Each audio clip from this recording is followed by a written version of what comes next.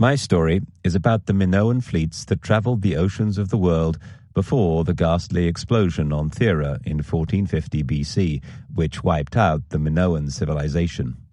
Professor Spiridon Marinatos alerted us all to this adventure in 1964 when he chose to excavate the town of Akrotiri on Thera, Santorini, which had been a major Minoan base in the second millennium BC. By good luck and judgment, he stumbled upon the house of an admiral, buried in 1450 BC, but still with intact walls. This gave the world its first sight of the superb Minoan ships which had then plied the world. Professor Marinatos' excavations mirrored those of Sir Arthur Evans in Crete, where Sir Arthur is a legend. Single-handedly, through decades of excavations and research, he revealed the fabulous Minoan civilization which burst upon the world in 3000 BC. I have relied heavily on Sir Arthur's work, not least in the context of the inheritance of classical Greece and the debt Greece and Europe owe to the Minoan civilization. Sir Arthur's mantle has fallen upon Professor Stylianos Alexiou, whose book launched our adventure, and latterly Dr. Minas Tsikritsis, whose work is described later in the book. Many authors have spent a lifetime describing intercontinental voyages across the oceans in the 3rd and 2nd millennia BC.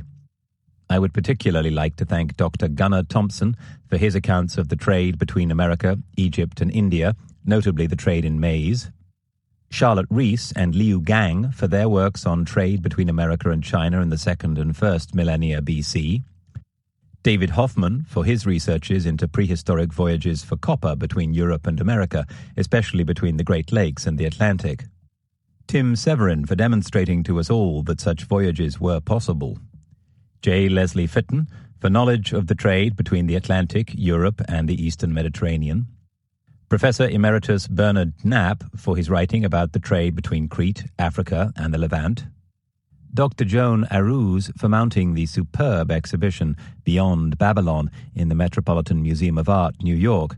I have extensively referred to the beautiful book she edited relating to that exhibition.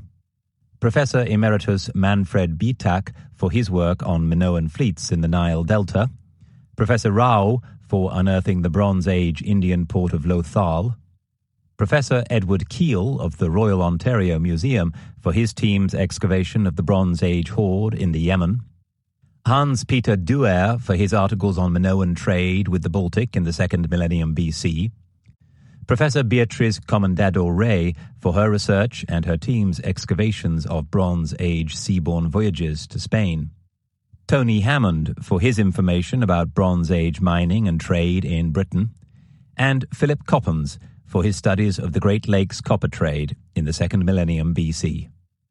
Minoan shipbuilding expertise, which led to the intercontinental voyages without which there would have been no Atlantis civilization, is at the heart of my story.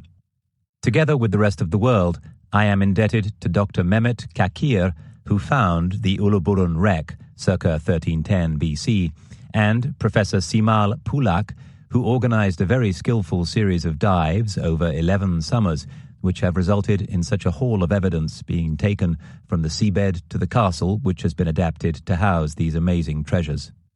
Professor Andreas Hauptmann and colleagues have analyzed the chemical composition of the copper ingots in the Uluburun wreck, and a number of other experts have carried out research into the goods, flora and fauna found in the wreck, as evidence of the voyage of the ship, notably Baltic amber, African ivory, shells from the Indian Ocean, and beads from India.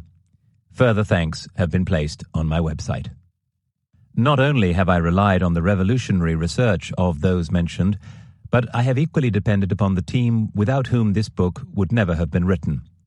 As in the past, Ian Hudson has coordinated the team with great skill and humor, integrating design work, and Ms. Moy's typing. Ms. Moy of QED Secretarial Services has typed 29 drafts speedily, accurately, economically, and with good humor.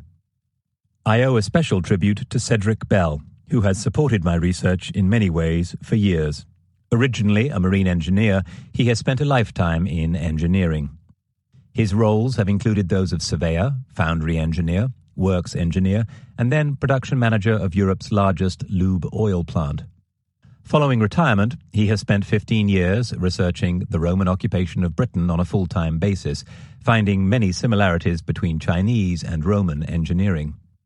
His contribution to this book has been enormous. Back in 2003, Cedric read 1421 shortly before visiting New Zealand. Several surveys then followed. These surveys proved that the Chinese had been mining and refining iron in New Zealand for 2,000 years. The evidence included harbours, wrecks, settlements, and foundries. This led to a furor followed by vitriolic attacks on Cedric by New Zealand historians. I appointed a team of independent surveyors to check Cedric's finds by using ground-penetrating radar, sonics, and the independent carbon dating of iron, mortar, and wood. The results are on my website. They show that Cedric's research was incredibly accurate. As works maintenance engineer for Delta Metals in Birmingham, Cedric was responsible for a large, non-ferrous foundry and extruders and an ore reclamation plant with ball mills, Wilfley tables, and vacuum extraction flotation tanks. At the time, Delta produced 65% of Britain's non-ferrous metals.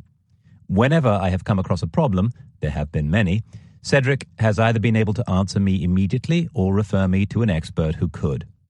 He has also provided me with a stream of books, including the classic works on Bronze Age mining and smelting. Without his expert, unfailing support, this book would not have been completed. Luigi Bonomi, my literary agent, who has acted for me for the past 10 years and has skillfully sold 1421 and 1434, has been an inspiration. Luigi persuaded me to postpone my book dealing with Chinese voyages to the Americas in the second millennium BC in favor of this one. Luigi has superb judgment on which I have relied throughout. Budding authors should beat a path to his door. Luigi sold the world literary rights to this book to Orion, part of the Hachette Group, the world's largest publisher. Orion has been enormously supportive and enthusiastic. I should particularly like to thank Roland White, my publisher, his assistant Nicola Crossley, and Susan Howe, Foreign Rights Director, and her team, as well as Helen Ewing and Georgie Widrington. Gaynor Altonen played a key role. She has skillfully turned my stilted prose into a readable book, whilst at the same time incorporating an endless flood of new evidence which has flowed onto our computers since Orion first took this book on. Without Gaynor's work, there would not have been a book. I am indebted to her. Finally, Marcella, for without her unfailing kindness and support, there would have been no lost empire of Atlantis. I and the book owe her everything. I am so happy the Minoan Linear A spelling of her name starts with the face of a cat. Gavin Menzies, London, St. Valentine's Day, 2011.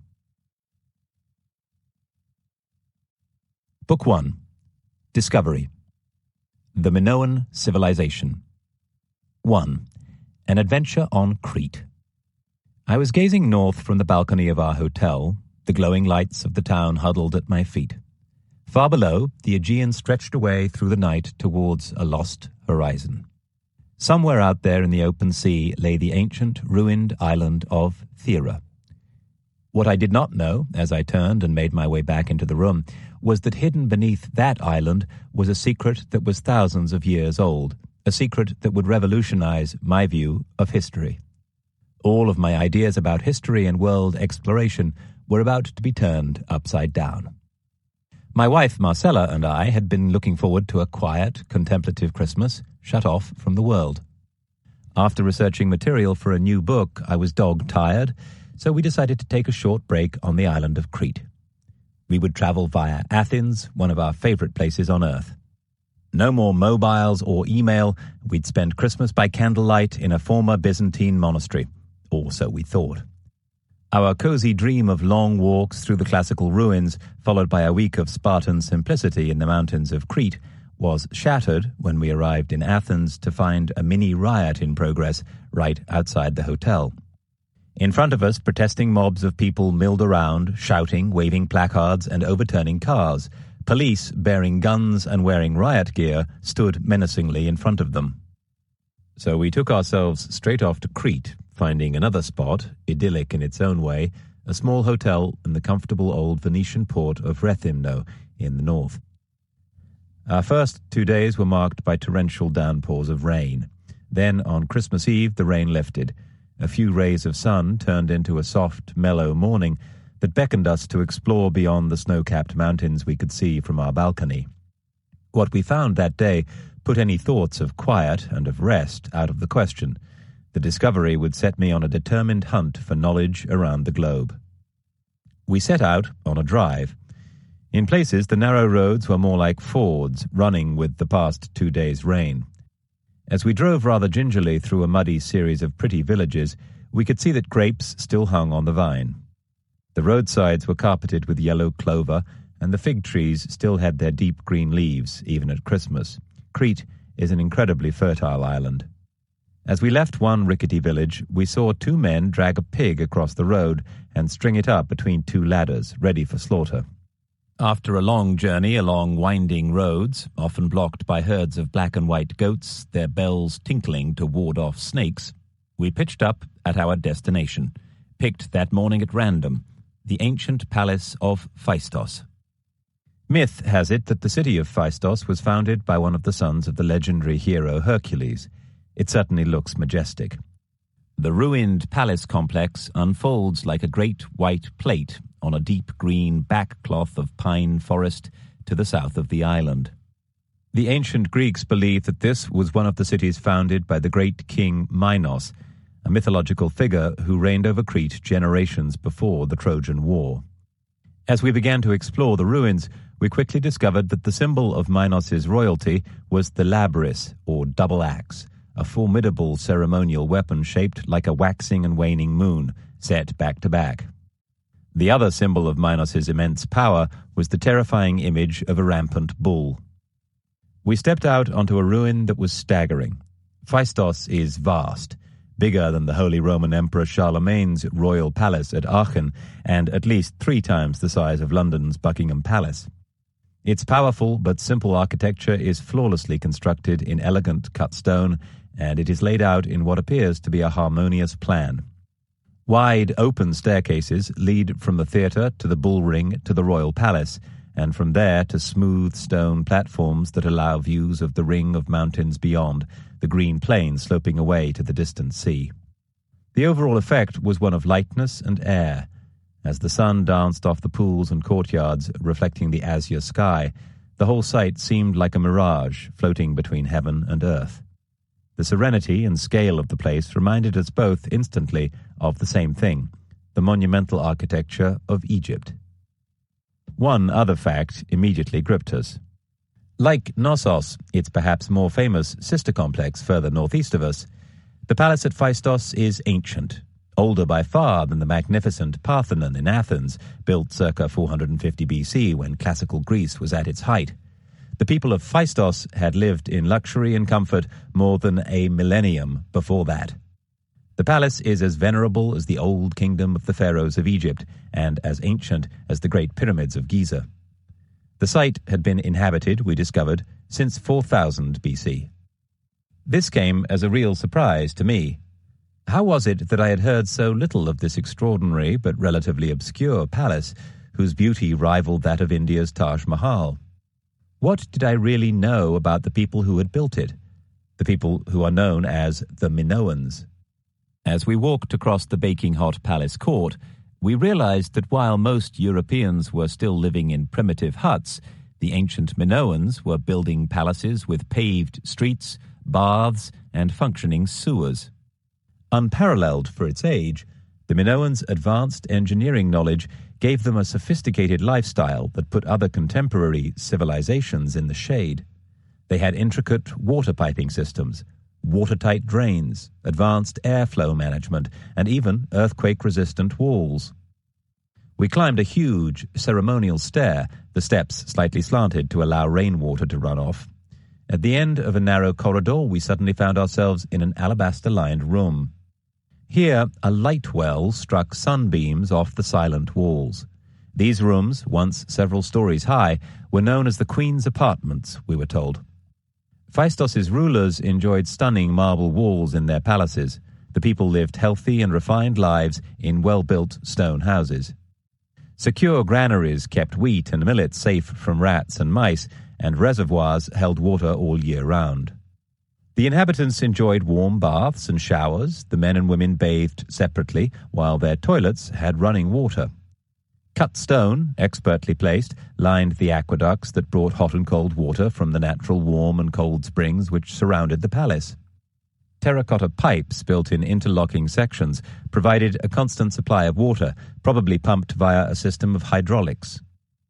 All in all, what we saw before us was a more advanced way of living than in contemporary Old Kingdom Egypt, Vedic India, or Shang China. We duly bought Professor Stylianos Alexiou's book, Minoan Civilization, for €7. As we looked through the text, it became evident that in ancient times, as now, Crete was an island of magnetic attraction, the sort of place storytellers and poets would speak of with awe. This reverence had inspired potent legends, both about the place and the people who lived there. The head of the gods, Zeus, was said to have been born and died on Crete, and it was here that another god, Dionysus, allegedly invented wine. In fact, a large number of the ancient Greek myths I had learnt at school had actually originated on Crete, their power so great that the tales have lasted for millennia. Epic sagas like those spun by the Greek poet Homer in the 8th century BC had been told at family firesides for centuries before that. In Book 19 of his Odyssey, Homer writes reverently about Knossos as a fabulous city lost in legend. After reading a little bit more about the Minoan civilization, I realized that he was absolutely right. This remarkable civilization did not confine itself to Crete. Like the swallows we could see flying over our heads, the Minoans were seasoned summer travelers. In fact, the guide told us, Old Kingdom Egyptian frescoes showing diplomatic envoys from the Keftiu, as the ancient Egyptians called the peoples from Crete, decorate the tombs of dignitaries from the time of Thutmose III in the 18th dynasty. They were carrying ritual vases for pouring oils. That meant that from around 1425 BC, there would have been Minoan travelers in Egypt, a pretty staggering idea. I wondered idly if these intrepid ancients had inspired some of the age-old Greek mythical epics, tales of Jason sailing the seas with the Argonauts, or of Odysseus's full decade of seafaring and dodging dangers before he returned home to his loyal wife Penelope. I began my own Odyssey more than 20 years ago. It started with the discovery of a little-known Venetian map. Zwane Pizzigano's carefully drawn 15th century chart showed both Europe and the supposedly undiscovered islands of Puerto Rico and Guadeloupe. Medieval history had become a consuming interest for me, and that chance find eventually led me to believe that the history of the world, specifically the history of mankind's navigation of its seas, would have to be radically rewritten. Pizzigano's map was drawn in 1421, and that's what I called my first book. I found that the Portuguese, who had embarked on Europe's restless voyages of discovery, uncovering the partly cloaked face of the globe, were themselves relying on much older maps. This begged an obvious enough question: who drew them? The trail of evidence led me to the other side of the world, to a people we have long admired for their ingenuity and wisdom. There was only one nation at the time, I realized, which had the material resources and, most crucially, the ships to embark on an adventure of such ambition: China. The Chinese had circumnavigated the globe a century before Magellan, I argued. They had discovered America and had reached Australia 350 years before Britain's Captain Cook. To a former sea captain, Pizzigano's extraordinary chart held a hidden message, like a codex waiting to be uncovered. Although it was pure luck that I had found it at all, that first clue led me all over Europe and then beyond, to Asia, on a true voyage of discovery. Here I was again, this time in Crete, fascinated by a civilization that appeared to have such depth, that must have been so important to the world, and yet was so little understood. In comparison to the impressive body of knowledge the world has accumulated about the lives of the ancient Egyptians, It seemed almost as if there was a giant conspiracy to keep the exotic, vibrant Minoan culture secret. On one level, I had already vaguely known about the remarkable archaeology of Crete. The brightness and brilliance of the culture that had produced it, of that I had simply no idea. The fact was that these fun-loving ancients, who lived so well, who went diving with porpoises and whose athletic young men leapt over bulls' backs, had also made some of the finest jewelry ever seen. And they had painted frescoes to rival the best the European Renaissance was to offer. All of this had completely escaped me. As if to rub in the irony of this yawning gap in my knowledge, I was not entirely new to Crete. When I joined the Navy in the 1950s, Great Britain was still a world power. So, in my early life as a sailor, I had traveled with great fleets to sea bases all over the world, from the Americas to Australasia and China. In 1958, as a junior watchkeeping officer, I was on gun patrol around Crete's neighbor island of Cyprus. Our mission was to prevent weapons being smuggled in by terrorists. The EOKA Greek Cypriot nationalists were fighting against British rule, and we were kept remorselessly busy. When HMS Diamond was given a week's leave on nearby Crete, we anchored in Suda Bay and paid our respects to the fallen at the magnificent Second World War Memorial. Crete, placed strategically between Europe, Africa, and Asia, is a rectangular island that measures 155 miles, or 250 kilometers, from east to west, and between 7 and 37 miles north to south. During the Second World War, HMS Orion, a cruiser which my father later commanded, lost hundreds of men here to attacks from German fighter bombers. The island is a strategic prize and has been fought over for thousands of years. First of all, the Mycenaeans, a people from what is now the Greek mainland, seem to have displaced the Minoans. Then the Greeks battled the Romans, the Byzantines fought the Venetians gave way to the Ottomans, and the Ottomans were ejected by the Cretans. Finally, the Germans and the Allies each fought desperately for Crete, both sides acting with exemplary courage and barbaric ferocity. Even today, there is a NATO port and a joint Greek-US airbase at Suda Bay. We marched up a disused railway track, which in spring was a carpet of glorious wild flowers. After the incessant rain of Cyprus, the countryside made a vivid impression on us. The island's fertile plains are warmed by Mediterranean sunshine for 9 months a year. That night, 50 years ago, a local farmer allowed us to camp in his field. He provided a lamb and a barrel of local Cretan wine. We built a fire and had a traditional sailor's sing-song. Cook Mifsud played the hurdy-gurdy, Chief Steward Vassilo recited poetry. Later, the farmer's charming daughter, Maria, took me on a walk.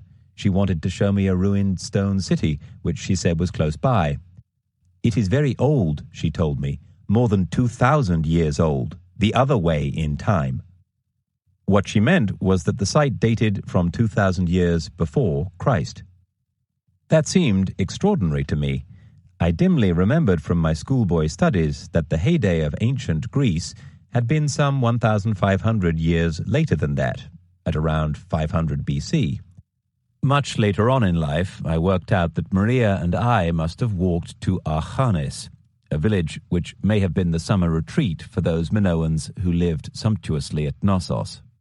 But as the next few months were a whirl of anchoring off remote islands, swimming with the local girls, and absorbing as much of the local culture and the dopiokrasi, or local maraschino wine, as we could find, I had soon forgotten about an abstract-sounding series of ancient dates. Now, here I was again, with our oak-colored local guide insisting, as Maria had before him, that the civilization behind his tiny island had been as important to the world as that of the Egyptians. What if they were both right? It was a local businessman and amateur archaeologist, Minos Kalakairinos, a namesake of the fabled King Minos, who discovered the first and most famous of the ancient palaces of Crete, Knossos, in 1878. Kalakairinos initially discovered a large storeyard containing pithoi, huge, almost man-height vessels used to store olive oil. At a time when archaeology was in its infancy, Kalokairenos had brought up find after find, wonders that had been buried for centuries in the dark earth. Unfortunately for him, some local landowners stepped in and stopped his work. When the German archaeologist Heinrich Schliemann, the excavator of Troy and Mycenae, attempted to purchase the Kafala Hill, he was put off by what he thought was an exorbitant price. Then, in 1894, the pioneering British archaeologist, Sir Arthur Evans, heard about what was happening and applied for a license, investing profits from his family's paper mill to win the right to excavate. The ruins Evans extracted from Crete's baked earth were those of a palace whose magnificence could scarcely be imagined. Discoveries of other ancient palaces, towns, and ports would follow that of Knossos over the course of the next century. Evans seemed to have uncovered an entire ancient civilization, an entrancing race with an advanced and exotic culture. He dubbed them the Minoans. Why had he opted for that name? Like others before him, Evans was seduced by the power of Greek myth. Before 1900, when Evans began to uncover the spectacular palace, our only real knowledge of this ancient civilization came from the extraordinary substratum of myth that surrounds the island, as well as the odd references to it by classical poets. By ancient Cretan tradition, the peak of Mount Juktas, which dominates the skyline looking south from Knossos, is said to hold the imprint of the upturned face of the mighty Zeus. It is as if he is buried there and supports the island with his slumbering body. Famously, the mythical home of the controlling ruler, King Minos, contained a vast underground labyrinth. The formidable Minos had been the patron of the great inventor Daedalus, and more alarmingly, according to legend, was the tyrant who exacted human tribute from the Athenian mainland. Within the labyrinth, the King Minos of myth kept the terrifying Minotaur, a half-bull, half-man monster. Every year, Minos demanded youths from Athens as tribute and imprisoned them in the labyrinth for the beast to feed upon. As Evans was excavating at Knossos, one of the workmen gave a terrified cry. The myth was surfacing from the dust. He had found a black devil, he shouted, shying away in horror from the object he had plucked out from the soil. In fact, what he had uncovered was a remarkable red-eyed bust of a bull's head, a sculpture of monumental power and menace, crowned by a huge set of horns. The sculpture was detailed, lifelike. It is said that when they pulled it from its ancient resting place, the bull's fierce eyes moved in their sockets. As they dug deeper, Evans and his team were amazed to discover that this beautiful hilltop palace did seem to have at its heart a genuine labyrinth, a maze of deep underground tunnels buried beneath it. Frescoes showing charging bulls added to the archaeologists' growing conviction. All of the evidence suggested that the people here had worshipped a bull god. 30 years earlier, Evans's fellow archaeologist Heinrich Schliemann had shocked the world when he had dramatically declared that he had gazed upon the face of Agamemnon. He had been excavating at the citadel of Mycenae while in search of the legendary heroes of the Trojan War. The claim that the German had found the actual body of the heroic figure of legend gave weight to a compelling idea that the much-loved ancient texts of Virgil's Aeneid and Homer's Iliad, if not literally true, had a strong basis in reality. A romantic, Arthur Evans was convinced that he had done the same thing for ancient Greek myth that Schliemann had done for Virgil and Homer's epics. He firmly believed that he had found the true home of the mythical King Minos and his evil Minotaur. Sidebar: The Palaces. Few civilizations have been so completely lost to history as that of the Minoans. This is partly because their remarkable palaces were destroyed not once, but twice. The principal palace of Knossos was first destroyed by fire around 1700 BC. The new palace, built after that, was more like an urban complex than a single palace, with parts of it 5 stories high. It was not only a royal residence, but the heart of religious ceremony and political life on the island. It was also a manufacturing base for exports such as swords and pottery. It was a busy place. There were olive and wine presses and grain mills. The need for water was dealt with by an aqueduct that carried water from springs about 6 miles, 10 kilometers away at Arhanes. The magnificent buildings and terraced gardens were grouped around a vast central courtyard, which was used for sacred nocturnal festivals, bull jumping and torch-lit ecstatic dances as the islanders worshipped their deities. The whole complex stretched out for 5 acres, 2 hectares. An ingenious system of bays and light wells brought cool, dappled light into the magnificent colonnaded palace. They even had window panes made of thin sheets of translucent alabaster. The building's columns were made from the trunks of cypress trees, which were painted red and then mounted on a plinth. The double-headed axe, a symbol of the Minos or king, appears on many of its walls.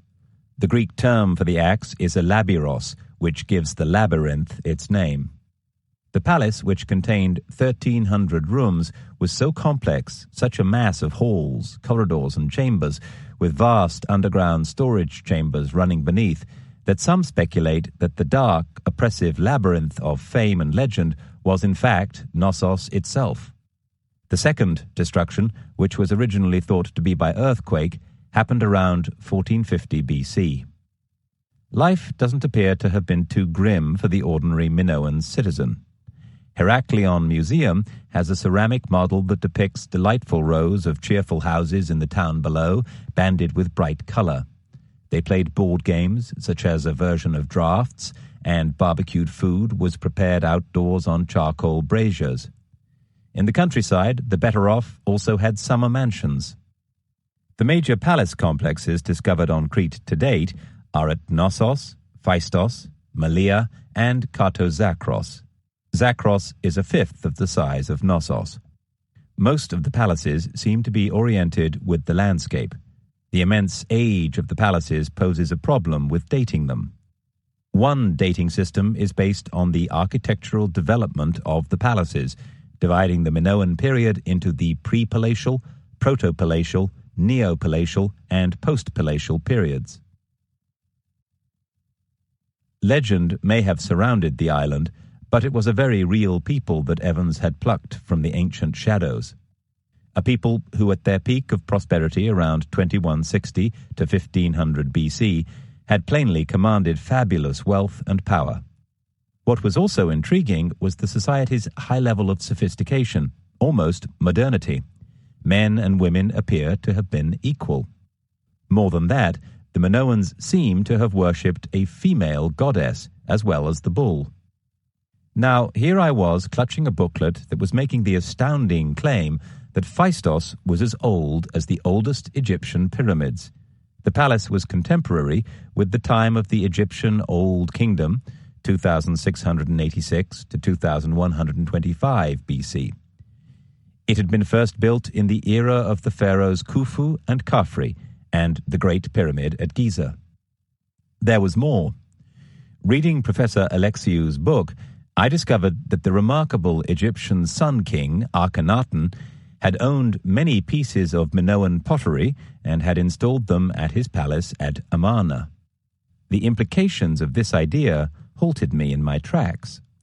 The professor, a highly distinguished figure in his field, was saying that the Minoans had not only traveled to ancient Egypt, they had even traded with the pharaohs.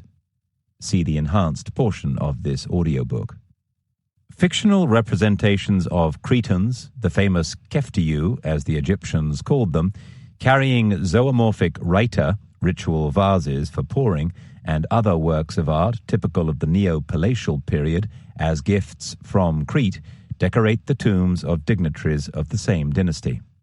Finally, fragments of post-Palatial Cretan pottery, 1400 to 1100 BC, found in the palace of Amenephis IV, or Akhenaten at Amarna, inhabited from 1375 BC, helped to determine the beginning of the post-Palatial era and also the date of the destruction of the palace of Phaistos, since similar pottery was found on its floors.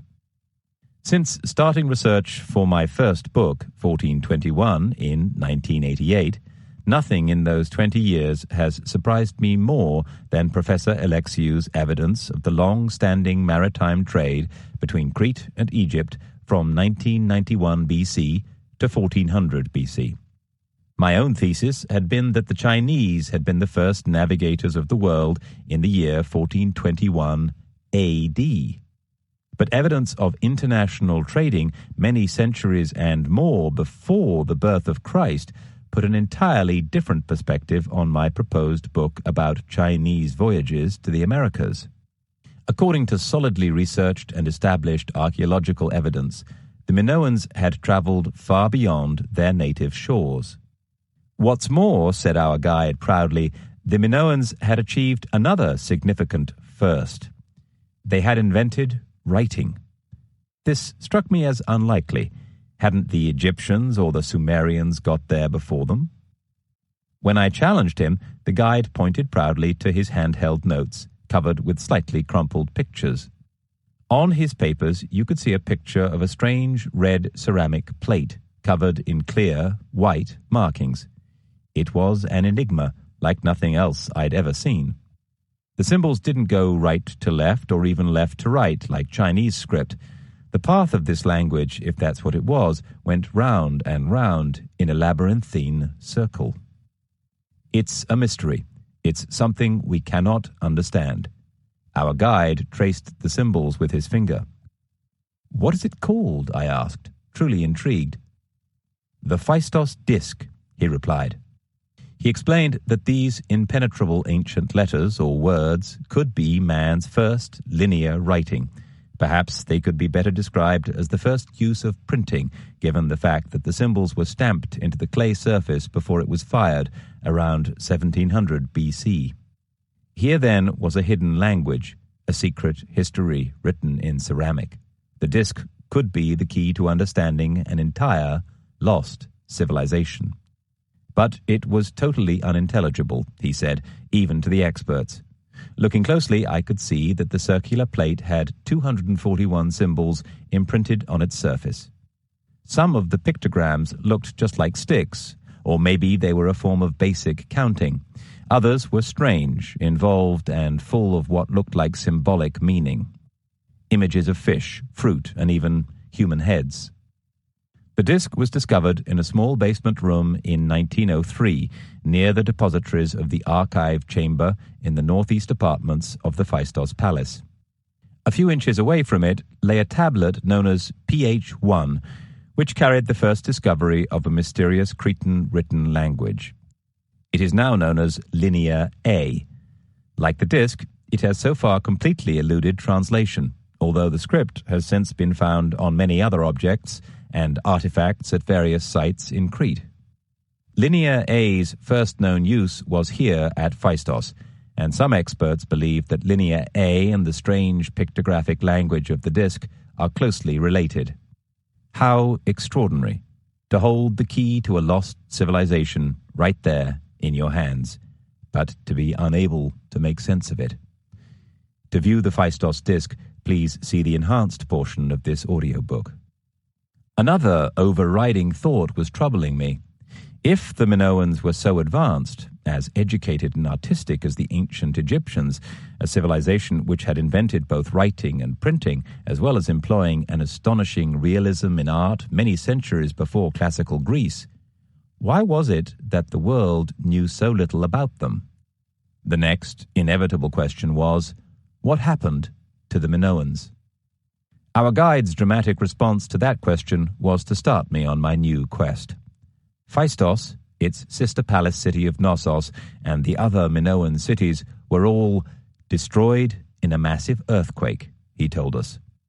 It seems that this captivating society had abruptly disappeared from view around 1450 BC. Ever since Knossos re-emerged from the fertile soil of Crete, people have wondered what on earth could have happened to extinguish the life force of those exotic cities of long ago, each with a palace culture so powerful that it inspired the enduring myths of the ancient Greeks. Now I too was fired up to find out more.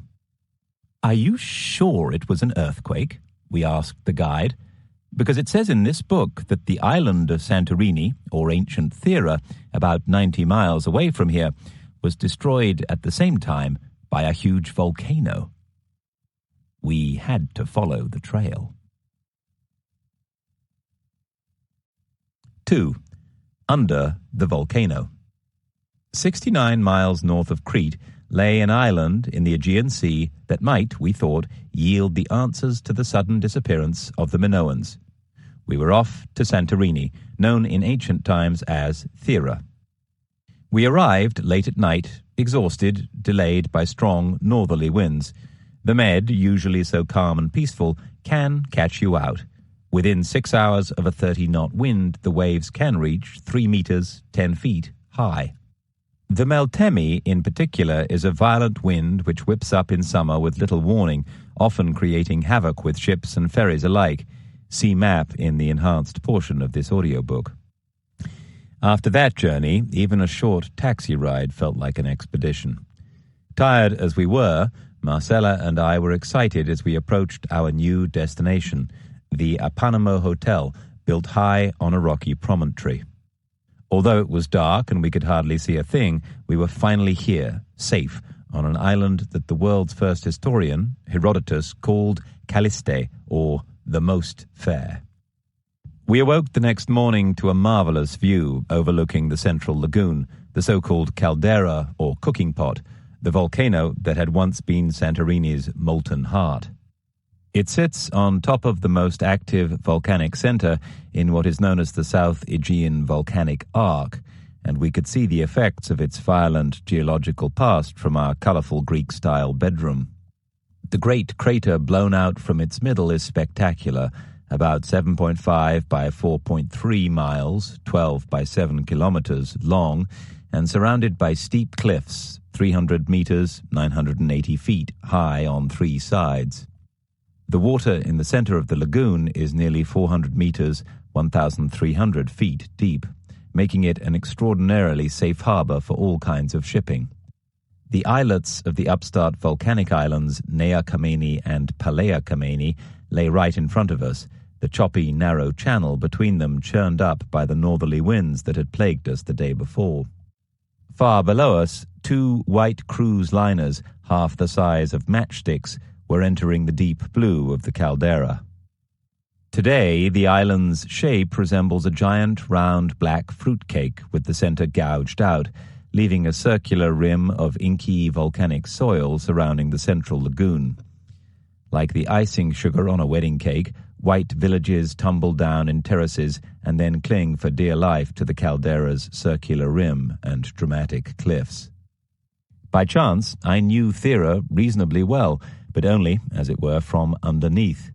In the 1960s, I was navigator of the submarine HMS Narwhal, attached for 2 months to the Greek Navy, which had asked us to take periscope photographs in the caldera. A submerged submarine is the same weight as that of the volume of water it displaces. The weight of this volume of water varies with temperature and salinity. The warmer the water, the lighter the submarine must become. To maintain neutral buoyancy, the submarine's weight is altered by pumping out or flooding in water. Submarines are sensitive. 455 liters, 100 gallons of water was all that was required to achieve Narwhal's correct weight when the submarine was moving slowly, though Narwhal displaced 3,000 tons when dived. There are to this day underground springs and volcanic fissures which spew hot water and magma into the base of Thera's lagoon. We did not know how these would affect the temperature and salinity of the lagoon, and hence the amount of water we would need to pump out of the submarine as we traveled at periscope depth. Neither were we sure if we had enough pumping capacity to deal with the caldera. The problem was accentuated because we would move over the hot volcanic springs as we navigated the caldera. That meant that the submarine's buoyancy could be continuously changing. The entrance channel to the lagoon was narrow, wide enough for us, but tight. The narrowest part of the deep entrance to the caldera was some 183 meters, 600 feet wide, about the length of a ferry sideways on. However, The channel here was nearly 305 meters, 1,000 feet deep, plenty of room to get underneath passing ferries, so we were reasonably relaxed. After the reconnaissance, we set off back to Zakynthos for a rendezvous with some Greek girls on the beach at sunset. They were going to show us where turtles came ashore to mate and lay their eggs. Then we would dance in the moonlight. That wonderful evening, I have to say, was my most enduring memory of Thera. I had forgotten about anything else for over 40 years. All of this was to change. Over a breakfast of honey and rich Greek yogurt, the hotel owner told us about the extraordinary city that lies beneath modern-day Santorini. It was discovered through the determination of one man, the Greek archaeologist Professor Spiridon Marinatos. The professor already knew Crete very well. So well, in fact, that in the 1930s he had made one of the island's most significant finds there, at what is known as the Arkalachori cave.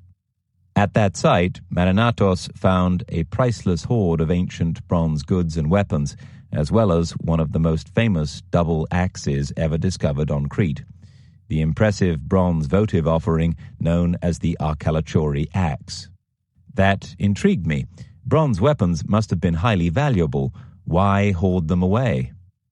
For years, Marinatos had entertained a hunch that there would be an ancient town on Santorini of a similar date to those on Crete.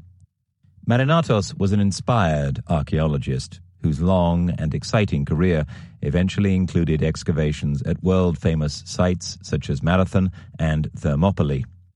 He also followed Schliemann and others by undertaking research at the Bronze Age city of Mycenae, but discovering Thera was arguably Marinatos' most inspired moment.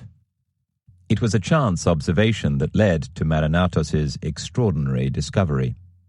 Convention had it that it was an earthquake that had destroyed Crete's palaces and towns. Yet one day, when the professor was excavating a villa, he realized that the entire interior of the house was filled with volcanic pumice. No earthquake could have done that. He was digging at Amnisos, a Minoan port town due north of Knossos, which lies due south of ancient Thera and its volcano. Looking with new eyes, Marinatos could also see that blocks of stone had been dragged apart, as if by a huge body of water. The pumice, meanwhile, was mixed with beach sand, as if everything had been thrown up in the air together. The prevailing earthquake theory must, he thought, be flawed. Looking at the crumbling archaeological material in his hands, Marinatos saw a tale of violence and destruction, but not the sort caused by an earthquake. This kind of devastation, he thought, must have come from the sea. It also seemed to him that the villa and the surrounding ancient Minoan town had both been destroyed in the course of a few minutes, suffering a sudden and catastrophic fate that was directly comparable with the disaster that had befallen the ancient city of Pompeii. The Roman city had been buried by Mount Vesuvius in AD 79, a volcano so powerful that when it erupts, large areas of southern Europe are choked with suffocating layers of ash. Aware that there had been an almighty volcanic eruption on Santorini, Thera, circa 1450 BC, the archaeologist's gut instinct told him that something significant, and something from the same era as Knossos, could be buried there. It took him decades, but finally he started to dig just outside the modern town of Akrotiri, where we were now staying. His patience was rewarded almost straight away when, helped by the advice of a local man who knew the fields, he struck archaeological gold. Burrowing through many feet of volcanic pumice is a tricky job and back-breaking work, but not for Marinatos, apparently. It was as if he were a man possessed. He chose the exact right spot, a place where the hardened layer of volcanic pumice thinned to about 5 meters. Like Schliemann at ancient Troy, his hunch had proved itself to be 100% correct. He had discovered an abandoned city. After breakfast, we sat on a sunny wall and read what the dig director, Professor Christos Doumas, had to say about the volcano and the island of Santorini. At one stage, the island was called Strongili, the round one, but volcanic eruptions have turned its former round, bun-like shape into a croissant. Much later in history, the conquering armies of ancient Sparta gave the crescent of islands the name Thera, according to Professor Dumas. In the last 400,000 years, there have been more than 100 eruptions on this island, each adding a new layer of earth and rock, slowly making the island bigger. The last of these truly catastrophic eruptions came 3,600 years ago. As we read on, we realized that there was a true miracle, and that Marinatos had found an entire lost city right beneath our feet. It dated back to at least 1450 BC, the year it's thought that the volcano erupted. Logically, that ancient city, now buried under mounds of volcanic ash, must have existed at roughly the same time as the palace of Phaistos. This was astounding. Two such urbane societies, no more than 120 miles, 195 kilometers from one another, and thriving during an age we had regarded as plain prehistoric. At this stage, we were strictly tourists. I had no plan to write about Crete or, for that matter, Thera. Our interest was the pure enjoyment of an ancient enigma. Sadly, today's crowds of eager tourists can't visit the ruins of the underground world that Marinatos saw. Less than a third of the archaeological site has been excavated, and the site is still dangerous, given the risk of falls. But we knew from our hotel owner that some of the frescoes unearthed so far have been restored and are in the town museum. We sauntered in the next morning to see them. After that moment, all research for my current book would be abandoned, as fascination with this ancient puzzle grew and gripped me. The frescoes that had been buried beneath the lava-drowned island of Thera are painted as if drawn from life. Brilliantly colored, delicate, and remarkably lifelike, they show a fertile island rich with plants and wildlife. There were people in this ancient painted paradise, beautiful people who had lived a life of luxury. We had both assumed that 3,000 years ago, life was a matter of pure survival, not of fun. When you think of the Bronze Age, you tend to imagine grunting prehistoric men and women living in caves, wearing animal skins, clubbing one another, and going generally unwashed. Yet here, at the very center of the Mediterranean Sea, was a glittering and highly advanced society. There was nothing caveman-like about it, even with the idea of bull worship. In fact, it looked wonderful. The people in the frescoes were striking, to say the least.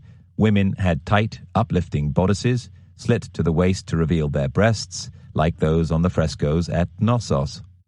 The men were athletic, long-limbed, and handsome, and both men and women wore jewelry, lots of it, from earrings and armbands to necklaces. As on Crete, living standards were precocious. The Therans had fountains, flush toilets, and bathtubs. The red, white, and black stone houses, stacked neatly against the ancient hillsides, seemed almost better built and certainly more finely decorated than our flimsy modern little boxes. Who were these ancient Therans, we wondered, and why did their frescoes remind us so much of the murals on Crete? Noticing a huge pithos, or storage jar, that looked just like those we'd seen on Phaistos, I began to realize that Thera must have had a strong connection to the Minoans. Thousands of shards of fine Cretan-style ceramics have been found here, of what experts call the highest palatial quality, used, they think, in rituals. Was this civilization too Minoan? Even to my untutored gaze, there were strong similarities in the culture, art, and architecture of Thera and Crete.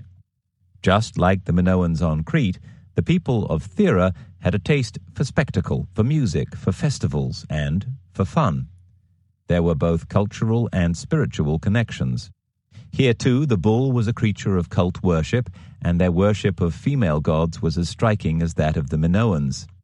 The very word Crete, etymologists say, has links to today's Greek term strong goddess. It seems that at Knossos each king, or Minos, married the moon priestess. At Phaistos and Knossos, women were as athletic as men. In a famous painting of athletes somersaulting over a bull, two girls are holding the bull. Here, too, women were portrayed as important, possibly even ruling figures. We moved on to the next series of frescoes. The prehistoric paintings on walls, floors, and vases were stunning, flowing, filled with color and life. What was more, the beautifully drawn, lavishly colored pictures were stylistically just like the highly realistic images we had seen on Crete. Two young boys boxing, girls collecting saffron from flowers, a teenage boy carrying fish. The murals gave us an incredibly vivid picture of daily life. Bulls chasing onlookers, swifts swooping through the sky, butterflies darting between fruit blossoms. We looked closer. There were more exotic images, lions leaping on deer, a herd of delicate oryx poised to flee. The wall paintings show animals foreign to Thera, African lions and monkeys, Arabian oryx. Where did these exotic influences come from? A tobacco beetle, indigenous to America, has even been found buried in pre-1450 BC volcanic ash. As we moved on through the exhibition, we saw that it wasn't just the art on Thera that reminded us of ancient Crete. The link between the people of the two islands must have been remarkably close. Many of the ordinary domestic objects in the museum were exact copies of what we had found on Crete. You might say, a soup bowl is a soup bowl in whatever country. Everyday objects are similar because they have the same function. But the experts specializing in both art and archaeology see a connection too. They even talk about the development of a kitchen kit that became standard here and on the other islands round about.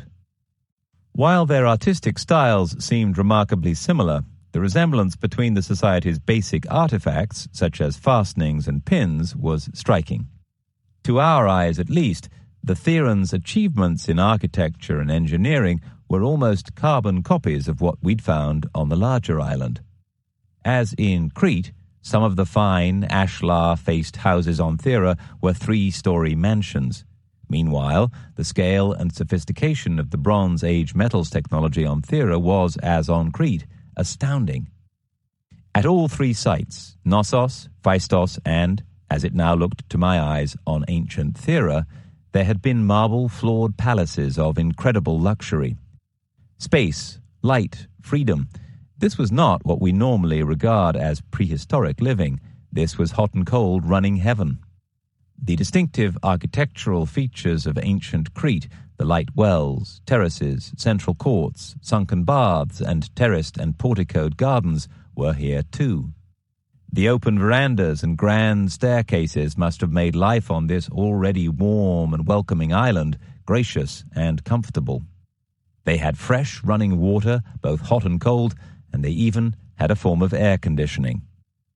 According to one expert, Malcolm H. Weiner, when all of the categories of evidence are considered together in the context of Minoan power, wealth, population, trade networks, and neo-palatial expansion, both within Crete and abroad, a major presence of Minoans and descendants of Minoans on Thera seems certain.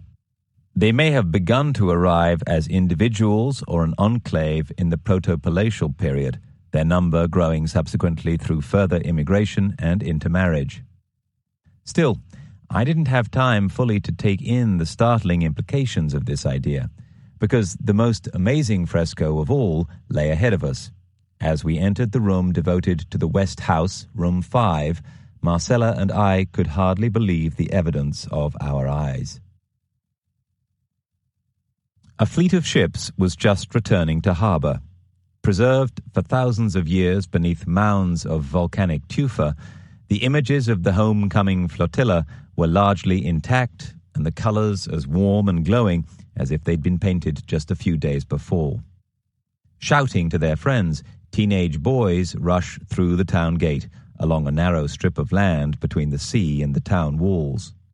Women, perhaps mothers and wives, one lady with her young boy next to her, peek out of windows and balconies.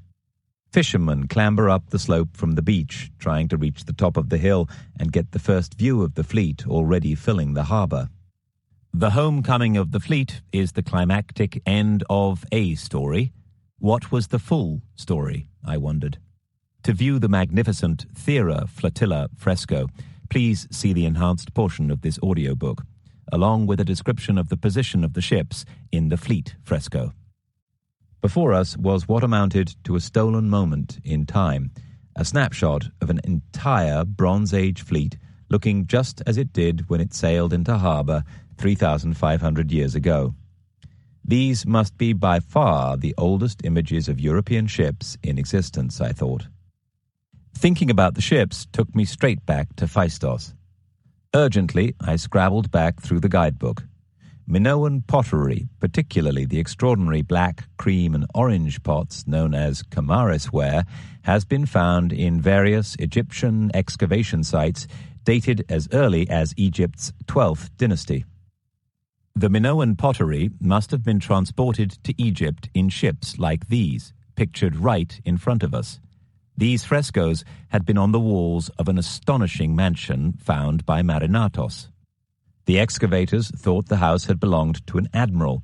If the Minoans had really possessed a well-developed naval command structure to the extent of having ranks and leaders, then just how well-travelled must they have been?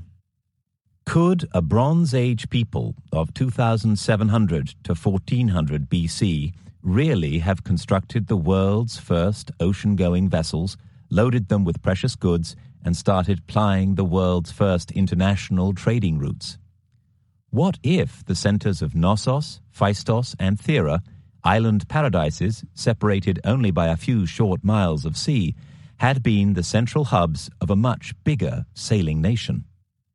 If the Minoans had mastered the supreme skill of shipbuilding, they could have spread their growing influence by sailing these very same ships that were depicted in front of us now. The idea of a trading fleet or even a naval power made absolute sense. Nothing less would fuel the sophistication and glamour of the Minoan culture, whose richness could still be seen on these walls. Nothing other than thriving international trade could have provided the extreme luxury and wealth which these people had obviously enjoyed. To my eyes, it certainly seemed possible. At least 3 of the 8 vessels in the Admiral's fresco looked as if they could cross an ocean. There is so much realistic information on the frieze that you can even see the number of oars they had, work out the type and efficiency of the sails, and estimate the sailing capacity of the ships. The size of one particular ship with a stern cabin suggests that it was the Admiral's flagship, which explains its prominent position on the walls of his beautiful house. Thousands of years ago, Room 5 was probably once a graceful reception room. Before disaster struck, it had had picture windows overlooking the sea and an impressive wide staircase. I decided to rename Room 5 the Ballroom as an aide-memoire. You can imagine the scene, men and women celebrating an arrival, a victory, or some very special occasion. The Admiral's guests are admiring the fleet as shown on the fresco while they gather for drinks at dusk before dinner. Perhaps they could see the real-life ships sitting at anchor in the bay below them, home after a long, adventurous voyage. The superb fresco ran along the top of all 4 walls of the ballroom. Once in the room, guests would have been able to read the story of a voyage to distant and exotic lands, moving anti-clockwise rather than our habitual left to right, and the sailors' victorious return to their home port, where the ships are joyfully greeted by the heroes' families and by the townspeople of Thera. This was extraordinary, like diving through a porthole into a lost age. By pure chance, I was on the trail of an untold and long-forgotten story.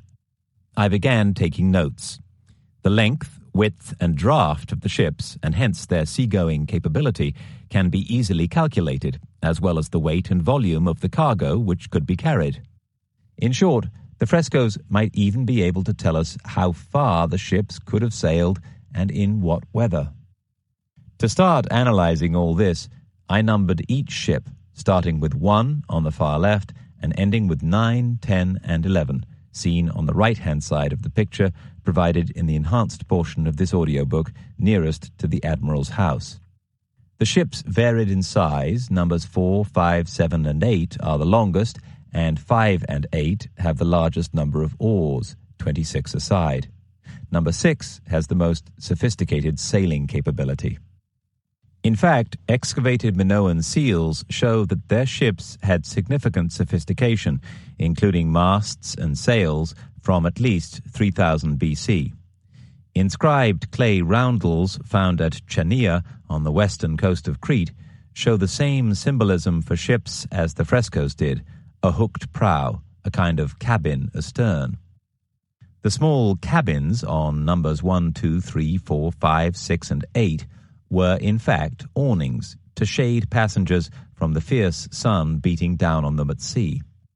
They look much like the decorated pavilions that knights in medieval Europe took to war. Amazingly, the remains of one of these cloth coverings had actually been found on the excavation, complete with the manorial arms and crests of a captain and an admiral. Yet more evidence of a highly controlled and well-planned naval infrastructure. The cabin was portable, as were the central square awnings. When they were at sail, the ships would have looked most like ship number 6, which is dominated by a large, square-rigged sail on a central mast. Ship number 6, I decided, was the most interesting. It had 10 guy ropes controlling the sails. Sailors call them sheets. Using the sheets, a sailor could lower and hoist sails, reduce sail area by furling, and alter the shape of the sail to get maximum forward thrust. The ropes were controlled using a brass adjuster at the masthead. I later found an early example of a similar system in a museum in Athens. This system of 10 ropes allowed you to adjust the sail to maximize sail power in any wind. Full sail mounted crosswise when in light stern winds, lightly furled sail with the curvature narrowed when sailing into the wind, completely furled sail in a squall or in no wind when the oarsman could take over. Each oarsman would need a space of at least 76 centimeters, 2 feet 6 inches, in which to row, but 91 centimeters, 3 feet, was comfortable, and 107 centimeters, 3 feet 6 inches, allowed for fast rowing. So, 26 rowers needed a distance of 24 meters, 78 feet, ships 5 and 8. The oarsman occupied half of the length of the ship, from the stern to the end of the prow, so this would make the ship 47.5 meters, 156 feet long, with a hull length of about 36.5 meters, 120 feet. These were big, seagoing ships, about the same size as the Golden Hind Sir Francis Drake sailed in Elizabethan times. Thoroughly transfixed, I examined the fresco more closely. The vessels have several unique features as far as I know. The first is the projection at the rear shown in ships 2, 3, 4, 5, and 8. I thought the strange projections could only be hydroplanes, similar to submarine hydroplanes at the stern of a submarine. Stern hydroplanes are horizontal rudders. They adjust the position of the stern. The one on ship 8 would raise the stern and hence lower the bow, altering the configuration of the ship. In a stern sea or following wind, it could be used in this position. In a head sea or wind, it would be reversed to lower the stern and raise the bow. You could probably shift the crew forward and aft to achieve the same result. The ships shared another unique feature in this scene. You can see some lighter-than-air objects floating above the bows of ships 2, 3, 4, 5, and 8. Close up, these objects must have put considerable upward force on the bows because they are attached to the bowsprit by a thick piece of solid wood. It would seem that these vertical hoists complemented the stern hydroplanes, giving additional lift when the hydroplanes helped to lower the stern. The hydroplanes are reversed from their position in ship 8. How these vertical hoists worked is a complete mystery to me, but I can think of no other explanation for them being there. Mere decorations would not have needed to be secured to the bowsprit with such thick wood. As far as I know, These two features are unique to Minoan ships. The third unique aspect of this fleet is aesthetic, the beautiful paintings on the sides of the hull. Ship 5 has lions and dragons, Ship 6 sports doves. These extremely sophisticated ocean-going ships were capable of sailing in most weather conditions and were able to adjust both sail and hull configuration. What technology! And just like the airlines or train companies of today, such as BA or Virgin Atlantic, the Minoans branded their beautiful, world-beating ships with their own unique identity, born of their extraordinary talent in the fine arts. 3. The search for the Minoan naval base. I needed to see for myself if Thera had once had a harbour deep enough for seagoing ships. Where would an admiralty house be built in relation to this harbour? Having visited naval houses all over the world, I know admirals often wish to live near their principal port so they can greet ships when they return and entertain captains, officers, and men. As a symbol of status, Admiralty House is almost always built on a hill overlooking the port, like Mount Wise near Plymouth. We needed to narrow the search. Any captain or admiral choosing a harbour would require shelter from the prevailing wind and sea. The prevailing wind on Thera is our old friend, the Meltemi, known by the ancient Greeks as the Etesian winds. The system results from the high-pressure system, greater than 1025, frequently lying over Hungary in the Balkans, and the relatively low-pressure system, less than 1010, over Turkey. This helped me pinpoint our search. The port would almost certainly have been built on a southern shore, either between Cape Agios Nikolaos and the foot of Mount Prophet Elias, see map in the enhanced portion of this audiobook, or on the south coast between Cape Akrotiri and Vlečada. The ballroom frescoes show the land falling away to the sea in a dramatic panorama of the coastline. My guidebook included reconstructions of maps of the coastline as it would have been in 1600 BC. The beach extended about 300 meters, 980 feet, further to seaward than today, but the shape of the coastline remained broadly the same, though the admiral would have seen rather more of the coast and its anchorage than he could today. Thanks to millennia of volcanic activity, Santorini must be one of the few places in the world that has beaches in 3 colors, with white, red, and black sand.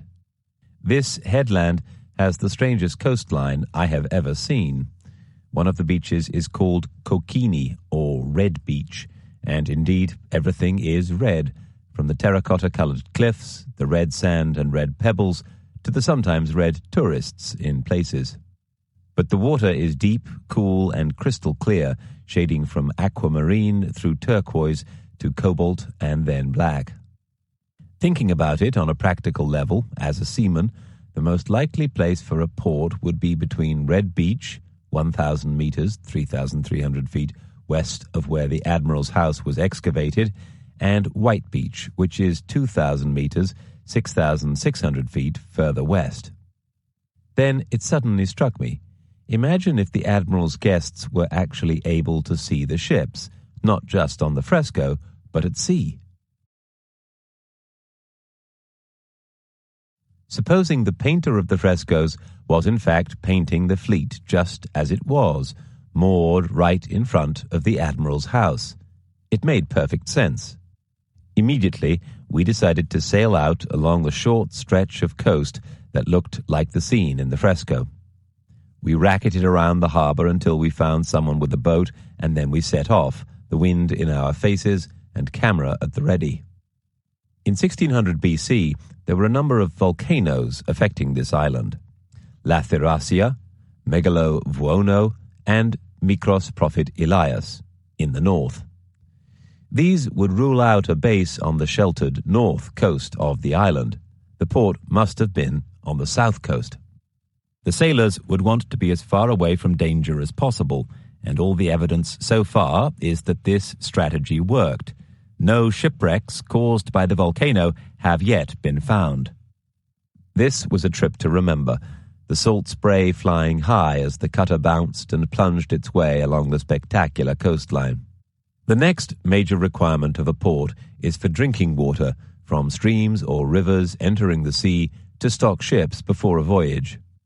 On the south coast between White Beach and Vlečada, I counted 13 streams. That would be why the merchants had chosen Akrotiri as the main port to service the fleet's need for water. We trained our telescopes and zoom lenses on the red cliffs behind the beach. As I framed the image in the lens, the link became unmistakable. Even today, the contours of the land match up with the fresco. The long-buried image Marinatos had uncovered wasn't just a pretty picture. It is, in effect, a map. You can see the 3 peaks of the island quite clearly. The only major difference is the shape of a central waterway at the middle of the fresco. On the right-hand side of the fresco were the houses now being excavated, not least the Admiral's mansion. A broad stairway is shown leading up from the beach to the house. Then, proceeding westwards, tracking left across the painting, you can see a large building with triangular windows. It might have been a type of barracks, interesting to us as we look for evidence of a well-manned fleet, or, less helpfully, a prison. The site has yet to be excavated. Tracing a line further west along the image of the fleet and the harbour we had in the guidebook, we came to the distinctive pyramid-shaped hill behind Red Beach. What we also saw from seaward, to our surprise, was a series of caves along the base of the red cliffs, 1 or 2 of them looking as if they were inhabited. We waded ashore to discover that this whole stretch of coast has a string of such caverns, carved out of the volcanic tephra.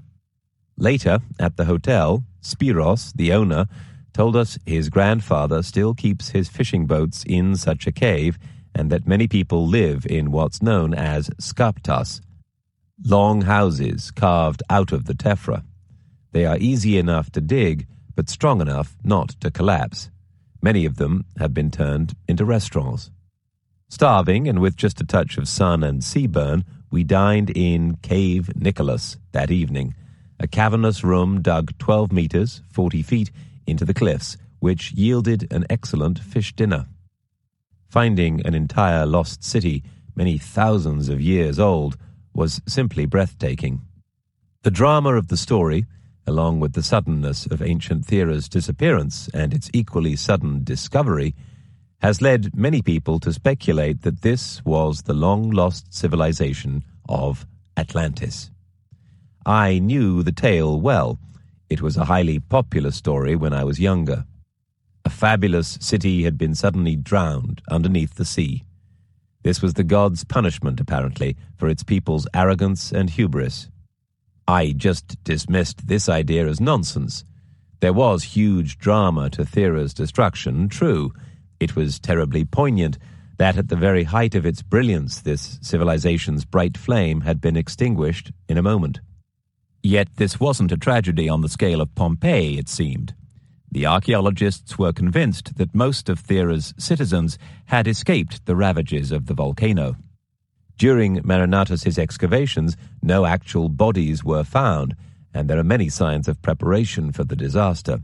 Expressive details such as food storage jars being left with a covering to protect against roof falls. Most valuables appear to have been removed, suggesting that the people of Thera had been given plenty of time in which to prepare for their escape from the volcano. The idea of a lost civilization is fascinating, but in the case of Atlantis, the whole concept has become the province of crackpots and charlatans. This puzzling story and the enigma behind it has inspired everything from poetry and science fiction to Hollywood films. Where was Atlantis? No one knew, but lots of people had an opinion. Everyone, from the 1920s occultist Rudolf Steiner to SS Reichsfuhrer Heinrich Himmler, embroidered upon the myth. The Atlanteans have become all things to all men, accused of being anything from a race of Nordic supermen to intergalactic spacemen. 3,000 years ago. It was astonishing to think of being plunged so far back in time that there were no books, no libraries, no contemporary written records. or at least ones that we could understand. As we read in one of our guidebooks, the only early record of Atlantis was a word-of-mouth account. It was later picked up and written down by a certain young Greek philosopher who was writing a theoretical dialogue, the details of which may or may not be true. It stretched my credulity that Plato's voice, reaching out over the wine-dark seas of time, could possibly hold any truth. In a single day and night of misfortune, all your warlike men in a body sank into the earth, and the island of Atlantis in like manner disappeared into the depths of the sea. Plato's original texts, which had caused all the furore about the mysterious land of Atlantis, were in fact two dialogues called Timaeus and Critias.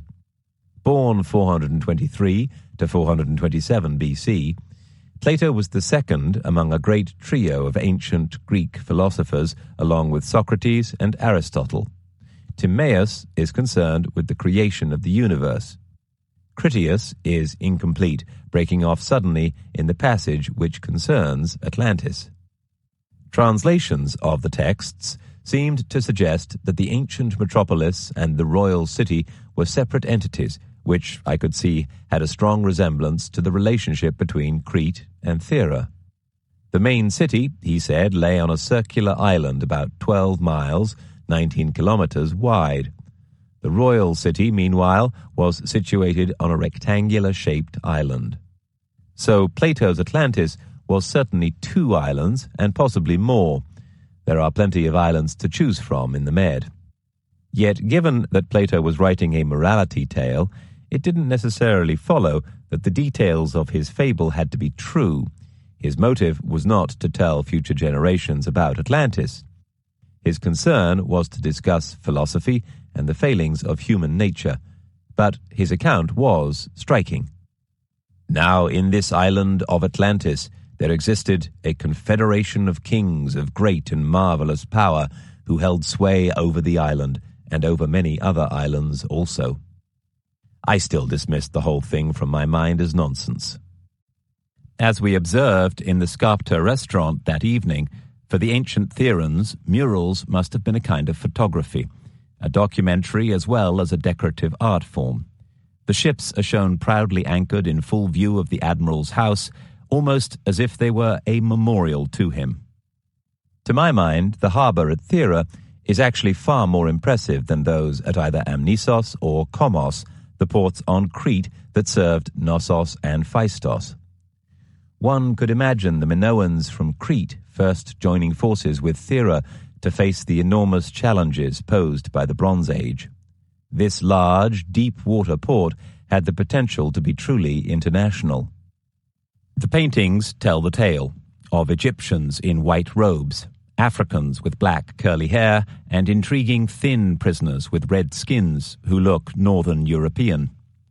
They were documentary proof that there was a huge level of trade going on in the Aegean before the beginning of recorded history. In the Archaeological Museum of Heraklion, there was plenty of supporting evidence. For instance, we'd found a staggering stone axe, skillfully sculpted in the unmistakable form of a panther. See the enhanced portion of this audiobook. Panthers come from South America, not the Mediterranean.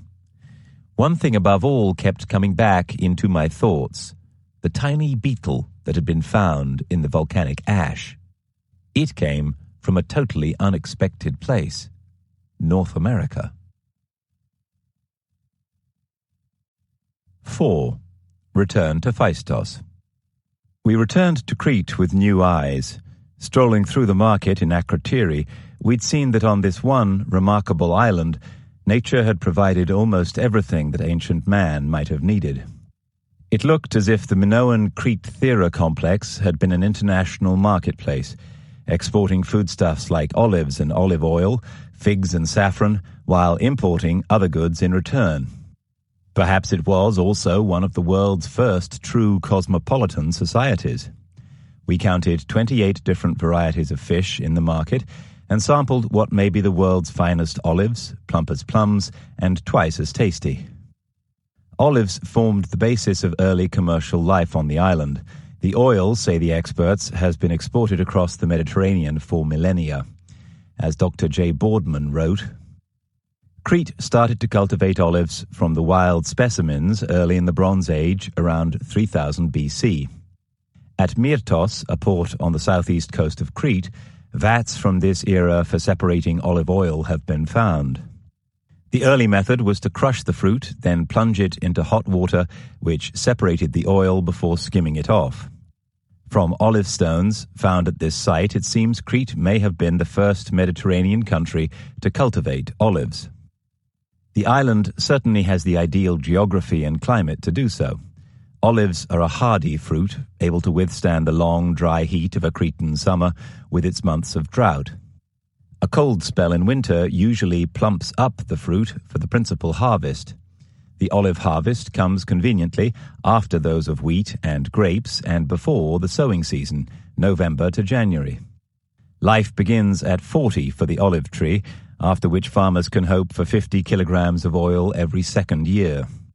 Provided they are tended and pruned to prevent them reverting to the wild, olive trees can live for centuries. Farmers plant for their grandchildren, and those children plant for their own descendants, in a cycle that has gone on for thousands of years and is one of the first and best examples of sustainable agriculture. One peculiarity is that heavy crops come in alternate years. This 2-year cycle seems to be the same the world over.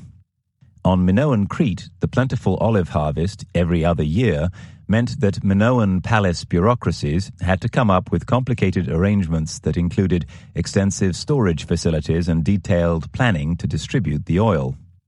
In ancient Greece, merchants booked olive presses 2 years in advance, just as farmers today book combine harvesters. Dr. Boardman cites evidence of huge quantities of olive oil being held in stock in the great storehouses and vats of the Cretan palaces. The West Magazine of Knossos Palace could store 16,000 gallons. Cretan Linear B tablets record details of the oil that was stored and distributed in the 14th and 13th centuries BC. Just how crucial this product was to the ancient world is demonstrated by the way in which the burning of olive trees eventually became a tactic of warfare, as evidenced in accounts of the wars between Athens and Sparta. Olive oil had numerous uses, quite apart from enhancing the flavor of food. It was used as an offering to the gods, as well as forming the basis of the Minoan cosmetic industry. Vases with a special shape, pelike, were used in the cosmetics trade, and sales were carried out with special dippers and funnels. The Palace of Knossos has records of hundreds of olive trees being used to create perfumed oil. The cycle of olive production, from harvest to distribution, is depicted on Athenian vases, which show men beating the trees with long sticks to get the olives to fall, as they still do today. A statement on one such vase says, "O Father Zeus, may I get rich." Heading once again in the direction of Phaistos, this time we drove over the majestic Siluritis mountain range, the highest point in Crete, where the olive trees vanished in favor of dark green pines, juniper and evergreen oak. Up until quite recently, the shepherds in these hills built beehive-shaped stone huts called mitata.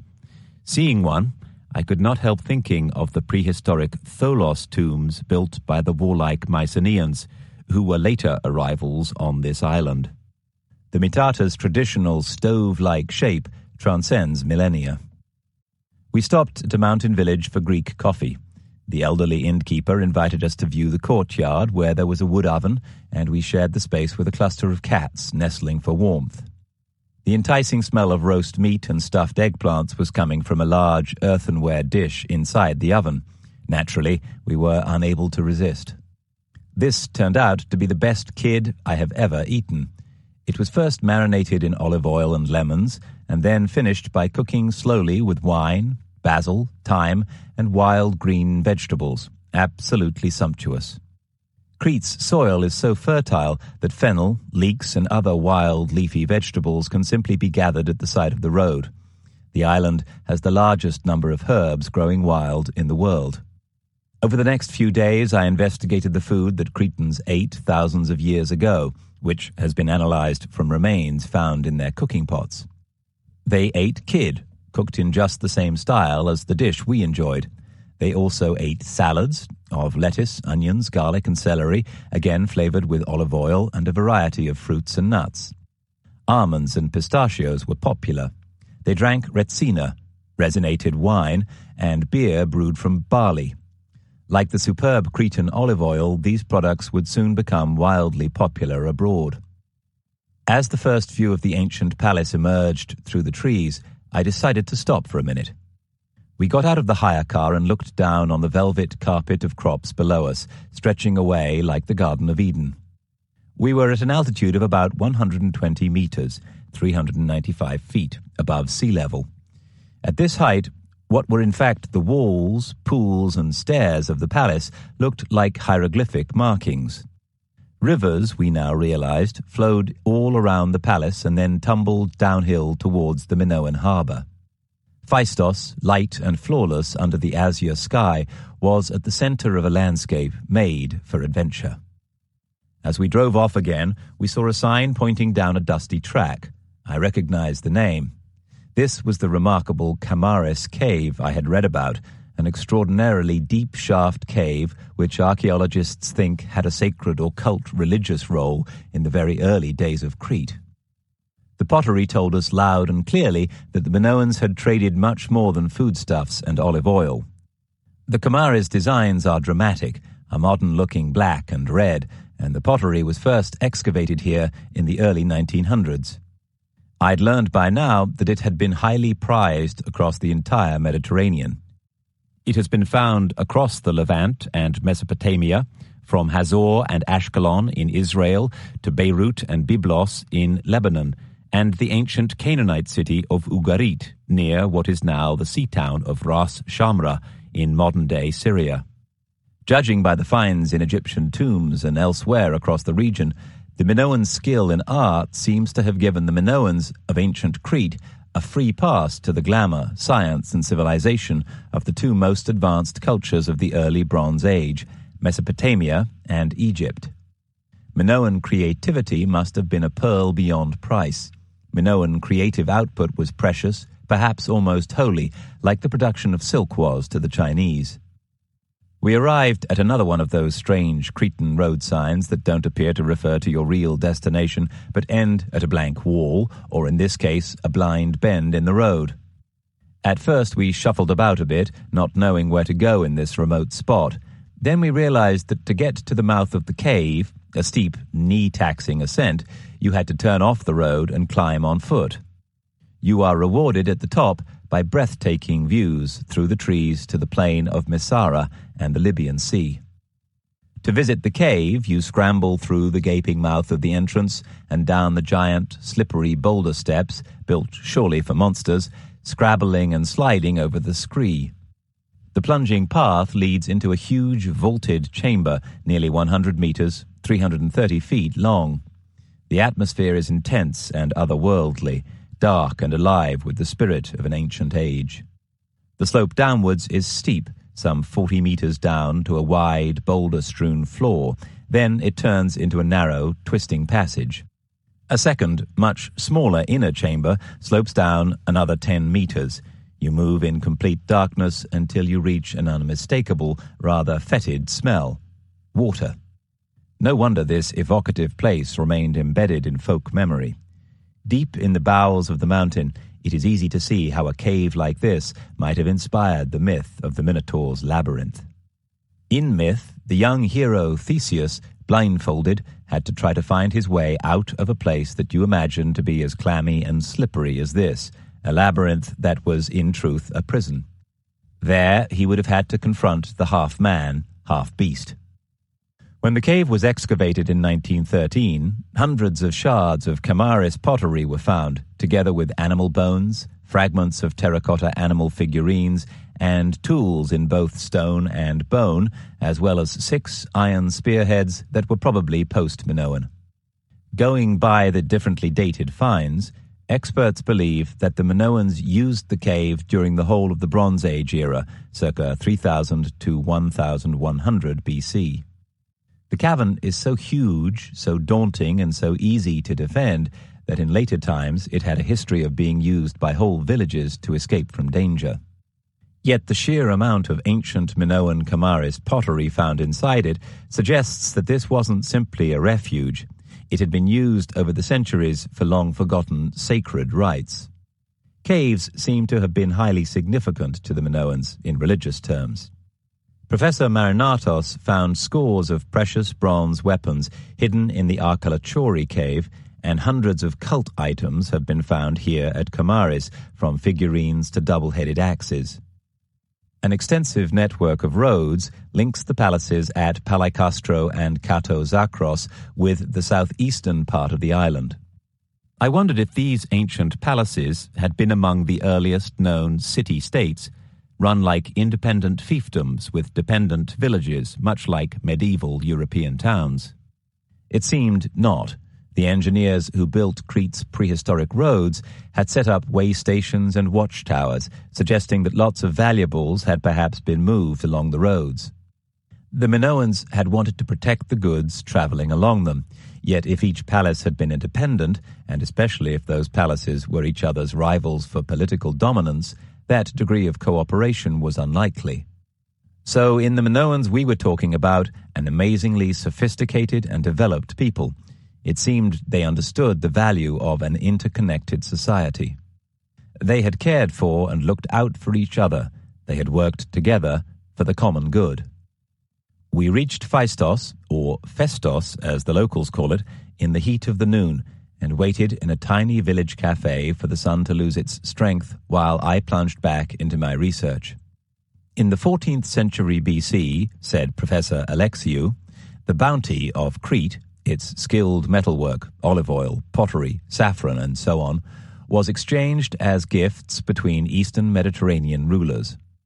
In return, the Egyptians sent exotica, gold, ivory, cloth, and stone vessels containing perfumes. The wealth of pottery, sculpture, and jewelry that had been found on Crete was so old that no one could accurately date it, according to Professor Alexiou. So many ancient Minoan artifacts are in Egypt that experts are best able to date Cretan finds by comparing them to Egyptian ones, whose chronology is better understood. According to Professor Alexiou, the absolute date in years of the various Minoan periods is based on synchronism with ancient Egypt, where the chronology is adequately known thanks to the survival of inscriptions. Thus, the Cretan proto-palatial period, 2000 to 1700 BC, is thought to be roughly contemporary with the Egyptian 12th dynasty, 1991 to 1783 BC, because fragments of Cretan Kamaris pottery attributed to Middle Minoan II, circa 1800 BC, have been found at Kahun in Egypt, in the habitation refuse of a settlement found in the occasion of the erection of the royal pyramids of this 12th, 1991 to 1783 BC, dynasty. One Kamaris vase was also found in a contemporary tomb at Abydos, Egypt, Valley of the Kings. The beginning of the Neo-Palatial period, Crete 1700 BC, must coincide with the Hyksos epoch, 1640 to 1550, since the lid of a stone vessel bearing the cartouche of the Hyksos pharaoh, Kian, was discovered in Middle Minoan III, circa 1700 to 1600 BC, levels at Knossos, Crete. Equally, the subsequent Neo-Palatial Cretan period, 1700 to 1400 BC, falls within the chronological limits of the New Kingdom, with particular reference to the Egyptian 18th dynasty, 1550 to 1307 BC, an alabaster amphora with the cartouche of Thutmosis III, 1479 to 1425 BC, was found in the final palatial period at Katsaba, Crete. Exploring the palace was not our mission today. We planned to walk south from the palace precincts to the prehistoric port of Komos. What may even be the world's first paved road lay just a few hundred meters away from where we were sitting. Venturing out into Pisidia village at about 3 p.m., we headed for the pretty crescent-shaped beach of Matala. We would find the excavation of the port somewhere along here. Finally, we found a half-obscured sign on the right next to a small supermarket. tamarisk trees offered some pleasant shade along the way. We marveled at the road's perfectly fashioned stonework. The finely cut ashlar stone bed even has a slight camber. Water would still drain off it easily after winter storms. The Minoan town was spread out over a low hilltop to the north and on the hillside south of it. Archaeologists say that Komos's larger buildings were built circa 1450 to 1200 BC, that is, in the Minoan Neopalatial and Post-Palatial periods. It was remarkable to look over the low walls of the ancient town and think of how this quiet spot might once have felt, bustling with sailors making and mending their equipment, perhaps with vendors selling goods and refreshments on the quay. The University of Toronto has been carrying out excavations here since the 1970s. Most, but not all, of the remains of Komos consist of a single layer or course of cut stone. But the archaeological digs prove that this town had once been a major harbour with large and imposing houses, grain storage, a central square, and some monumental buildings. We could see raised paths and rows of steps, along with what looked like long, open, broad areas that would have been paved with stone, perfect for landing cargo. An enormous palace-like building, called for now J/T, had an extensive colonnade facing onto a court in its centre. It does not seem to have had the spaces for religious ceremony that you would expect in a palace. Its back wall and much of its floor had been covered with vividly coloured and spiral frescoes. The so-called Building P was also fascinating. It might have been a storage yard for the Minoan fleet's sailing ships, when masts were lowered during the winter non-sailing months. Alternatively, it was a vast storage shed capable of warehousing large amounts of goods ready for shipping. It had at least 4 5.6 meters, 18 feet, wide east-west galleries, which had no signs of closure at the west, where they faced the sea. A broken Minoan limestone anchor was found in one of the long galleries, the kind used by large seagoing ships. Analyses have found that the stone for the anchor slab was quarried in Syria. It is pierced by 3 holes, one for the thick rope linking it to the ship, and 2 smaller ones for the pointed wooden stakes that would hold the anchor to the sea floor. Having found huge storage jars here in the 1920s, Arthur Evans speculated that this could have been the customs house of Crete. He was not far wrong. According to the University of Toronto, our excavations have borne out Evans's suppositions regarding the commercial nature of the site and greatly surpassed our own expectations of what might be found at this beachside spot. After 25 years of digging, Komos is revealed as a major harbour with monumental Minoan palatial buildings, massive stone storage complexes, and a Minoan town circa 1800 to 1200 BC. The portable finds, which range from stone anchors to local and imported pottery and sculpture, speak of the seagoing interests and mercantile nature of the place. Vessels from Cyprus, Egypt, and Sardinia indicate the sphere of trade contacts enjoyed by the citizens of Bronze Age Komos. As we walked around the seaport's perimeter, we realized that its once sturdy houses and storerooms would have withstood the roughest gales. They would have had to. With the strong northwest trade winds in your face, you could almost imagine this was a long-lost Cornish fishing village, lying semi-ruined in a welter of ancient weathered stone.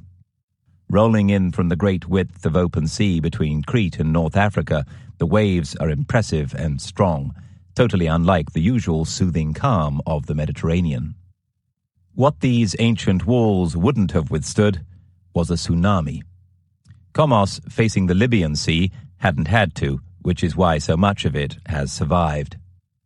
Most experts now agree that a massive volcanic eruption had destroyed Thera circa 1450 BC. The Theran explosion was one of the largest volcanic eruptions in about 20,000 years.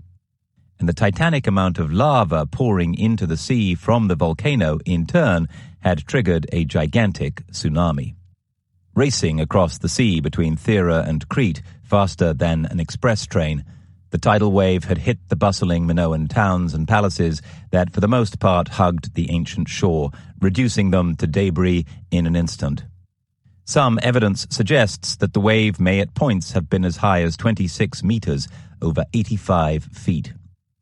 The experts quarreled angrily over the years, but the tsunami theory gradually gained ground. The force of the Santorini volcano, the Dutch geologist Professor van Bemmelen argued, was about 1,000 times that of the H-bomb that had split Bikini Island in half in 1954. And the H-bomb was itself equal to nearly 1,000 atomic bombs of the type that fell on Hiroshima. Many experts disagreed. To some, the disaster came about because of a pyroclastic surge, superheated steam burning everything in its path. The most straightforward counter-argument, though, was that it didn't make any difference that Crete was so near to Santorini, Thera. The damage the volcano caused was tiny. If that were the case, then what had happened to the Minoans? It was simply a mystery, an unsolvable mystery, but the truly devastating power of a moving wall of water became clear to us all on Boxing Day, December the 26th, 2004, when Sumatra and the Indian Ocean were hit by a devastating tsunami. 230,000 people were killed. With the knowledge gained from the horrors seen at Aceh, Indonesia, on that day in 2004, scientists have since been able to analyze the tsunami phenomenon with the benefit of modern technology and techniques. At various sites on Crete, in residue deposited up to 7 meters, 23 feet higher than sea level, the remains of Minoan plaster, pottery, and food were found pulverized together with tiny fossilized seashells and microscopic marine fauna. The geologist Professor Hendrik Bruins told the BBC that the shells and pebbles can only have been scooped up from the seabed by a powerful tsunami, dumping all these materials together in a destructive swoop. At one of the largest Minoan settlements, Palicastro, on the eastern edge of the island, Canadian archaeologist Sandy McGillivray has found other telltale signs of giant waves. Town walls which face the sea are often destroyed or missing altogether. Even though Palicastro is a port, it stretched hundreds of meters into the hinterland, he said, and it is, in places, at least 15 meters, 50 feet above sea level. This was a big wave. Those sea creatures referred to by Professor Bruins live only in really deep water. Today, many think Minoan Crete was hit by the biggest tsunami the world has ever seen. This giant wave must have hit the island at points as high as 30 meters, 98 feet above sea level. As sailors and traders, most of the Minoans' towns were built along the coast, making them especially vulnerable to this disaster. To my surprise, the geophysical evidence tallied with Plato's account, which I'd read on Thera. Atlantis, he'd said, had been destroyed suddenly, in a single day and night. It was a truly awful event that was followed by a terrible darkness. Sickening plumes of gas and ash followed the eruption of a supervolcano. They would have created a vast black dust cloud that spread poisonously throughout the whole of the Med. The cloud's masking of the sun would, in turn, alter the climate. Today, the Belgian archaeologist Jan Driessen believes that the first wave of awesome seaborne destruction was followed sometime later by famine or epidemic. It was the tail end of a huge spiral of natural disasters. I looked at the ruined warehouses of Komos, which had been built in stone, cut with astounding precision. The fact that stone had been cut at all was the most telling point. It meant that the early Minoans must have had strong, sharp metal saws, and there was only one metal then available to do the job: bronze. It was that ability to cut hard rock that freed mankind from the Stone Age. To cut cleanly through large blocks of stone, the prerequisite is hard and sharp tools: bronze saws and chisels, adzes, and other tools of the mason's trade. Once equipped with the marvelous implements made of the earth-changing metal alloy bronze, a whole new world of technology opened up to the human race. It looked to me as if the Cretans had taken full advantage of that technology. They had done this long before mainland Greece and perhaps even before the Egyptians. The thing was, how to prove it. I suddenly remembered a holiday in Egypt in 1977. Our two girls were then still quite small. We'd been reading about the incredible significance of stone to the culture of Egypt. Until the appearance of the world's first known architect, Imhotep, even royal tombs were simply underground rooms topped with mud. They were known as mastabas. Imhotep developed the lump-like mastaba into a much more impressive pyramid, built in hewn stone for the powerful ruler Khafre. That first memorial tomb was simple, certainly by comparison with what was to come in architecturally ambitious Egypt. Nevertheless, it was encased in fine white limestone and rose in 6 steps to 60 meters, 197 feet high. When we arrived at the Great Pyramid at Giza, our two daughters clamoring for a camel ride, we were amazed at this 146.5 meters tall, 480 feet miracle of construction. Napoleon was spellbound when he saw it, the oldest of the remaining ancient wonders of the world, and the only one still standing intact. Our guide had explained the sheer scale of the enterprise. Covering an area of 53,000 square meters, 13 acres, the site of the Great Pyramid is large enough to contain the European cathedrals of St. Peter's, Florence, Milan, Westminster Abbey, and St. Paul's together. Building it would have involved putting 800 tons of perfectly cut limestone and granite into place every day for 20 years. Each slab weighed between 2.5 and 50 tons. I'd asked in admiration how they had cut these huge blocks of stone with such accuracy. Saws, our guide had said, bronze saws. Had Egypt imported its bronze tools from Crete? Minoan civilization even cited international correspondence with the Minoans, which was documented by the Egyptian pharaohs. All the evidence was that the Minoans' trading missions to Egypt were regular, not one-off events. To refer again to Professor Alexiou, there can be no doubt that the Cretan Palace Sanctuary Unit, with its huge storerooms, played the same central part in economic life, agricultural production and foreign trade as the temple and palaces of Egypt and the East. Conclusive evidence for the existence of workshops for stonemasons, ivory carvers, makers of faience and seal cutters comes from Knossos and the great Cretan palaces. Both agricultural produce such as olive oil, wine and saffron, and the accomplished Cretan metalwork pictured in the tombs of the 15th century Egyptian noblemen and described as gifts from the leaders of the Keftiu, Cretans, and the islands, were in all likelihood directly exported to Egypt from the Cretan palaces. The Egyptians in return sent gold, ivory, cloth, stone vessels containing perfumes and chariots, besides monkeys for the Cretan palace guards and Nubians for the royal guard. We arrived at the beach, where it was very windy, if still sunny, to see the Stone Age cave houses, complete with passages, stone beds and fireplaces, snuggled into the cliffs. I drove back towards the palace with mounting excitement. It was simply astounding to think of Phaistos guarded by Nubians, of monkeys gambling about in this Cretan palace 4,000 years ago. Yet the evidence was gathering in front of our very eyes. Our experiences, both here and on Santorini, all added up to one thing. Unthinkable as it seemed at first glance, more and more evidence pointed to the Minoans as the world's earliest maritime traders. They had been consummate sailors and merchants.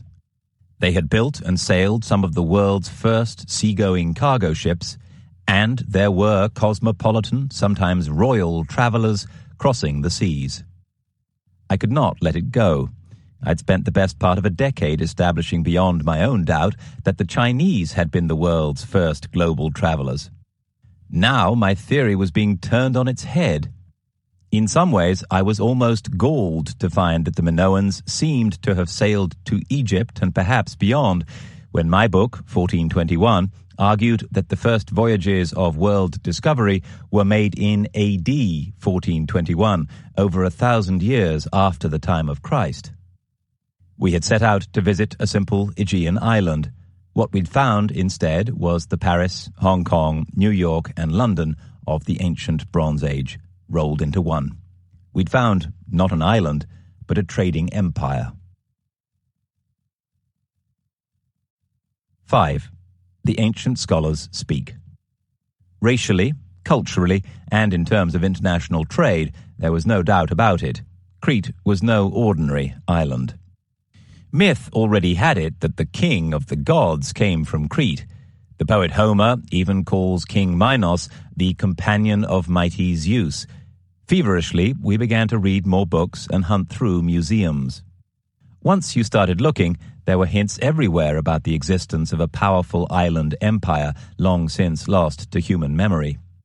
The ancient historian Thucydides wrote that King Minos captured and colonized the Cyclades, driving out the Carians. And the 1st century BC historian Diodorus Siculus claimed that 5 princes sailed from Crete to the Chersonese Peninsula opposite Rhodes, expelled the Carians, and then founded 5 cities. By now, I had collected lots of research material to read. I settled down on a worn wooden bench, peeled some books out of my rucksack, and prepared for a breezy journey through some very ancient history. A number of academics, I learned, were absolutely convinced that the Minoans ran a series of colonies and that their domination of the seas had led to a Pax Minoica, or Minoan peace. The island of Chaia, which is much closer to mainland Greece than it is to Crete, was nevertheless a perfect example of a colonial culture that closely mirrored the Minoans. The British Museum holds collections of Minoan pottery, jewelry, and seals found in tombs and ruins spread all over the Mediterranean in places such as the Gulf of Mirabello, Cyprus, Rhodes, and Aegina. Interestingly, some of the jewelry in the Aegina treasure, one of its most famous collections, which was largely made around 1850 to 1550 BC, proves that there was far-reaching trade abroad. See the enhanced portion of this audiobook. The luminous amethysts that the goldsmiths had used could only have come from Egypt. There is also lapis lazuli, which experts conclude must have come via trade routes from Afghanistan. One of the books in my rucksack had been bought second-hand, and some of the passages were already marked out for me in yellow marker. The book must have been well loved, because it was thumbed and worn, its pages now curling with the damp of the sea air. I noticed one passage in particular. It read, "Minos was the first person to organize a navy. He controlled the greater part of what is now called the Hellenic Sea. He ruled over the Cyclades, in most of which he founded the first colonies." So did this great ruler, Minos, establish a sea-based empire with colonies, or at least bases, over the whole Mediterranean?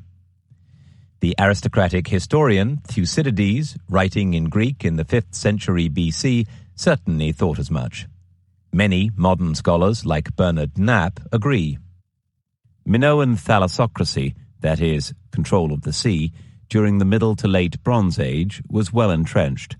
Minoan sea power was maintained through conquest, transplanted commercial colonies, and special trading relationships. Various sites in the Cyclades and Dodecanese and along the western coast of Anatolia, where the Uluburun wreck was found, formed part of a Minoan empire, and Knossos dominated the principal trade networks within the Aegean. Moreover, Thucydides' text said Agamemnon must have been the most powerful of the rulers of his day. I had a moment of recognition. The civilization that took over on Crete after the tsunami and the decimation of the Minoans' fleet seems to have been its former colony at Mycenae. The Mycenaeans may well have inherited all that was left of the civilization on Crete and Thera. Thucydides went on, it was to this empire of Mycenae that Agamemnon succeeded, and at the same time he had a stronger navy than any other ruler. So Thucydides was writing about the inheritance the Minoans had handed on to posterity, the skill to build ships and to sail them. Crucially, he was writing this nearly 130 years before Plato had written his Timaeus. Suddenly, it all made sense. For many thousands of years, the only practical way to travel with any speed was by water, certainly when you were talking about large distances. At the center of the watery world of the Mediterranean was the island-filled Aegean. It must have been like Heathrow Airport is today, strategically placed between the time zones of East and West. The Aegean had been a transport hub, a vital carrier for settlers, merchants, and diplomats. To get to the more open waters of the West, captains had to navigate through the treacherous passage between the southern tip of the Peloponnese, Cape Malea, and the island of Crete, giving the Minoans of Crete and their satellite islands great power. They appeared to have possessed remarkable technologies to shore up that power. There was one in particular that I was interested in exploring, because of its implications about trade: the creation of seals. Vast numbers of ancient seals have been found on Crete. Tiny things, carved out of soft stones, ivory, or bone, they speak volumes. Originally, the idea of a seal might have been quite simple, to mark out personal property or to seal jars and amphorae. But the point was, there were so many of them, each tiny piece giving a flash of insight into a vibrant prehistoric culture. Over the years, archaeologists have found over 6,500 seals at Phaistos alone, stamped with more than 600 different designs. A system on this scale must have been about more than simply protecting private property. The seals had been used as tallies in the economically important business of trade. According to Professor Alexiou, the doors to the palace's many storerooms were found securely locked and sealed. If the Minoans were actually exporting their extraordinary Kamares pottery, or their jewelry, or their olive oil, they would need to be organized. They would also need to deter theft. They had to keep lists of what was going where and to whom. Were those seals needed to mark out goods in huge storerooms ready to be shipped out across the Minoans' empire? More, did they go further afield to a luxury elite clientele? As I peered through case after case in the island's museums, I was shocked to find some truly astounding designs on some of those ancient seals, particularly on the majestic seal rings. The tiny, minutely inscribed discs seemed, to me at least, to be more than just badges of ownership. They were surely a status symbol. A route, perhaps, to sacred knowledge? I marveled at the sheer ingenuity of these truly exquisite things. How on earth did they make these tiny, minuscule engravings? The extraordinary answer is that the Minoans had already invented lenses, magnifying glasses in modern terms. If you'd asked me beforehand, I'd have said that the Englishman Roger Bacon, a lecturer at the University of Oxford, had invented the magnifying glass in the mid-1200s. So much for that.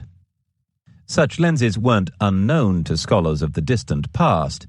The Roman Emperor Nero used a wafer-thin, lens-shaped sliver of emerald to correct his short sight. And during the siege of Syracuse in 214 BC, the great inventor and mathematician Archimedes burned the attackers' ships using parabolic mirrors. Still, both these examples occurred much later in time. Had the original source of this technology actually been the Minoans? One lens found on Crete can magnify up to 7 times with perfect clarity. That particular lens has been dated to the 5th century BC, although looking at the miraculous level of detail that craftsmen managed to etch onto Minoan seals that are much older, the technology was definitely invented earlier. It seems that the seals, or perhaps the minute designs that had been inscribed on them, were invested with a special spiritual significance.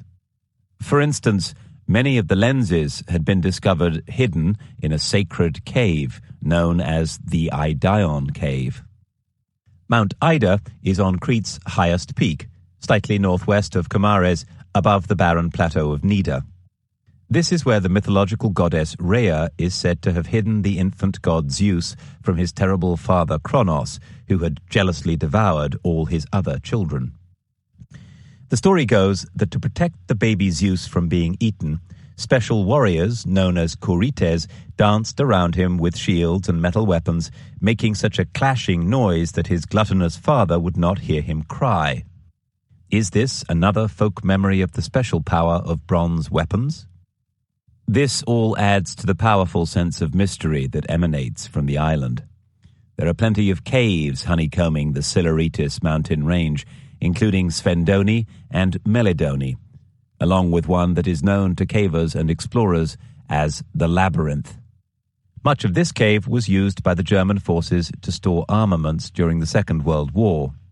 They then blew them up during their forced retreat.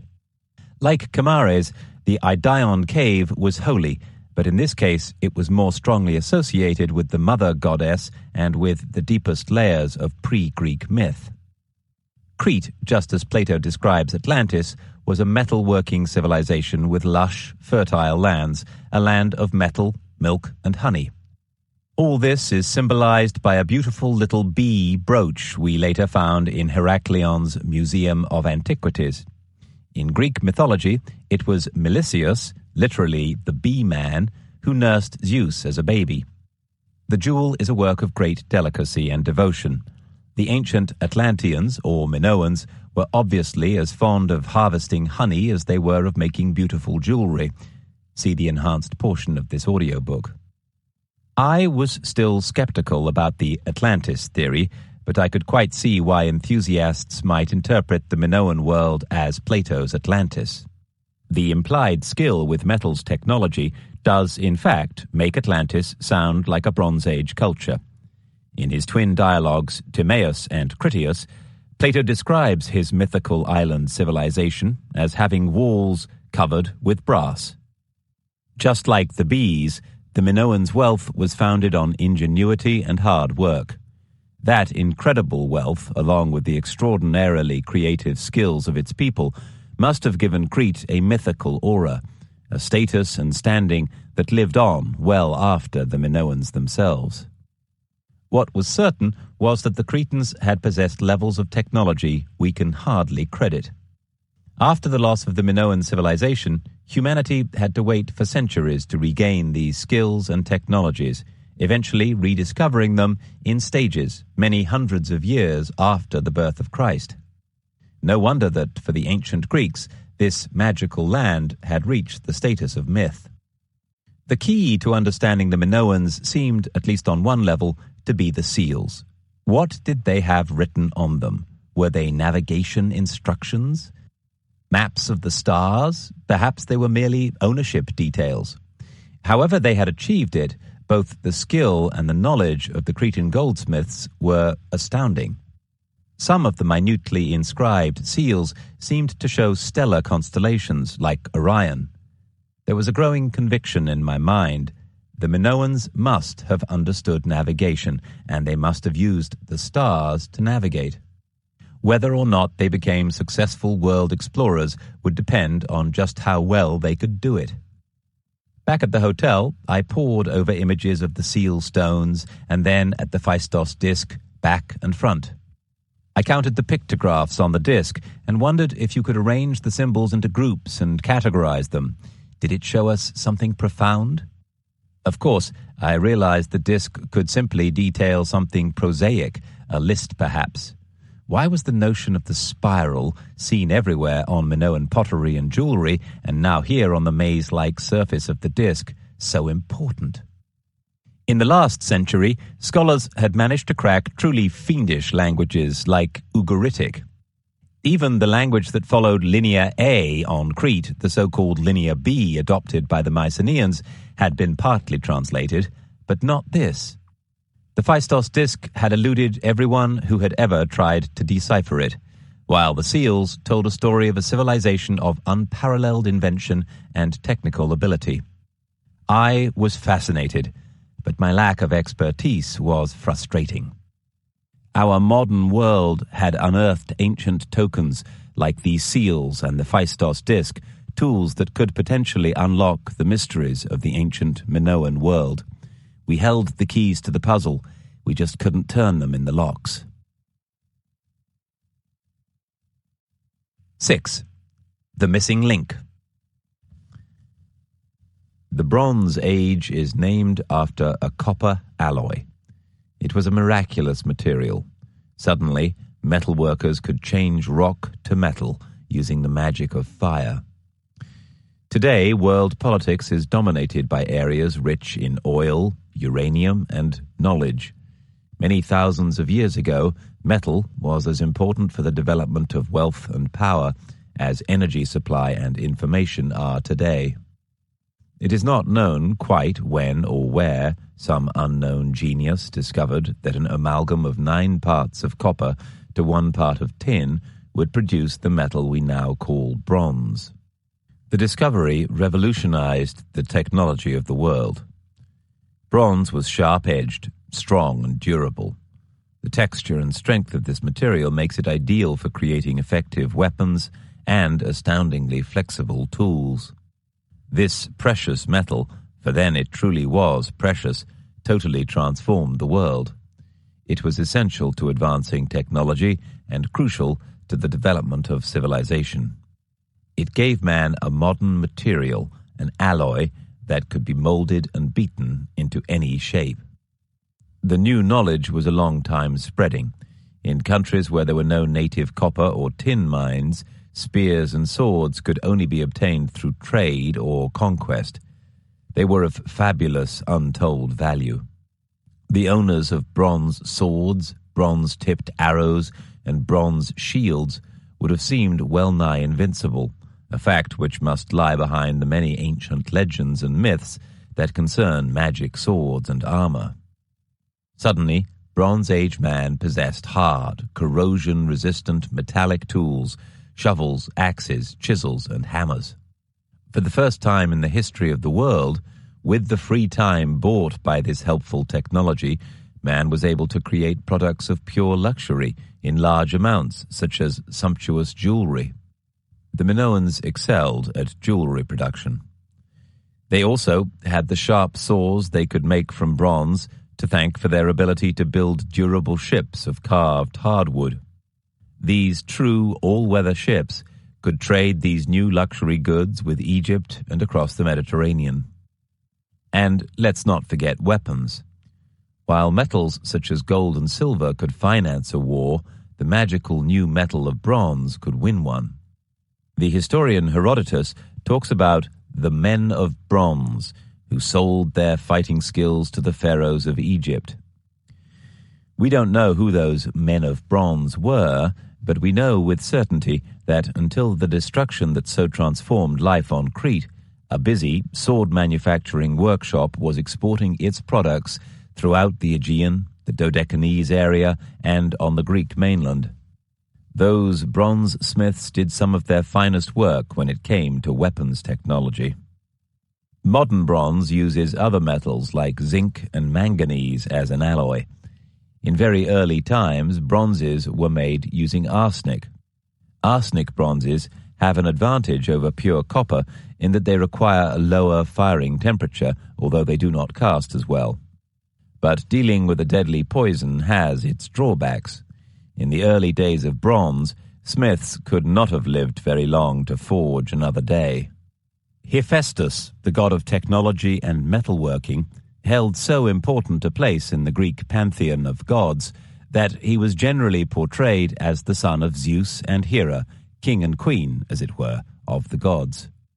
Yet he is also ugly and lame, a grotesque figure in many ways, and this folk memory could well reflect the effect that working with arsenical copper would have had on an individual. When the French Emperor Napoleon died on St. Helena in 1821, it turned out that he had been poisoned. But his death was almost certainly not an act of murder, despite the former dictator's numerous enemies. It was totally accidental. The mystery of why the Corsican died was finally solved when it was worked out that arsenic had been used to fix the vivid green color of the wallpaper of his genteel island prison. Arsenic can cause multi-organ failure and necrotic destruction of the body cells.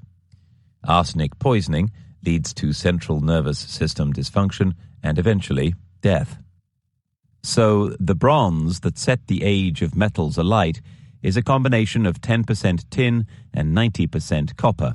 Tin holds no danger for the metalsmith. That is by no means the only advantage of tin bronze. A sword forged with a combination of copper and tin, like those we had found in Heraklion, is strong but not brittle. Bronze is also malleable. It can be cast into a myriad of shapes and is therefore streets ahead of stone or wood as an easily worked and dependable material. Curiously, the ores of both metals were readily available in Britain, but not in Crete. The strangest thing about bronze is that its two basic ingredients are rarely found in the same place. There is no source of tin in the Aegean, yet the Minoans used the material with lavish abandon. Arthur Evans found massive tin-bronze two-man saws at Knossos.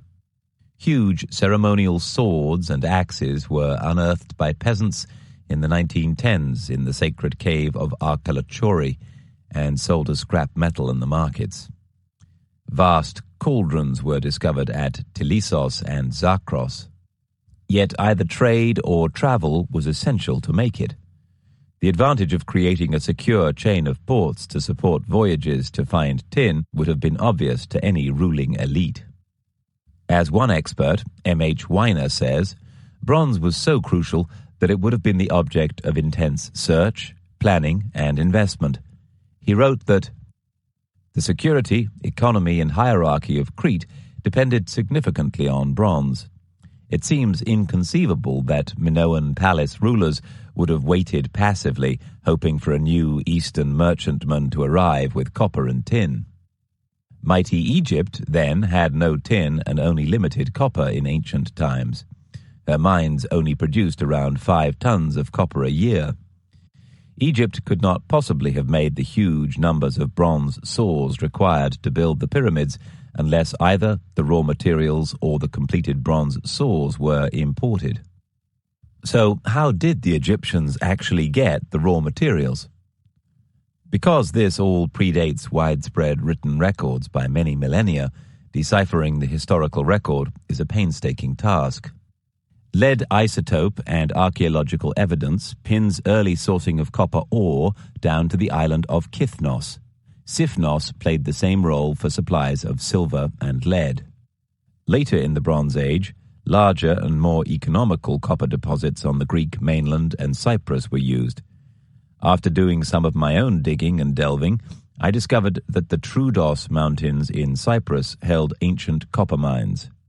It is generally thought that Cyprus was known at the time as the Kingdom of Alashia, which seems to have been a client state of the Hyksos, 15th dynasty Egyptian rulers. It may also have been difficult to maintain a consistent supply of an ore which was in such high demand. Copper was also found in Anatolia, modern-day Turkey, and Oman. At one point in prehistory, there was also an important metals market on the island of Bahrain. Early Bronze Age tin workings have been found in Turkey's Taurus Mountains at Kultepe. However, after 1784 BC, there was no tin in the Mediterranean and not nearly enough copper. Tin was the strategic prize. Generally, the metal was only found far, far away from Crete, and there, I was sure, hung a tale. What if a sailing nation had taken the helm of the new Bronze Revolution? My research was all heading towards one conclusion, that the Bronze Age couldn't have happened without the existence of world trade. Who could have been behind that trade?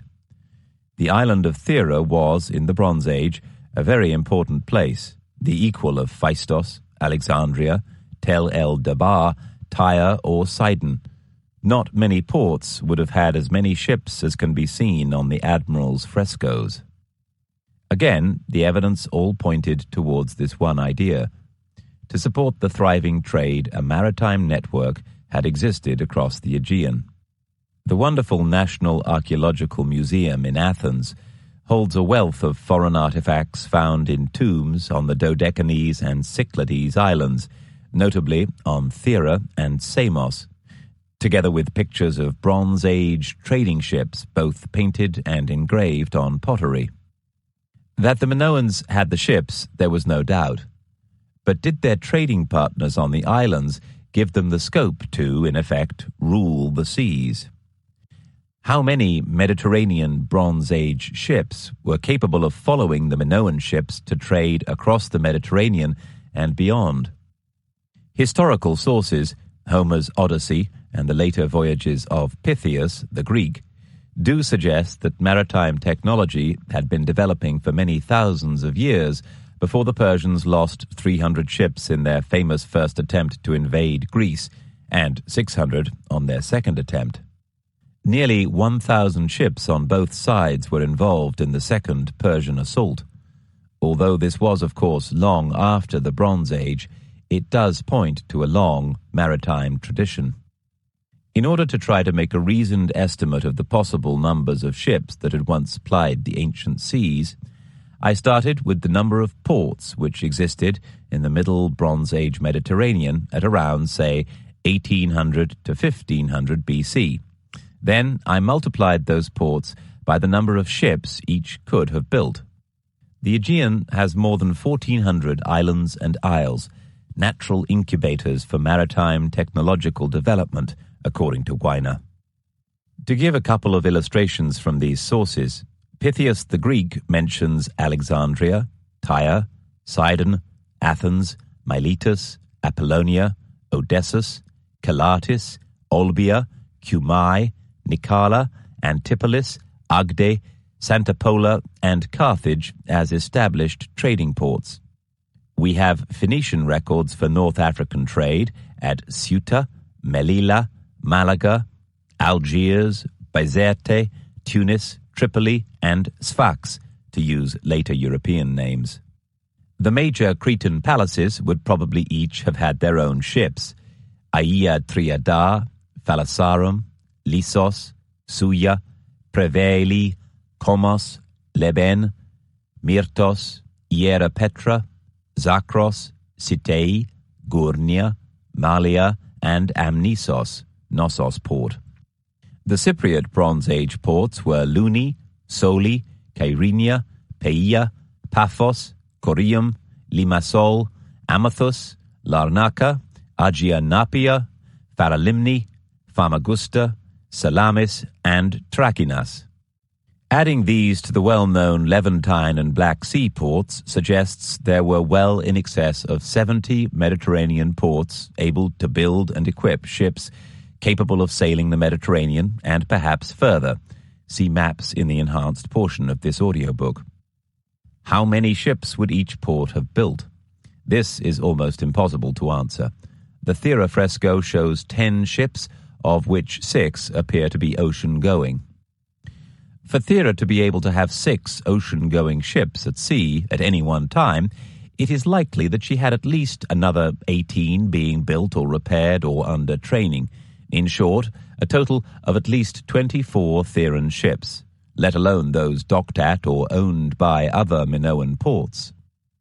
As Homer describes Crete providing 80 ships from 7 ports for the Trojan War, we may make a conservative estimate that each port built 8. There were 70 ports capable of shipbuilding, so we have around 560, say 500, ships capable of sailing the Mediterranean and beyond, able to carry the critical raw materials upon which the Bronze Age relied, copper and tin. So the Minoans of ancient Crete had well-organized, well-planned cities. They had roads and ports, they had lighthouses, and they had ships. And those ships transported the goods they made, from honey to bronze tools, exquisite pottery, and fine wine, which others wanted to buy. And on their fertile island heaven, the Minoans happened to be very close to the rich markets of ancient Egypt and the Far East. Crete must have had fleets of ships sailing to Africa a full 4,000 years before Vasco da Gama and the Age of Discovery. Imagine a truly distant past. Crete is the magnificent crossroads linking 3 continents. On this strategically placed island, the racial and cultural influences of Europe and Africa, and perhaps even Asia, all meet and mingle. 7. Who were the Minoans? The DNA trail. It was another newspaper report that prompted the next stage of my inquiry. Until now, we only had the archaeological evidence for Minoan genetic origins. Now we have genetic data too, and we can date the DNA. I read this phrase on a Tuesday over my morning coffee. By the Friday, I was on a plane to Istanbul. Awoken at dawn by a deep-throated muezzin's roar, I took a taxi to the hydrofoil in Istanbul's old Byzantine harbour. We skimmed across the Sea of Marmara, see map in the enhanced portion of this audiobook, to Yalova on Turkey's Asiatic coast. At a spotless bus station with kiosks staffed by beautiful girls selling kebabs, tea and pastries, I discovered no fewer than 105 bays of buses, almost all of them huge and luxurious Mercedes vehicles. Grabbing one of them, I rode in air-conditioned comfort to the old Ottoman capital of Bursa in western Anatolia. There was at one time a theory that the Minoans' forebears were African. I knew that many experts disagreed. They believed that foreign settlers had arrived in Crete from southwest Anatolia, a people with a language related to that of the Hittites further east. There was a variety of evidence emerging from different fields of research. In 1961, Leonard Palmer noticed a link between Linear A and the Luvian language. In his book Minoans, Rodney Castleton argues that there may have been significant cultural contact between the Minoan and the Arzawa lands of southwestern Anatolia during the Second Temple period.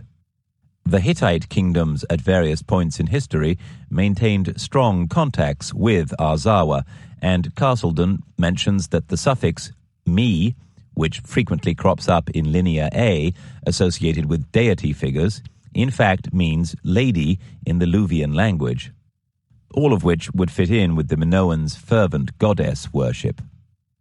Now that scientists are able to test genetic theories with rigor, I was here because of the new study reported by The Times. New work by an international group of geneticists showed that a section of Crete's Neolithic population, i.e. pre-Bronze Age, did indeed go there by sea from Anatolia, modern-day Turkey. Professor Konstantinos Triantafylidis of Thessaloniki's Aristotle University had published the findings of a research group led by geneticists from Greece, the United States, Canada, Russia and Turkey. Professor Triantafylidis said the analysis indicated that the arrival of these new peoples had coincided with a social and cultural upsurge that had led to the birth of the Minoan civilization around 7000 BC. Specifically, the researchers connected the source population of ancient Crete to well-known Neolithic sites in Anatolia. The earliest Neolithic sites of Europe are located in Crete and mainland Greece. A debate persists concerning whether these farmers originated in neighboring Anatolia and over the role of maritime colonization. To address these issues, 171 samples were collected from areas near 3 known early Neolithic settlement areas in Greece, together with 193 samples from Crete. An analysis of Y chromosome hectographs determined that the samples from the Greek Neolithic sites showed strong affinity to Balkan data, while Crete shows affinity with central Mediterranean Anatolia. Haplogroup J2B-M12 was frequent in Thessaly and Greek Macedonia, while haplogroup J2A-M410 was scarce. Alternatively, Crete, like Anatolia, showed a high frequency of J2A-M410 and a low frequency of J2B-M12. This dichotomy parallels archaeobotanical evidence, specifically that white bread wheat, Triticum aestivum, is known from Neolithic Anatolia, Crete, and southern Italy. Yet it is absent from earliest Neolithic Greece. In the darkness before dawn, we passed lines of pastry shops selling glacé fruit, oranges, black grapes, red cherries, auburn apricots. A charming city built on the slopes of Mount Olympus, Bursa is called the Emerald, with good reason. To her east lies the verdant and fertile Sakarya River Valley, watered by streams from the mountains. 45 minutes out of Bursa, we began our ascent to the vast Anatolian plateau. The plain is lush and green with endless varieties of figs and a mass of apricots in the foothills.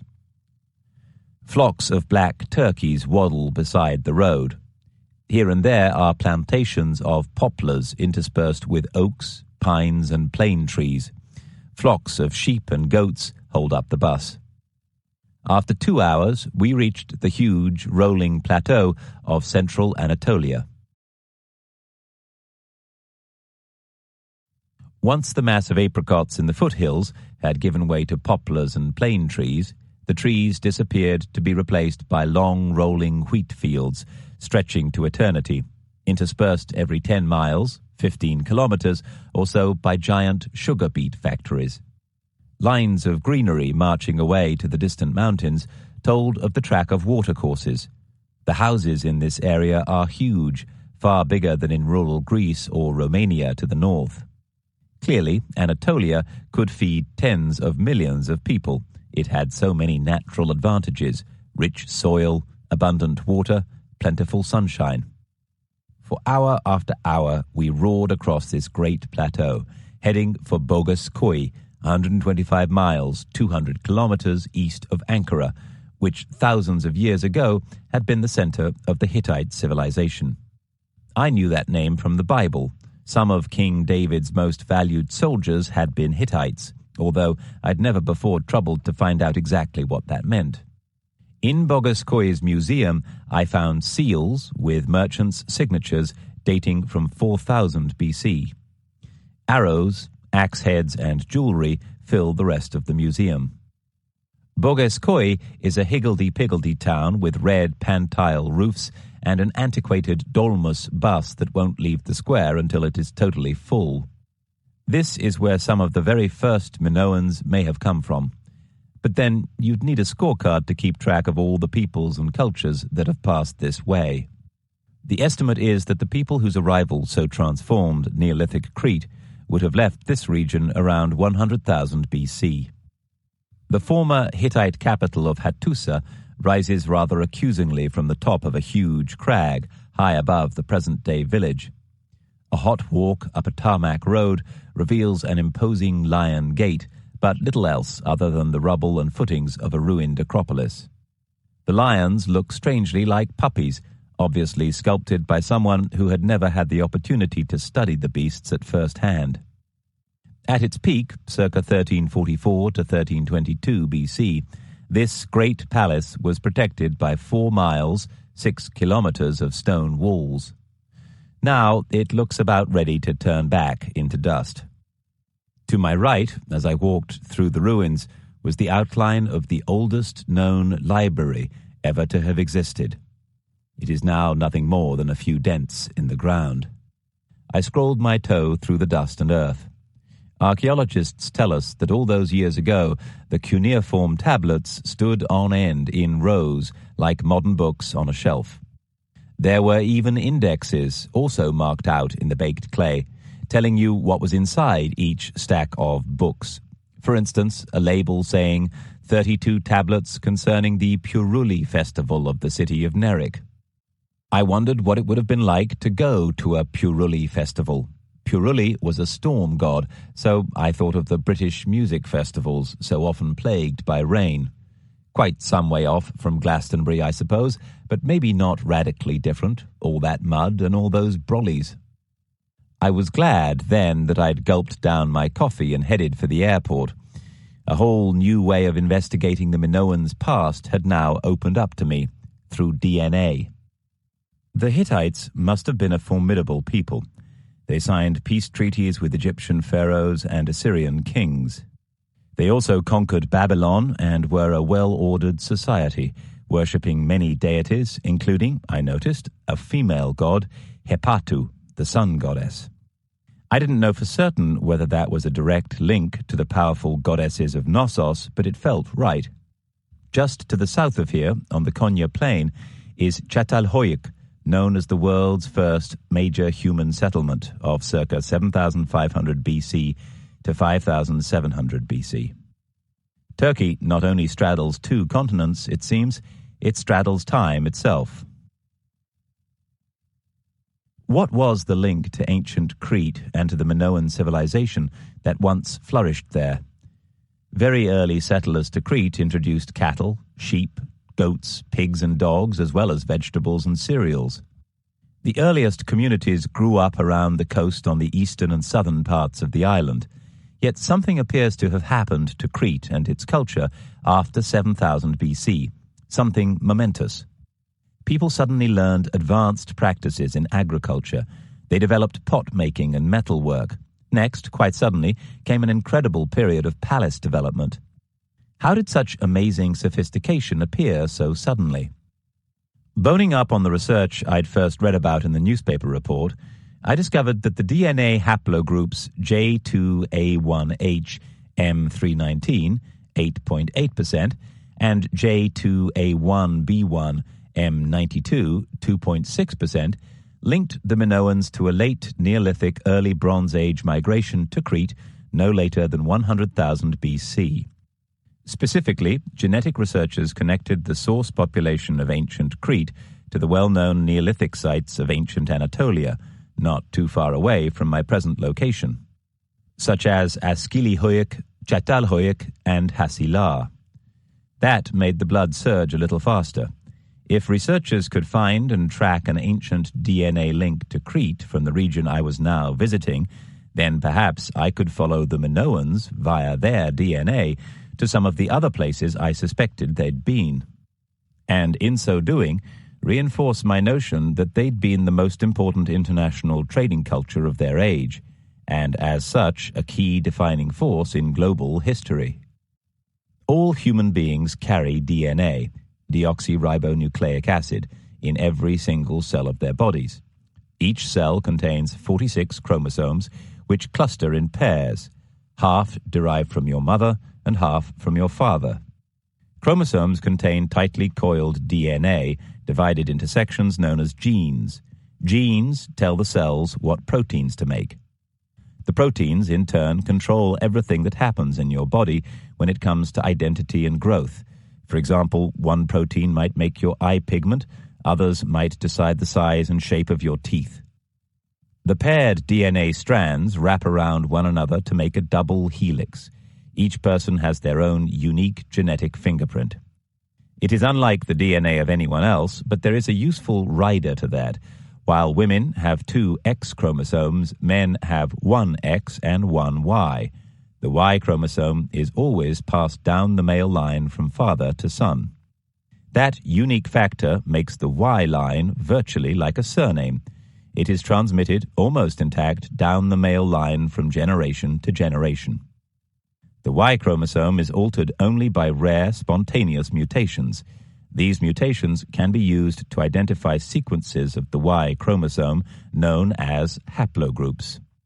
Being no expert in DNA, I had to do a bit of reading up here. The word haplogroup comes from the Greek and means single or simple. Haplogroups reveal deep ancestral origins dating back thousands of years.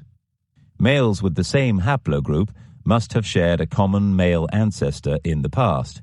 This was intriguing because, according to what I was now learning, other great people, such as the Etruscans, seemed to share some common ancestry with the Hittites of Anatolia. Haplogroups also incorporate smaller Y DNA sequences known as haplotypes, groups of genes that share a common ancestor.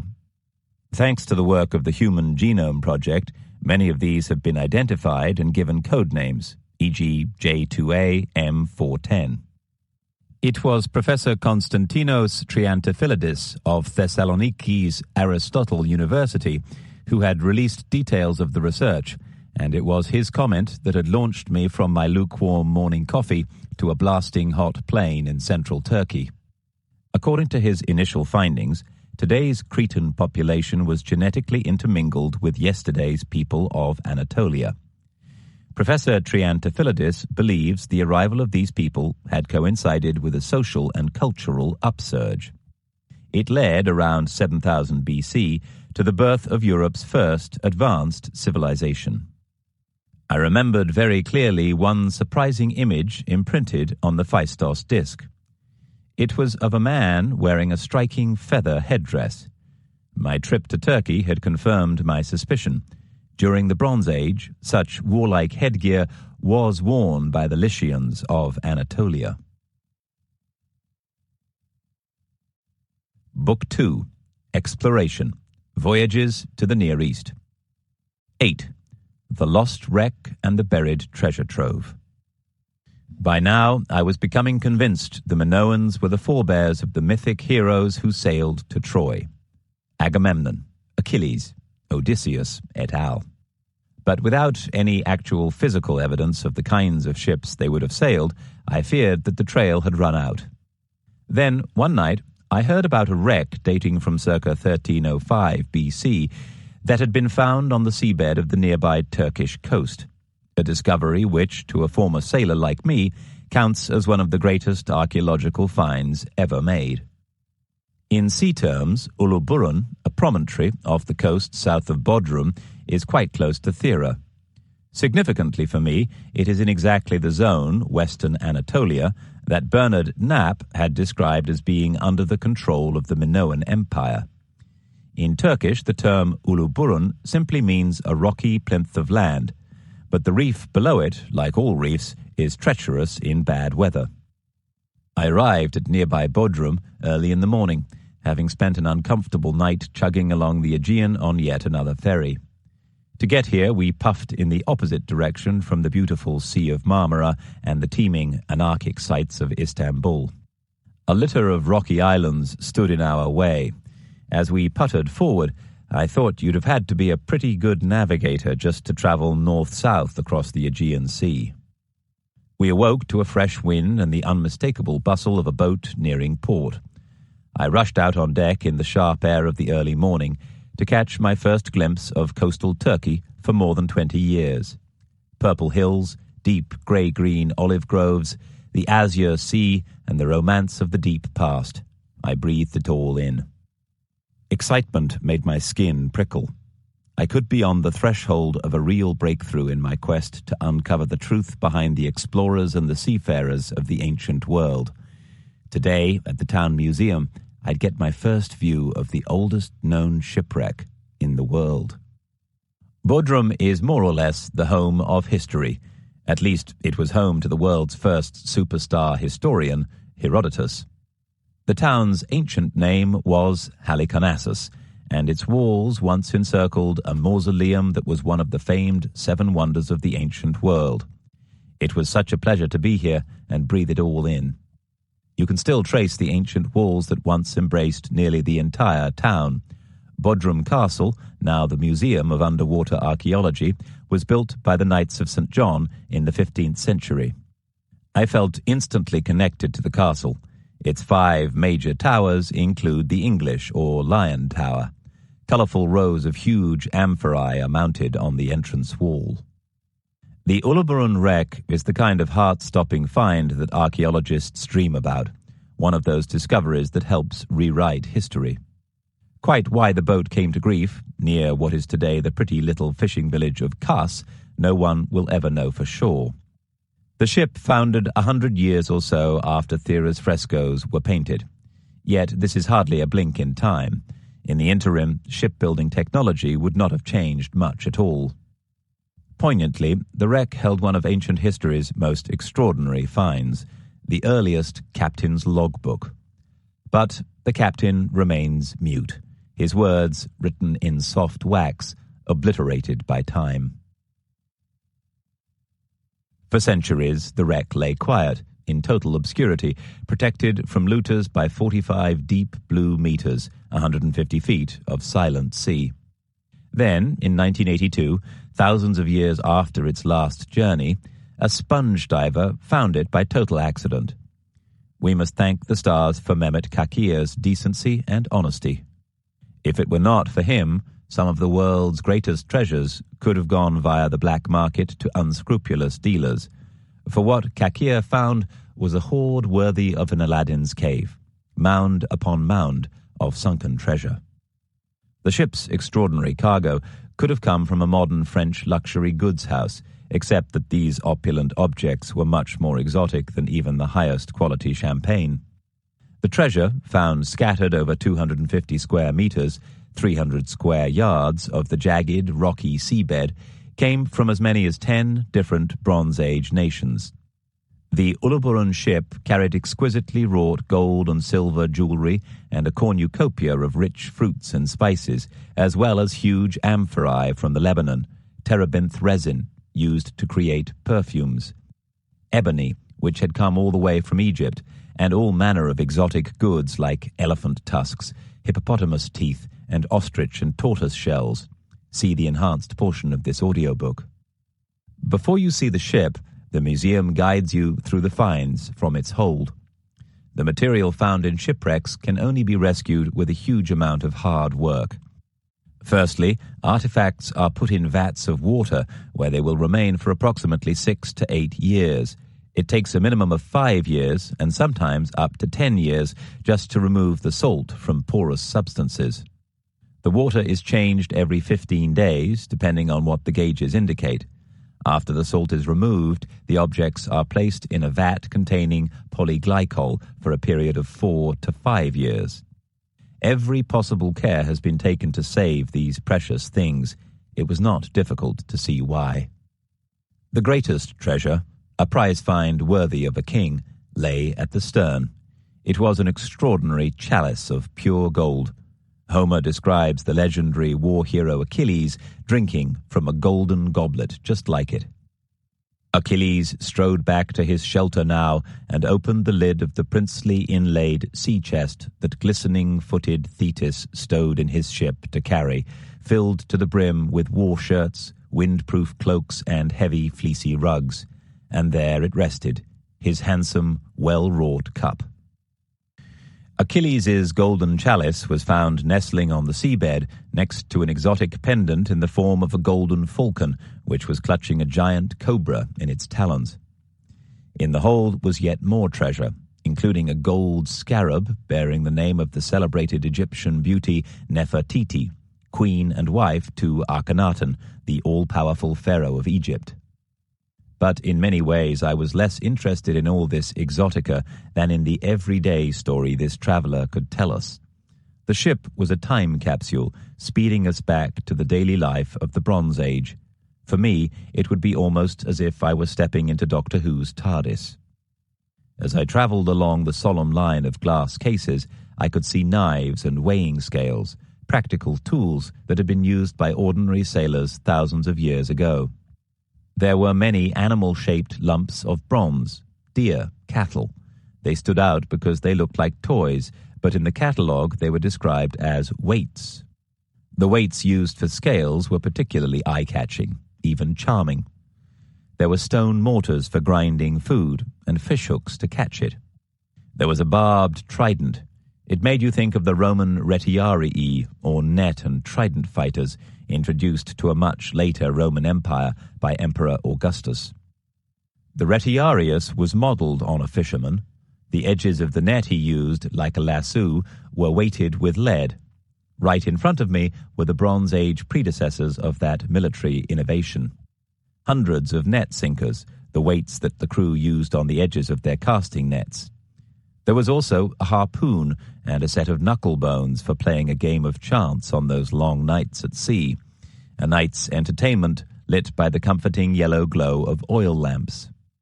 Weapons, too, arms that had been wielded by wizened and ancient hands more than 3,000 years ago. Then I reached the last display case. Its contents, for me, were far more valuable than all of the silver and gold, however beautiful. I took a sudden, deep breath. I was right. What was the wreck's main cargo? the raw materials for making bronze. They were even in the right proportions, 10 tons of copper and 1 ton of tin. This was truly a Bronze Age vessel, made with bronze tools and carrying enough copper and tin to make weapons for an army.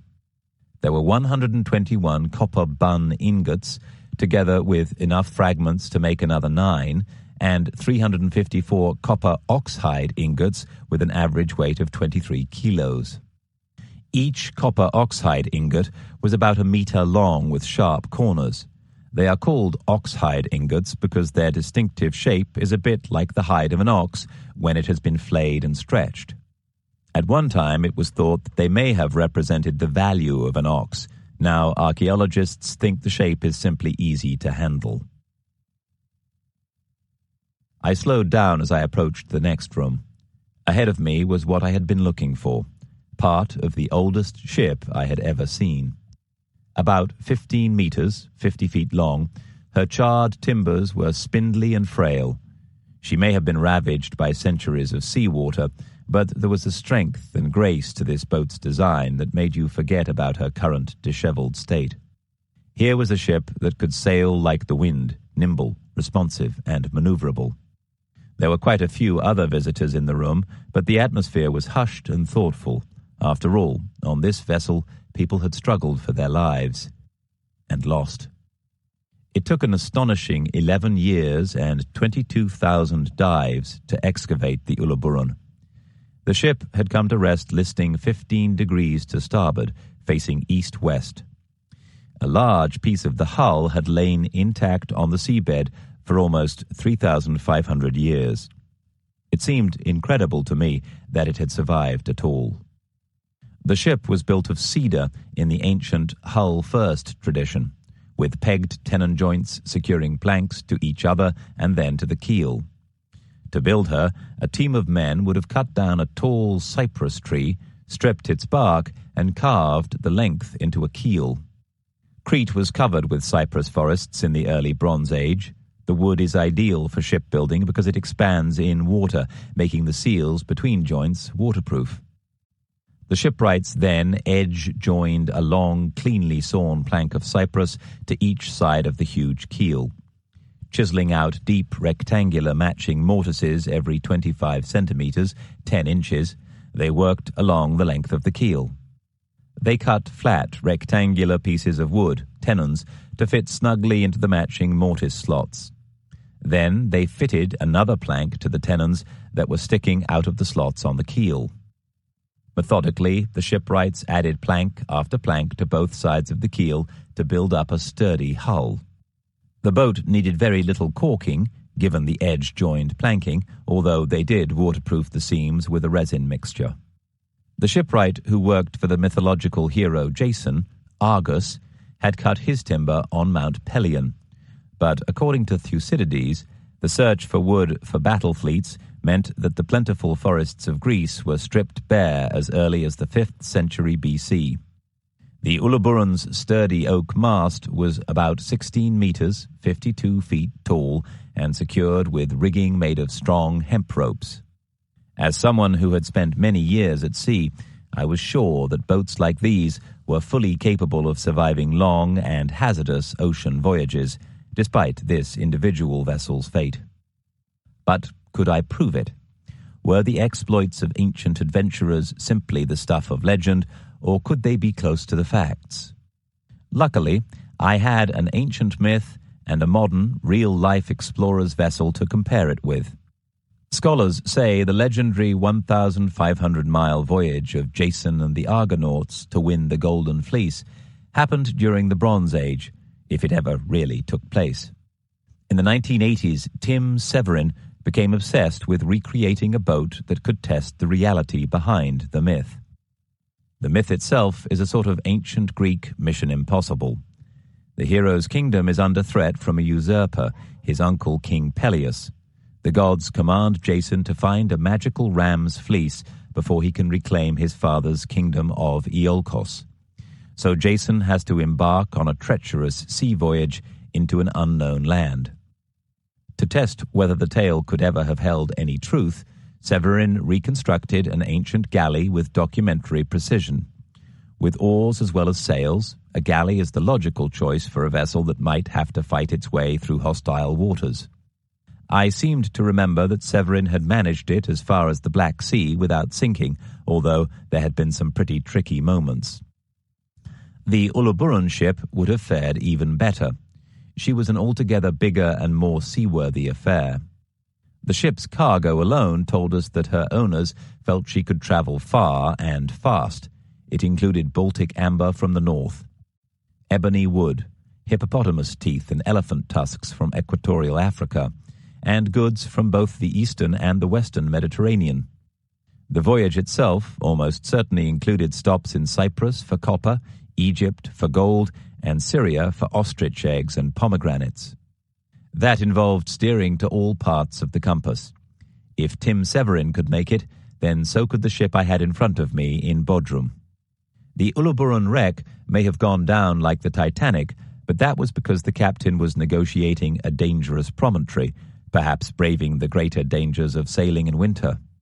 In normal conditions, she was definitely able to weather even high sea states. Archaeologists agree that the discovery of the Uluburun has pushed back the history of seafaring by centuries. I say that the evidence of the frescoes on Thera pushes that history back much, much further. Given the dating of the frescoes, which show ships of the exact same construction, there must have been a long tradition of sailing, and the know-how was alive and in use by the time the artists put paint to plaster. Shipbuilding technology changes, but it does so only slowly, or did until the breakthroughs that came with the Industrial Revolution, steel and steam. Had he been alive, the expert mariner, Sir Francis Drake, whose famous Golden Hind was a round-bellied Tudor ship, would still have been able to make a good fist of sailing Admiral Lord Nelson's much larger and slimmer HMS Victory at Trafalgar in 1805, some 200 years later. The Uluburun's mast had a single boom about 10 meters, 33 feet long, to hold the top of the sail. The center of the boom was connected to the mast by a thick, strong ring of rope, loosely wrapped around the shaft of the mast. See also Thera Ship 6. This meant the boom could pivot freely about the mast in the wind. It could be easily raised or lowered with ropes running through a bronze fixture on the masthead. The orientation of the boom and the sail in the wind could be controlled from the deck with ropes, allowing the ship to tack quite well into a headwind. Thinking back to the frescoes, the evidence here in Bodrum confirmed what I had already noticed. Each of the long ships was a masterpiece. I was overwhelmed. All of the evidence told me that shipwrights were definitely capable of building ships fit for ocean travel as early as circa 1450 BC. The sailors had sophisticated methods of hoisting, lowering, and adjusting sails, not least the bronze fixture on the masthead. There is other evidence of this impressive development in technology.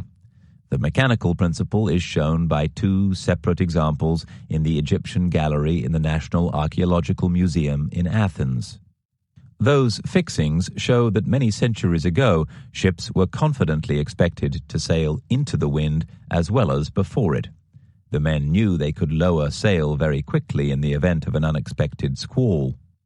By comparison with the Uluburun's hold, I estimated that the cargo capacity of the Admiral's ship at Thera would have been about 50 metric tons. Using bronze tools, particularly the large two-handled saws that were almost 2 meters, 6 feet 6 inches long, and a third of a meter, 13 inches wide, these ancient craftsmen had achieved levels of shipbuilding expertise that Renaissance Europe had taken centuries to rediscover. This was a Bronze Age of civilization, but making the most of Bronze Age technology, it seemed, was not exactly making the best of a bad job. The museum held another surprise. The Minoans have always been characterized by archaeologists as a wholly peaceful people. If so, their level of weaponry is highly surprising. Arthur Evans had bitter experience of violence, witnessing massacres in Crete as the Manchester Guardian's war correspondent during the 1897 Greco-Turkish War. After discovering Knossos, Evans declared that by contrast, his beloved Minoan civilization had been totally peaceable. As Cambridge University research scholar Kathy Gear describes it, Evans had reported with fairly even-handed revulsion the terrible Muslim-Christian massacres on Crete.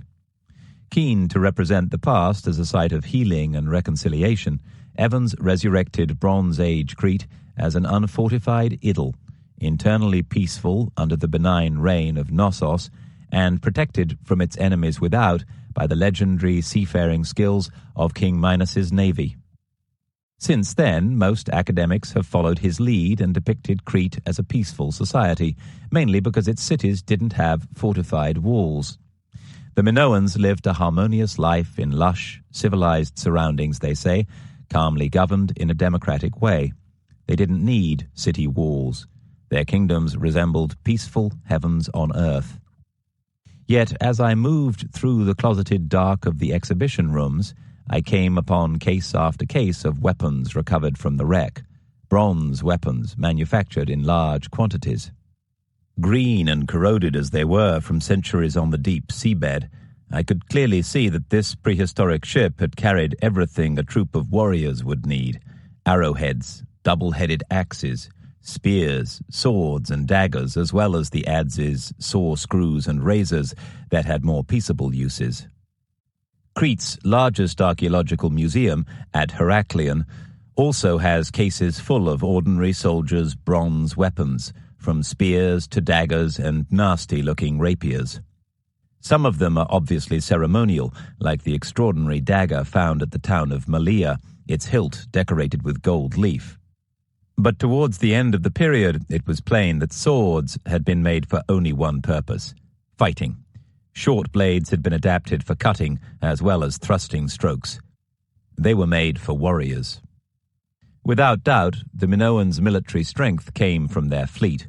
Coupled with the sophisticated design of their ships, it seemed to me that far from being entirely peaceable, the Minoans had possessed formidable military might.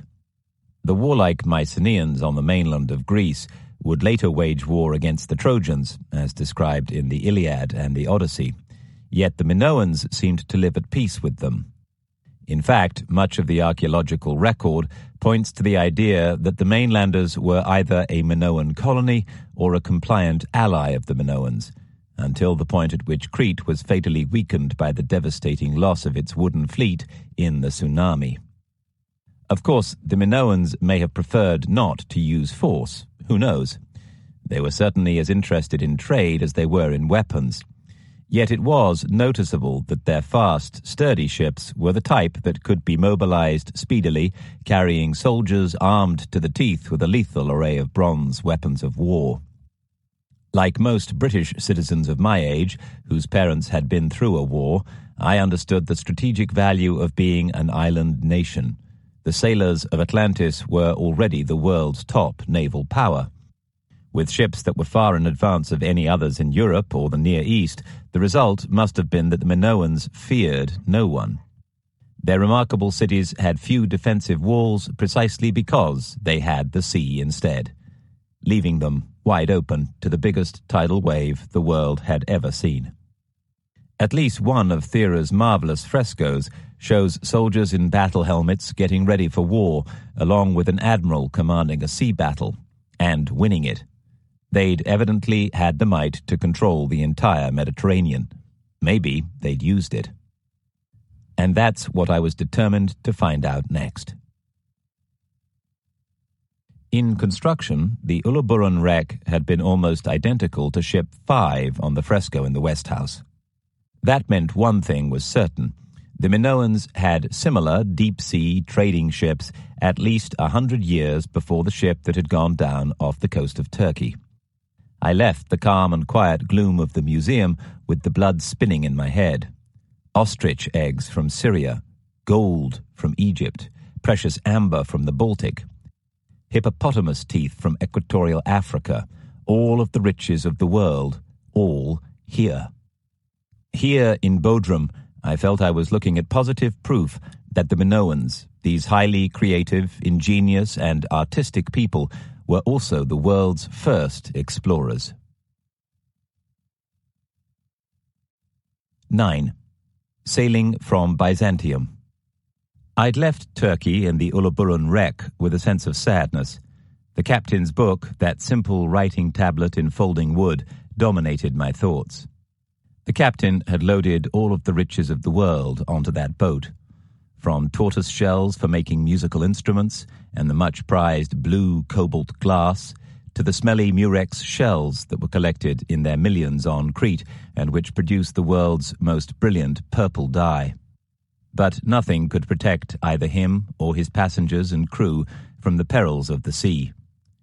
Even those with the most extraordinary sailing skills must wrestle with the elements and rocky reefs from time to time, and sometimes they will lose the fight.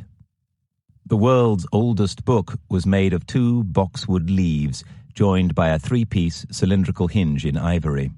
The cavity was inlaid with wax. But again, like the Phaistos disc, the words themselves escaped me. The captain was mute, his writings scoured away by the seas that had killed him. I could tell nothing whatever about his journey or the skills he had as a sailor. The very fact that he had set out, though, was proof paramount that Bronze Age sailors had considered themselves capable of ambitious and wide-ranging journeys at sea. The book must have held instructions from the ship's owner, or even from the ruler, I thought, about the cargo and where it was headed. It would read something like this: "The captain is to proceed to Byblos from Thera and unload the cargo. This special cargo is the property of X and consists of 340 ingots of copper and 60 of tin." Then would follow a detailed list, written with a bronze stylus, of all the valuable articles on board, as well as weights, measures, and destinations. I fell to thinking, if a thief had wanted to steal that captain's cargo, or if the captain himself had been dishonest, then wax is not exactly the ideal recording medium. A heated spatula would easily smooth it out, making the figures easy to alter. The log, for that's what it must have been, was tied closed.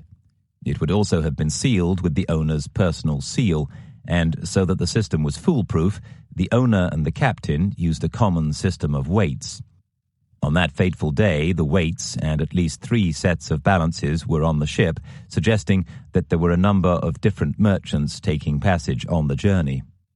Already, in the Bronze Age, a single-mass standard was used across the Mediterranean based on a unit weight of 9.3 to 9.4 grams. Skeptics may think that surely this skill with sailing could not have come suddenly from nowhere as if by magic. True enough, long-distance sailing is demanding. It takes great skill, intimate knowledge of the seas and constant vigilance, not forgetting bravery, perseverance, and a certain amount of luck. When Tim Severin set out on the trail of the Golden Fleece, pessimists calculated that unless they had favorable winds to help them, the crew would have to row more than 1 million oar strokes each to reach Georgia. A testing mission. This skepticism would be misplaced. When we discover a new city, a new monument, or a new wreck, we don't manage to do it in neat chronological order. To early archaeologists and explorers, the ancient Egyptians must have seemed to have had almost preternatural abilities. To many of us, they still do. Yet their technology wasn't sent down to Earth by aliens, as some have claimed. The truth is that those achievements look surprisingly sudden to us because we are missing the various stages of development in between. In the case of the Egyptians, many sites dating from before Old Kingdom Egypt simply hadn't been dug up or recognized for what they really were until relatively recently. Just like the hidden passages and chambers in the Great Valley of the King's Tombs of the Egyptians, the Minoans' seafaring skills didn't come from thin air. This resourceful culture had built up a body of knowledge over the centuries, as I'd found when tracing their DNA trail back to the Hittites. Just as in Egypt, the longer we wait, the more evidence of early Cretan seafaring we will find. I had to know more about Minoan sail power. Ships were essential to move the raw materials on which Minoan civilization was based. They had to shift their finished works for export, and they also needed to transport the raw materials for their products, whether that meant copper from Cyprus, elephant and hippopotamus ivory from India and Africa, gold from Upper Egypt, gypsum and glass from the Levant, or the mysterious substance amber from the Baltic. They therefore needed ships that could travel hundreds of miles across the Mediterranean and, in the case of the precious amber, to the Baltic. Could they possibly have done that? So I turned my thoughts back towards the actual task of sailing and to Tim Severin. Voyage to the Black Sea by Replica Ship. A Harkness Fellow at the Universities of California, Minnesota, and Harvard, Tim Severin has written many books on exploration, from Tracking Marco Polo to Vanishing Primitive Man, and, most importantly for me, The Jason Voyage. When Homer wrote the Odyssey around the 8th century BC, he said that Jason and the Argonauts' brave and epic voyage in search of the Golden Fleece was already a tale on all men's lips. This would have been a generation before the Trojan War. Critics have been skeptical. The voyage couldn't have had any basis in reality, they argued, because this was too far back in time. The technology simply wasn't in existence. Severin's aim had been to find out if Jason could have really sailed to the Baltic in 1300 BC. To quote him, "We hoped to track them, the Argonauts, in reality. So we rowed aboard the replica of a galley of Jason's day, a 20-oared vessel of 3,000-year-old design, in order to seek our own Golden Fleece." He based his reconstructed ship upon drawings on Bronze Age pots and frescoes, as well as carvings on armor, jewelry, and seals. For reasons of cost, it was a half-scale model, 16.5 meters, 54 feet, long, from the tip of her curious snout-like ram in the bows to the graceful sweep of her tail. Later pictures of ships dating from the 7th to the 4th centuries BC gave Severin further technical details to follow, such as the way the sails were rigged and controlled. In Homer's writings, Greek ships are measured by the number of oars. They came in 3 sets of 20, 30, and 50 oars. To save money, Severin chose the smallest. Severin was going against the currents all the way, with no help from the prevailing wind. The ship he would sail would be some 2 centuries younger than those shown on Thera's frescoes. It was a difficult task. Although his ship was just half the length and breadth of ships 5 and 8 at Thera, with half the number of oars, its volume would be just 1/8 of that of the Thera ships.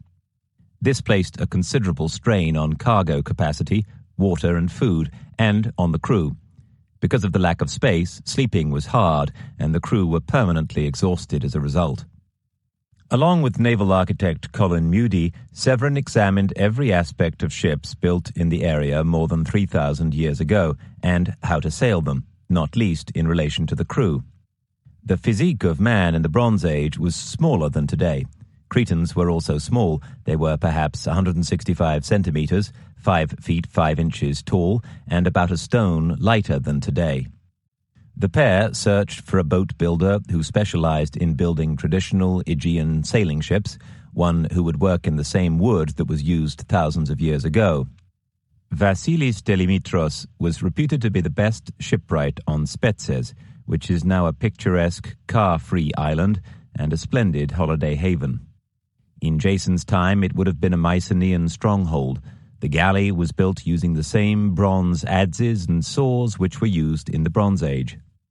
Delimitros followed Colin Mudie's drawings closely, not least when constructing the hull, where the planks were joined edge to edge, as in the Uluburun wreck. Grooves were chiseled out of the plank, a tongue of oak was inserted, a matching tongue was cut out of the plank to be joined, the two were hammered flush together, then a hole was drilled for a locking peg through the matching tongues. To Vasilis, it was no problem. He built one complete side of the ship by eye, then the next. The planks were slotted together as quickly and smoothly as if he had been doing the job all his life. When the hull was ready, they carved the mast from a tall, straight cypress tree, as well as 2 3.5-meter, 12-foot-high steering oars. The rigging was similar to ship 6 in the Thera fresco, hemp woven and stitched to make stays, sheets, and halyards. The pulleys were copied from the oldest known shipwrecks with wooden sheaves fixed around wooden pins. Finally, the fierce and brave Argo was ready, and was even painted in the livery of red, white, and blue, found both in Mycenaean ships and on the Theron wall frescoes. What now follow are my own impressions. At times they may appear critical.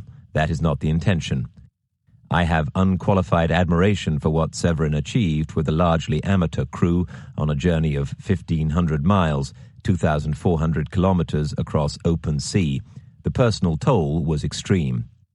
For instance, Severin describes an occasion when a gnawing storm brewed up in the Black Sea and the heavy downpour turned the hands of the rowers a horrible, pulpy white. As he describes it, their hard-won blisters looked like dead flesh. The incident itself clearly shows the dangers that Bronze Age sailors would have had to face routinely.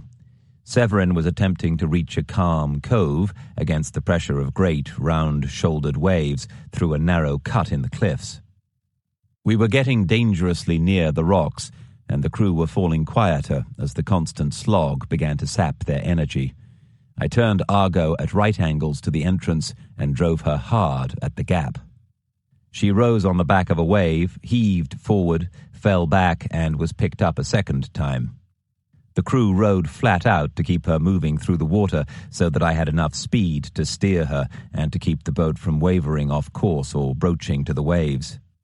In a spectacular roller coaster ride, the galley went tearing through the gap, her fierce eyes staring straight ahead, and we entered the haven. There were plenty of disasters, but in the event, many things went better than planned. Firstly, the bow ram proved a convenient place for the crew to sit to relieve themselves. A line of pegs doubled as a ladder to climb back on board. The sailors could wash themselves and their clothes when becalmed, as well as fish from the ram. Secondly, the twin steering oars, which were worked in opposite directions, turned the ship easily. Then, in flat, calm seas without wind, 12 oarsmen out of the 20 could push the ship along at 3 to 3.5 knots, even faster if the center of gravity was adjusted by shifting the resting oarsmen and cargo aft. Severin writes, Argo spent all that day skimming over the waves in Jason's wake like a ship out of a dream. Under full sail, she behaved superbly. The hull cleaved through the blue sea, and with the merest touch of the 2 steering oars, Argo responded like a well-schooled thoroughbred. She turned as deftly as one could wish, and a second touch on the tillers to bring them level brought her back on course, running sweetly forward. One could feel the ship quiver as she sped downwind, her keel and planks thrumming as she rolled over to the following seas, while her ram threw aside a cresting bow wave. For hour after hour, Argo ploughed along at 5 to 6 knots, leaving a clean wake behind her, while the crew relaxed on the benches. Finally, Argo had very good sea-keeping qualities in a gale. Although she was wallowing and lurching, and was seemingly threatened by wave after wave, she did not take on much water. The crew, although they got seasick, just sat and waited for the gale to pass.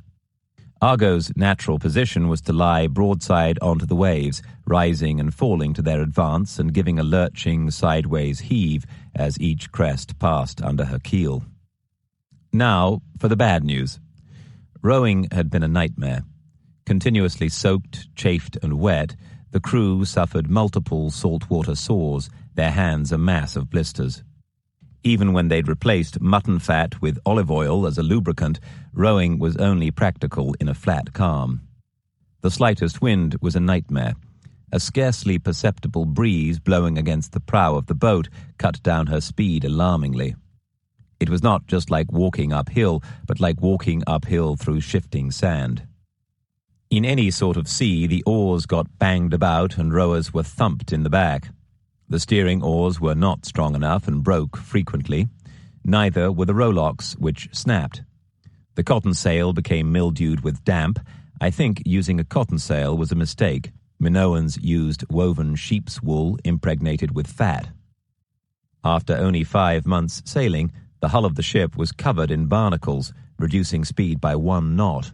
The Thera frescoes showed that the Minoans sheathed the hull in canvas, which would have eliminated most barnacles.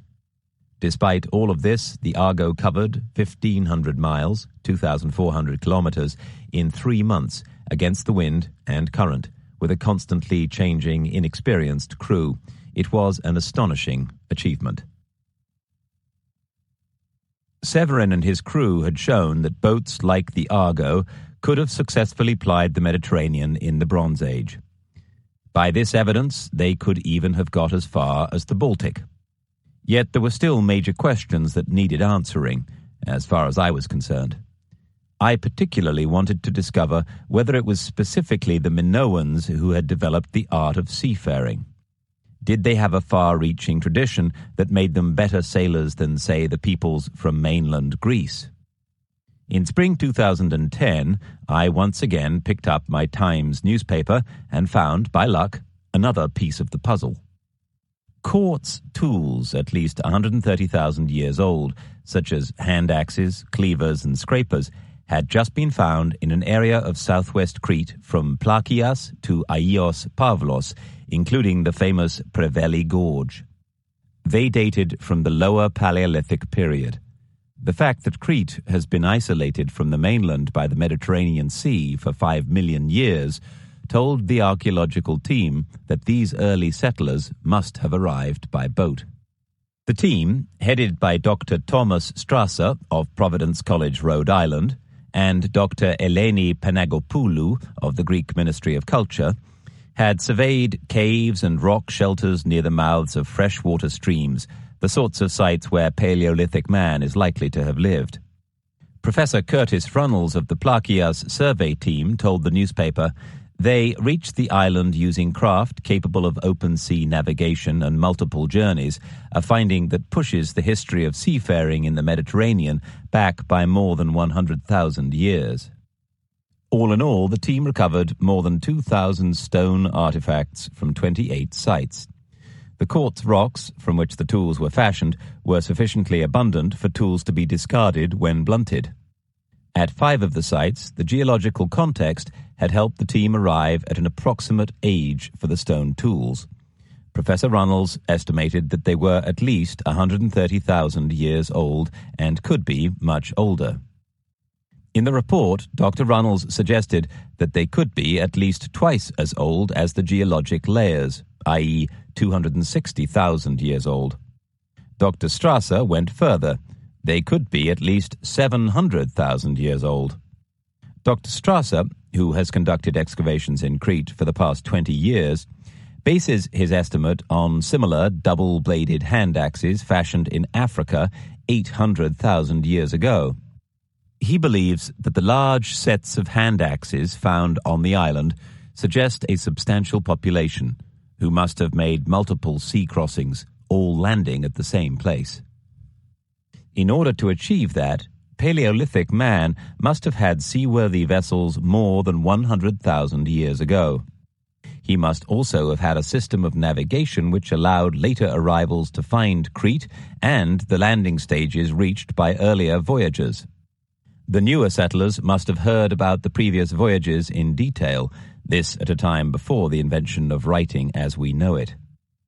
Before these extraordinary finds were made, it was thought seafarers had not reached Crete until around 6000 BC. But it is now generally accepted that by 4000 BC at the latest, Cretan people had sufficient food, shelter, and clothing to have surplus time on their hands, and at this point life ceased to be purely a battle for survival. The Plakias survey team believed that this was the earliest evidence of lower Paleolithic seafaring so far found in the Mediterranean. Crete's very first inhabitants had arrived at the island by ship. Who knows what archaeologists will find next? We don't know in what sort of craft, but it seems that people were navigating Homer's wine-dark sea tens of millennia earlier than anybody has ever dared to think. 10. Life in the library. My task now, if I was going to get any further with my quest, was to find out more about the Minoans' need to sail. What exactly were they trading, and how far did they have to travel to get it? The Uluburun wreck had told a fascinating story, and I needed to unravel it. Dauntingly, I had to bridge the more than 3,000-year gap between the wreck and our own age. Luckily, it was not that difficult to stroll from my home in North London to the British Library. I spent 3 long weeks researching the Uluburun wreck and objects found in its hold, going back and forth to the library's enormous new red brick building on the Euston Road, breathing in the calm and scholarly atmosphere with real enjoyment. It is somehow rather comforting to sit inside a building with so much knowledge propping it up from all sides. It feels like a cocoon against the world, a time shuttle carrying everything in its red brick hold, from beautiful historic maps to rare manuscripts. I like to think of all those books and papers mouldering away in basements underneath, but the reality, as a diligent and helpful librarian explained to me, is that they are kept in vast, climatically controlled racks underground, often in off-site storage facilities as far away from London as Boston Spa. Now I was able to check up on the Uluburun's cargo in detail. Only a few months ago, the ancient world had been simply darkness, as far as I was concerned. Gradually, flashes of bright color were piercing through that shadow and murk. I was beginning to get a feel for the real lives of a fast-developing people who had been inhabiting an extraordinary, active, bustling world that a few months before I had scarcely known existed. I also wanted to discover more about the Egyptians' political and strategic alliances. It seemed to me that the Minoans must have developed a long-standing relationship with Egypt if they traded so many goods from Africa and the Middle East. Fairly quickly, I learned that Minoan Crete had been renowned for its sophisticated perfumes, which it exported across the Mediterranean. Terebinth, with its hyacinth-shaped candles of bright red flowers, still grows on Crete and is often used to lace the local brandy. To people in ancient cultures, scent was of great value. They burned many kinds of resins and woods in their religious rituals, as well as adorning themselves. I already knew from past travels to Egypt and the west bank of the Nile that Queen Hatshepsut had led whole expeditions in search of another intense scent, incense. The results were recorded on the walls of the mortuary temple created in her honor at Deir el-Bahri, near the entrance to the Valley of the Kings. In the Uluburun wreck's hold, the spirit of waste not, want not was evident. The stalks and leaves of the terebinth bush itself had also been used on the ship as a springy packing material, protecting delicate items on the journey.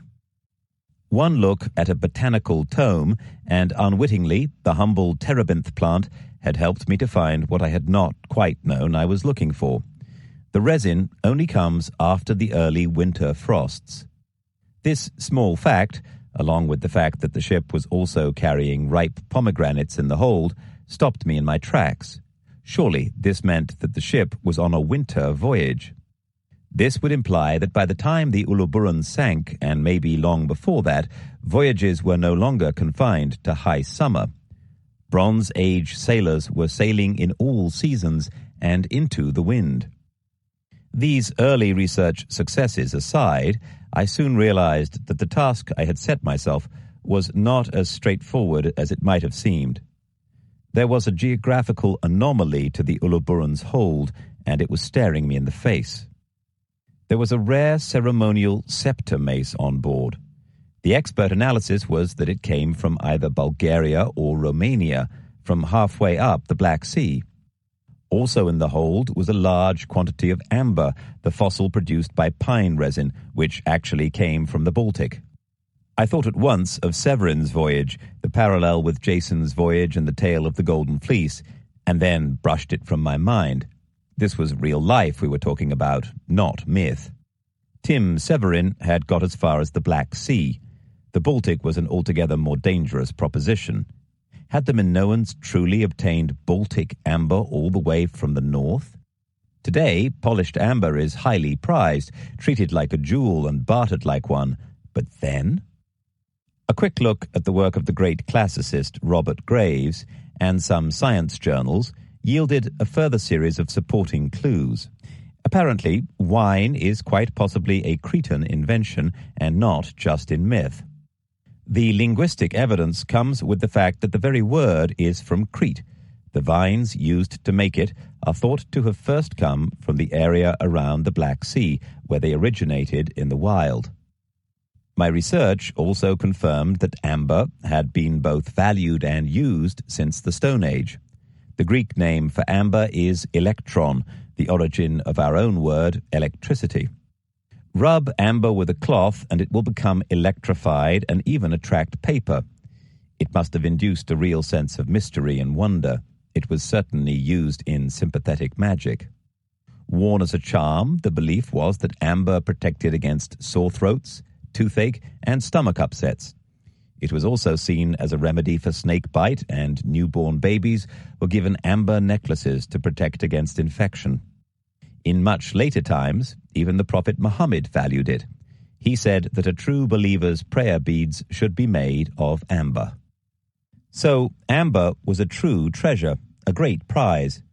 To obtain it, our ancient mariners would have needed to sail through the Kattegat and Skagerrak.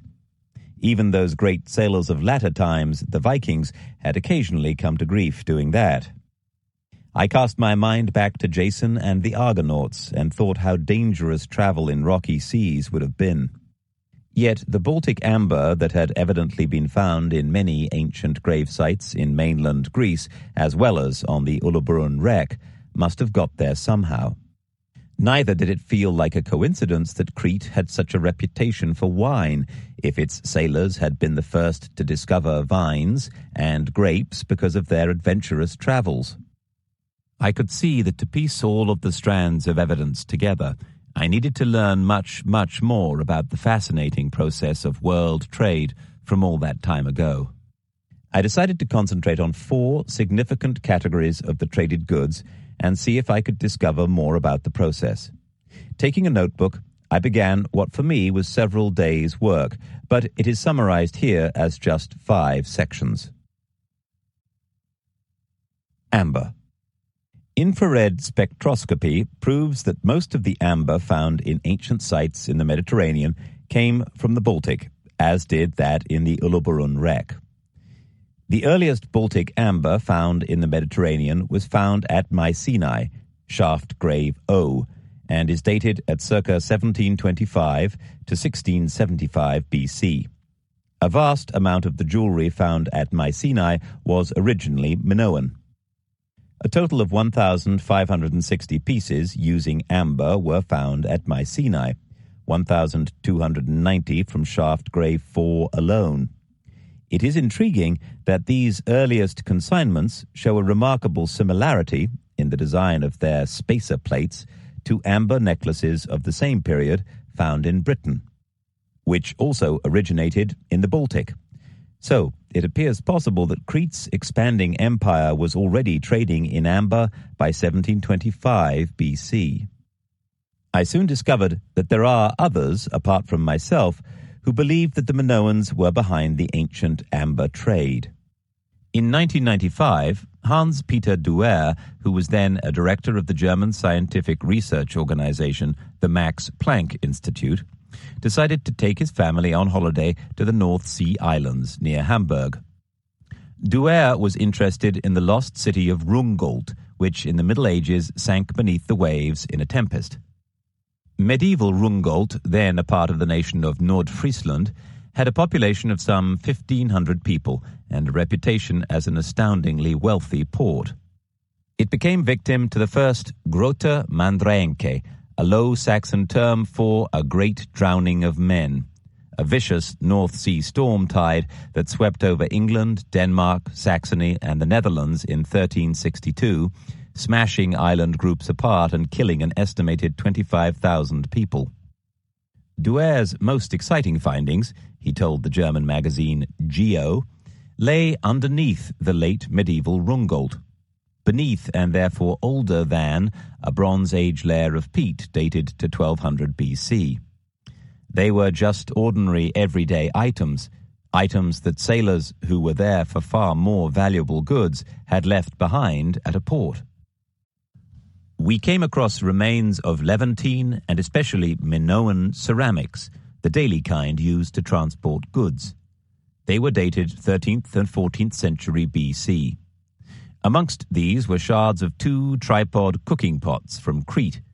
That's why we believe ships were sailing in 1400 BC from Crete to the coast of northern Frisia. There is a possibility that these pots could have been antiquities which were being carried much later by a more modern ship. Douer doesn't believe that because the items themselves were so ordinary. The cooking vessels were scarcely antiques.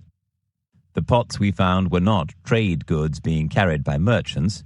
The ceramics were of practical daily use, belonging with great certainty to equipment on a ship.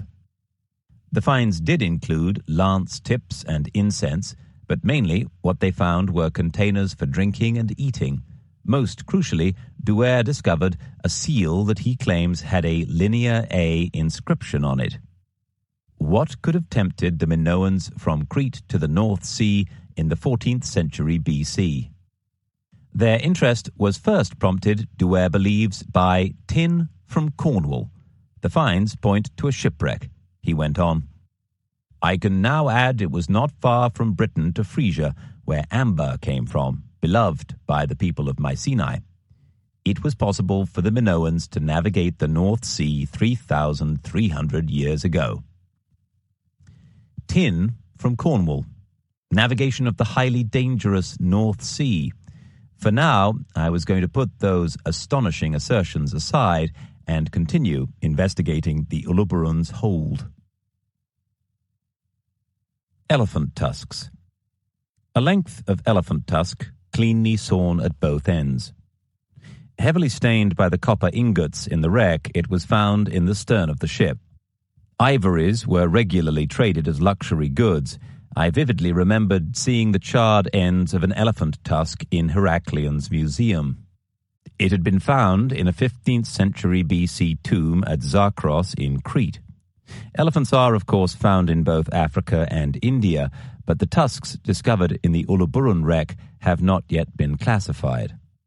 However, we know Indian elephant tusks did reach the wider Mediterranean in the Bronze Age. 5 tusks from Indian elephants have been found in the ruins of a Middle Bronze Age palace at Alalak in southern Turkey, and more at Megiddo in northern Israel's Jezreel Valley. Hippo teeth. I have a soft spot for the hippopotamus and its teeth. In 1959, I had the misfortune to be serving on HMS Newfoundland, a cruiser returning from Singapore to the UK for decommission. Newfoundland was an old Second World War ship, useless in the age of strike aircraft and nuclear submarines. She had a complement of 58 officers, when 8 would have been enough. For most of the time we had nothing to do, so we drank heavily to pass the time. We berthed at Lourenço Marques in southern Mozambique and spent the first night at a seedy Portuguese nightclub. One of my favorite singers, Maria de Lourdes Machado, was singing fados, the sad Portuguese songs of lost love and betrayal. I think we must have all overindulged. It was a beautiful dawn and we decided to go on a hippopotamus shoot in the delta of the Limpopo River to the north. We took one of the ship's motorboats, a crate of rum and some limes, and set off. We found plenty of hippos snorting in the shallows, and we started shooting at their flat backs. The hippos didn't like this at all. In fact, they rammed the boat. I remember seeing the boat in the air, cartwheeling upside down with the propellers still turning. An angry hippo with red, bloodshot eyes and huge teeth was staring at me from a few feet away, eyeing me up for breakfast. Too drunk to care, I vomited green bile which spread in an oily slick across the muddy Limpopo water towards him. In disgust, he dived under me and disappeared. So, I had had a good enough close-up of hippopotamus teeth. More to the point, their teeth have been worked into ivory jewelry for a very long time. A fragment of a hippopotamus lower canine was found at Knossos in the ruin of an early Minoan 3rd millennium BC palace. So there was trade between Africa and Crete, long ago. Shells. It's extraordinary to think that objects as delicate as ostrich eggs managed to survive the wreck of the Uluburun, but some of them did. At least 5 tortoise carapaces were also on the ship. The ball-like shells were used for making lyres. But I was interested in 2 types of shell in particular. The first sort came in their thousands, those of Murex opercula, sea snails. Crete was the world center of the trade in the prized purple dye that was extracted from these incredibly smelly mollusks. It took thousands of murex to make enough dye for the hem of a cloak, and the Minoans had farmed them in great numbers for this lucrative trade. The presence of so many of them on the wreck supports the idea that the ship was Minoan. I was also intrigued by 28 rings from an unidentified large shell. The rings were found cut into shape and ground down. Their size implies that they were not from the Mediterranean, but from the Indo-Pacific region. They had already attracted the attention of experts. The Uluburun rings provide evidence for trade between the Persian Gulf and the Levantine coast during the 14th century BC. Shells were either imported into Mesopotamia as finished rings, as may have been the case in Usia, or made into rings there and probably also embellished with inlays affixed with Mesopotamian bitumen before being exported to the Levant. So, here we have a hint of the trade between the Minoans in the Mediterranean and the Indian Ocean. The copper ingots. When he discovered the Uluburun wreck, Mehmet Kakir was looking for sponges. What he found instead, he said, were biscuits with ears. What looked to him like biscuits turned out to be copper and tin ingots lying near the keel. Many of the tin ingots had corroded into sludge, but the copper ones remained in remarkable condition even after their 3,500 long years under water. The total weight of the ingots was some 11 tons, 10 of copper and 1 of tin. There were 354 copper ingots in the shape of an ox hide, 121 smaller bun-shaped copper ingots, and fragments forming another 9. No molds have been found to show how the molten metal was formed into these shapes, but it seems that there were 2 pours of molten metal into one mold in rapid succession, evidenced by cracking during cooling as the metal contracted. Most of the ingots were incised with marks when cold, probably at the trading place where they were collected and sold. The origins of this copper are heatedly debated. This is also true of the tin. If we knew its sources, it could explain how the Mediterranean exploited such enormous quantities of bronze when there appeared to be insufficient numbers of mines to satisfy the demand. A thorough analysis of the copper ingots has been carried out by Professors Andreas Hauptmann, Robert Madin, and Michael Prange. It is described in their paper on the structure and composition of copper and tin ingots excavated from the shipwreck of Uluburun. They write, "The ship carried 10 tons of copper and 1 ton of tin. The cargo thus represented the world market bulk metal in the Mediterranean. Cores drilled from a number of ingots show an extraordinarily high porosity of the copper. Inclusions of slag, cuprite, and copper sulfides suggest the ingots were produced from raw copper smelted in a furnace and in a second step remelted in a crucible. Internal cooling rims point to a multiple pouring. We doubt that the entity of an ingot was made of one batch of metal tapped from a late Bronze Age smelting furnace.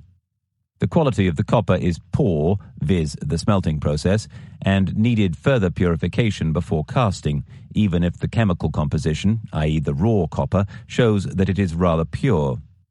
The copper was not refined. The tin ingots in most cases are heavily corroded. The metal is low in trace elements except for lead." The authors were studying the smelting process, yet in examining that procedure, they also had to analyze the raw material, and the results intrigued me. They continued. From the chemical point of view, The purity of this copper is extraordinary in comparison with other sorts of copper distributed in the late Bronze Age Old World. For instance, copper from the Wadi Arabah is much higher in lead, up to several percent. Copper from the Caucasus area is extraordinarily high in arsenic, up to several percent.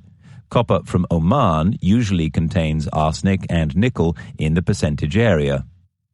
The authors don't believe that this extraordinary purity could have been the result of smelting.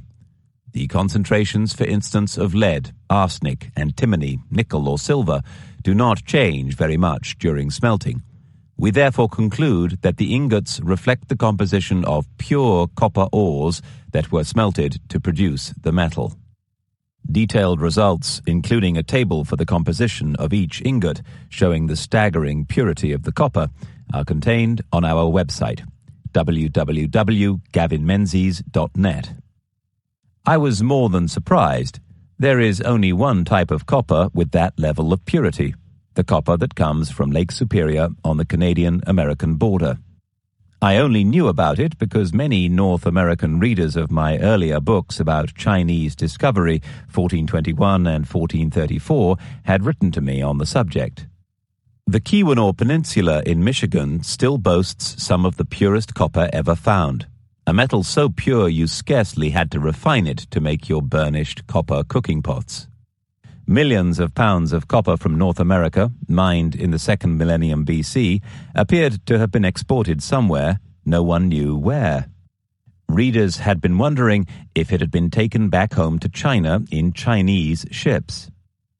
How could 10 of the bun-shaped copper ingots found in the Uluburun wreck be made up of Lake Superior copper? But then, how could a tiny American tobacco beetle have turned up in a ruined merchant's house on Thera in the middle of the Mediterranean? Sidebar. In an annex on our website, there is firstly Professor Hauptmann and colleagues' report on the chemical analysis of the Uluburun wreck copper ingots. Secondly, there are extracts of 13 reports on Lake Superior copper. As may be seen, all 13 copper samples from Lake Superior and 10 ingots from the wreck have purity of at least 99%, purity unique to both Uluburun ingots and Lake Superior copper. That evening, unable to put the subject or myself to bed, I read up on the investigating chief archaeologist's account of the find. Dr. Cemal Pulak is Director of Research at and Vice President of the Institute of Nautical Archaeology in Turkey. Because of the enormous value of the goods in the Uluburun's hold, Dr. Pulak believes that when it came to grief, the wreck had been carrying a royal or elite shipment. Even some of the everyday objects on board bear this theory out. For instance, both the Minoans and their successors, the Mycenaeans, preferred to be clean-shaven. Dr. Pulak believes that at least 2 Mycenaeans were aboard, escorting the goods. His theory was partly based on the evidence of 5 typically Mycenaean bronze razors found on board. Dr. Pulak's thesis is that the ship's home port may have been in Canaan, in what's now the North Carmel coast of Israel, mainly because of the characteristic Canaanite design of 24 stone anchors found with the wreck.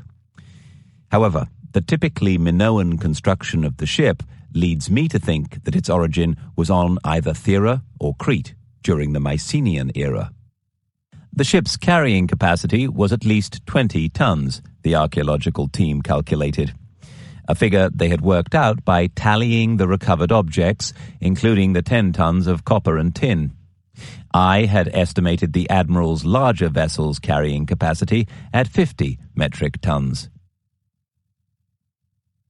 It was from Dr. Pulak's work that I learned with great curiosity of the existence of the so-called Amarna letters. The name Amarna had cropped up before when we were on Crete.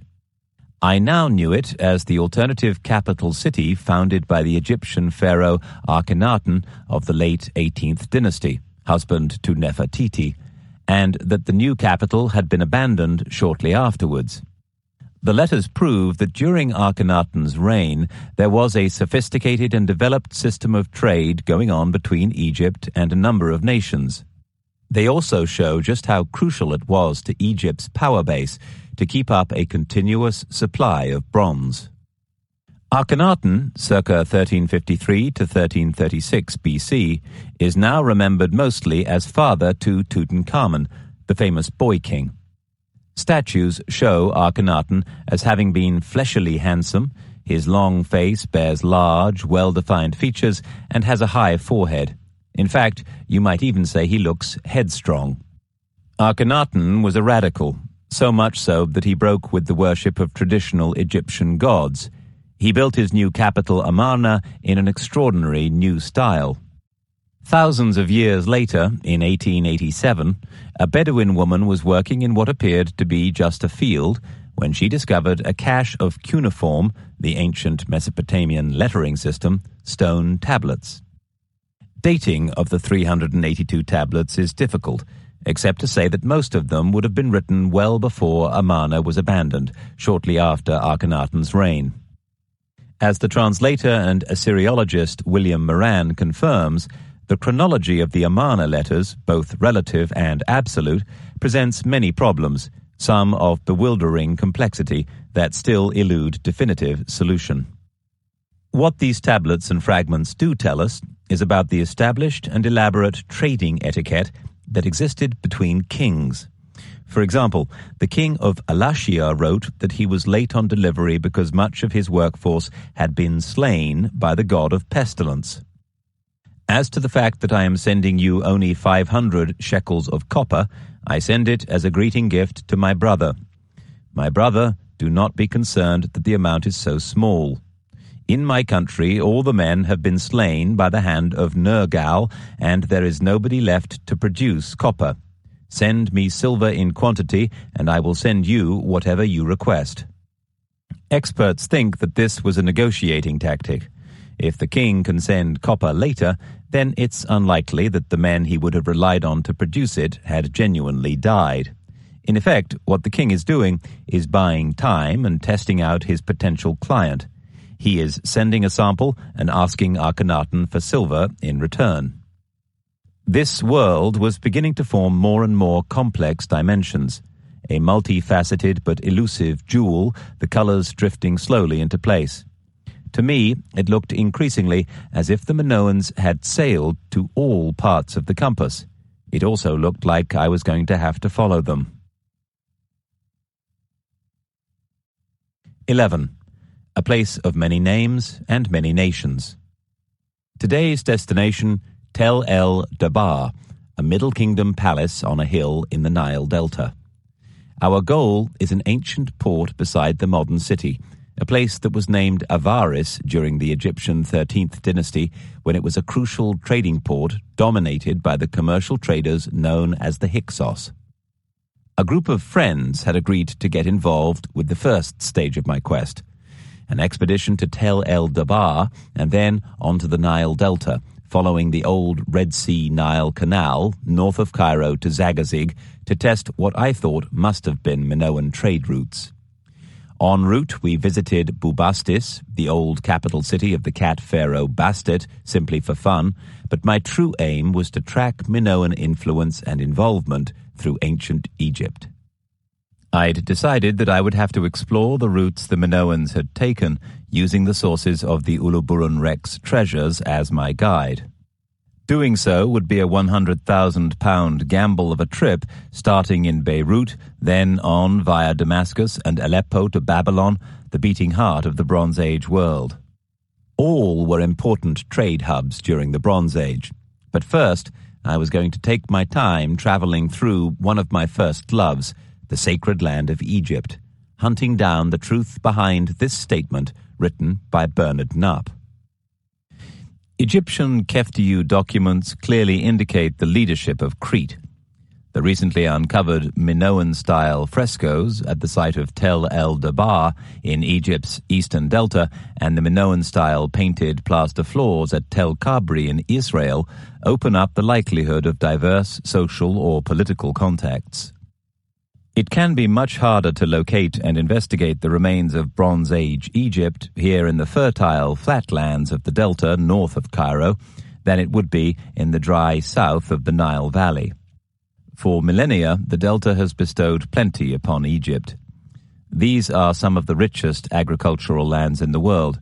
Egyptian farmers simply plant their crops and wait for the annual Nile floods to fertilize and water their land.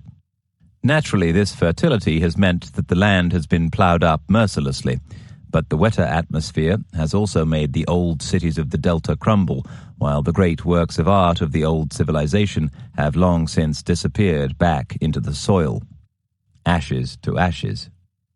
To begin with, we simply munched croissant and sipped strong Egyptian coffee, watching farmers set off to work on their donkeys. Skeins of geese migrate in the sky high above us. Each house has its dovecote. Now and then an old railway train chugs across the flat land, belching black smoke over the people hanging from its roof. It was market day, and the village was full of women in black burqas carrying their shopping on their heads.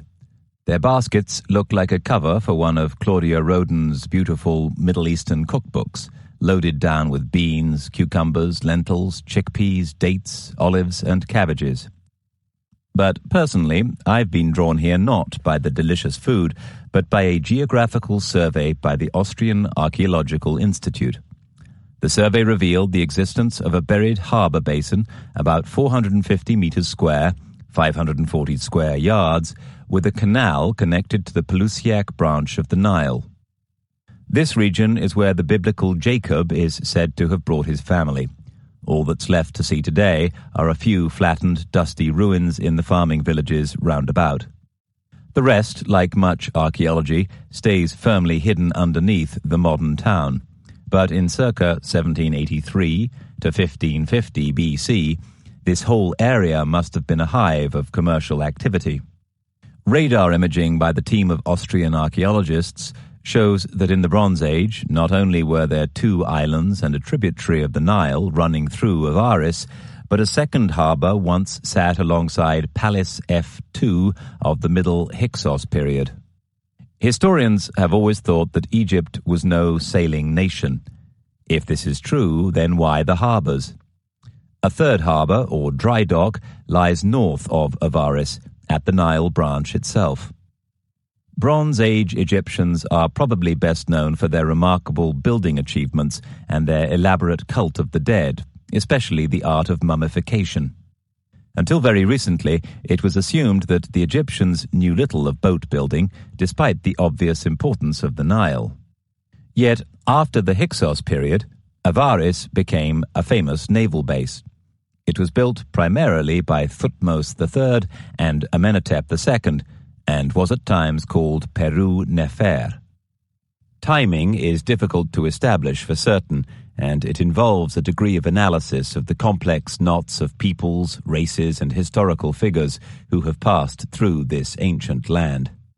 The Hyksos probably arrived in the late 12th dynasty, Middle Kingdom period. They may have come originally as shipbuilders, sailors, soldiers, and craftsmen. It's not difficult to imagine Avaris as the Dubai of its day, with a vast building workforce drafted in from overseas. The pharaohs settled them here deliberately in the late 12th dynasty to create a harbour town and perhaps even build the ships. But at a later time of political weakness, the workmen established their own small but independent kingdom and had to be swatted back. Hyksos artifacts have been found in the Knossos labyrinth. Thutmose III, also known as Thutmosis, was the warlike stepson of the bearded lady ruler Hatshepsut. He created the biggest empire Egypt had ever seen, an empire that ran from Nubia to Syria. At Luxor, on the heavily decorated walls of the tomb of Thutmose's valued vizier Rekhmir, is a famous fresco. It shows a procession of men whose looks and dress are definitely Minoan. See the enhanced portion of this audiobook. They come, as they say, bearing gifts. The painting is surmounted by a line of hieroglyphs. The translation reads, "The coming in peace by Keftiu chiefs and the chiefs of the islands of the sea, humbly, bowing their heads down because of His Majesty's might, the King Thutmosis III. Whatever this city's name was, through time it has been Avaris, Pyrames, or Peru Nefer. It was certainly a major port, bustling over the summer trading season and humming with the activity of many ships. And, as I was about to find out, the Minoans, or Keftiu, were here in force. Avaris, Peru Nefer, became a crucial military stronghold. The city was the starting point for the overland route to Canaan, the famous Horus Road.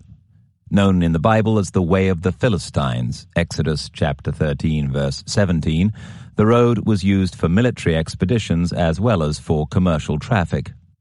The site appears to have been abandoned for a time after the Hyksos were driven out. However, by the end of the 18th dynasty, when the Egyptians were back in control, Avaris boasted 3 large palaces ringed by an enclosure wall. The whole complex was about 5.5 hectares, 13 acres in size. At least 2 of the palaces excavated here, Palace F and Palace G, held some truly extraordinary finds. When the Austrian archaeologist Professor Manfred Biertak first worked here in the 1960s, he was amazed to come across thousands of fragments of exotic wall paintings. They did not look remotely Egyptian. As he pieced them together, a somehow familiar work of art gradually unfolded before his eyes. It had a beautiful blue background. As he worked, he realized that there were some human figures. One was jumping. He was leaping over a bull. The archaeologist was astounded. He had definitely seen that image before. But where? In fact, Biertak's boy, seen jumping over bulls on a blue background, was exactly the same image as that on a fresco unearthed by Arthur Evans almost a century before, at Knossos. The electrifying discovery that Minoan artists had worked at foreign courts has had the art and museum worlds transfixed ever since. And now me. A number of different scenes showing bull hunts and acrobatics were discovered here, painted on the hard lime plaster favored by the Minoans of Crete rather than Thera. Some of them are set against a maze pattern. Hunting scenes, life-size male figures with staffs and heraldic griffins have been pieced together from the tiny fragments of plaster scattered across the site. The griffin is a typically Minoan motif, and the Avaris griffins were as large as the ones painted at Knossos. There is also an intriguing painted figure of a woman shown in a flowing white skirt similar to those of the priestesses of Knossos. Although it is impossible to establish with absolute certainty whether the patrons and the painters were from Crete, this is what the experts now believe. It looks strongly as if this was a Minoan trading outpost, a wing of the widespread empire I now suspected existed. If we think about today's modern multi-billion international trade in art, the thought prompts images of high fashion, of status, of rich people striving to create an ultra-sophisticated world that will impress those around them. The Minoans' great artistic skills would have been in great demand because they were of the highest order and were very rare in the Bronze Age world. Yet the colorful frescoes of Avaris are unlikely to have just been items of fashionable interior decor. On Crete, artists' use of the bull-leaping scenes and the half-rosette symbols were tightly controlled. Many of the Tel el-Dabar scenes show motifs which the experts believe are specifically royal. They may also have had spiritual significance. The images were restricted to formal buildings, particularly at Knossos, indicating the city's power. This outpost, therefore, must have had the same command and control type role.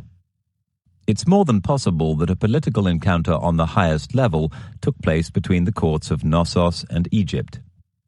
In Harold Evans's rather old-fashioned Edwardian take on the world, the throne room at Knossos was created for the male ruler Minos.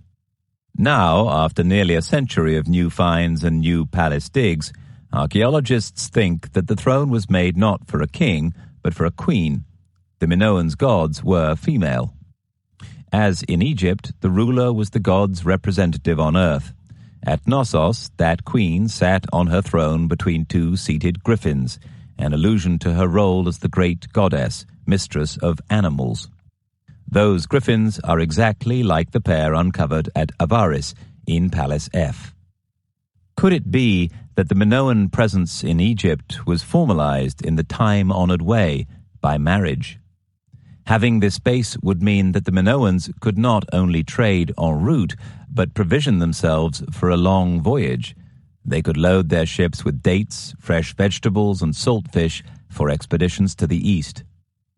Digs at the surrounding settlement, dated by pottery and scarabs, placed the palaces in the late reign of Thutmose III and that of his son, Amenhotep II. This fits in with the scenes on Thutmose's vizier's tomb. It all made perfect sense. A formalized pact with the Minoans would have provided a pathway for Egyptian traders to the southern Greek mainland and Greater Anatolia. It would also have given the Egyptians what we would now call, in our modern-day terminology, knowledge transfer, access to the Minoans' tremendous seafaring and shipbuilding abilities. Perhaps there was more besides. I'd arrived armed with the knowledge that the art world, at least, was convinced that even before the birth of Christ, the art market was fully international. Gradually, I was forming a picture of the Minoans as trendsetters as well as globe-trotters, the Damien Hirsts of their time, skilled practitioners who possessed ingenuity beyond price. After all, at Thera, they had painted graceful and lifelike scenes of monkeys, antelope, and lions, paintings so accurate that they had to have been copied from life. Minoan artists were not just skilled, they were celebrated. So, in a sense, it was no surprise for me later to find that their work appears on ancient palace walls, not just here in Egypt, but in a huge, south-sweeping arc through the eastern Mediterranean. At Mari, in modern-day Syria, at Ebla, about 34 miles, 55 kilometers away, at the ancient royal town of Katna, which is currently being excavated by a German-Syrian alliance, at Alalak in southern Turkey, and at Tel Kabri in Israel. The ancient city-state of Alalak is near Lake Antioch in the Orontes River Valley. Sir Leonard Woolley, who led the excavations in the 1930s and 40s, uncovered royal palaces, temples, houses, and town ramparts here.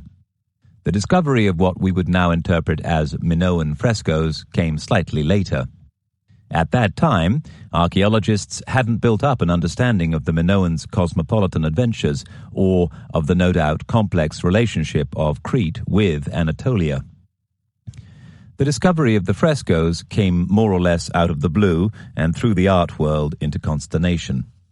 The revelation caused archaeologists to speculate that Crete's magnificent murals were in fact Asian. Woolley argued that there can be no doubt but that Crete owes the best of its frescoes to the Asiatic mainland. We are bound to believe that trained experts, members of the Painters Guild, were invited to travel overseas from Asia to decorate the palaces of the Cretan rulers. Yet the evidence that these were Minoan artists of great skill, exporting their talents in an arc reaching all the way to Babylon, has mounted inexorably with each new dig in the region.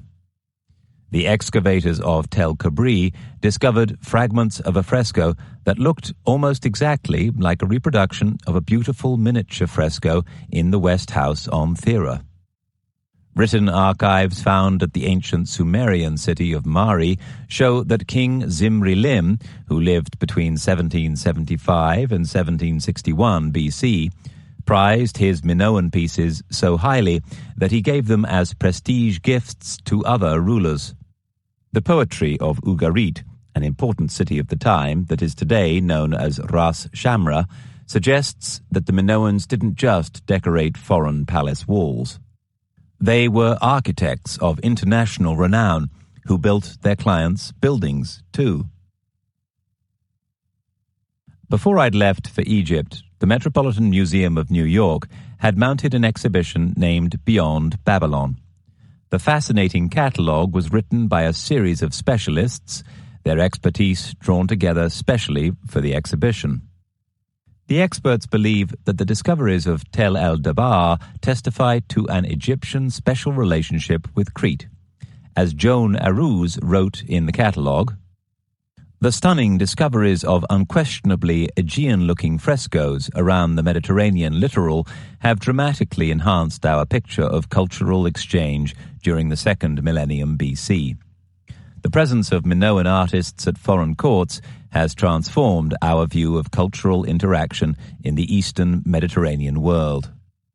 Beyond Babylon also cites Papyrus BM 10056, a document in the British Museum that mentions Cretan ships being docked in an Egyptian harbour.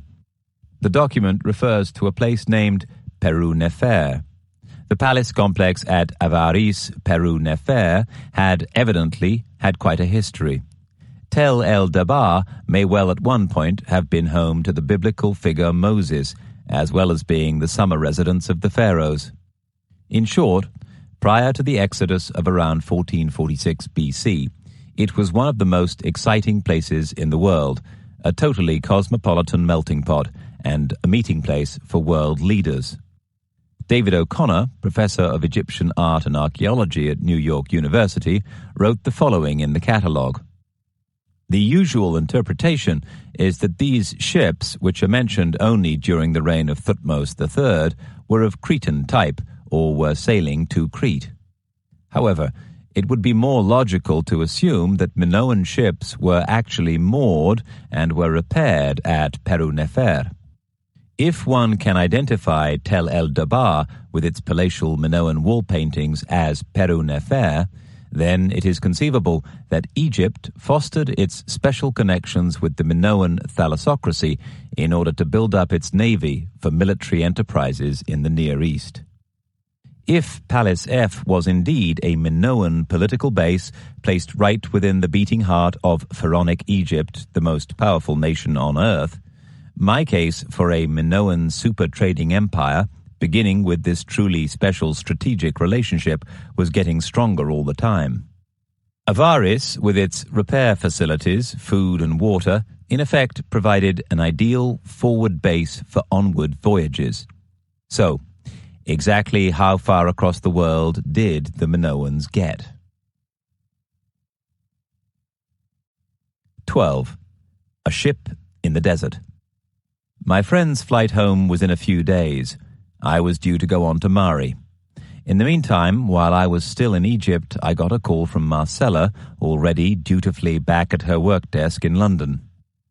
By a stroke of luck, she had come across a report in USA Today that shed more light on my quest. It was a piece by Dan Vergano, the magazine's science reporter, about a new discovery in the desert. She read the report out to me. Archaeologists generally downplay the Indiana Jones side of their discipline, full of daring-do and unexpected discoveries. But every once in a while, an amazing find surprises even the most experienced researchers. That's just what happened when Boston University's Catherine Bard reached into a hole in the sand at the edge of the Egyptian desert. Her research team of Italians and Americans now knows those caves hold the most ancient ship stores ever discovered.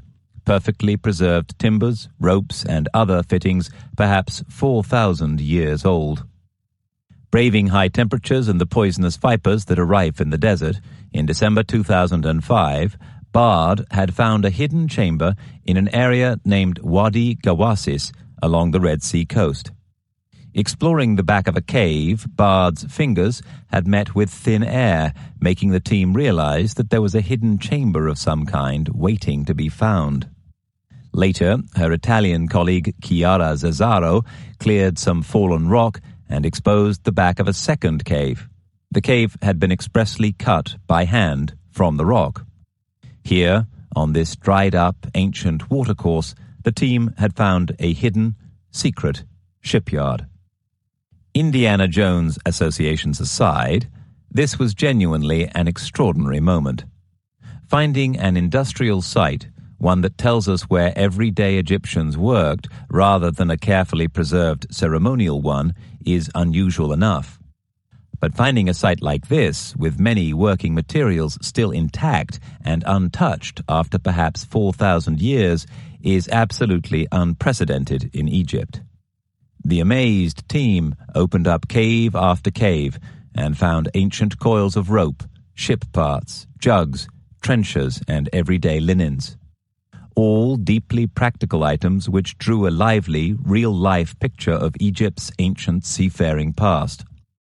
To date, the team have uncovered a complex of 8 caves, a network of rooms filled with relics over 4,000 years old that proved that the Egyptians had mastered advanced ship technology. In the complex were dozens of nautical artifacts, limestone anchors, 80 coils of knotted rope, ship timbers, and 2 curved cedar planks that seemed to be the steering oars from a 21-meter-long, 70-feet ship. Bard and her colleagues now believe, from studying satellite images at the Wadi, that there may be another ancient structure needing investigation in the form of a slipway or dock below what was the pharaonic harbour. When they created this harbour, the Egyptians were almost certainly aiming to exploit the wealth of the famous land of Punt. The actual location of this fabled place is a mystery, although Bard thinks it may have been in today's Sudan. The pharaohs were organized, methodical, and they thought for the long term. Although such expeditions were probably a rarity, they must have been occasions of great prestige.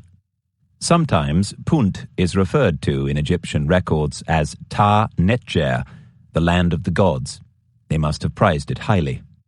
All we really know is that the mysterious land of Punt, or Punt, was fabled for its prized luxury goods, such as wild animals, perfumes, African blackwood, ebony, ivory, slaves, and gold. It may have been in today's Somalia or around the Hook of Africa in Ethiopia, but wherever it was an entry point to the tremendous and exotic natural wealth of wider Africa. We know that the most famous ancient Egyptian expedition that sailed to Punt was made personally by the remarkable Egyptian queen Hatshepsut. She is not the only female ruler in Egypt's illustrious past, but she was certainly the only one regularly depicted wearing a beard. Hatshepsut built a Red Sea fleet to bring mortuary goods back to Karnak in exchange for Nubian gold. Details of her 5-ship voyage to Punt are narrated on reliefs adorning her mortuary temple at Deir el-Bahri, mentioned in Chapter 10. A voyage of this kind would have been a huge logistical undertaking, requiring scribes, quartermasters, pack animals, workmen and shipwrights, as well as sailors. This may have been the preparation point for one leg of her journey. Still, the new Wadi Gawassis find shows that enterprising Hatshepsut was by no means the first Egyptian ruler to target the riches of the land of the gods. The archaeologists suspect that the port at Wadi Gawassis was used by the Egyptians for centuries, perhaps from as early as the time of the Old Kingdom, 2686 to 2125 BC, and lasting until around 1500 BC. They discovered limestone stelae in niches bordering one of the cave entrances. Many were indecipherable, but one clear-as-day inscription mentioned at least 2 early expeditions, one to Punt and one to Bir Punt. They were commissioned by Amenemhat III, 12th dynasty, who reigned about 1860 to 1814 BC. The expedition was led by 2 brothers, one named Nebsu and the other Amenhotep. Another inscription found there romantically describes the sea the brothers set out to conquer as the Great Green. The craft appears to have been up to 21 meters, 70 feet long, powered by rowers and sail. The cedar timbers used to build the ships were, as you would expect, cut and aged in Lebanon, then shipped to Egypt. It looks likely that they were built into boats on the Nile at a port site near modern Kift, then disassembled and trekked on donkeys across the desert for 10 days and reassembled at Wadi Gawassis, which was then the site of a lagoon, long since silted up. Now, the Institute of Maritime Research and Discovery is supporting the visit of several nautical specialists to the Mersa Wadi Oasis expedition. It must have been an extraordinary moment when the archaeologists opened up this mysterious cave to find rope, neatly coiled and knotted, stored exactly as some meticulous sailor left it over 3,800 years ago. The team found 40 large, empty wooden boxes in the storage rooms.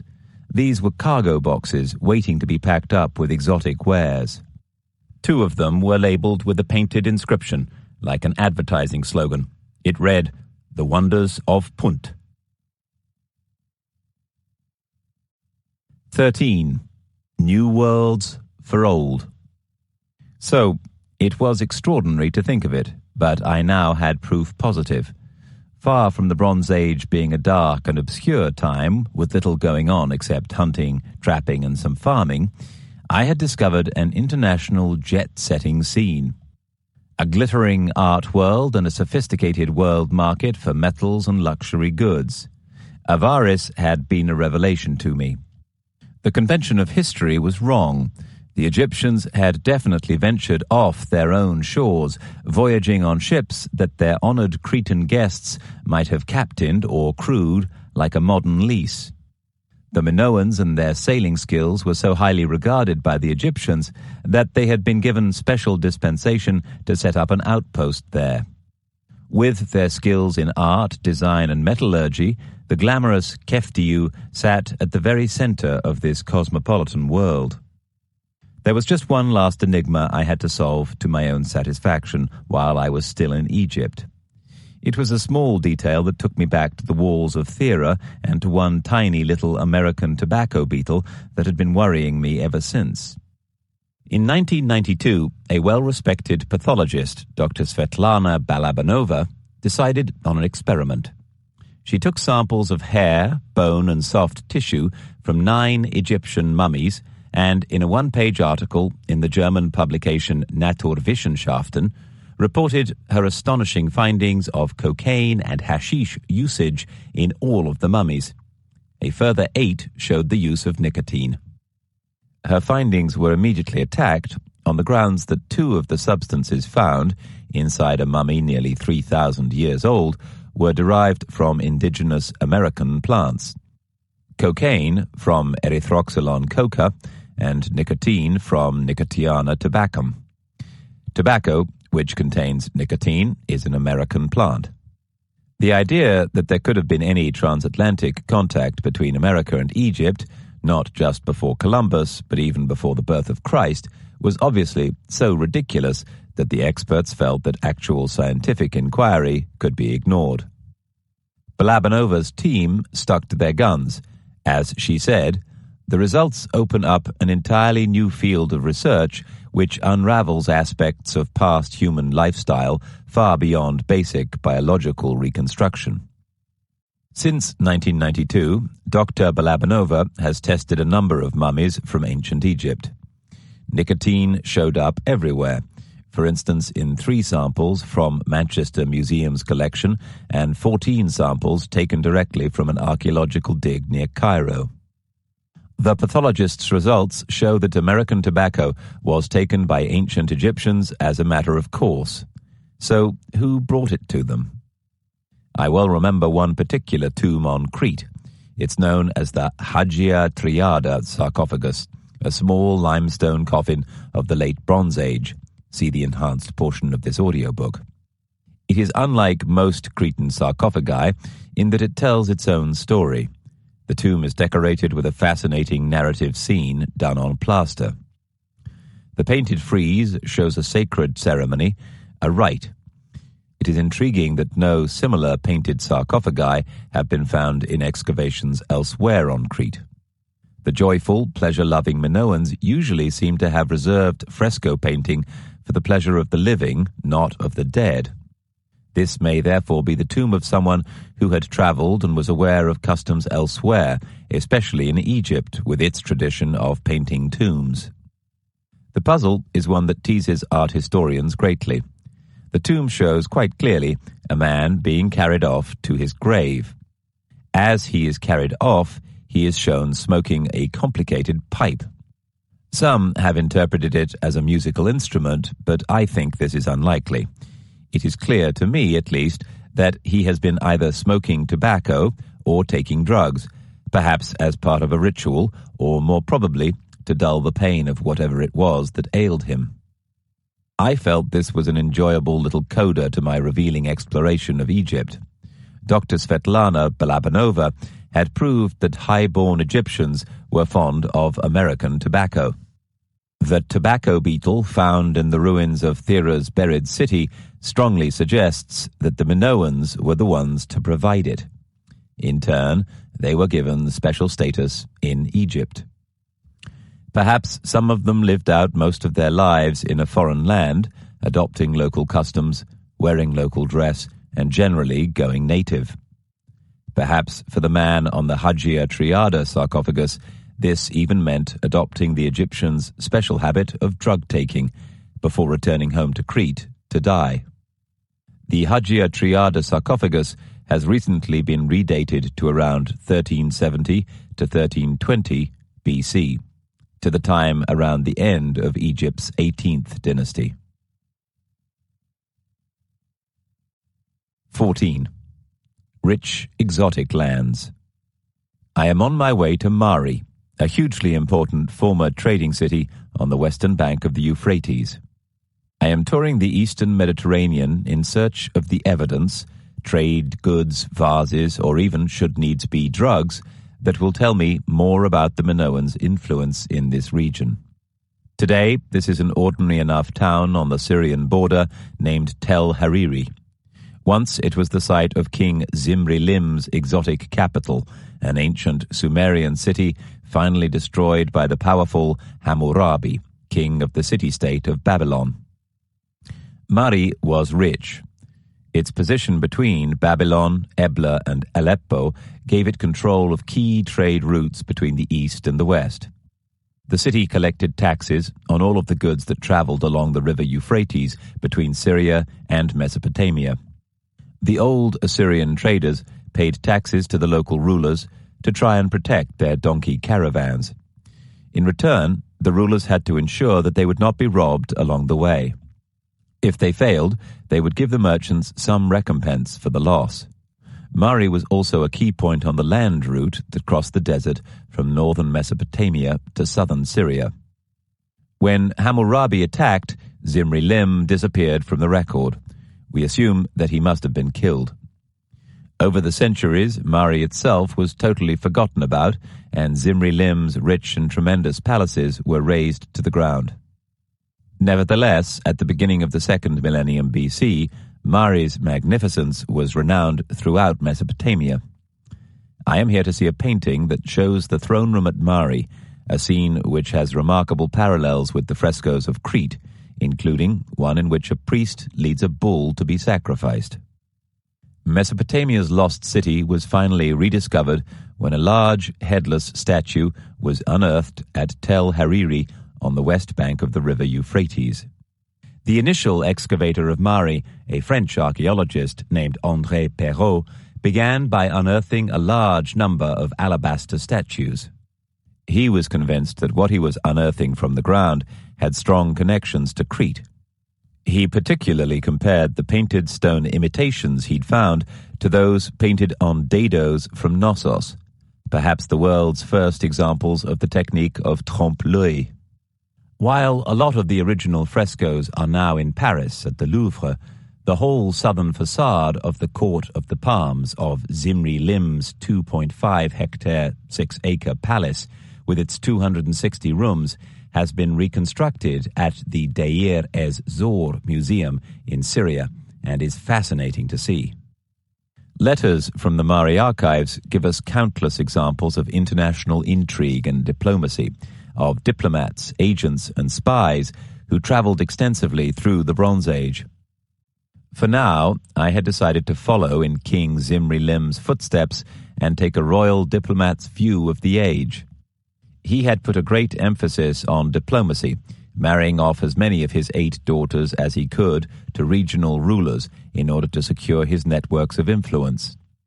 Mari's official records, found in the 1930s and translated by French archaeologists, also give us the only detailed historical account in the world of a Middle Eastern diplomatic mission, or at least one that took place in the Bronze Age. The records of Zimri Lim's remarkable journey show how vital a role trade played in promoting the art and science of the time. Taking with him an enormous retinue of more than 4,000 men and coffers of gifts and tin ingots, the likable bon viveur travelled for 6 months. The records show that the king was an avid collector of Minoan art and pottery. 3 months after setting forth, Zimri Lim reached Ugarit on the Mediterranean coast, a scene of Minoan influence, where he stopped for a month, striking up a friendship with the local danseurs. Not so different to today's Saudi princes in Beirut. I will be following his trail and also tracking down many of the finds from Mari, which have ended up in the museums at Aleppo and Damascus. Zimri Lim's journey started at the beginning of the 12th month of the Mari calendar, probably in mid-April. As the king progressed north up the Euphrates, he distributed gifts to the local rulers. Tin was the most sought-after commodity. My own journey will last just a week, but I expect to see some of the same sights, excluding the dancers, as in Zimri Lim's day nearly 4,000 years ago. On the way, I reread Jack M. Sassen's account of that Bronze Age world. The terms global and multicultural are often applied to contemporary society which has just stepped out of the second millennium AD. Remarkably, such concepts were relevant as well to the second millennium BC, when building upon the momentous development of prior millennia, the origin of cities and the invention of writing. An expanding social elite required bronze and demanded exotic luxury goods from distant lands. These needs fostered the creation of an era of intense foreign contacts, with new technological breakthroughs such as the invention of glass and a revolution in travel. This global culture was astounding. Sassen's research reveals a world in which kings exchanged gifts of extraordinary beauty and elaboration, salt cellars in the shape of lions and calves, drinking bottles in the shape of a horse inlaid with gold eagles and lapis lazuli, even, as in the Uluburun wreck, a golden chalice fit for a hero. Mari's official records show just how full and sophisticated a trader's life could be. As well as trading in basic goods, livestock, grain, oil and wine and raw materials such as wool, leather, wood, reeds, semi-precious stones and metal, they dealt in exotics, models of Cretan ships, desert truffles, rare wild animals including bears, elephants and wild cats. Of equal importance to the development of civilization, countries of the Eastern Mediterranean and Mesopotamia exchanged intellectual ideas, concepts in philosophy, science, and religion. In this cultured environment, anyone who had a valued specialist skill could move freely from place to place. Astronomers, physicians, translators, gymnasts, cooks, and seamstresses. Traveling artists were especially prized. Musicians came from Katna, Aleppo, and Karkamish. Cowries from the Maldives were used for currency. How did these cowries get to Mari when the Maldives are deep in the Indian Ocean? Jewelry was made from lapis lazuli from Afghanistan and turquoise, jadeite, cornelian, and quartz from India. By 2680 BC, cedar was imported from the Lebanon, and glass beads in their thousands from Indian rivers. Perhaps the best-known treasures from Mari are the proud bronze lions now in the Louvre. Most of all, the Minoans drove the process of international development. They had the ships, and they brought the essential raw materials upon which the crack pace of Bronze Age civilization relied: copper and tin.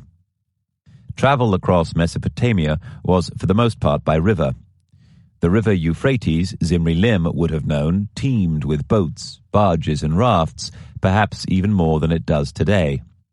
Levantine cities put on concerts with varied and colorful programs. Men belched fire and swallowed swords. Jugglers, wrestlers, and acrobats performed for the public. as did actors and actresses in masks and plays. New ideas and inventions travelled up and down this vital causeway. I settled back to enjoy the ride. Next stop, Beirut.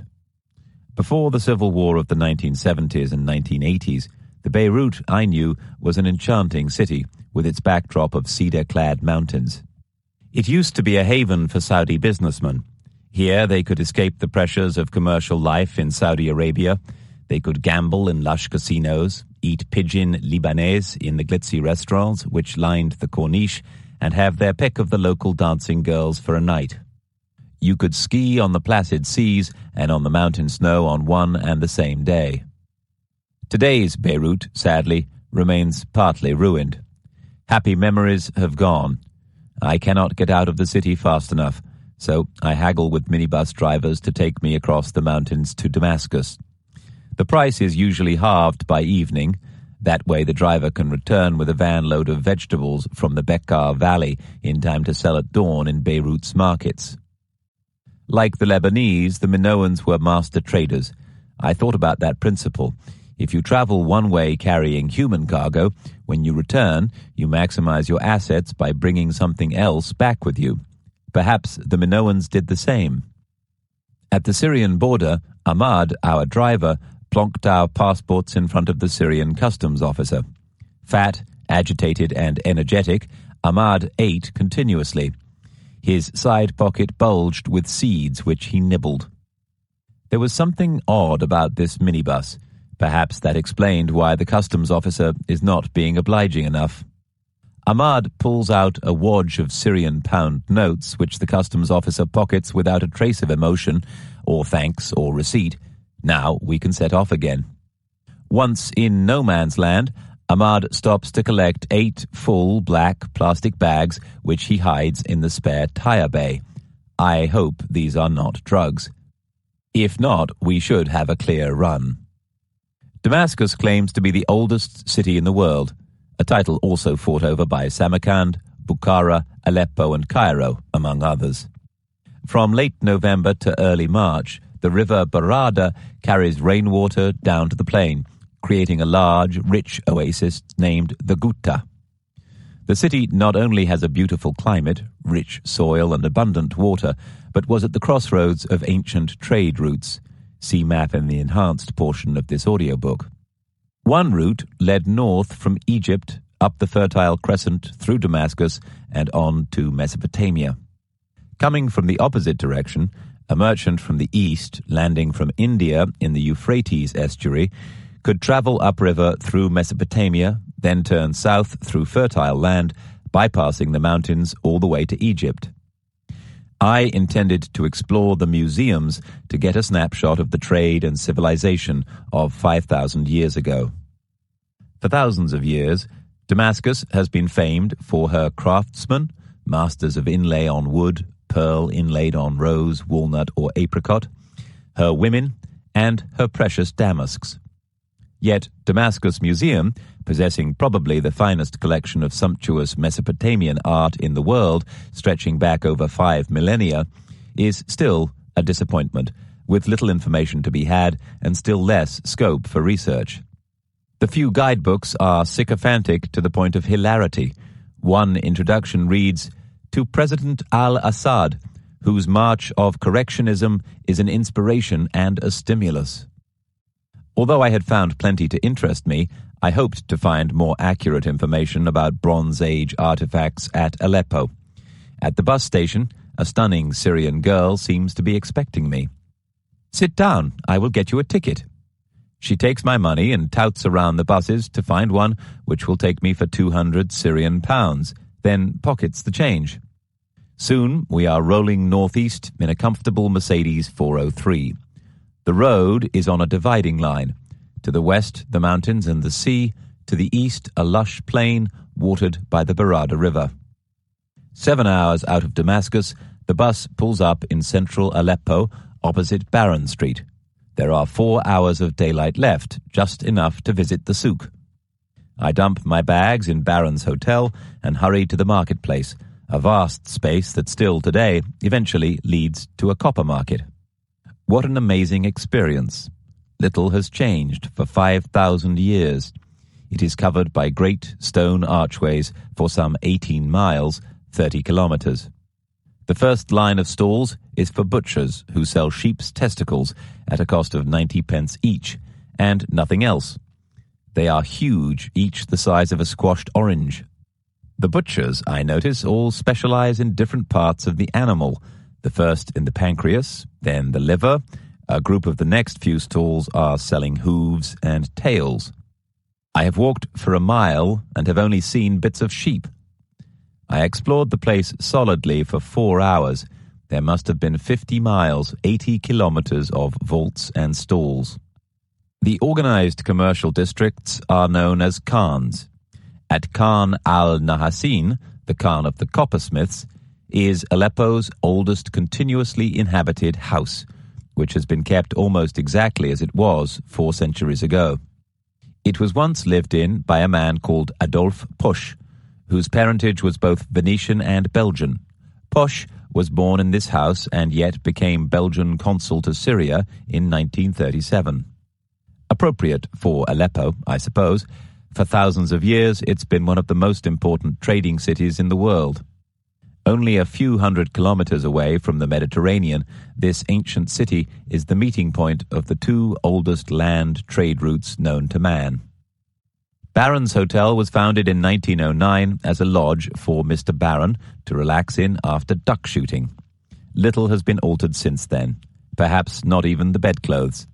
It is a delight to be here. Slightly foxed posters in the rather louche bar, a mix of 1970s high stools and what looks like 1940s everything else, advertise the inaugural Orient Express train journey to Aleppo. Mounted above the bar is Lawrence of Arabia's bill, extravagantly high at £72 9 A young female French archaeologist and I are the only guests.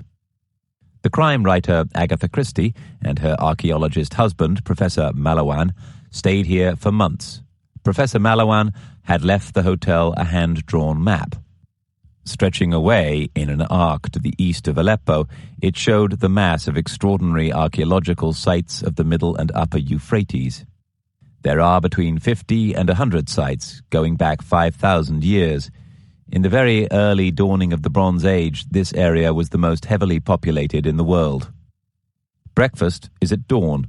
The French archaeologist, a dark young woman with a pinched face, offers me her boiled egg and cheese, provided I do not talk to her.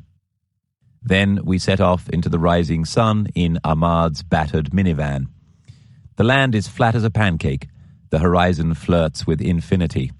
On the outskirts of Aleppo, the figs and apricots are ripening.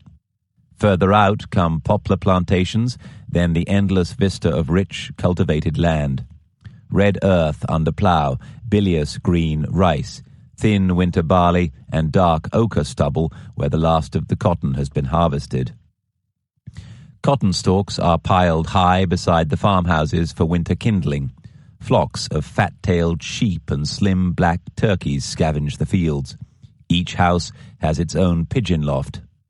Skeins of duck, high in the sky, migrate south. No one is shooting them now. I suspect that there is much more to discover about Aleppo, but I am happy with what I found in the museum, including some cuneiform slates about Mari that were originally discovered by Max Mallowan. Mounds of quinces and watermelons lie beside the road. 15. Proud Nineveh. Nineveh, at the center of what was Babylonia, is less than a day's travel and my final destination before I return to Beirut. I was here, again following in the wake of the Minoans, because this great city was once the epicenter of world knowledge. It was here that the Minoans could have pursued their understanding of the heavens to sacred levels. This time, I was on the trail of some sacred omens. Omens written down by trusted Babylonian priests during the Old Babylonian period, 1950 to 1651 BC. This would have been hard-won information, collected for generations and then written on clay. The ancient mounds and ruins lie at the crossing of the Tigris and the Kosur rivers, near the modern-day Iraqi town of Mosul. The exceeding great city, as it is called in the biblical book of Jonah, lay on the eastern bank of the Tigris in what was ancient Assyria. It is now one immense area of mounds and broken walls, overlaid in parts by rackety modern suburbs. In its calm and quiet, Nineveh's atmosphere must have once been like what we would today call a university town, like Oxford, Salamanca, or Bologna. And yet here, in what's now the Iraqi desert, all that remains are humps of rubble and mounds of bare earth. I was reminded of the biblical prophecy against proud Nineveh. And he will stretch out his hand against the north and destroy Assyria, and he will make Nineveh a desolation, parched like the wilderness. That's pretty much what seems to have happened. But it was here that the great Assyrian king Ashur-banipal, or Assur-banipal, had his palace and a library of world renown. Under his rule, the Assyrian kingdom stretched as far as the Gaza Strip to the west, Armenia to the north towards the Black Sea, east towards the Caspian Sea, and the Persian Gulf to the south. Assur-banipal reigned much later than the Minoans' time, in the 7th century BC. Assyria's genius had been built on the foundations of extreme military might, the imposition of ruthless discipline on its people, and the exercise of extreme brutality over those it conquered. The Assyrians seized Babylon in the 8th century BC, yet this contact at least seems to have been a civilizing one, inspiring the Assyrians to educate themselves. Assur-banipal was the ruler who finally managed the impossible, uniting the two traditions of Mesopotamia, war and words, within one culture. His significance for me was that, far-sightedly, he had put together a collection of much older astronomical and scientific texts. This was sacred knowledge, all of which he had ordered to be collected together from all over Mesopotamia, not least from the already ancient cities of Babylon, Uruk, and Nippur.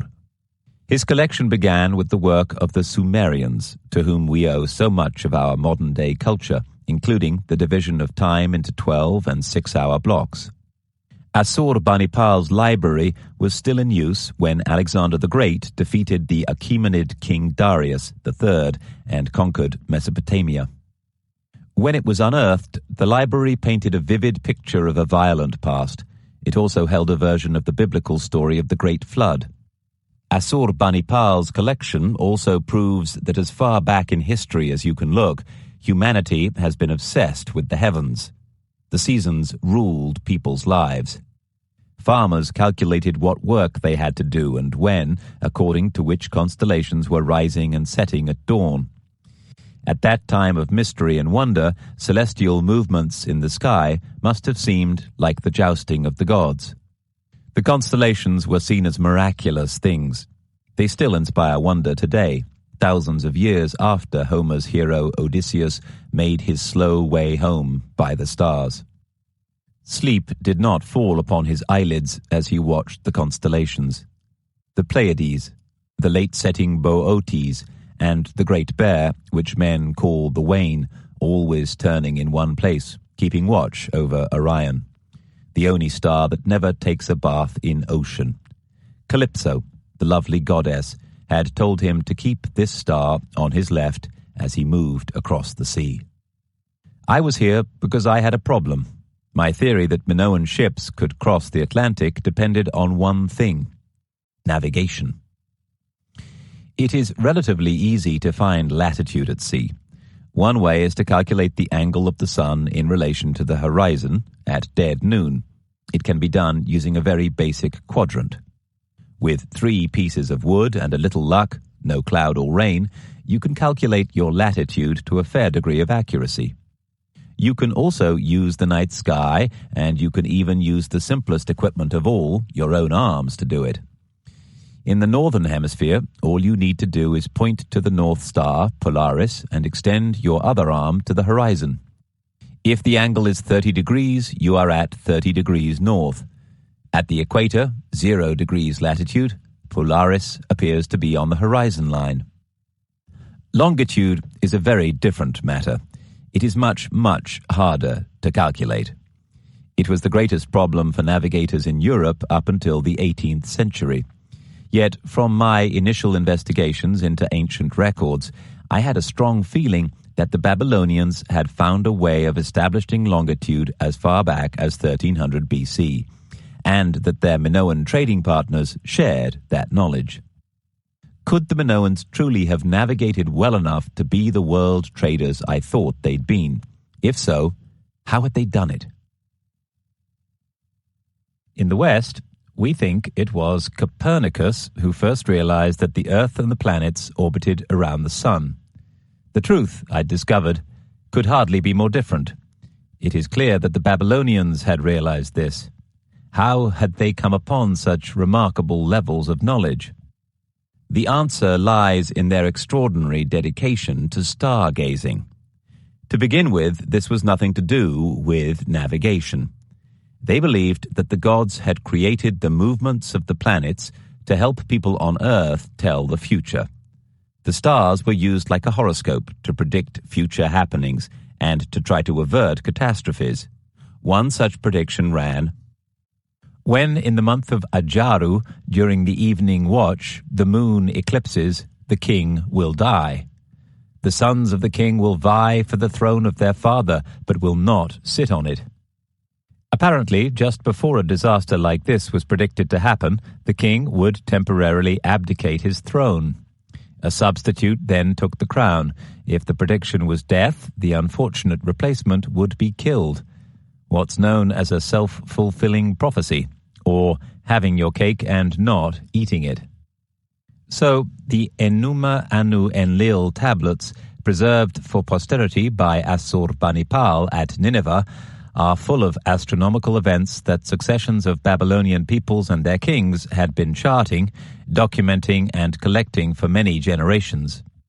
Astronomers worked for centuries, detailing exactly which stars rose on a particular day, the angle they rose at what time, and the distance between the stars.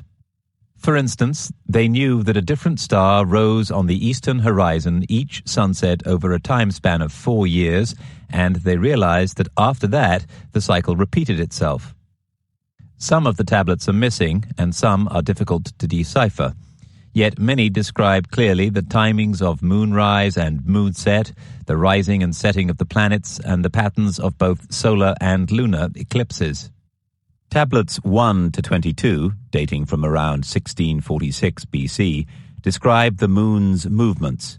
Tablets 23 to 36, the sun's eclipses, coronas, and parhelia.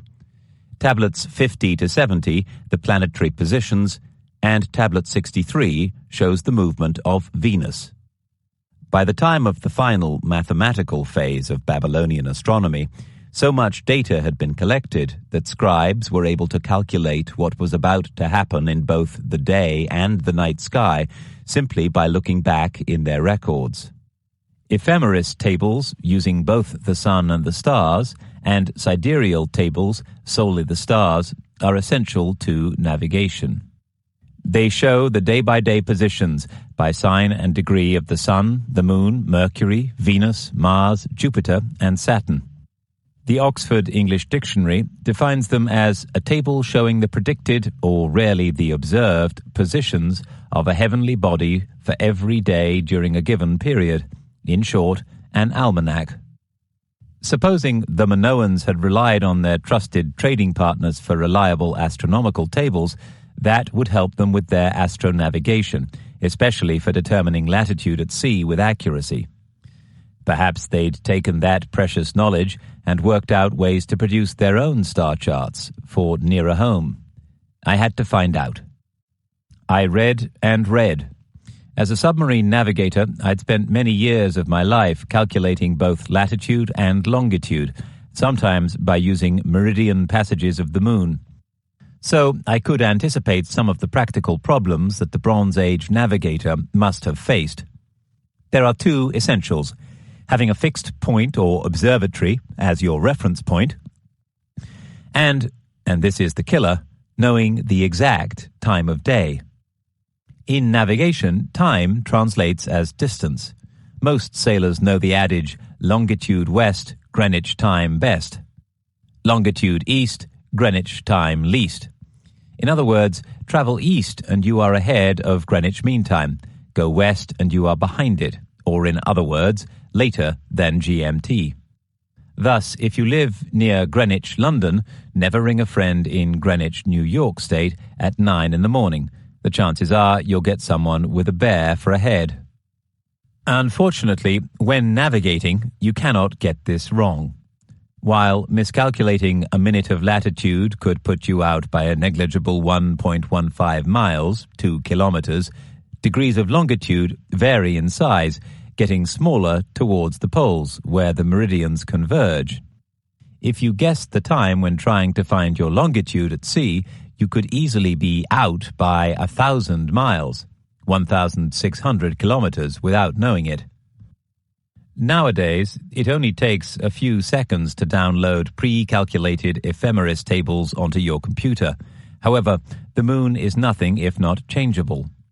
Calculating these lunar ephemerides is so complex that in the 18th century, all knowledge of Babylon's tables having been wiped out by history, vast riches lay in the path of those who could find a new method of doing so. If my understanding of tables 20 and 21 of the Enuma Anu Enlil was correct, the extraordinary Babylonians were able to predict eclipses of the moon over its entire 18.61-year cycle. Whether or not this enabled them to calculate longitude, I was not sure. It is beyond strange to think that man already had this sacred knowledge 1,500 years before the ancient Greeks and more than 3 millennia before Copernicus or Galileo. 16. The key to India? Having arrived back in Beirut, I kept thinking back to Mari, on the middle Euphrates to the northeast of Damascus. Diplomatic missions crossed frontiers and the Minoans traded here extensively. Intriguingly, by 2680 BC, Indian glass beads in their thousands and cowries from the Maldives were used for currency. Where were the Minoans leading me now? So many of the items found at Mari and now housed in Aleppo's museum seemed to have had their origins in India. How did all those cowries and beads I'd seen in the museums get to Mari when the Maldives are deep in the Indian Ocean? From their base in Tel El Dabar, could the Minoans have got to India? It took some stretch of the imagination to dare to think that. I had traveled all this way. It had taken me weeks and months of planning to do so. Imagine the challenges for a traveler during the Bronze Age. My mind turned back to the Indian elephant tusk I'd seen at Heraklion on Crete. Excavators had found it in the ancient town of Zakros. There was also a similar one found packed into the hold in the Uluburun wreck. From the Yemen to India is some 4 weeks sailing on the southwest monsoon, which starts in June. Let us push on to India in the wake of the ghosts of the Minoan fleet. Perhaps there is evidence that they did in fact reach the subcontinent somehow, traveling via the landmass of Egypt, just as the Egyptians had evidently reached the fabled land of Punt. To my astonishment, I discovered that a considerable number of hoards of bronze goods, deliberately hidden underground, have been found over much of northern India. There have been 129 of them to date, most frequently found near the Ganges, in the Jumna catchment area. Most of these sites have been discovered by local farmers ploughing their land rather than by controlled excavation, so it has not been easy to date them. However, on a number of sites, a distinctive ochre-colored pottery has been found, which has been much easier to date, to the 2nd millennium BC once again, which, according to all the evidence, was the primary era of Cretan ascendancy and contemporaneous with the Minoan palace at Tel El Dabar. Typically, these Indian Bronze Age hoards consist of harpoons, swords, rings, chisels, and axes, including double axes, similar to those of Minoan Crete. The hoards have several noteworthy features. Firstly, they rarely include the implements and tools used by Indian village people, such as the knives, digging tools, and arrowheads that you imagine would have been useful in the daily life of Indians as it was in the 2nd or 3rd millennium BC. Secondly, the blades or cutting edges of the tools are seldom worn or chipped. They do not appear to have been actually used. They are more like samples or stores carried for sale. Who were these traveling salesmen of the Bronze Age? A possible answer is Minoan traders in fleets operating from their base in Egypt. It could, of course, be a series of coincidences that the Indian copper hoards are of the same era, the 2nd millennium BC. It could be another coincidence that they contain unused double-headed axes of exactly the same design as the distinctive Minoan ones, and that these implements were foreign to India, in the sense that they were not used by the local people as tools. The possibility of coincidence would be greatly reduced if there was evidence of trade between India, Egypt, and the Minoans in the 2nd millennium BC. I was going to have to go back to my research sources. There was a lot I had yet to understand. The bit was firmly between my teeth. The search for the Red Sea-Nile Canal. And if they did reach India, then how? The key lies in that rich strategic relationship that Crete had with Egypt. Using Tel el-Dabar as a base meant the Minoans could load their ships with dates, fresh vegetables, and salt fish ready for expeditions to India and the East. Queen Hatshepsut's well-documented expedition to Punt in the summer of 1493 BC was prepared for in exactly this way. She had sent a fleet of 5 ships with 30 rowers each from Qusair on the Red Sea. Where would the Minoans go from Tel el-Dabar? The answer, I suspected, would be found near the Red Sea-Nile Canal. In 1998, a group of stone megaliths was found at the coastal plain of Tihama, Yemen. See map in the enhanced portion of this audiobook. The site was investigated by the Royal Ontario Museum Canada and the Yemen government. Beneath the standing stones, they found a hoard of copper and bronze artifacts and tools dated between 2400 BC and 1800 BC. As Edward Keel of the Royal Ontario Museum said at the time, "We didn't know what was keeping people in this terribly marginal desert area. Was it a natural resource or a strategic position that prompted these people to invest such effort in creating these remarkable monuments?" Why else, I thought to myself, than because of the Red Sea-Nile Canal. King Scorpion is said to have been the very first Egyptian canal builder. His superb mace head is now in Oxford's Ashmolean Museum, like many fascinating artifacts from the Bronze Age, including the controversial fresco fragments from Al-Alaq. After an extraordinary refit, the museum has emerged, blinking as it were, into the new light. It was once something of a labyrinth of its own, where it was hard to find all but its most famous curiosities, such as Lawrence of Arabia's cloak. The Minoan collections are fascinating. They include a 6-tentacled octopus storage jar of around 1400 BC, a large decorated pithos from the storerooms of Knossos, and weapons from the so-called warrior graves. Once I discovered that Arthur Evans had worked there, I soon began to explore the museum for inspiration as well as information. In Evans's archive is a photograph of a pillar being excavated in the East Pillar Crypt at Knossos. The symbol of the labrys, the double axe, is marked on every surface. Meanwhile, King Scorpion's huge pear-shaped mace head shows a threatening scorpion hovering in the air. Wearing the tall white crown of Upper Egypt, the king stands on the bank of the Red Sea-Nile Canal with a digging implement in his hands. Down below, the king's workmen are seen putting the final touches to the canal banks. The limestone mace dates from the 4th millennium BC. We know little about this pharaoh, save that he conquered part of the delta. The first king after Scorpion, whom we can date with reasonable accuracy, is King Menes, who lived around 3000 BC in his palace at Memphis. According to Herodotus, he dammed the Nile some 12 miles, 19 kilometers, south of Memphis and directed the waters to form a new lake linked to the Nile by a canal. In the 6th dynasty, circa 2300 to 2180 BC, Pepi I planned a canal through the first cataract to tame it. The canal was cut by Uni, the governor of Upper Egypt.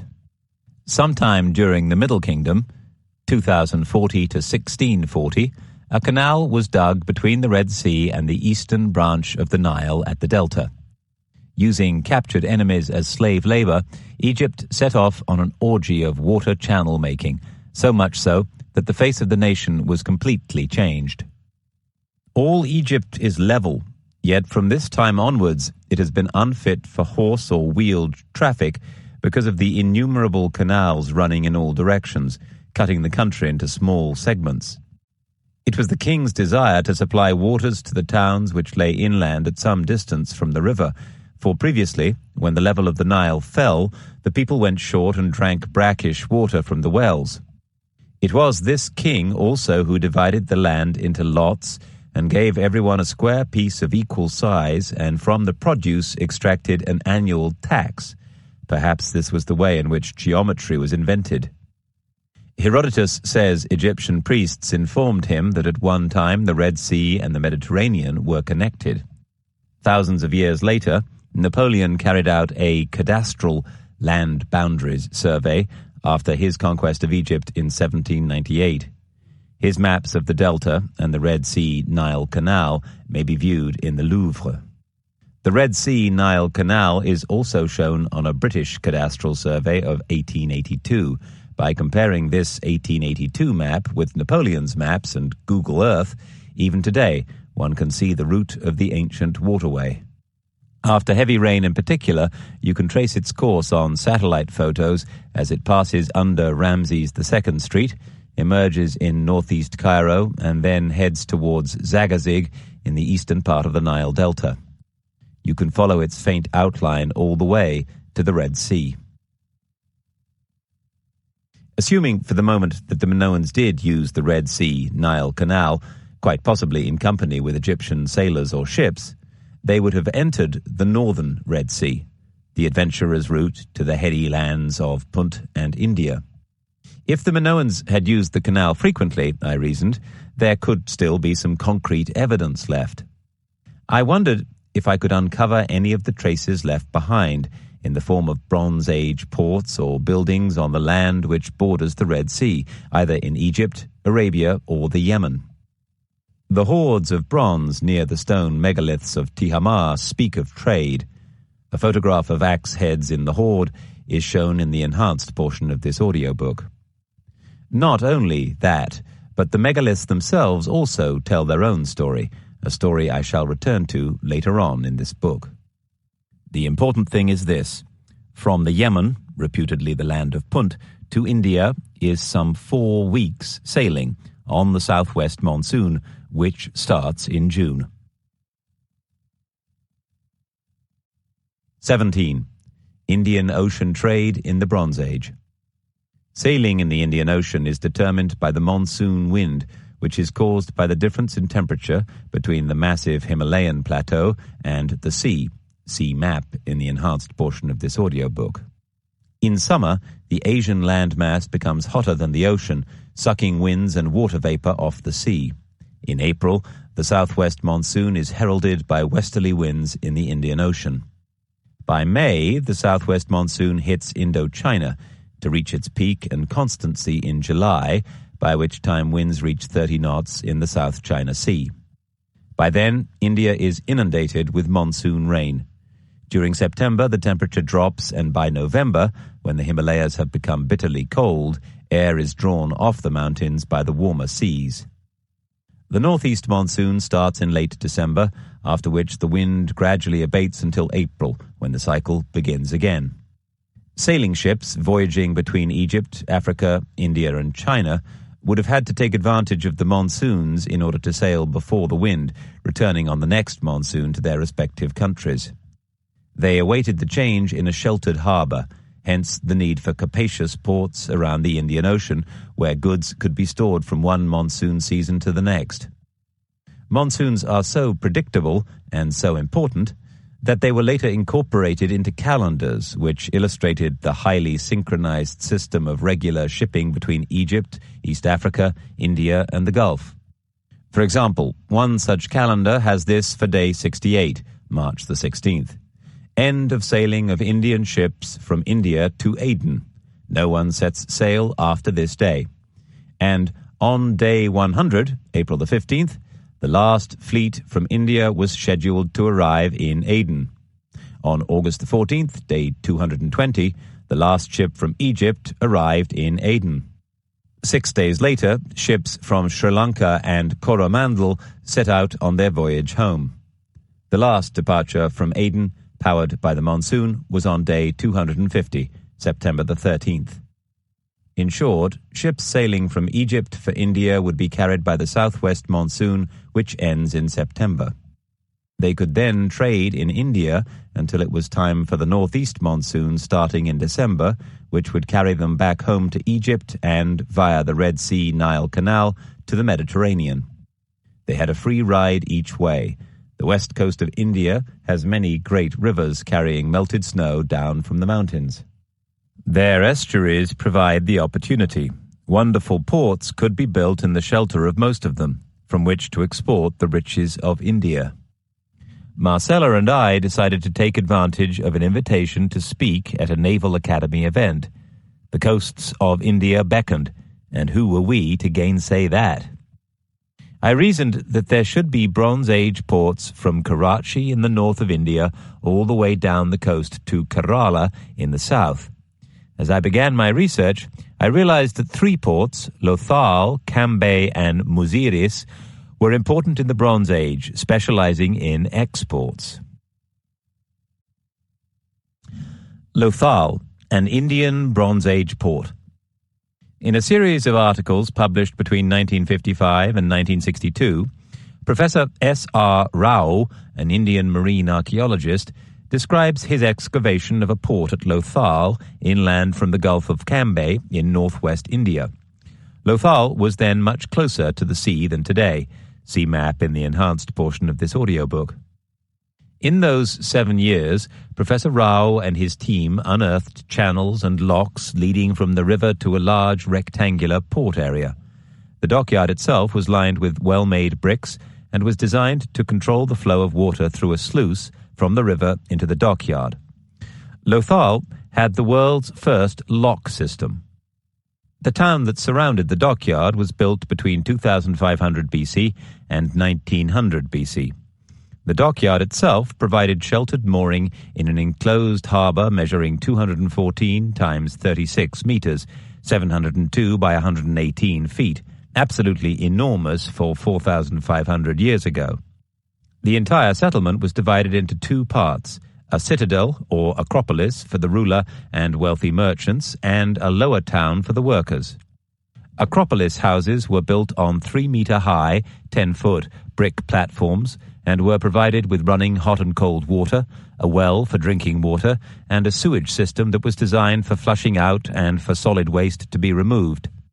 A large warehouse, which was situated at the southwest corner of the Acropolis, was again raised on 3-meter stands. Goods were protected from flood or theft by being raised from the ground, by wooden walls on 4 sides, and by a wooden roof. The surrounding land was well watered and produced fine Indian cotton and plentiful rice. The seacoast provided shellfish, and the river had beads in profusion. Thus, with an abundance of fresh water and with a river leading to the sea, Lothal became the most important port in India, and from the point of view of archaeological finds, one of the richest sites in the subcontinent. These finds are now exhibited at Lothal in a modern archaeological museum that was established in 1976. To summarize the official description, the museum has 3 galleries. In the front gallery, a canvas depicts an artist's impression of how the town was laid out. There are also introductory maps and descriptions to explain the importance of Lothal. The left-hand gallery displays showcases with beads, terracotta ornaments, seals, shells, ivory, copper and bronze objects, bronze tools and pottery. The right-hand gallery has games and human figurines, weights, painted pottery, burial and ritual objects, and a scale model of the whole site. The famous Indian beads found in local rivers are of cornelian, agate, amethyst, onyx, semi-precious stones, and faience. Tiny micro-beads can be seen through magnifying glasses. The seals are engraved on steatite with Indian writing and animal figurines on the face. Shells are made up into bangles, necklaces, games, and musical instruments. Copper ingots of 99.8% purity were imported, as was tin. These were smelted to make a wide array of weapons, tools, and cooking implements. Pottery, including huge pithoi for storage, came in all shapes and sizes. There were games made of bone, shell, and ivory, as well as clay figurines representing subjects such as a gorilla or humans. The gold work was extremely fine, with minute golden balls that require a microscope to view them properly. The people who had made the artifacts had a standardized weight system, using weights made of cornelian, jasper, agate, and ivory. The similarities between these archaeological artifacts excavated from Lothal and those found in Minoan sites or Minoan wrecks are striking, even astounding. The same can be said for the layout and construction of the town. A comparison between 46 artifacts excavated at Lothal with those at Minoan sites or in Minoan wrecks of the same era, the 3rd and 2nd millennia BC, discloses that all 46 are very similar or identical. Could these artifacts have developed independently? Did the Minoan and Indian civilizations develop at the same time, needing the same goods? I believe this argument breaks down for 3 principal reasons. Firstly, Lothal imported copper and bronze. For reasons which will be considered in more detail later, the copper ingot found at Lothal was of over 99.8% purity. The only mines which produced copper of that purity in 2500 BC were the mines of Isle Royale and Lake Superior. Ships must have brought that copper, crossing the Atlantic to do so. Minoans had ships capable of such journeys. Secondly, items unique to India, elephant tusks and Indian beads found in Indian rivers, have been found in Minoan palaces and wrecked ships, Uluburun. So, I would argue that Minoan ships must have sailed to India to collect those items. Thirdly, it's worth noting the scale of the coincidence. If there were a dozen excavated artifacts, one could just about attribute it to chance, but 46? You can make up your own mind by visiting the gallery pages on our website. What is, I think, possible, even likely, is that there was a substantial exchange of goods and ideas. Minoan ships took copper and tin to India and returned with ivory and cotton, and perhaps many Indian ideas about town planning, civic engineering, and astronomy. Sooner or later, Indian shipowners would have wanted their vessels to accompany Minoan ships across the world to collect valuable goods for themselves. It is time to leave Lothal and travel southwards once more down India's beautiful seaboard. We had intended to visit Cambay, north of Bombay, knowing Cambay had been a great international port in the Bronze Age. However, we learned that the town is now beneath the sea due to a shift in the continental plates. So we must push on further south, knowing little of the ports of southern India. How can we narrow our search to find ports which flourished in the 2nd millennium BC? I've prepared a plan which involves starting with the accounts of those celebrated authors who had described trade in prehistoric times. Professor A. Sridhara Menon, in A Survey of Kerala History, has provided a very useful summary. He describes classical writers giving vivid accounts of the thriving spice trade between the Kerala coast and the Roman Empire through the ports of Muziris, South India, Tindis, and Barache. The classical writers being the Greek ambassador Megasthenes, 4th century BC, the anonymous author of The Periplus of the Erythraean Sea, 1st century AD, and Ptolemy, 2nd century AD. and the Peutingerian Table, a set of maps dating from about AD 226 that is reputed to have been copied from fresco paintings in Rome, is said to show a temple of Augustus near Muziris and a Roman army being stationed in Muziris for the protection of the Roman spice trade with India. The location of Muziris will be discussed later. To match these Roman and Greek accounts, Professor Menon cites Sanskrit works. The Mahabharata mentions the king of Kerala providing provisions.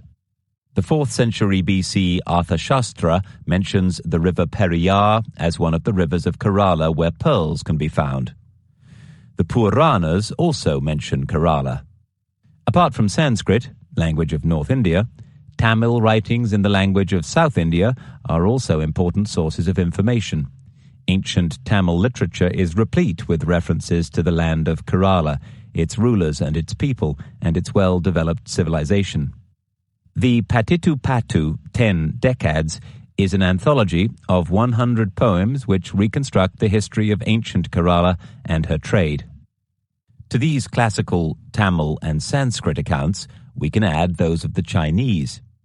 Huan Zhang in the 7th century AD, Huang Dahuan in Descriptions of the Barbarians of the Isles, 1330 to 49, and Ma Huan, who accompanied Admiral Jung and describes Cochin and Calicut with great verve. Arab writers al-Idrisi, AD 1154, and Yaqut al-Hamawi, 1189 to 1229, give descriptions of Kerala's coastal towns and their trade.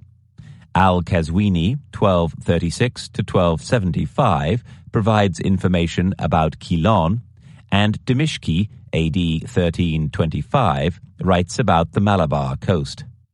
Also, the accounts of Ibn Battuta describe his 6 visits to Calicut and the pepper trade operating out of the port of Ceylon, where there were huge Chinese junks. Finally, we have the early European travelers who describe a very old spice trade between Kerala and the Arab, Mediterranean and Chinese worlds. Friar Odoric of Pordenone, who reached Ceylon in 1322 en route for China. Friar Jordanus of Severick, who came to Ceylon in 1324. The papal legate John de Marignoli of Florence, who lived in Ceylon for a year. And Niccolo da Conti, 1420s to 30s, with his description of the ginger, pepper and cinnamon trade of Ceylon and the jackfruit and mango trees along the coast. The Persian ambassador Abdul al-Razak, 1442, testifies to the rich Malabar trade with the Arab world, as does the Russian Athanasius Nikitin in 1468 to 74. In short, accounts from many sources stretching back thousands of years testify to the fact that the Malabar coast of Kerala and her ports of Calicut, Cochin, Ceylon, and Muziris traded valuable spices with the Arab world, the Mediterranean, Africa, and China. Locating Muziris. The port whose name crops up time and again is Muziris. Muziris was an important spice port long before Roman times. We therefore intended to locate Muziris and, having done so, to see whether there is evidence that Minoan ships traded there. Muziris is likely to have been a natural harbour near where the most valuable spices, that is pepper and cardamom, grew. We can narrow our search by locating the best growing areas for pepper and cardamom. Southern India has a peculiar geography. It is near the equator and therefore will have an equatorial climate, but this is modified by a range of mountains called the Western Ghats, which run north-south parallel to the coast for some 995 miles, 1,600 kilometers. Their average height is 900 meters, 2,950 feet. The Ghats are punctuated by a number of wide valleys which allow monsoon winds to funnel through. The result is that there are 3 seasons: summer, rainy season, and winter. The coast is hot and wet, but it is cool and pleasant in the hills with light sea breezes in the foothills. Pre-monsoon rains, called mango showers, are beneficial to coffee and mangoes. The southwest monsoon arrives at the end of May with 2 to 4 meters, 6.5 to 13 feet of rain all along the coast. This high rainfall, high humidity, and a long wet season has given rise to dense, evergreen, luxuriant vegetation, ideal for palm trees. Kerala means Kera, palm, and La, land. The cool, moist hill slopes of the Ghats provide ideal conditions for tea, coffee, and spices. Kerala is the world's largest producer of cardamom, the most valuable spice, today costing 4 times as much as black pepper. The coast of Kerala, from Calicut in the north to Ceylon in the south, is characterized by a number of lagoons called backwaters, providing a series of internal waterways, canals protected from the sea by sandbanks, resulting in wonderful natural harbors. Moreover, into those protected harbors flow no less than 44 rivers, which rise in the western Ghats. In short, along this stretch of coast, named the Malabar Coast by the British Raj, are endless, fine, protected harbors. Rivers lead explorers quickly to the foothills of the western Ghats, where pepper and cardamom flourish. The elusive Muziris, confusingly known by a number of ancient names, including Shinkli, is therefore likely to have been situated along this 620-mile, 1,000 kilometers, stretch of coast. See map in the enhanced portion of this audiobook. This preliminary conclusion appears to be borne out by a huge hoard of Roman coins found inland near Palghat in central Kerala. The location of Muziris.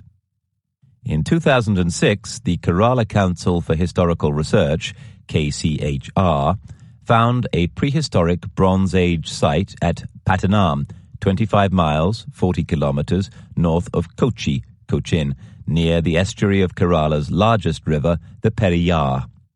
The research team, headed by its director, Dr. P.J. Cherian, started excavations near to the position of previous finds of Roman amphorae. An earlier team had found Roman coins, a bead chain, and Roman artifacts nearby. To quote extracts from KCHR, the third season 2009 archaeological excavations at Pattanam reiterates the assumptions that Pattanam might be the oldest port site with extensive evidence for Roman contacts on the Indian Ocean rim or beyond. The initial inference from the field is that the majority of the samples of pottery are of the Campanian type of South Italian origin with volcanic elements. Greek sources such Kos and Rhodes and Egyptian and Mesopotamian amphora sherds were also found. This time, small finds abound and include a variety of non-local foreign ceramics, a large number of semi-precious stones and glass beads, over 3,000, copper coins, most of them in a corroded condition, iron, copper, gold, and tin artifacts, cameo blanks, spindle whorls, terracotta lamps, and so on. Pattanam, located 5.5 miles, 9 kilometers south of Kodungalur, is said to have been first occupied around 1000 BC and continued till the 10th century AD. The evidence points to the possibility that the site had the benefit of the services of a large number of artisans and technicians, but not necessarily residents on the site. The plethora of artifacts and structures indicate that this site could not have been provisioned without a skilled workforce. The workforce comprised blacksmiths, large quantity of iron objects such as nails, tools, etc., coppersmiths, copper objects, goldsmiths, gold ornaments, potters, huge quantity of domestic vessels, lamps, oven, and other terracotta objects, brick makers, roofers, large quantity of bricks and triple-grooved roof tiles, stone bead makers, lapidaries, as indicated by a variety of semi-precious stone beads, cameo blanks, and stone debitage, and weavers, signified by spindle whorls. So, here we have a site dating back to 1000 BC, well before the heydays of classical Greece and Rome, which contains central Mediterranean artifacts. Moreover, some of these items, such as the gold ornaments, terracotta objects and lamps, and stone beads, appear to be remarkably similar to those found in the Uluburun wreck. This will be considered in more detail later. As the Vice-Chancellor of Tamil University, Mr. M. Rajendran, said in a KCHR press release, "I am personally surprised to see the huge quantity of glass and semi-precious stone beads at Pattanam, which goes well with those at the Kodumanal site, excavated by the Tamil University. The evidence unearthed at Pattanam definitely points to connections of the region with the Mediterranean world, Southeast Asia, and Sri Lanka." I should add at this point that teak, provisionally dated to the 2nd millennium BC and originating in Kerala, has been found in the foundations of the Mesopotamian city of Ur. Visit to Cochin, Kochi. We selected Cochin as our base for a research expedition as it is on the backwaters of central Kerala at the mouth of an estuary of the Periyar River. It is also near Pattanam, which is thought to be the site of ancient Muziris. From here we could explore both the coast and the interior by travelling up the Periyar. Never will I forget arriving in Cochin at the Old Harbour Hotel at dusk on a warm tropical day. The hotel was once the Portuguese Viceroy's palace. It has been superbly converted. The bedrooms have the original teak floors, with planks over 10 metres, 33 feet long, and 1 metre, 3 feet wide. Our bedroom overlooks the old harbour, which is framed by Chinese fishing nets perched along the length of the coast. These resemble great spiders, whose front legs lean forward into the sand when the net, beneath the spider's belly, is lowered into the sea. There it rests for some 5 minutes before a counterweight is lowered between the spider's rear legs. This raises the front legs and the net, now full of fish. We rush down and buy a big pomfret and a fresh snapper, which the hotel cook grills for our supper. We eat in the central courtyard, which is centred around a large pool on which float purple water lilies. The air is redolent with frangipani. A sitar and an Indian flute play in the background. The courtyard is shaded by a huge rain tree from which enormous bats flit across the sky. A mango tree sprouts pink orchids. Bamboos sway in the sea breeze. Jasmine, jackfruit, spider lilies, and heliconia surround us as we drink our chota pegs. Later, the honk of ships passing down river to distant lands lulls us to sleep. Life could not come better than this. We are so incredibly lucky to experience such a day. On our second night, we asked to move temporarily next door to experience life in the Kodair house.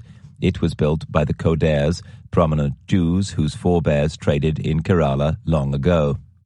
Our bedroom is 20 metres, 65 feet long, with the same enormous teak floorboards as in the Old Harbour Hotel. The family patriarch, Samuel Kodair, built the house on top of a former Portuguese palace. His house hosted various presidents, prime ministers, viceroys, and ambassadors. Sam Kodair's open house every Friday was a focal point of the Raj establishment weekly social round. Kay Hyde, an 81-year-old from that era, describes Friday open house. "I met so many bigwigs there.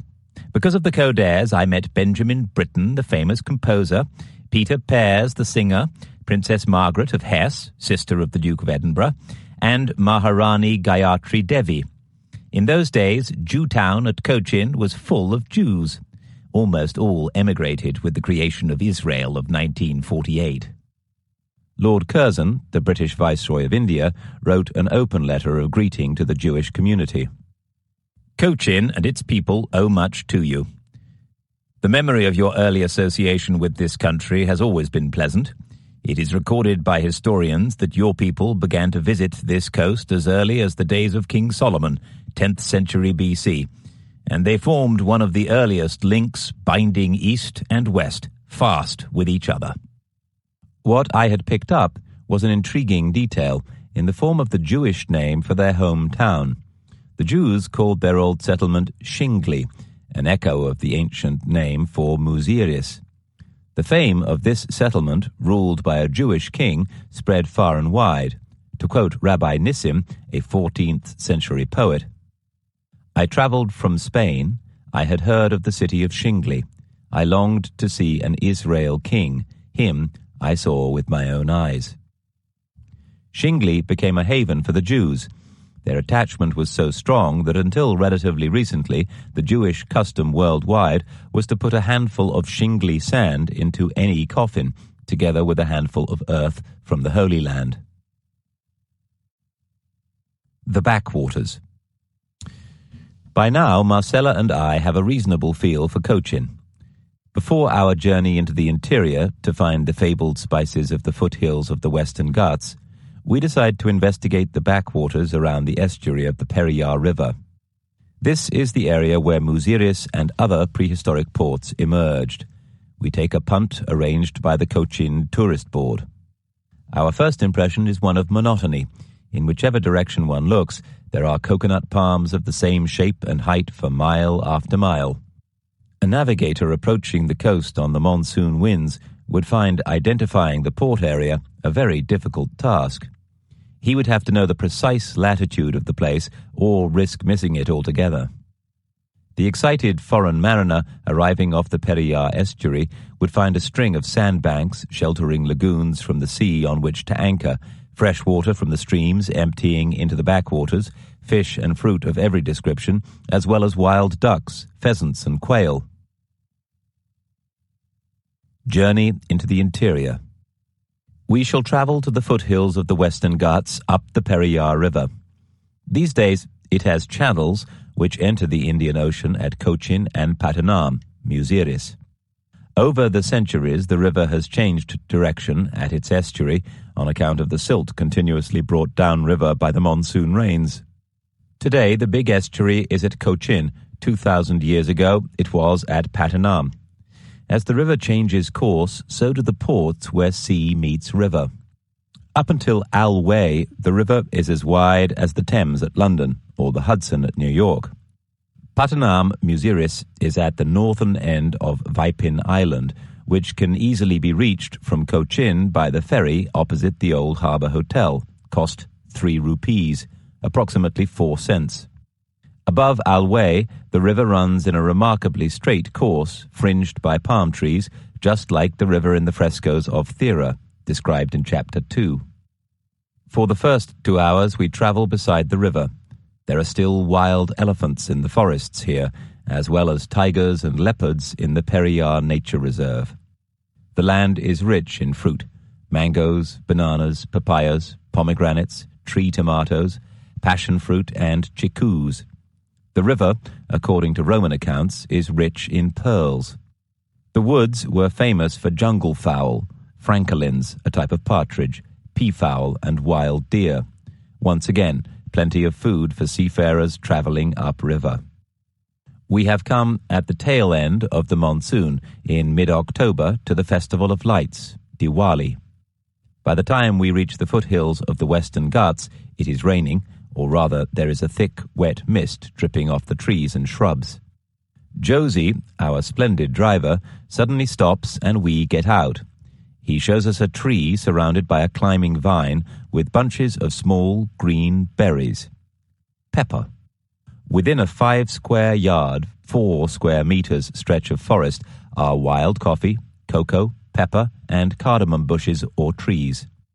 It is the first time I had seen cardamom growing in the wild. Cardamom grows on little stalks at the base of the shrub whose shape resembles a bamboo, but with thicker leaves. Josie tells us that these foothills of the Western Ghats have perfect conditions for pepper and cardamom. Just the right amount of shade and moisture, the right altitude, 600 to 1,500 meters, 2,000 to 5,000 feet, ideal soil conditions, and a suitable all-year-round temperature. The rough guide to Kerala has a very good summary that illustrates the lure Kerala would have had for any enterprising foreign trader. Aromatic spices have been used to flavor food, as medicines, and in religious rituals for many thousands of years in Kerala. Traders from Sumeria first sailed across the Arabian Sea in the 3rd millennium BC in search of cinnamon and cardamom, centuries before the Romans mastered the monsoon winds and used them to reach the Malabar pepper, the black gold prized in Europe as a taste enhancer and preservative. Few aspects of life in Kerala have not been shaped by spices in some way. Eaten by every Keralan every day, they're still a source of export dollars and a defining feature of the interior hills, where they are grown in sprawling plantations. The mariner approaching Kerala 4,000 years ago would have arrived at a coast rich in fish, fruit, game, water, and building materials. Sailing up the Periyar River would have brought him into contact with elephants, falcons, leopards, and pearls. Traveling further on foot, he had the world's richest spices at his feet, pepper and cardamom, literally worth their weight in gold. All he had to do was to pick them or buy them dirt cheap. They were easy to ship and could be sold in the spice bazaars of Cairo or Mesopotamia for 50 times what he had paid in Kerala. Prodigious wealth was there for the taking. No wonder mariners have crossed the Indian Ocean for millennia with the trade winds to reach fabled Muziris and her black gold. Arriving at the clubhouse at the High Range Club, a hill station above Munnar town, is like entering a 1920s time warp. The walls of the formerly men-only bar are covered with photographs of man-eating tigers shot by members and of members who have played a hole-in-one on the golf course. Marcella and I unwind over a chota peg while playing billiards. The golf course is flooded, so we opt for squash. We are the only visitors, spoilt by being surrounded by old-fashioned retainers in the livery of clubs of long ago. Tiffin has to be ordered an hour in advance, and we are given strict instructions about dress, ties and dinner jackets on Saturday night. Drivers are not allowed to park on the gravel. All ayahs have to leave by 6 p.m. and are not allowed in guest bedrooms before 10 a.m. The setting is superb. We are surrounded by mountains covered in tea bushes, all clipped so even that the slopes resemble a vast sloping billiard table. By nightfall, the temperature drops to near freezing, and we fall asleep to the sound of distant mukaks. Minoans in Kerala? The Uluburun wreck contained a number of items which could have come from India, including cowrie shells that the Beyond Babylon exhibition had identified as from the Indian Ocean. The elephant tusks in the Uluburun wreck could also be from Africa rather than India, but some animals shown in the frescoes of the Minoan home base of Thera are of certain Indian origin. Admittedly, the leopards seen on the Thera frescoes could have been from Africa as well as India. The straight, palm-fringed river on the miniature fresco could be the Nile just as well as the Periyar. However, prehistoric tusks found beneath Middle Minoan II tombs in Crete have been positively identified as being from Indian elephants. Certain botanical specimens found in Mesopotamia and the Mediterranean in the 2nd millennium BC are uniquely Indian and can only have been carried from India to the Middle East by ship. Foremost among these is teak. As we have seen in our journey up the Periyar River into the interior, Kerala's cool rainforest on the foothills of the Ghats provides ideal conditions for both teak and sandalwood trees. The trade in teak between Kerala and the Middle East is proven by finds at both the prehistoric Egyptian port of Berenice and in excavations at the Mesopotamian city of Ur. Archaeologists from UCLA, University of California, Los Angeles, and the University of Delaware, excavating at Berenice, have found extensive evidence of sea trade between the Far East, India, and Egypt. They reported, among the buried ruins of buildings that date to Roman rule, the team discovered vast quantities of teak, a wood indigenous to India and today's Myanmar, but not capable of growing in Egypt, Africa, or Europe. The largest amount of wood we found at Berenice was teak. The archaeologists uncovered the largest amount of Indian goods ever found along the Red Sea, including the largest cache of black pepper from antiquity, 7 kilos, 16 pounds. Peppercorns of the same vintage have been excavated as far away as Germany. The team also found Indian coconuts and batik cloth, sapphires and glass beads which appear to have come from Sri Lanka, and beads which appear to have originated in Java, Vietnam, or Thailand. Even more curious, the remains of cereals and animals indigenous to sub-Saharan Africa were found, pointing to a three-way Indian Ocean trade: Southern Africa to India, India to Egypt, Egypt to Southern Africa. Roman texts that address the costs of different shipping methods describe land transport as being at least 20 times more expensive than sea trade. This international trade, evidenced at Berenice, is mirrored by that of Muziris Patanam, where the earliest dating, charcoal fragments trench 2, is 1693 BC to 509 BC. This trade between the Mediterranean and the Indian port of Muziris is described in Tamil Sangam poems, where the splendid ships of the Yavanas bring gold and return with pepper, beating the foam on the Periyar. Ptolemy, in the Periplus of the Erythraean Sea, and the Greek historian Strabo have written numerous descriptions of trade between the Malabar coast and the Western world. Professor Cherian and colleagues state, "The excavation findings suggest that Patanam had a key role in the early historic Indian Ocean trade. The archaeological evidence vouches for its cultural linkages with the Mediterranean, Red Sea, West Asia, Ganga Delta, Coromandel Coast, and Southeast Asian regions. An interesting possibility emerging out of the present study could be the possibility of tracing back the antiquity of external contacts to the pre-Roman period. The presence of non-European, especially Nabatean and West Asian variety of pottery could be another indication for maritime activities at Patanam in the pre-Roman era." Professor Cherian's work is corroborated by Emeritus Professor John Sorensen and Emeritus Professor Carl Johansson's painstaking putting together of the evidence for extensive maritime activity between India and Egypt, India and America, trading cotton, and America and India, trading corn, dating back 4 millennia. Their research shows that sea trade, pioneered by the Minoans and later adopted by the Phoenicians and Romans between America and India, was commonplace a full 3,000 years before Columbus. By now, I was convinced of the Minoan presence in Kerala during the Middle Bronze Age. I looked about for their signatures, beyond those of the bronze weapons I already knew were found buried in the area of the Junmar catchment of the Ganges. Could I find any signature Kamaris pottery, distinctive or amber jewelry, frescoes, or particularly unusual customs such as the practice of bull leaping? The pottery excavated so far comes in shards and to my unpracticed eye does not conclusively shout Kamaris ware.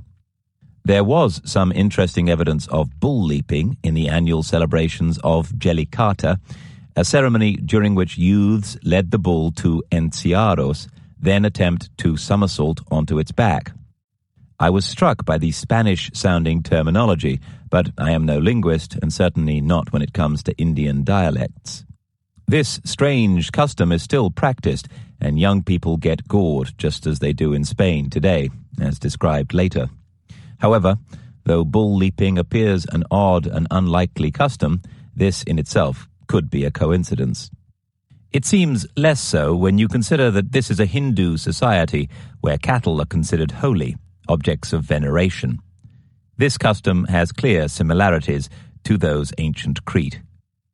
I felt confident that Minoans used to travel upstream on the Periyar River for pepper, cardamom, teak, and perhaps occasionally exotica such as leopards and monkeys.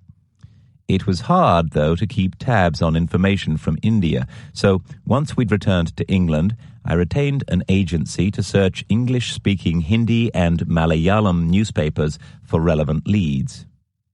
We did not have long to wait, although the lead, when it came, was from a totally unexpected direction.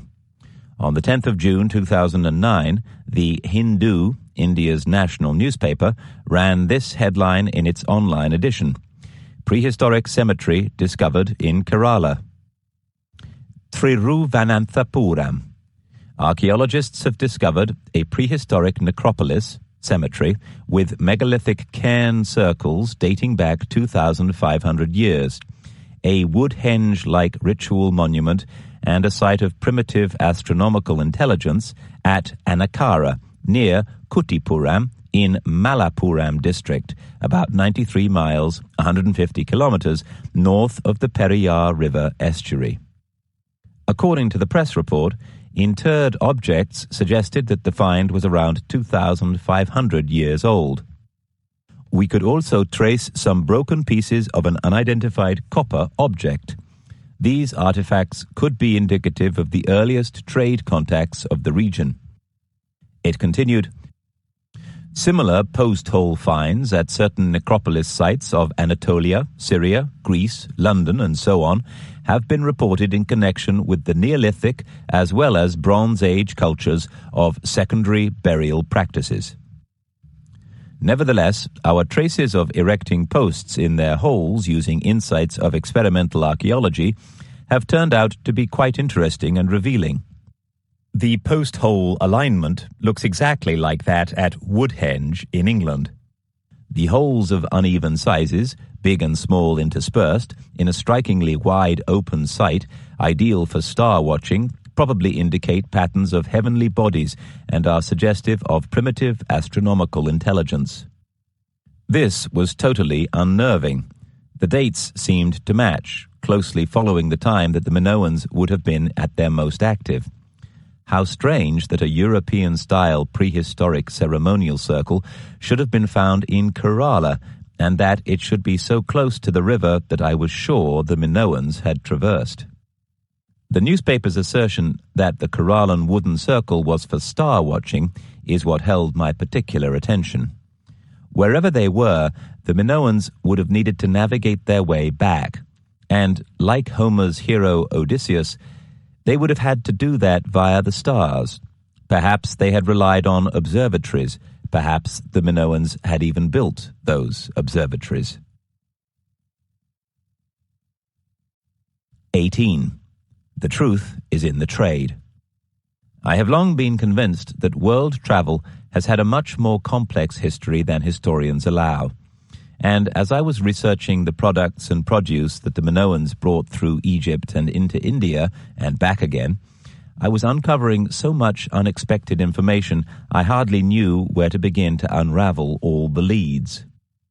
In India, I discovered that beautiful rock art carvings and paintings of American bison have been found on the borders of Kerala and Tamil Nadu, near the point where the Periyar River rises.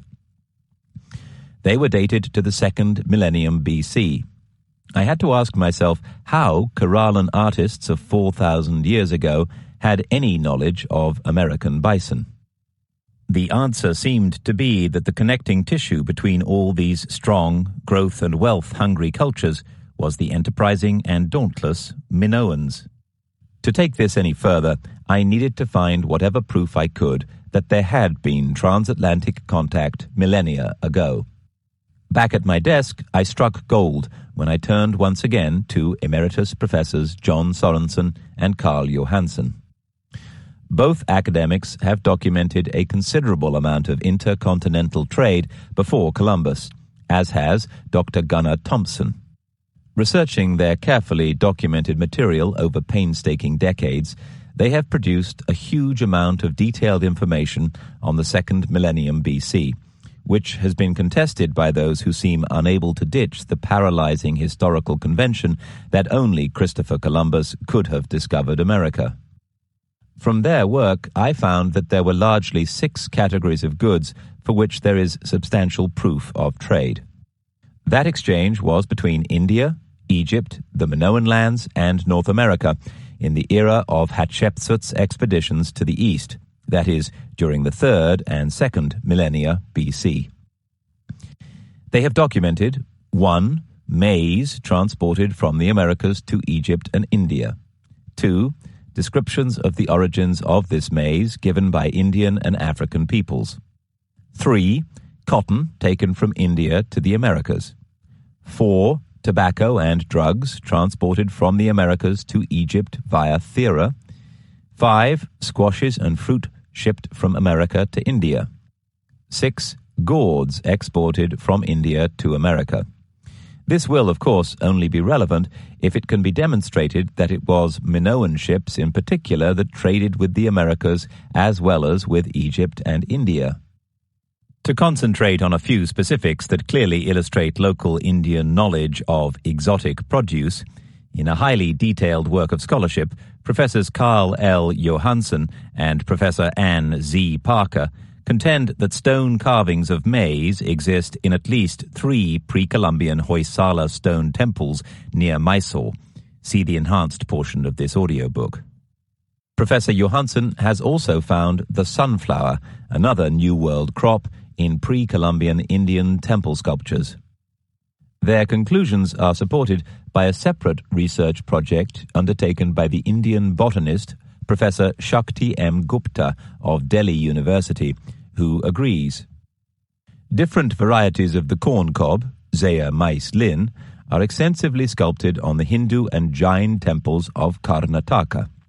Various deities are shown as carrying a corn cob in their hands, as on the Chenna Cassava temple, Belur. Professor Gupta continues, the straight rows of the corn grains can be easily identified. In the Lakshmi Narasimha temple, Nugehali, the 8-armed dancing Vishnu, in his female form of Mohini, is holding a corn cob in his left hand, and the other hand holds the usual emblems of Vishnu.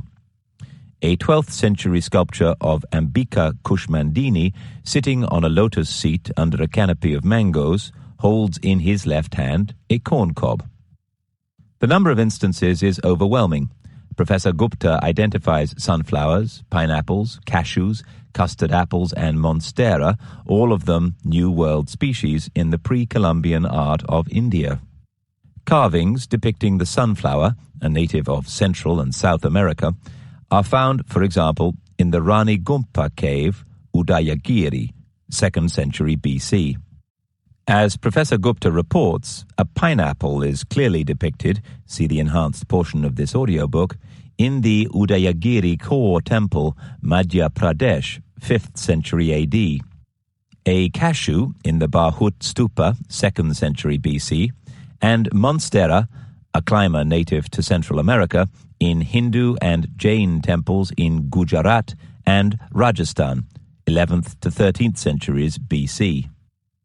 As for dating the era when maize first appeared, Professor Gupta implies that it may have been in existence long before it appeared in the carvings described previously. It is quite conceivable that maize was present in the subcontinent, India, for many centuries before the Hoysala dynasty described by Professor Johansson, and that distinctively Asian varieties were developed early on.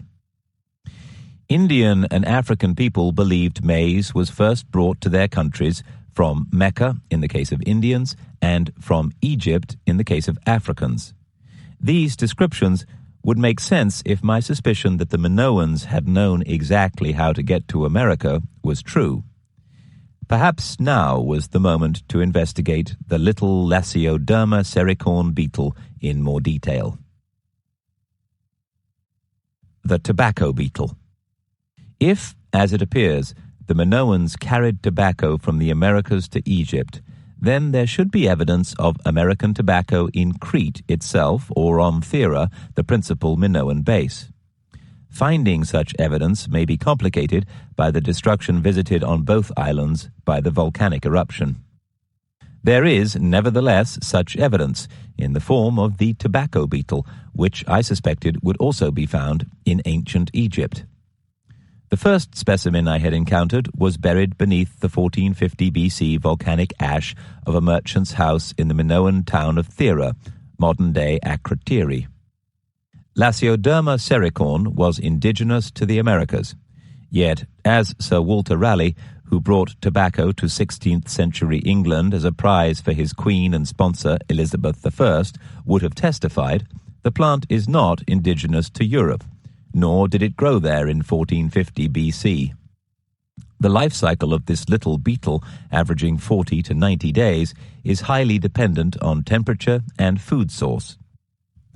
Females lay 10 to 100 eggs in the tobacco, and the larvae emerge in 6 to 10 days. The larvae cannot hatch below 17 degrees Celsius, and they die when the temperature falls to 4 degrees Celsius. In short, the beetles can only breed in warm conditions.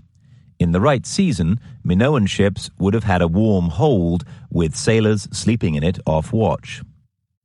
After a period of further desk research, I knew that this tobacco beetle had also been found in the tombs of pharaohs who had clearly smoked the weed. Anastasi Alfieri reported finding them in King Tutankhamun's tomb, 1931 and 1976, and J.R. Stephan, 1982, in the visceral cavity of Ramses II. Alfieri, 1976-1982, reported specimens from Alexandria, Cairo, the Nile Delta, and the Fayum and Luxor regions, all places visited by the Minoan fleet. So, I believe that the carriage of tobacco and the tobacco beetle is another signature card of Minoan voyages to the Americas and back, as well as to Egypt and the Mediterranean. It is a card just as distinctive as the Minoans' cult of the bull. It also dates at least some of their travels to the specific era between Tutankhamun and Ramses II. The date range would have been 1336 BC, Tutankhamun, to 1260 BC, Ramses II at the age of about 38, and in Thera to before 1450 BC, the possible date of the volcanic eruption, a 200-year spread. Yet there was another obstacle in the way of this theory. It came very literally in the shape of Africa. From Crete's position in the Mediterranean, from the Egypt of the pharaohs, from India, it was all the same. The vast, looming landmass of Africa is dominant on any modern map. From both Egypt and India, the so-called Dark Continent is right in the way of anyone attempting to get to the Americas. It appeared to me that there was only one way that North American produce could ever have reached India. The Minoans can only have gone west, not east.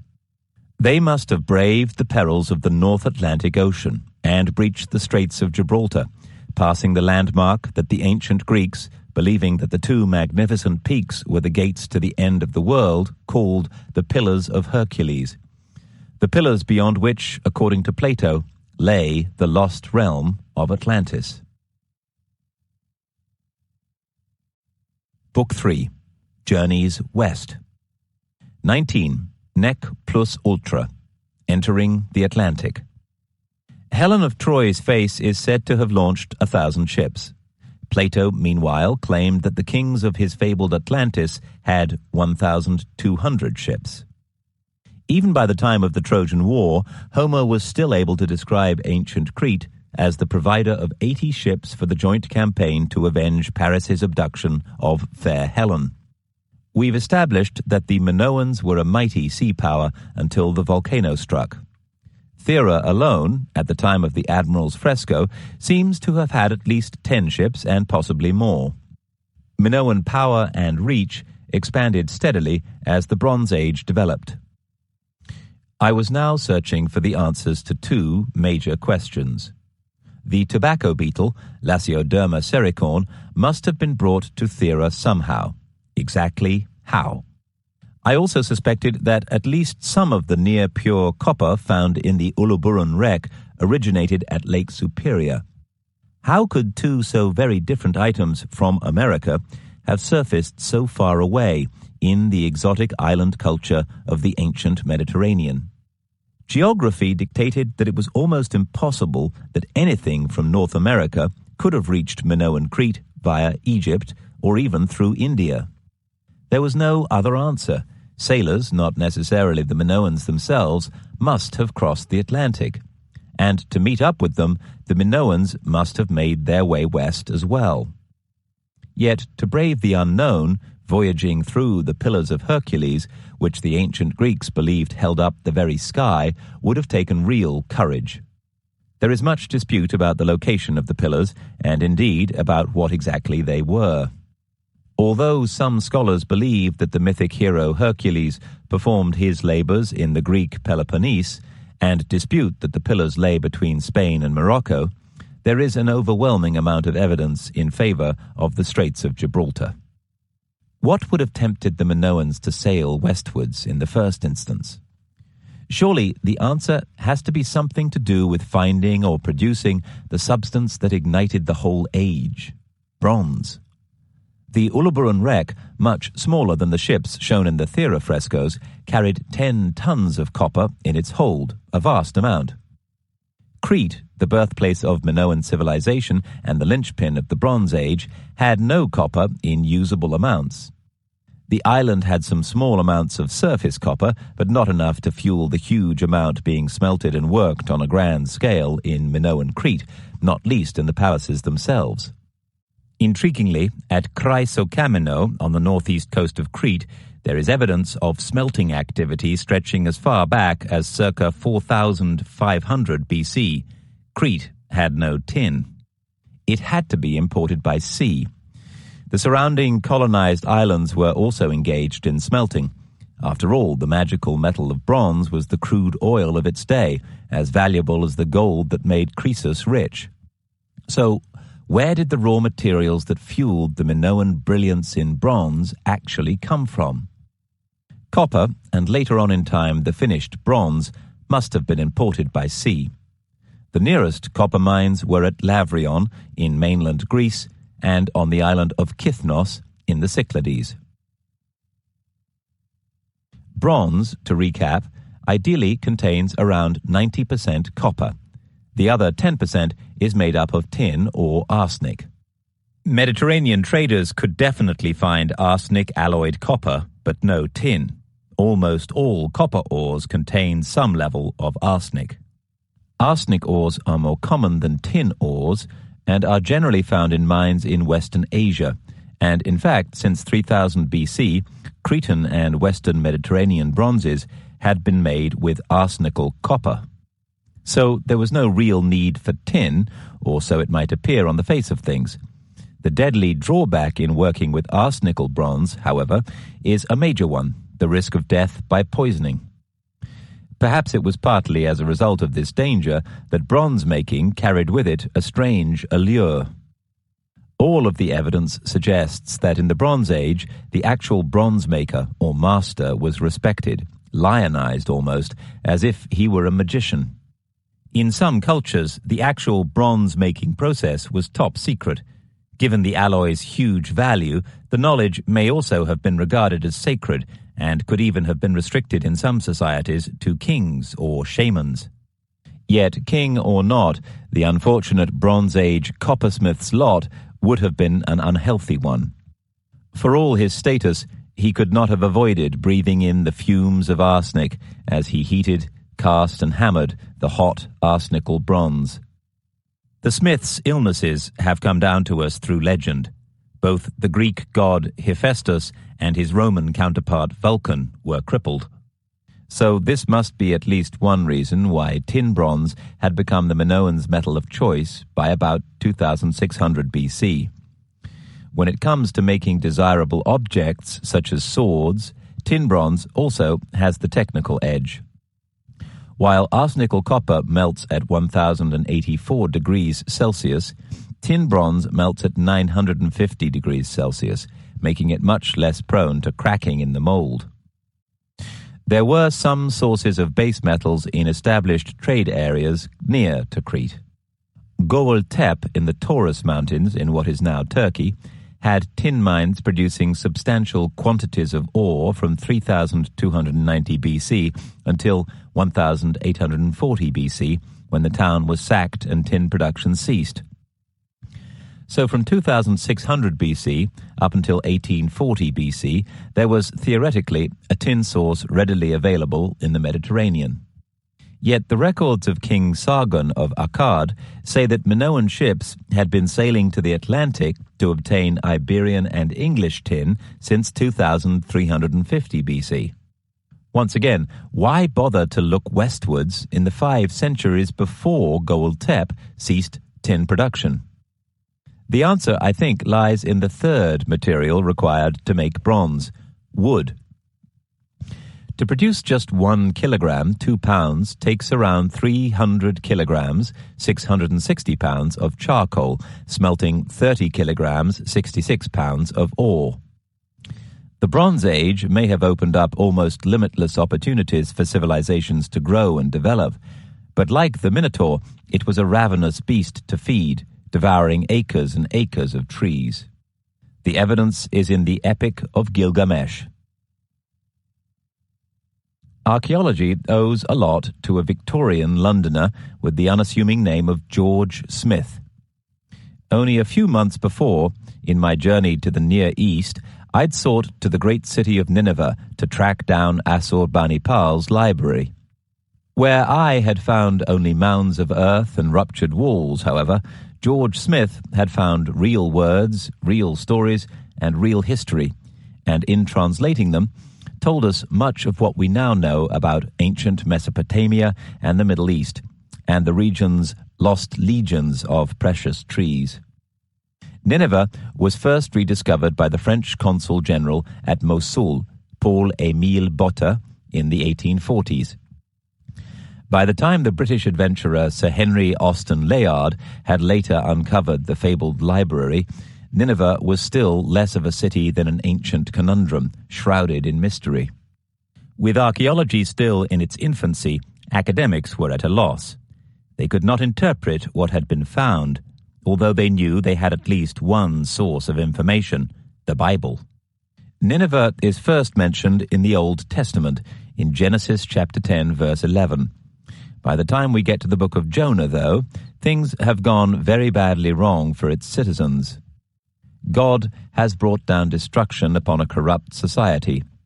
Rigorous historical knowledge about the city, however, was almost completely lacking. Smith is the rather unexpected figure who let us in through the Assyrian city's gates by translating the cryptic cuneiform inscriptions and the stories left us by the ancients. The translator was from a poor family, so he had received little education, and he certainly had no background as a linguist. Even so, he was both determined and dedicated. In 1876, Smith became ill and died while he was searching for more missing tablets around Nineveh. But not before translating the first written poem in history, the stone tablets that together form the Epic of Gilgamesh. The Epic tells us that in antiquity, vast forests grew in the Middle East. That can be hard to believe today when what we so often see, particularly on the news or in documentaries about the Middle East, is an unrelentingly barren and unforgiving landscape of hard earth baked dry by the sun. Yet, in the early part of the 3rd millennium BC, the mountain slopes of the region were covered with massive cedar forests. In the resource-hungry millennium before Christ's birth, those millions of trees, including many of the much-prized cedars of Lebanon, essential for building ships, were to disappear totally. The real-life Gilgamesh was a Sumerian king of Uruk, living around 2700 to 2500 BC, who, after a series of victories in war, ruled the whole of southern Mesopotamia. The middle stories of the Gilgamesh epic warn about the perils of deforestation. Approximately 4,700 years ago in Uruk, a city kingdom in southern Mesopotamia, the king and his companion set off to Lebanon to cut down her famous cedars. They incur the wrath of the forest god Humbaba, who, in his turn, punishes Gilgamesh. The story illustrates the fact that Mesopotamia did not have enough wood to support its flourishing Bronze Age civilization. As Mesopotamia constructed thousands of roads, cities, canals, and palaces using bronze, the forests were felled to fuel the furnaces. These new cities needed public buildings, palaces, and cisterns in which to store water in the dry summer months. For these, they also needed cement, plaster, brick, and terracotta, all of which required fuel for their manufacture. It's intriguing that Plato also talks about an environmental crisis. In his dialogues, he describes the consequences of deforestation on the Acropolis. The land was the best in the world. In those days, the country was fair as now and yielded far more abundant produce. There remained only the bones of the wasted body, as they may be called, as in the case of the small islands. All the richer and softer parts of the soil having fallen away, and the mere skeleton of the land being left, there was, long ago, abundance of wood. The traces still remain. The problem of deforestation became so serious that around 1750 BC, King Hammurabi of Mesopotamia set up laws against unauthorized tree felling. So I was beginning to suspect that war may not have been the only reason why tin mining did not start again in Göbekli Tepe after it had been sacked. Perhaps it had used up its wood supply. The difficulties involved in replacing and replanting timber are much more acute in dry Mediterranean countries than in wet northern Europe, where trees grow relatively quickly. In the Mediterranean, rain is restricted to winter and tends to be sudden and violent. The irony is that without trees to anchor it, the soil itself gets depleted, just in fact as Plato had described. Winter rains on steep deforested slopes quickly degrade the soil by washing it downhill. Seedlings have difficulty in re-establishing the forest, especially after clean cutting, and the soil quickly degrades to the point that pine forest cannot recover. The tremendous tonnage of ancient copper slag on Cyprus suggests that the Cypriot copper industry collapsed around 300 AD simply because the island ran out of cheap fuel. The slag heaps suggest a total production of perhaps 200,000 tons of copper, and that in turn suggests that fuel equivalent to 200 million pine trees were cut to supply the copper industry, forests 16 times the total area of the island. The problem would have been exacerbated by the conditions in the dry eastern Mediterranean, because the coastal cities in nearby Mesopotamia and the Levant were all developing rapidly and doing so in parallel with each other. If Mari's glorious 5-acre palace is anything to go by, then the Bronze Age was nothing if not architecturally ambitious. Meanwhile, Egypt needed incalculable amounts of bronze to make the tools for its astonishing, relentless program of pyramid and temple construction. Not that much later in time, the Mycenaeans would construct entire roads leading into magnificent edifices that blazed with gleaming copper and bronze. Later on in history, the problem becomes still more acute.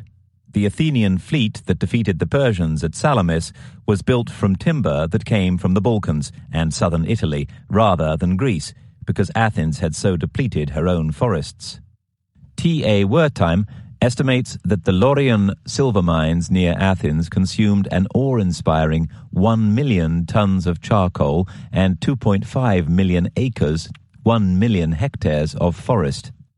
The mines perhaps did not stop production because of a shortage of ore, but because imported fuel costs had risen so much that they were no longer economic. Seen in that light, developing trade with the western Mediterranean and possibly even further, to the wet Atlantic shores of Europe, made absolute sense. Not only were there abundant supplies of copper and tin in Iberia, but timber was plentiful. There was a lot of evidence on the museum shelves at Thera that suggested, at the least, mutually profitable trade. The Minoans would export their finished goods in return for the natural resources of wider Europe, much like Europe's relationship with Africa today. Bronze pins, for example, of the same type are found across Iberia, France, and Britain. I'd seen the exact same design in the museum at Akrotiri. Were they exported from Thera? In this scenario, Minoan shipbuilding expertise now becomes even more valuable. They did not have the metal ores on Crete.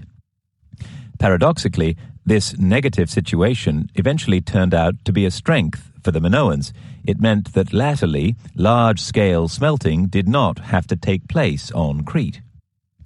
If that had been the case, they would still have had the wood to build their ships, and with that ability to travel came the opportunity to smelt plentiful ores in situ, where both the ore and the wood were readily available. They could have controlled the entire supply of bronze to the eastern Mediterranean, the Holy Grail was theirs. At first, it seemed almost fanciful to think that the Minoans would roam that far across the globe, but bronze was the most powerful metal yet known to man. I knew there had been plentiful supplies of Cornish tin and Welsh copper in the British Isles. Now I discovered that experts believe that during the Bronze Age, about half of the wild wood or native forest disappeared from Britain, suggesting the possibility of smelting on an industrial scale. To achieve their goal, the Minoans would have had to pass right through the Straits of Gibraltar into the unknown. I thought of that eerie phrase which ancient accounts say was once written in stone on the pillars of Hercules. Nec plus ultra.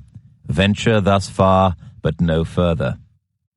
Many hundreds of years later than the Minoans, the Greeks and the Romans were so scared of the straits that there were dire admonitions not to go there. There were terrifying stories of petrifying monsters of the deep in the unknown ocean beyond. Perhaps the Minoans, whose rich and artistic culture was passed on to the Greeks, had also had their own fears. Yet, drawing on my own knowledge of seafaring, I was beginning to piece together a picture of the ancient Minoan mariners as the greatest sailors the world has ever known. We tend to think of progress as if humankind is in perpetual forward motion, as if knowledge, technology, and culture always advance relentlessly hand in hand. Studying the Bronze Age gave the lie to that proposition. Under the microscope of history, I could see great civilizations rise and fall like waves breaking over a ship's prow. I was learning that knowledge, even advanced knowledge, is as slippery as the deck of a clipper, and it can be lost a lot more easily than it can be gained. The breezes in a Mediterranean summer often blow in the evening because of the difference in temperature between the land and the sea. At dusk, the desert cools surprisingly quickly, and the wind blows offshore to the warmer sea. Thus, I calculated, hugging the Mediterranean coast from Crete to the Straits of Gibraltar, setting sail after dusk and sailing for a few hours each night, should allow a galley with a decent sail to reach the Straits of Gibraltar in fits and starts, even without the use of oars. See map showing Mediterranean winds in the enhanced portion of this audiobook. Based on the 3 months that Severin's Argo took to run the 1,500 miles, 2,400 kilometers from Spetses to Georgia against wind and current, I thought the voyage from Thera to the Straits would perhaps have taken a third longer, 4 months. There is solid evidence that the Minoans traveled westwards across the Mediterranean. A tale told by an intriguing name, a settlement called Minoa. According to Rodney Castledon, there was a port called Minoa on the southwest coast of Sicily, which may have been a Crete-controlled trading station. Quite what the Minoans wanted from the west is unknown. The Minoans needed tin to make bronze, and the sources of their raw materials are unknown. The tin may have come from Etruria, Bohemia, Spain, or even Britain. A gold-mounted disc of amber found at Knossos may have come from the Wessex culture of southern England. Over the half-century since Spiridon Marinatus's astonishing discoveries on Thera, the documented evidence of Minoan settlements has grown, and the movement seems to have been westwards. Some of those settlements may have had the suffix Minoa added to their names. Those client islands, or colonies as they may have been, are identifiable by features shared with Bronze Age Crete, such as an irregular street plan in the towns, the distinctive Minoan style of architecture, Minoan burial customs, and the introduction of Minoan pottery shapes and styles, including wares that were not imported from Crete, but show the local inhabitants adopting Minoan designs for themselves. Sometimes there is also evidence of the introduction of Minoan religious rituals, such as ritual cups or figurines. There seems to have been a rapid growth in the Minoan trading empire between 1700 and 1500 BC. The settlement at Castri on Kithira, which began in early Minoan times, is an early and small move westwards. By contrast, Minoa's presence in Sicily shows the Minoans venturing far into the central Mediterranean, moving ever closer to the Balearic Islands and Spain. So this left me with a question. Could the Minoans have set up further foreign bases just as they had done at Avaris, Tel El Dabar, in ancient Egypt? If I was correct, and copper of the purity found on the Uluburun wreck could only have come from America, ships setting out across the Atlantic would need a base for repairs, provision, and preparation for the serious journey ahead. They would need storage facilities and possibly labor. Could there have been permanent forward bases established in southwest Spain or Portugal? If the Minoans had got as far as the Straits, I reasoned, it would have been logical for them to explore the lands they had discovered there. I had read various books that hinted at Minoan interest in Britain. Logically, they would have traded with Spain well before they even got to the British Isles. By chance, I also happened to know something about the wealth of minerals in what was once known as Iberia. Later in history, the Romans had been eager to conquer the peninsula for that very reason. Today's Spanish term for a stream, arroyo, comes from the Latin arrugius, meaning a gold mine. Both Spain and its neighbor Portugal would have held great riches for eager traders in search of bronze. Could I, too, strike gold? I decided that Spain would have to be my next stop in the journey. 20. A folk memory of home? Once the Minoans had succeeded in sailing the Mediterranean, it was surely only a matter of time before they discovered Iberia, one of the most heavily mineralized places on Earth. Beyond the straits are two majestic rivers, both of which would have led the Minoans straight to all of the glittering prizes of this land, not only copper, but gold and silver. I will never forget entering the Guadalquivir in HMS Diamond when I was officer of the watch. The Atlantic coasts of Spain and Portugal are always memorable to seafarers, not least because of the smell of hay as you pass Cape St. Vincent en route to the Magic East. On the way home, turning north on passing Sagres, you savor the scent of pines. It was 1958. Like the Rio Tinto, the Guadalquivir debouches into the Atlantic Ocean at the very southern tip of Spain, and would have been readily visible to Minoan mariners had they dared to broach the straits. The river is one of the longest in Spain. It flows west for 408 miles, 657 kilometers, emptying into the Atlantic at Sanlúcar de Barrameda on the Gulf of Cadiz. We had been ordered to pay a goodwill visit to Seville, some 70 miles, 112 kilometers upriver.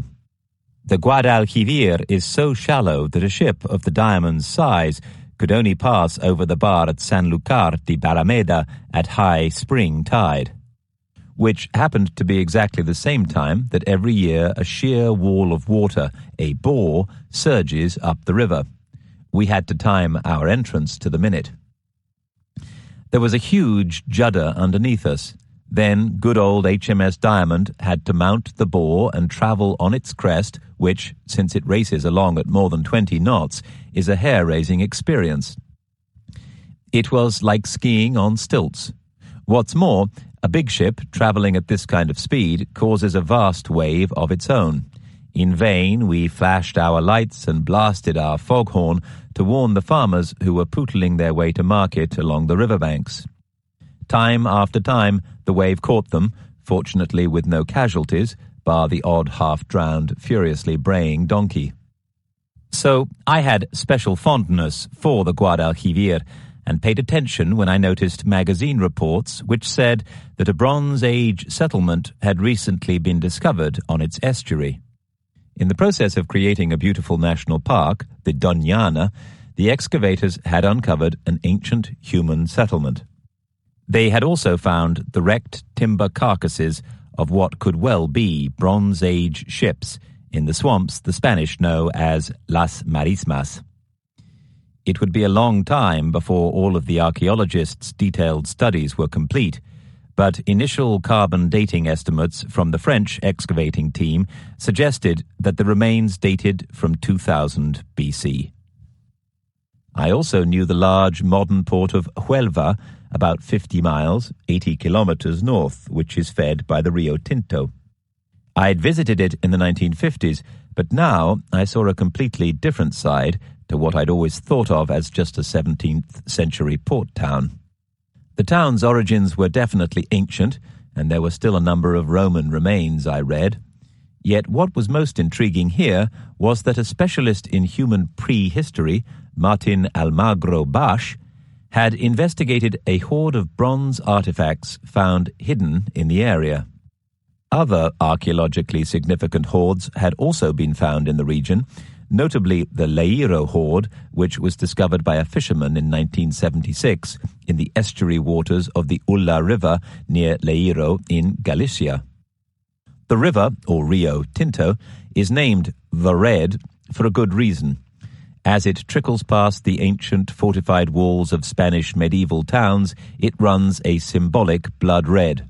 Copper ore everywhere. The sheer wealth of the minerals in this landscape of otherworldly greens, yellows, and reds gave the area a fabled status in times of yore. These were, according to legend, King Solomon's mines. I began to research, again using the British Library, and this time the web. If the Minoans did come here, then initially at least, they could have simply sifted the incredibly rich alluvial sediments for metallic ore. Was there any evidence that they had done so? Much later than the Minoans, ancient Greek and Roman writers such as Strabo, 63 BC to AD 23, wrote that northwest Iberia was by then well known as a rich source of tin, as did Ptolemy. Starting a survey of Spain from the north, I looked for as much evidence as I could.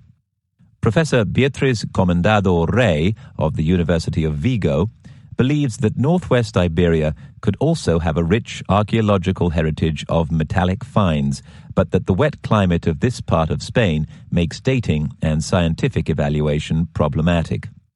I was interested in this area as I had already come across a lot of evidence to suggest that the Minoans had reached the Baltic. If they had, they would have had to follow the coastline, and from here, at the chilly tip of Vigo, move north through the markedly colder English Channel. Professor Comendador Rey links similar finds by Almeida with Bronze Age awls found on the nearby islet of Guidor Arezzo.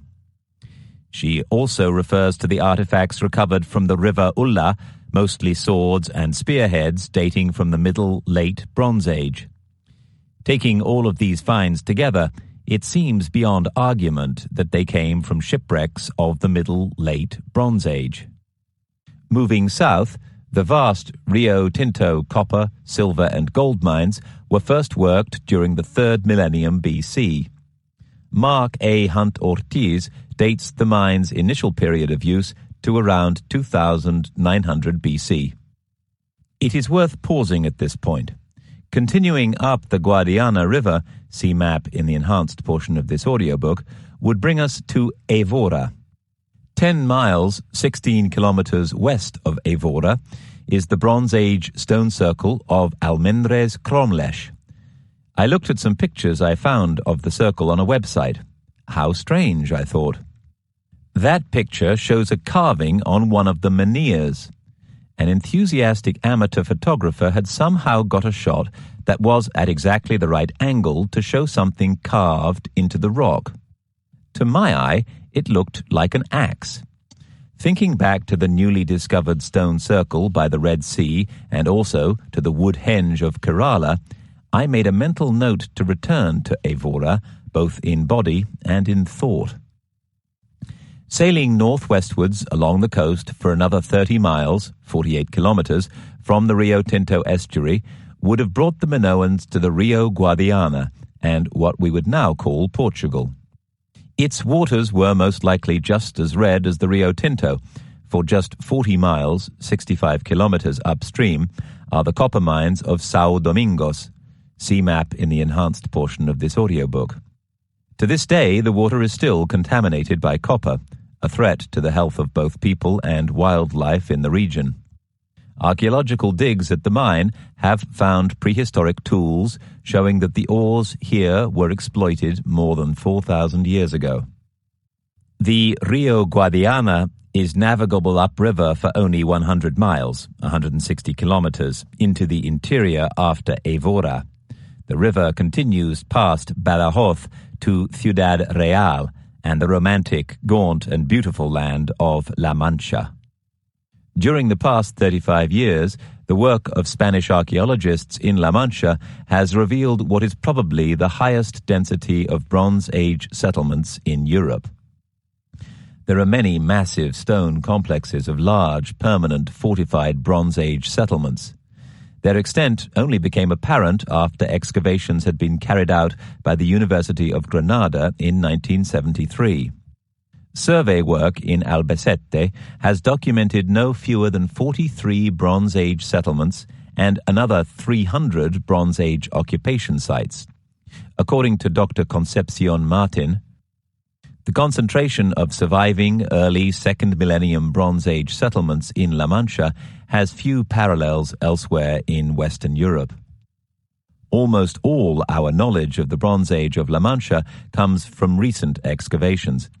It is clear that La Mancha is a region where many of the most important questions of European Bronze Age studies can be addressed.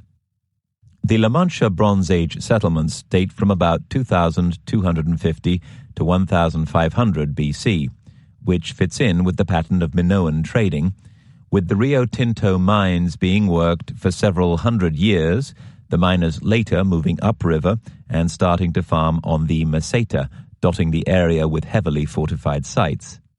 As Dr. Martin explains, the settlers in La Mancha coped with climatic uncertainties by practicing relatively intensive agriculture. The spectrographic analysis of bronzes from La Mancha sites show that they almost all consist of unalloyed copper of 96.9% purity, with an arsenic content averaging 1.81%. There is hardly any tin bronze. This arsenic content would have caused serious lung problems for the smelters. Key to this argument is that ivory, which must have been sourced from Africa or India, has been found in excavation sites in the south of La Mancha. About 400 grams, 14 ounces of the material has emerged, mostly from buttons and bracelets, both raw, semi-worked up, and as finished jewelry. It appears that ivory was worked up in La Mancha workshops, evidence of regular, long-distance commerce. The well-defended, massively constructed settlements were also associated with new levels of intensive agriculture of a more modern Mediterranean character. The early Iberian settlements with either mining operations or the structures to defend them were at Los Milares, copper, Al Mizaraque, silver, El Barranquet, gold, El Tarajal, both gold and silver, and Las Pillas, gold. See map in the enhanced portion of this audiobook. At that stage, the work was primitive, the copper pure. One particular mining culture, the Los Milares people, caught my eye thanks to the research of W. Shepard Baird. Their name is derived from a major copper mining settlement of perhaps 1,000 people on a site that had been discovered in the 1890s as the authorities were building a railway at Almerfa. Little is known about the Milares culture, but it seems to have spread across the southeast of Spain, and it possibly reached as far west as the red-limbed Rio Tinto. As W. Shepard Baird states, when they, the Minoans, surveyed the river basins of Almeria in southeastern Spain, they found everything they were looking for. For several centuries, they probably would have been satisfied to sift the alluvial sediments for metals and established settlements in the river basin areas. Eventually, they would have moved up to the inland sources of the alluvial metals to form permanent mining settlements, and that's exactly what they did. By 3200 BC, many of the towns of the Aegean Minoan colony, Los Milares culture, had been founded. The intriguing thing from my point of view was that a wholly new influence penetrated the Iberian culture around 1800 BC. The Millares people suddenly took a giant leap forward in copper metallurgy. They began smelting arsenical copper. I would infer that the Millares learned so quickly at this early stage as a direct result of early contact with the Minoans. Then, in turn, a mysterious new people, the El Argar, quite suddenly took over from the Millares. Excitingly, the El Argar influence began early, around 1800 BC, but it then developed. In 1500 BC, the El Argar people entered their so-called Phase B, at which point a detectable Aegean presence infiltrated the culture. New introductions included huge pithoi, vases like the ones I'd first seen on Crete and Thera. Crucially, from my perspective, the El Argar were people who had substantial links to the outside world. I am convinced that the El Argar were in truth the Minoans, and that the vast expanse of southern and central Spain and its rich mining territory became one of their many colonies. There are many clues to a history of Minoan colonization at Los Millares and to a later Mycenaean influence. For instance, its cemeteries have tholos, beehive tombs, identical to the Minoan beehive tombs that are found on both southern Crete and on the central Messara plain. The remains of pottery, ivory, and ostrich eggshells also hint at a culture that had substantial contact, at the very least, with our Mediterranean traders. Ivory, bronze, and ostrich eggs. Suddenly, they all connected in my mind. Lisbon is possibly my favorite port in the world, and I had been there many times. Had I not also heard tell of similar treasures found in the ancient fortress of São Pedro at the estuary of the Tagus? Entering the Tagus estuary is an experience no sailor ever forgets. It's a truly magnificent natural harbour. The Tagus itself is a majestic river that knows no national boundaries. It strikes right through the heart of both Spain and Portugal, passing the magnificent solitary splendour of Toledo, south of Madrid. Vila Nova de São Pedro was a great Bronze Age fortress, built, archaeologists think, in a concentric style. It sat overlooking the Tagus estuary and was first excavated by the anthropologists H. N. Savory and Coronel do Passo. To my delight, I discovered that there was a match of a kind. São Pedro is completely contemporary with Los Millares. In his research papers, Savory draws parallels with the metalworking culture of the Los Millares late phase, 2430 BC. São Pedro's tombs did in fact contain exotic goods like ivory, alabaster, and ostrich eggs, the classic signs of Minoan trading and influence. My memory had served me well. There was also evidence of a religious cult involving a female goddess, a deciding factor in Minoan religion. Savory memorably describes the way in which, circa 2500 BC, Villanova de São Pedro II had its own concentric fortifications. He makes analogies with Chalandria on Syros, another Minoan base in the Mediterranean, and his instinct seems to have been that the early Bronze Age colonization here came from the Mediterranean. I was hatching a plan. At some point, I was due to give a lecture at Salamanca University. Marcella and I should take advantage of the trip and investigate the Tagus and its path through Spain. The Guadiana River, see map in the enhanced portion of this audiobook, would take us to Evora. Just west of there, close to the copper mines at São Domingos, was my target, the Bronze Age astronomical site of Almendres Cromlech. A sister site of Stonehenge in England, Almendres was fascinating to me, partly because it is not exactly unique.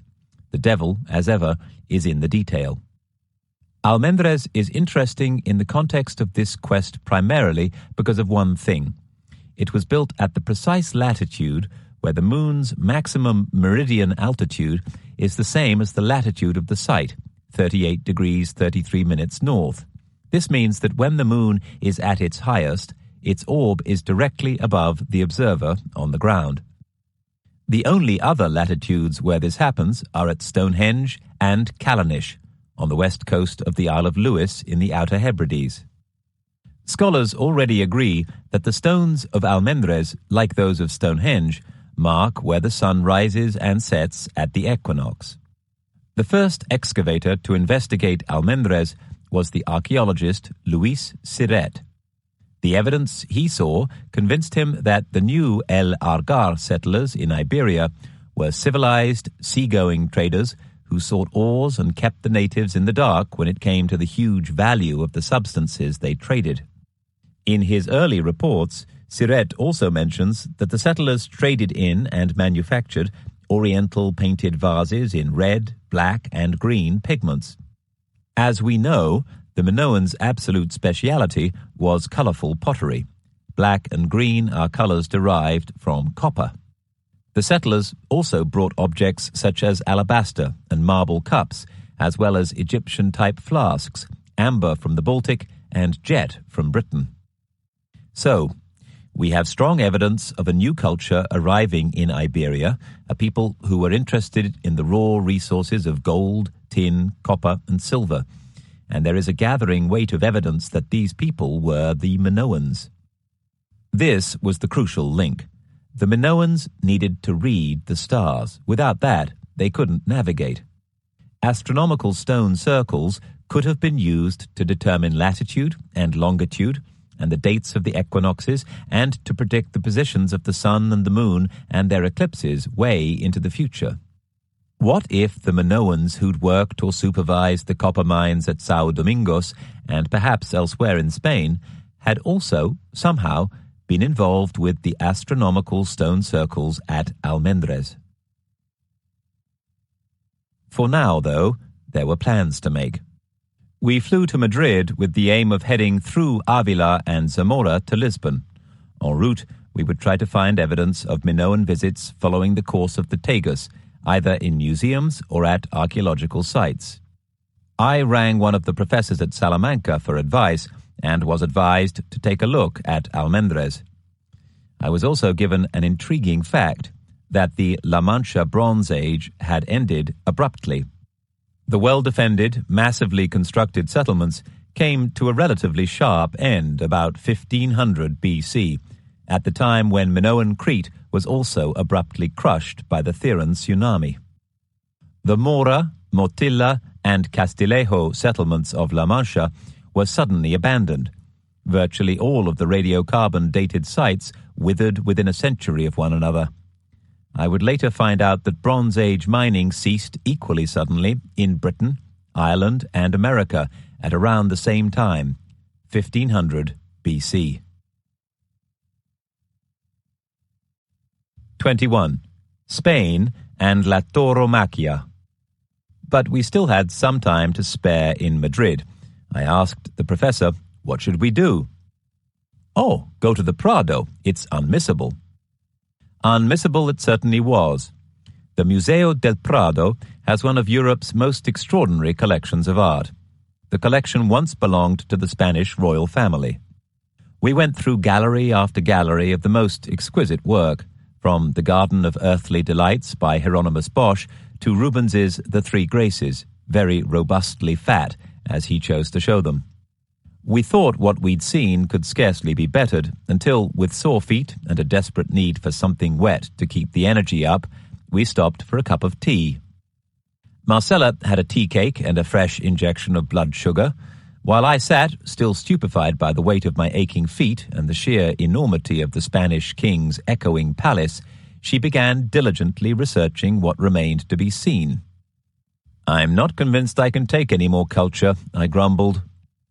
Marcella firmly piloted me towards a quiet but large room where a number of silent students, charcoal in hand, were absorbed in sketching. The gallery had a hushed and reverent atmosphere, and I soon understood why. The room houses an electrifying series of sketches by the romantic Spanish genius Francisco José de Goya y Lucientes. Goya's 19th century series of etchings, La Tauromaquia, is a mesmerizing sequence of images that document the bullfighting stunts and techniques used in his time. In his pictures, matadors stand on tables or even chairs. Dogs are used to bait the bull. You see encierros, where the bulls are let loose to run through the town. In one picture, the matador is standing firm, while in another, he is pole vaulting over the bull. Sketch number 90 is called The Agility and Audacity of Juanito Apignani in The Ring at Madrid. The bold Apignani is in the act of somersaulting backwards between the bull's horns, with the aid of a pole. The matador leaps over the bull's back to land triumphantly behind its rear legs. See the enhanced portion of this audiobook. What was so familiar about this astonishing spectacle? It suddenly hit me where I'd seen it before, at the Minoan Palace of Knossos. The fact that the image itself originally came from a miraculously long-lived fresco created sometime between the 17th and 15th centuries BC only made this all the more astonishing. Was this a coincidence? I thought not. Long ago in Medina, on the night before the Feast of the Assumption, I'd witnessed the extraordinary spectator sport of bull leaping. Lately, I'd seen evidence of it again in Crete, southern India, and Kerala. What I'd been witnessing, had I stopped to think about it, was a calling card. It had been sitting out the centuries, but it was there, written in the colourful script of the Minoans. This practice, I was sure, was a signature that the Minoans had left for us to read. Those same Minoans who had probably first emerged from Catalhoyuk in southern Anatolia, possibly the world's first city, and a place that the Minoans had perhaps first built. The evidence from Catalhoyuk shows that its people worshipped the bull. Logic tells us that when they then reappeared in Crete, the bull became central to their sacred festivals. I'd found images showing the practice of bull vaulting wherever I'd since speculated the Minoans had been. Starting at Crete's Palace of Knossos and voyaging all over the Near East to the Egyptian Nile Delta, then Syria, across the Aegean, and all the way down to the south coast of Kerala in South India. The practice had also survived here in Spain, a popular inheritance that has lasted from the 3rd or early 2nd millennium BC to the present day. The spreading cult of the bull was also backed up by a growing number of archaeological artifacts. Thanks to the Beyond Babylon exhibition at the Metropolitan Museum of Art, I'd seen figures leaping the bull in Babylon, the image stamped clearly on a clay seal. In Athens's National Archaeological Museum is a bronze ring that shows a clean-shaven bull leaper wearing a Minoan-style loincloth somersaulting onto the bull's back. His long hair flows in the air. Again, at Kahun in Egypt, an image on a wooden box shows the leaper's epic dance against death. At Qorum in Turkey, a vase from an old Hittite settlement is decorated with 13 figures gathered around the bull, while once again the bull dancer plays out the dangerous game. In Antakya, you will find a similar scene in a simple black and white drawing. A distinct spring had come back into my step, all tiredness forgotten. What was not forgotten was an image that was still alive in my head. It was from the Archaeological Museum on Crete, and to me it almost proved everything about my theory. Tiny, but telling, it was a Minoan medallion, about 6 centimeters, 2.5 inches wide, that I'd noticed in a cabinet towards the end of the rows of exhibits. It depicts a bull being led onto a ship. "I've got gallery knees," I announced as we emerged into the wide avenues and blasting heat of Madrid, "and museum legs. But I wouldn't have missed the drawings I'd just seen for the world." 22. Blazing the Trail to Dover. Southern England, the 20th century AD. It was 1992, and workmen in Dover, England's busy passenger port, were digging an underpass to link with that wonder of modern transport technology, the Channel Tunnel. As they dug down below what had been the debris of the medieval town and then went even deeper past the Roman layer, the men struck the perfectly preserved remains of a prehistoric ship. Downing tools, they stared in amazement. They knew, because of the depth at which they were working, that they were looking at something extraordinary. Gleaming in the narrow beams of their tungsten lights were the gnarled, blackened remains of a wooden ship. Archaeologists mounted a rescue operation to record and salvage the timbers, cutting the boat into 32 pieces after carefully photographing and recording each piece. They were concerned that the ship, which had been preserved in the wet clay for thousands of years, would disintegrate into a puff of smoke once it reached dry air. So, as they lifted the 32 sections by crane, they placed them in a special container filled with preservative chemicals, itemizing them meticulously so that they could be sure to replace the pieces according to the order in which they had been found. This amazing rescue took just 22 days, a great tribute to all involved. Today, the consensus is that the Dover boat deserved all of its reverential treatment. The oaks that had made it had been cut down around 1500 BC. This boat was sailing long before Tutankhamun ruled in Egypt, and at a time when ancient Britons were still using Stonehenge. Yet it is not just its great age that makes this ship remarkable. As one of the few pieces of complex technology from the Bronze Age that has survived almost intact, it tells us a great deal about the era, and Britain itself. The boat is one of the oldest found in the world. What strikes the visitor instantly is the vessel's brute strength. Her timbers, although black with age, are perfectly preserved, glinting with what looks like a veneer of jet. The planks which form the hull were carved, rather than sawn, from whole tree trunks. It's what's called a sewn boat. Thongs bind the planks together, which were caulked with moss and beeswax. The train from Victoria was running late that day, and I could feel the anxiety of the other travellers as they thought about their delayed meetings or missed connections at the port. Luckily, I didn't have any such time pressures. Looking at the soft focus mist that was beginning to descend, I tried to project my thoughts back to the morning of the 26th of August, 55 BC, when Julius Caesar arrived with his Roman invasion fleet. He came, he saw, but he didn't conquer. Nevertheless, by the 3rd century AD, when Dover's so-called painted house was built, alternatively known as the brothel, the town was a fully-fledged Roman settlement. Even the ancient grass trackway, which became known as Watling Street, was paved over on its way to Canterbury. So I paid the £2 ticket price for a round-trip bus ride and settled down to see Dubris, the town the Romans founded on the River Dour to defend their British interests. It was amazing to think how much must still be lying undiscovered underneath the ground, forever locked up by the mass of modern, Georgian, or even medieval buildings that have been stuffed on top of Dover's Roman lair. No one had even known how much of it was here until the 1980s, when the town council dug up a car park and found a Roman fort. Up on the hill, Dover Castle looked down haughtily as I struggled to see the Pharos, or Roman lighthouse, through the gathering mist.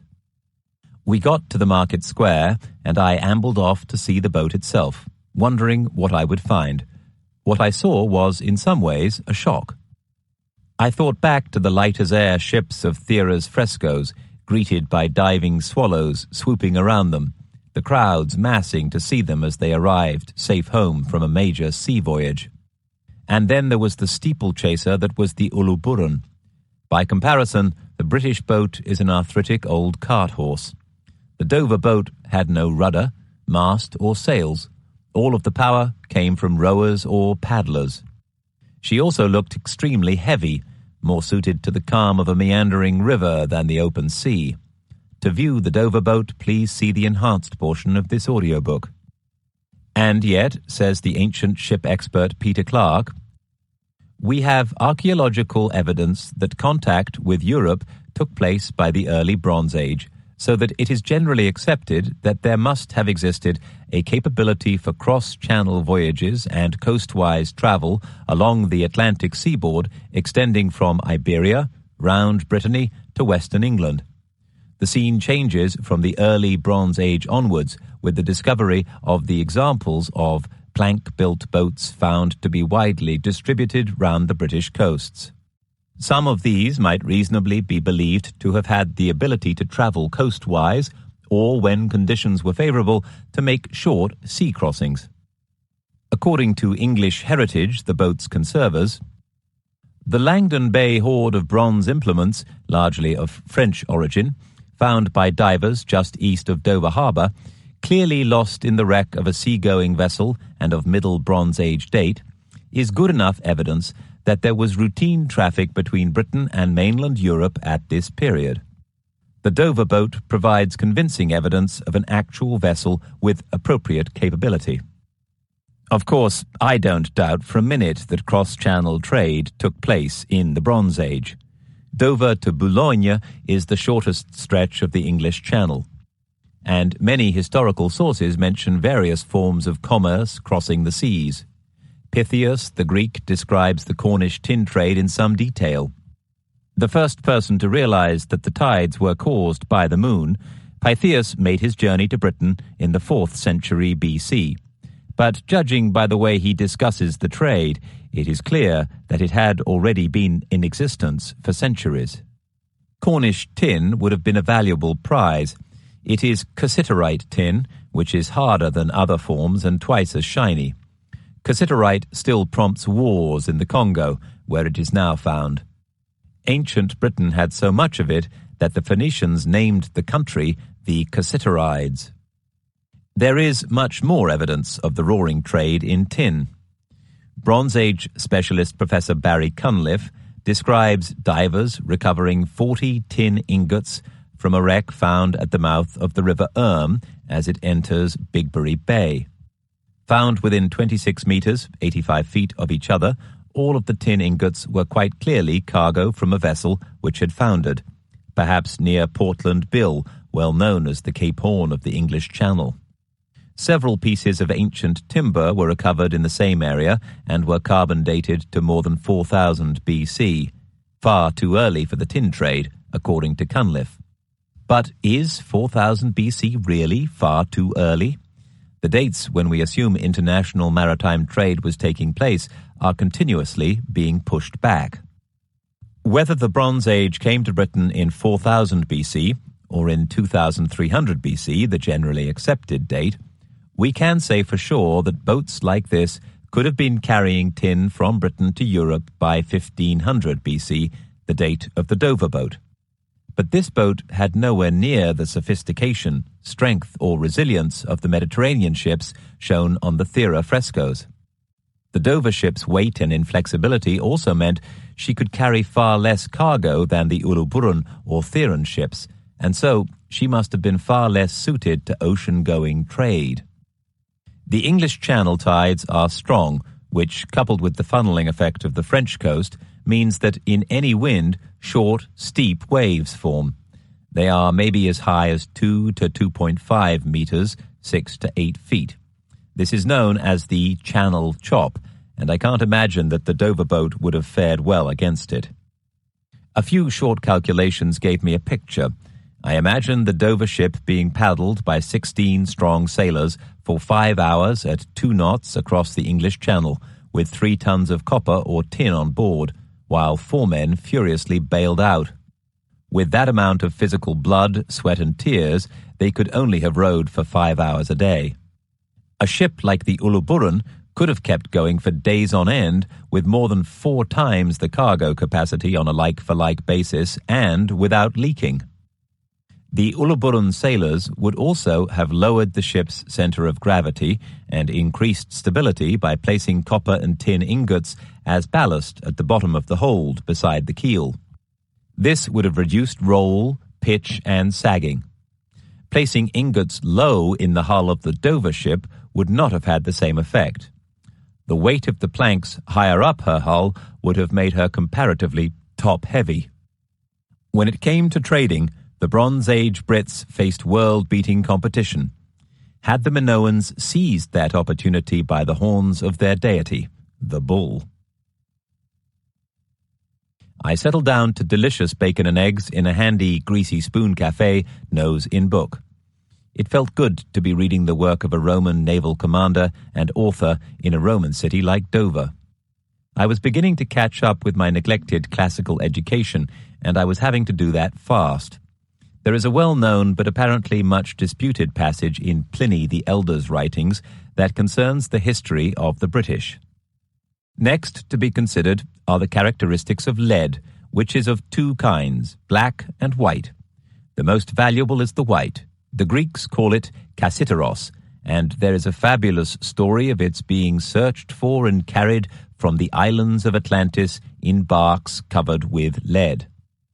Certainly, it is obtained in Lusitania, Iberia, and Galatia, Brittany, on the surface of the earth from black-colored sand. It is discovered by its great weight, and it is mixed with small pebbles in the dried bed of torrents. The miners wash those sands, and that which settles out they heat in the furnace.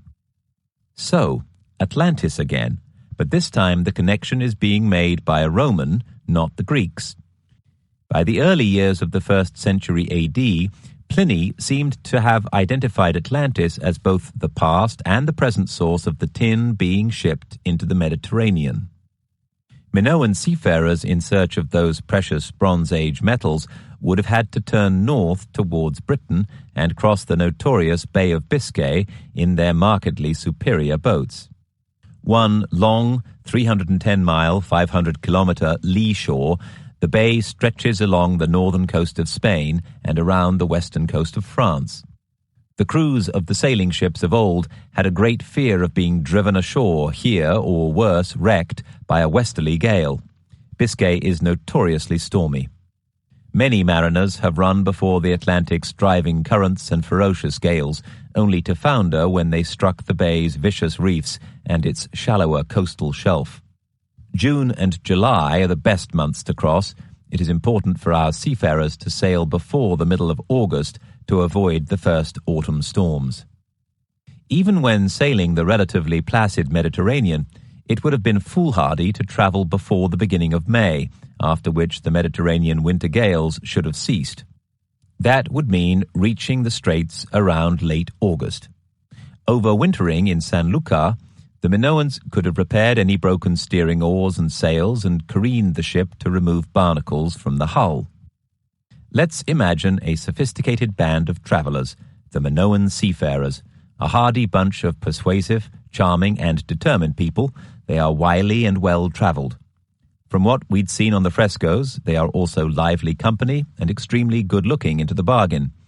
Their metallurgical know-how is unrivaled in a society that values metals and magic above all things.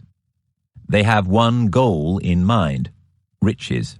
They need to find precious metals, make successful trade deals, and return to Phaistos, Knossos, or Thera as rich men, bearing the raw materials that drove the most advanced technology of the entire age, copper and tin. Each member of the crew is a hero.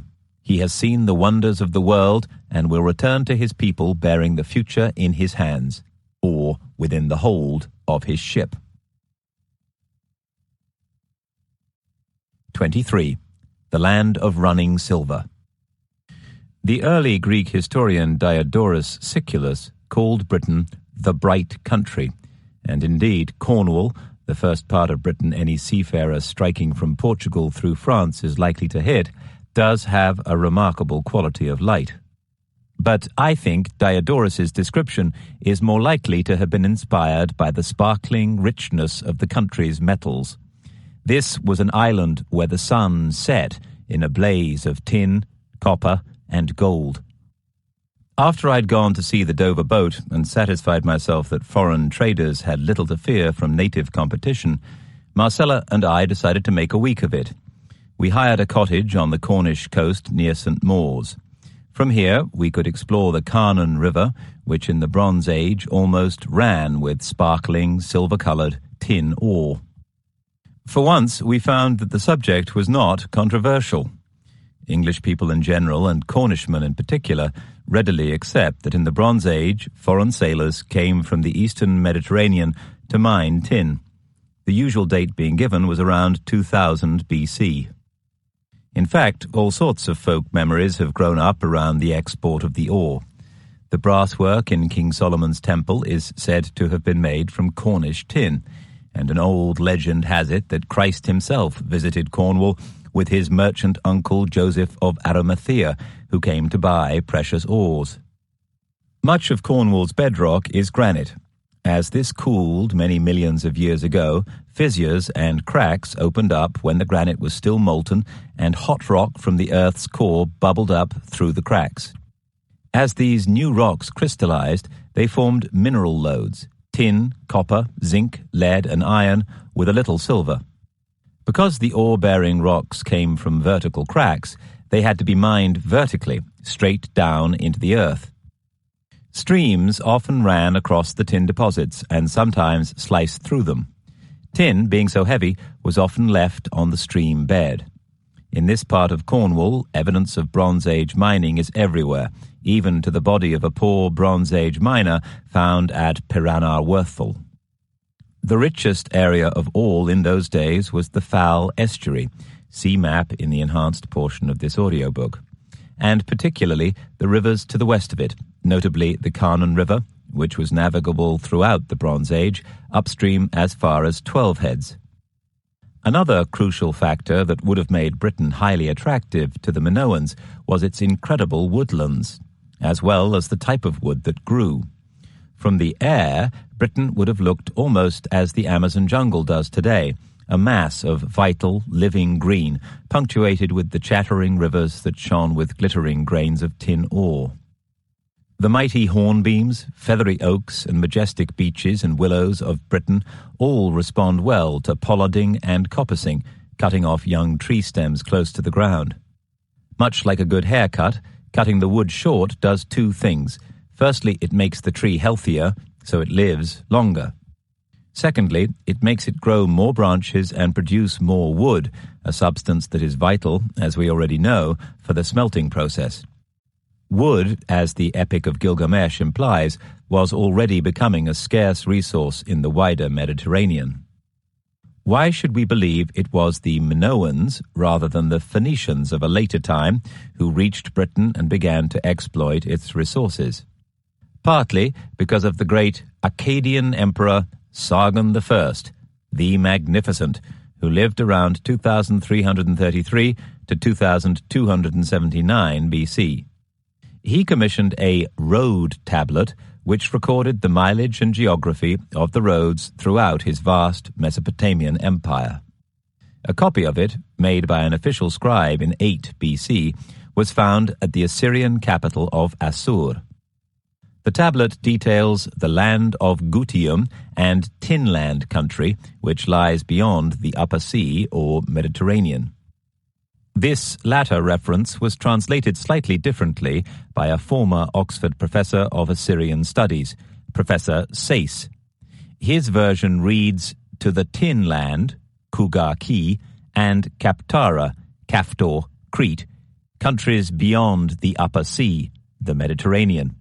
In other words, his translation links the Tinland and ancient Crete together. There's another link in the evidence we should bear in mind. Why was there a sudden switch in Britain from copper axes to bronze ones between 2800 and 2500 BC? And why, around 2200 BC, did the tin content of British axes suddenly leap from virtually 0 to 10 or 11%?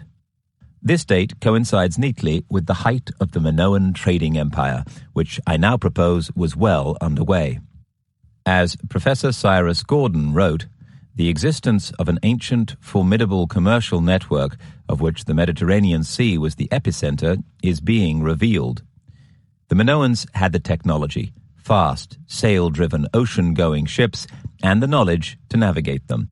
They also had the all-important know-how when it came to smelting and processing their finds, and the advanced technical and design skills necessary to forge beautiful objects in metal. They had an insatiable thirst for bronze, the wondrous material that was helping their culture become the world's most advanced. In the process, turning the Minoans of the ancient Mediterranean into some of the wealthiest and most powerful citizens of the known world. The Minoans would have been drawn to Britain by the lure of rivers running with tin. They would have been unlikely to meet with much local competition. Imagine their jubilation when they discovered that another great prize was also here: copper.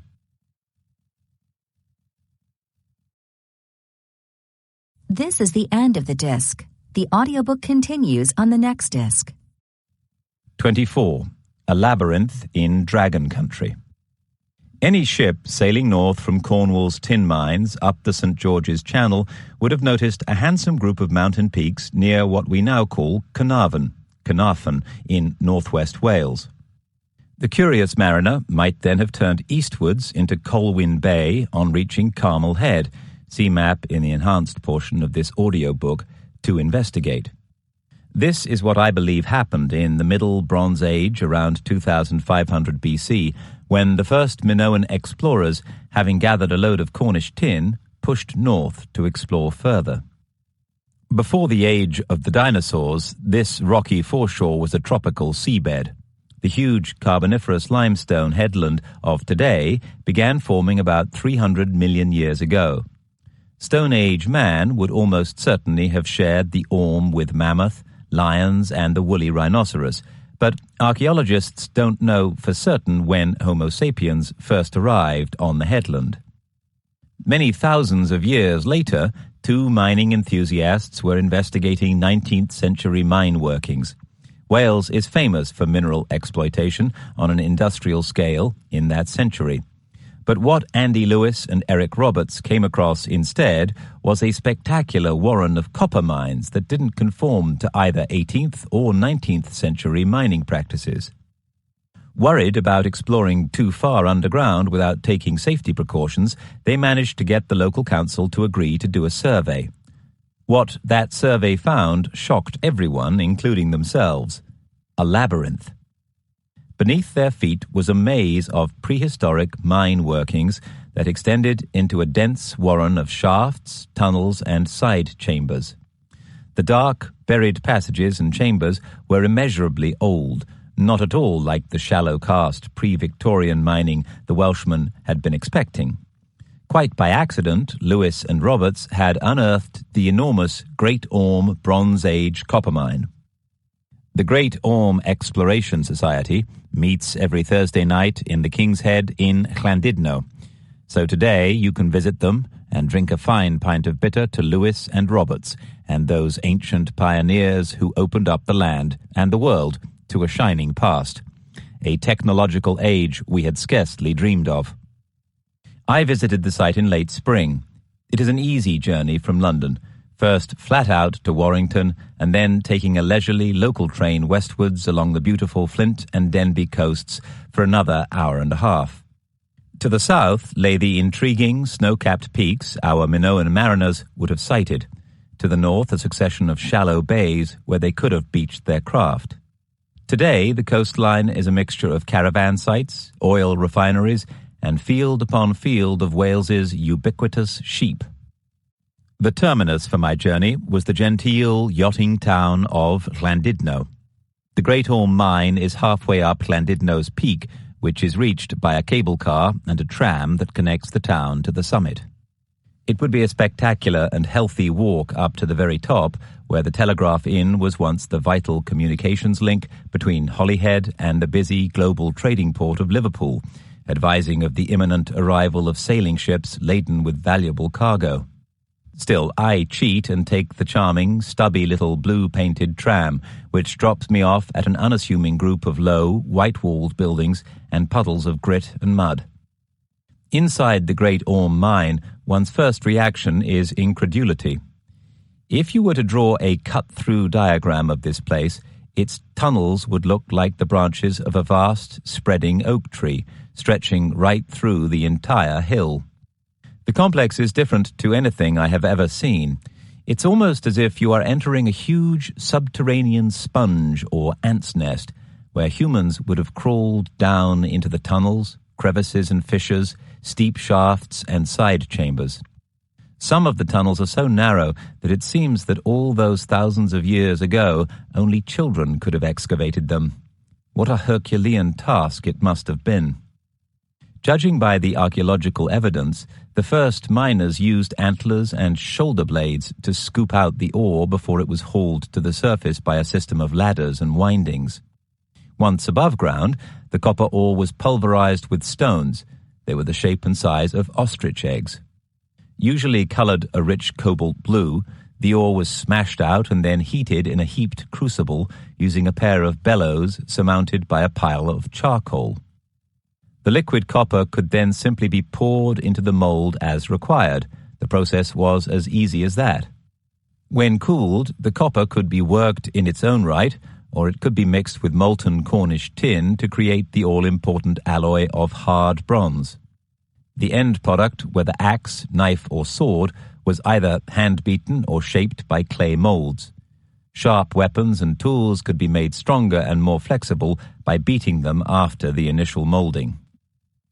So, here in North Wales we have the first industrial process in Britain, which started 4,500 years ago, a date determined by the carbon found in the charcoal residue here.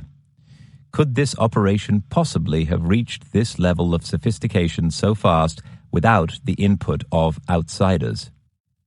The origin of the word orm is lost to history, although we do know that many centuries later the Norsemen often used the term to refer to dragons or worms. From the sea, the great headland could indeed have looked like a sea serpent as it stretched its neck out into the waters. Perhaps the idea reflected exactly how much treasure lay guarded in the bowels of the earth. For this was a hoard indeed. Mining engineers have calculated that 1,700 tons of copper must have been extracted from these ancient mines. That is enough to make more than 10 million axes, 3 for each man, woman, and child who then lived in Great Britain. Alternatively, look at it this way. The copper could have supplied enough bronze for 3 million saws, enough for the pyramid builders 2,000 miles, 3,210 kilometers away in Saqqara, ancient Egypt. Sidebar: Techniques with bronze and copper. Professor R.F. Tylcott of Durham University describes the process of pouring copper or bronze into molds to make bronze tools and weapons. He begins with the basic problems of casting. First, when metals are heated in solid fuel furnaces, they absorb gases from the fuel, wood in the case of the Bronze Age. Of these gases, by far the most troublesome is water vapor, which dissolves in contact with the metal into copper oxide and hydrogen. The hydrogen enters the liquid metal and stays dissolved until the metal cools and begins to solidify, when it emerges as gas bubbles which spoil the casting. This problem can be alleviated by giving the gas plenty of time to rise to the top of the molten metal, that is, by cooling the liquid metal slowly. That is easier if you are making a large amount of alloyed metal at one time. Another problem is shrinkage, which occurs as the metal cools and contracts, causing cracks and cavities in the casting. These cracks can be filled by pouring in more liquid metal from the feeder.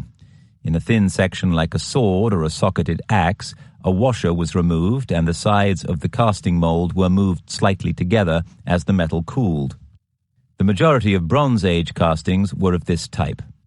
The density of the cast object can be increased and cracks reduced by hammering the metal after the casting. This was done in the case of flat copper axes, principally to harden their cutting edges. The better the mold, the sharper the axe. By the early Bronze Age, stone molds were used. There was little variation in this type of manufacture. Molds were cut from blocks of stone with cavities for 2 or more axes, the molds being closed together with a flat, removable washer or gasket between the two. That would be withdrawn as the metal started to cool. In the early Bronze Age, most of the stone for the molds came from the Pennines, a mountain chain in the north of England. The whole experience resonates in my mind as I return to the hotel for a quick wash and brush-up, followed by a snifter at the bar. A fascinating picture of prehistoric Britain is coming to life in my mind. A society with a level of industrialization and organization that is astounding. This is not anything like how we tend to think of ancient Britain. Perhaps we need to think again. The copper ore is mined in Wales, the tin in Cornwall. The axes are made in North Wales from smelted metal using local charcoal. Casting is done with hard limestone from the north of England. The large numbers of new bronze workers eat locally farmed Welsh cattle and lamb. Clothiers and shoemakers use the hides. All of these workers need bread, and the best corn lands are in the dry, sunny east of England. Woods and forests there are cut down using brand new Welsh axes. The grain is then transported by ships constructed from crude planks made from the swaying trees of eastern England, which are taller and thicker than wind-blown Welsh trees. At the mine itself, the dendrochronology, tree ring dating, of the charcoal shows that the miners used standard-sized pollarded branches. So we now have yet more groups of workers at Great Orme, not just miners but foresters, charcoal makers, and a host of other tradespeople. Huge numbers must have been involved. The miners used antlers and bones for their digging. These animals had to be hunted. Their skins were stretched and dried to make leather clothes and shoes, which means leather workers, clothiers, and shoesmiths. More and more men kept their hair tidy and shaved with bronze razors. They also used copper eyelets to tie up their clothes and button their shoes. Copper from the mine then began to be hammered into decorative ornaments and jewelry as locals became more wealthy. For the Minoans and their budding empire, Britain would have been like a treasure trove. It was a treasure trove, moreover, that gave them a jumping-off point for the whole of northern Europe, perhaps even further. That telltale prickling of excitement was in my veins again. I was going to track my Bronze Age pioneers even further, if I could. Another sea voyage of my own beckoned. 25. Strange Beasts and Astrolabes. The Dead of Night, Saxony-Anhalt, Northern Germany, 1999. 200 miles, 322 kilometers away from here, at the amber trading city of Rungholt, is the very place where Hans-Peter Duer had found his Bronze Age Minoan cooking pots and had concluded that the Minoans had been sailing here routinely. 3 black-clad figures were combing through a deep forest at Nebra with illicit metal detectors. After several cold, dark hours of scanning the forest floor, the men found themselves in a small clearing near a hill. Suddenly, their detectors came alive. That high-pitched whine meant metal, lots of it. They tore into the earth with pickaxes. After a brief struggle, that earth gave way and yielded up a treasure it had kept safe for more than 3,000 years. Carefully, one of the men picked a strange, flat object out of the hole and delicately brushed it free of the clinging forest loam. What was it? Pocked and covered with a green-bronze sheen, in his hands lay something that looked strange, almost magical. A bronze disc, 30 centimeters across, its surface inlaid with gold. Even in the moonlight, the men could see that they had found something special, something that drew an incredibly vivid image of the heavens. You can view the disc in the enhanced portion of this audiobook. The sun, or possibly a full moon, faces a crescent moon. The two images are divided by what seem to be stars. The surface of both the sun and the moon are pockmarked with metal corrosion, making them look eerily realistic, as if their real, crater-ridden counterparts had been studied through a telescope. A boat navigates the sea beneath. To a traveler, the boat design seems similar to the barge of the Egyptian sun god Ra. This object is unique. Nothing like it has ever been seen before. We now know it as the Nebra Sky Disk. A few years later, the Nebra disk was rumored to be circulating the black market with a price tag of £250,000. Unauthorized digging of archaeological finds is a crime in Germany. In an elaborate sting operation dreamt up by Harold Meller, who had just been appointed head archaeologist at the nearby Museum of Halle, the looters were caught in a hotel and the disc was rescued. Meller was the hero of the hour. He had won the disc for posterity and for his museum. When he finally got his find back to the calm and quiet of his office, he must have smiled in relief and then thought, after that huge struggle to get hold of it, now what? What exactly had they won? Was it an astronomical device? The surface of the mysterious disk was a mass of symbols. Were these just random images, or did they mean something more? The astronomer, Professor Wolfhard Schlosser of the University of the Ruhr, was called in to try to verify if these symbols might in fact represent heavenly bodies, the constellations. Could Northern Europeans have been advanced enough in the Bronze Age to have mapped out the stars? If not, the disk's existence supported my theory that the Minoans had been here, and that they had access to knowledge at least the equal of that of the Babylonians. Professor Schlosser's first move was to isolate the largest group of stars.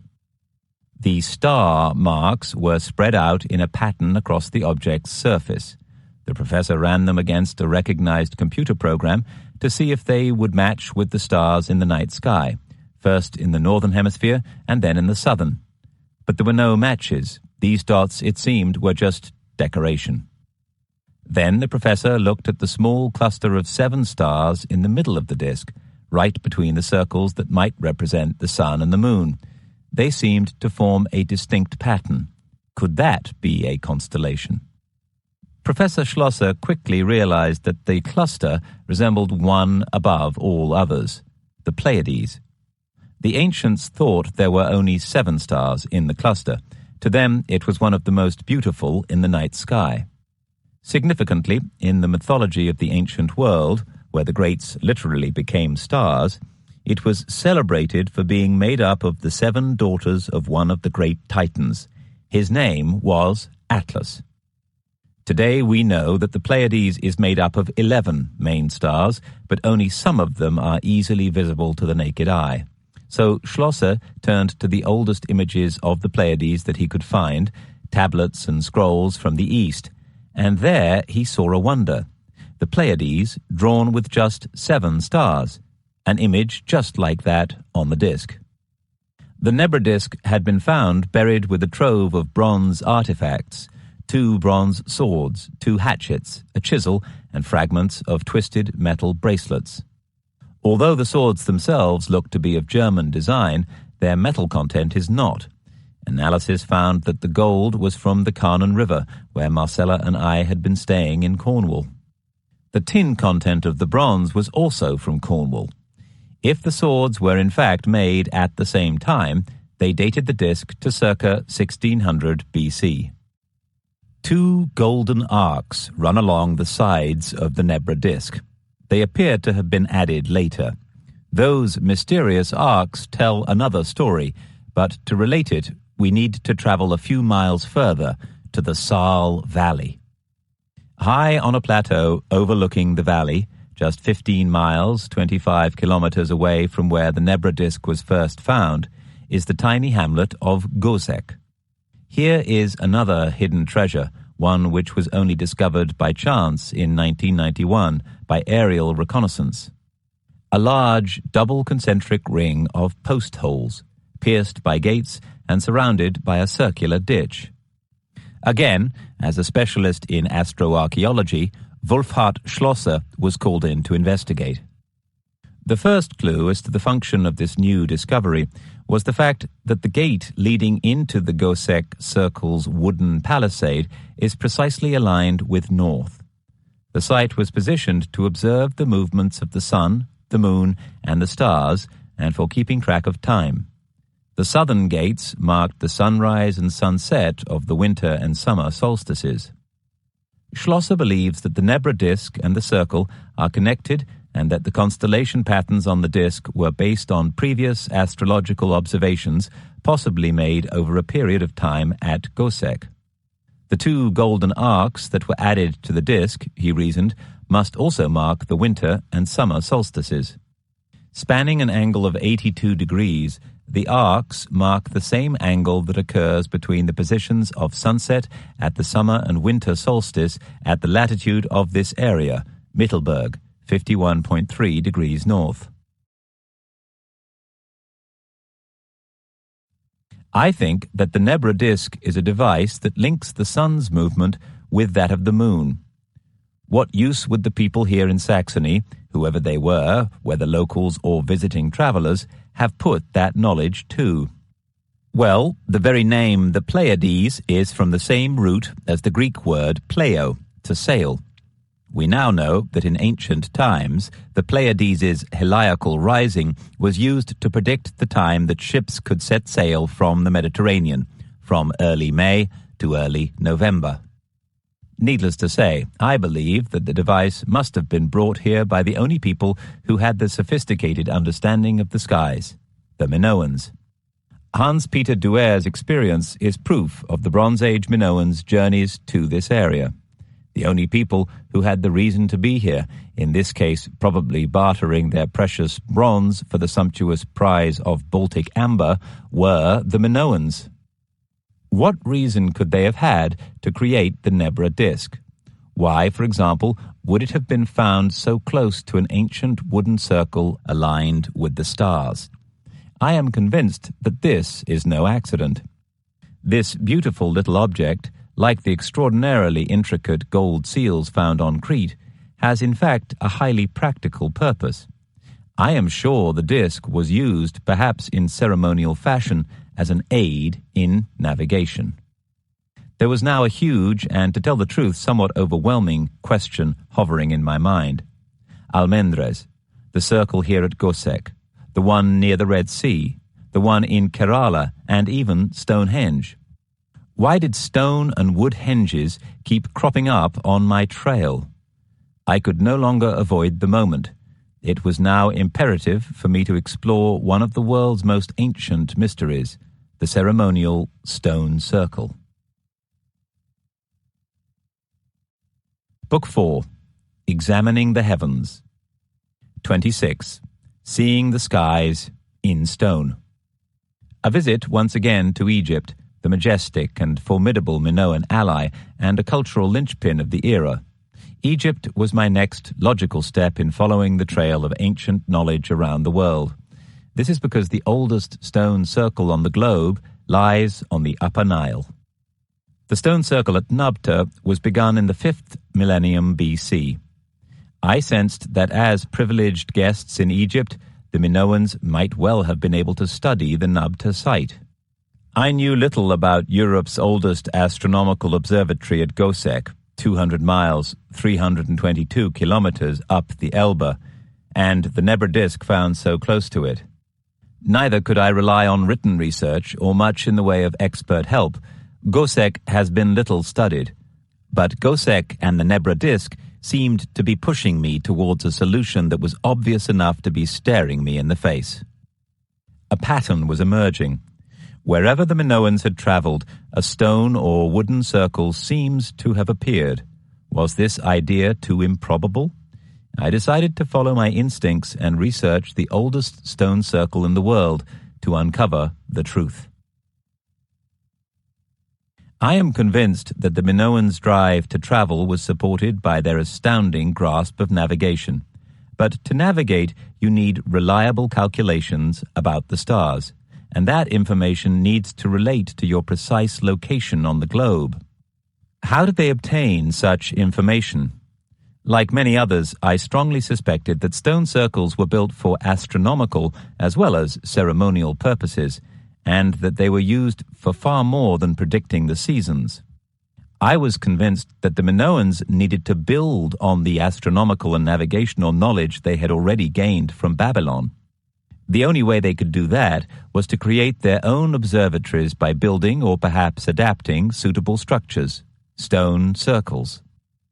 At the edge of the Western Desert, 500 miles, 800 kilometers south of Cairo, near the border between modern Egypt and Sudan, lies the flat, arid bed of an ancient dried-up lake. It is a desolate spot between the desert springs of Bir Kiseiba and the shores of Lake Nasser, and about as far away from civilization as you will ever find. Dust is everywhere. In summer, the wind roars over the nearby sandy ridge. Once this place was green and lush, a seasonal lake filled by the summer rains. Now the land is a barren sea of sand, and the heat is crushing. A millennium before the beginning of the Egyptian First Dynasty, nomadic tribespeople, cattle herders who normally roamed wide over the Sahara with their livestock, would congregate here with the arrival of those all-important rains. They slaughtered some of their precious cattle as a sacrifice of thanks. Nabta Playa, as it is now known, has forced Egyptologists to rethink their theories about Egypt's origins. It was an enigma, a totally unexpected stone circle set in one of the world's most isolated spots, until a trunk road was put in to allow construction traffic to reach Egypt's New Valley project. About 62 miles, 100 kilometers west of here, are the colossal Nubian rock monuments of Abu Simbel, imposing, huge, sculpted figures that are now part of a World Heritage Site. The impressive statues were relocated by the authorities in the 1960s to accommodate a new dam on the Nile. Nabta, on the other hand, has remained exactly where it stands today. It seems as old as the sky. As Toby Wilkinson writes, all the signs are that the first peoples who lived here, circa 7,000 to 6,000 BC, were much more sophisticated than their contemporaries in the Nile Valley. They built both above and below ground, they had planned settlements, and they may even have imported their livestock from Southeast Asia. Greater Egypt would, of course, later catch them up. Scattered through the moon-like landscape at Nabta are carefully placed stone megaliths, sentinels standing guard on the horizon. An oval ring of strange humpback stones surrounds a group of uprights, mostly at differing heights. At the center, 2 pairs of stones point north-south. Another pair is also pointing towards the midsummer sunrise. Why are the stones here? The answer is unavoidable once you look at a map. The stone circle built in the 5th millennium BC is positioned exactly on the Tropic of Cancer. The Tropic of Cancer is a latitude line that circles the Earth. On this latitude, every year at the time of the midsummer solstice, the noon sun at its zenith hangs directly overhead. In other words, this is a very special place on the planet, a fact that the ancient Egyptians must have understood perfectly well. As at the far more rudimentary Gosek, the only logical conclusion is that Nabta must have been an astronomical observatory that every June was used to prepare for the rains and watch the stars, perhaps even used them as a guide for global voyages.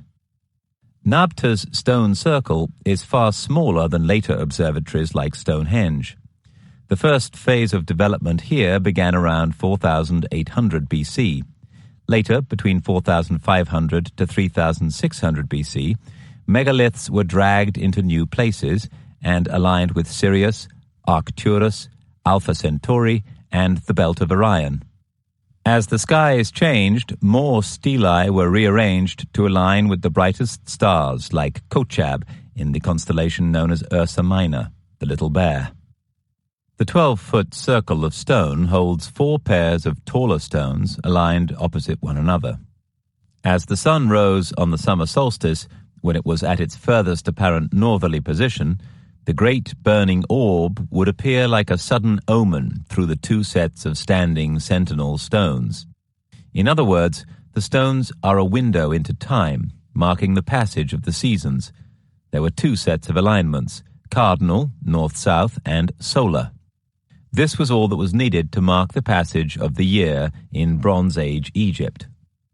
Because the circle is set exactly on the Tropic of Cancer, there would be no shadow cast by the stones at midday on the summer solstice. Moreover, this would happen at a time when day and night were the same length, 12 hours. The astronomers at Nabta must have realized that this phenomenon was caused by the Earth rotating on its axis once every 24 hours and on a repeating annual cycle. They would also have noticed that at sunset each day, after the midsummer solstice, a different star to that of the day before rose on the eastern horizon. In short, using this observatory, you could work out that the sun, the earth, and the stars were governed by different rules. The earth rotated once every 24 hours, while the stars moved independently of the earth and the sun. Observers watching the stone's shadows would have noted the change as those shadows grew longer and longer throughout the 6 months that preceded midwinter.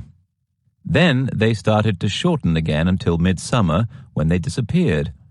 As the shadows lengthened, the sun grew cooler because it was further away. Yet at sunset, different stars still appeared in the east each day.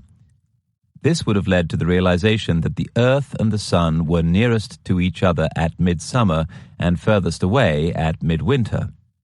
The observers would have worked out that midsummer appeared after 366 sunrises, and the earth rotated every 24 hours, and would have deduced that either the earth circled the sun or the sun circled the earth.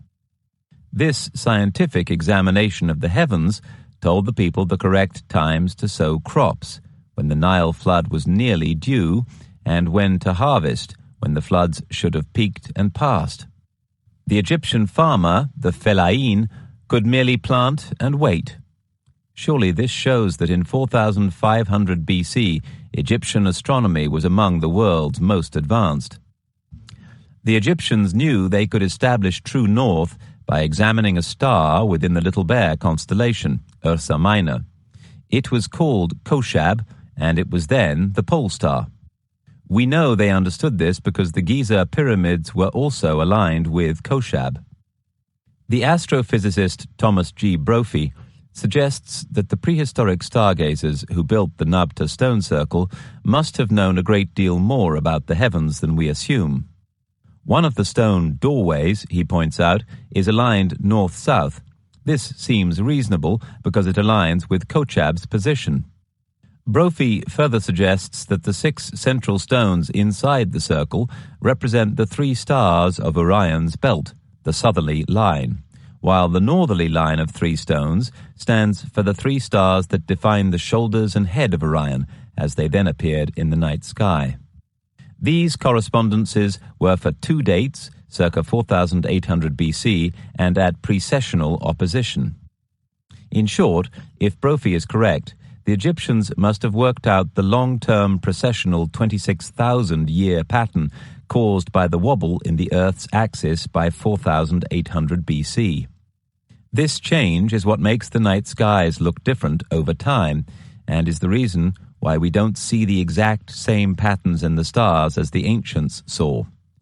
It is also why all astrology which fails to take account of precession is bunk. Over vast periods of time, 26,000 years to be precise, the night skies transform themselves into bewitching new patterns. This happens because the Earth is slightly fatter at the equator. As it rotates, it acts like a spinning top, changing posture in its ever-so-slow ellipse around the sun. The dance takes 13,000 years to complete, and as our own position changes, so does the position of the stars we see. Today, true north is determined by the star Polaris. In another 13,000 years, this inevitable process will bring a new star into the position of true north. Then it will be the bright little Vega in the constellation Lyra. In 26,000 years' time, the cycle will be over and Polaris will once again be the North Star. It's a humbling realization. This ancient site in the Nubian desert tells the story of a primitive people who knew far more about the Earth than the average university student does today. Nabta's sacred landscape is also dotted with peculiar mounds marked out with round, flat stones. Under one of them, in an underground chamber, a huge sandstone monolith was found. It is possibly the first monumental sculpture ever made in Egypt. The stone is carefully shaped and dressed to look like a wild beast, the unmistakable figure of a bull. I can't help but make a mental connection with the Minoans. Their status as privileged guests in Egypt, as we know from the royal palace at Tel el-Dabar, would have meant that if they did not already have this astrological knowledge, they would have been privy to the Egyptians' knowledge of the heavens. Moreover, the Egyptians were in their debt because they were reliant on the Minoans for their bronze and their tools. By the time the Minoans reached the Upper Nile in King Amenemhat II's reign, 1919 to 1885 BC, they could also have acquired much Babylonian astronomical knowledge and might have been in a position to trade bronze finished goods with the Egyptians in return for that knowledge.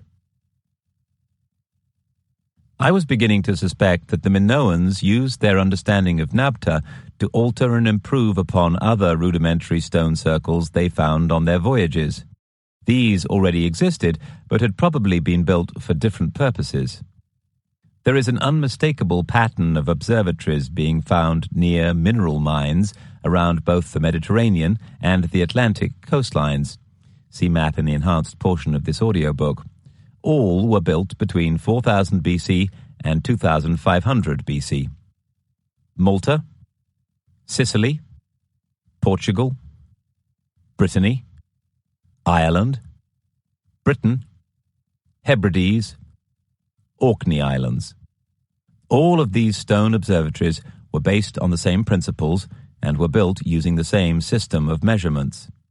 They also had the same goals: to record astronomical events such as sunrise and sunset at equinoxes or solstices, the moon's meridian passage, solar and lunar eclipses, and occasionally the rising and setting of Venus.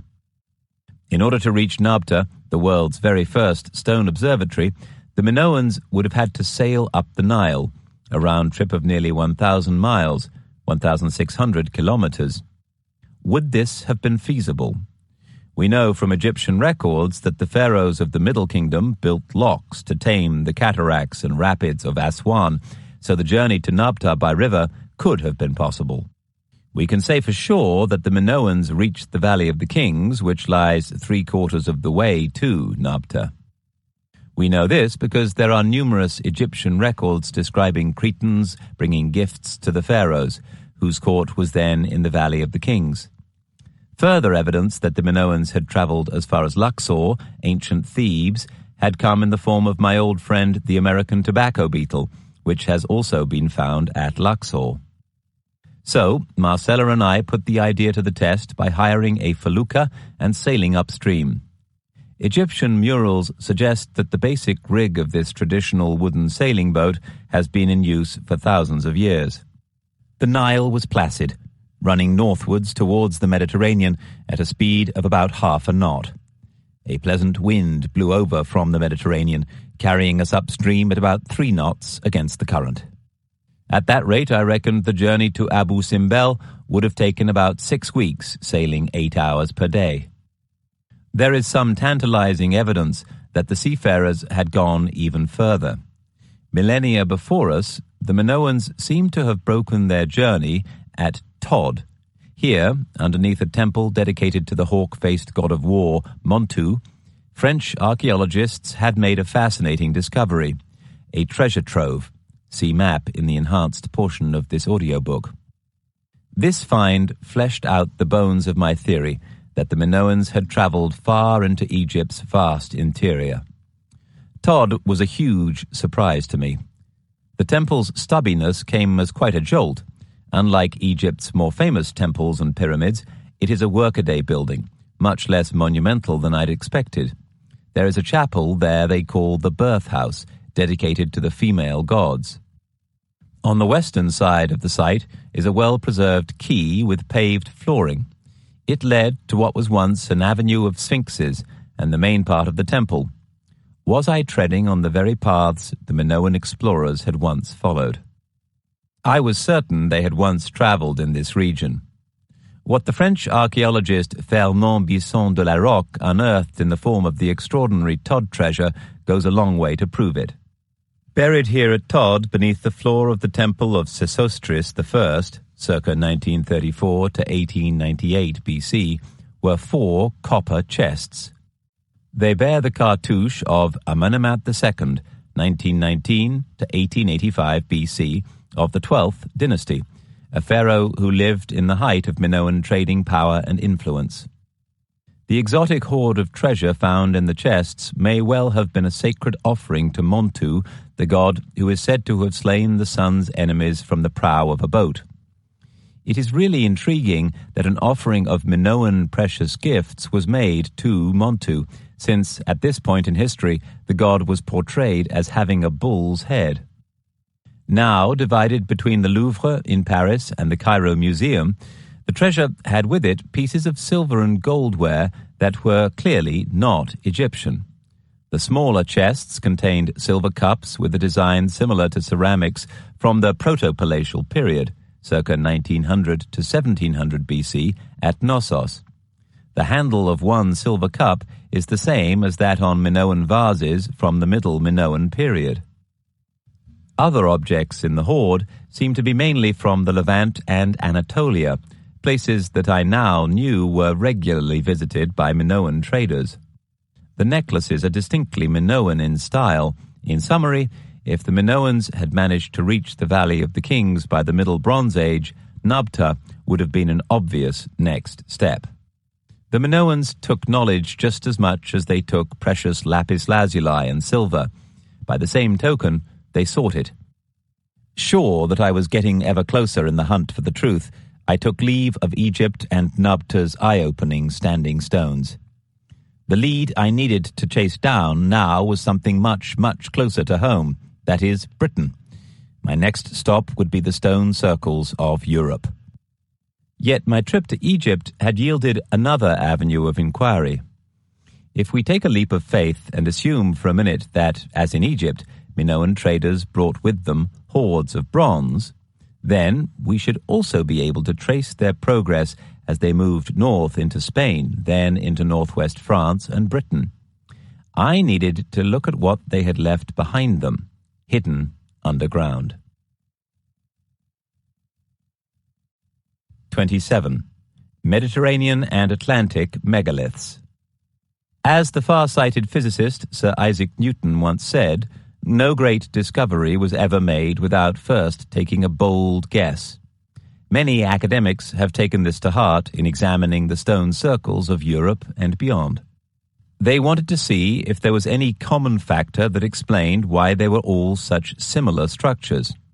My guess is that it was because they all share a great secret, the influence of the Minoans.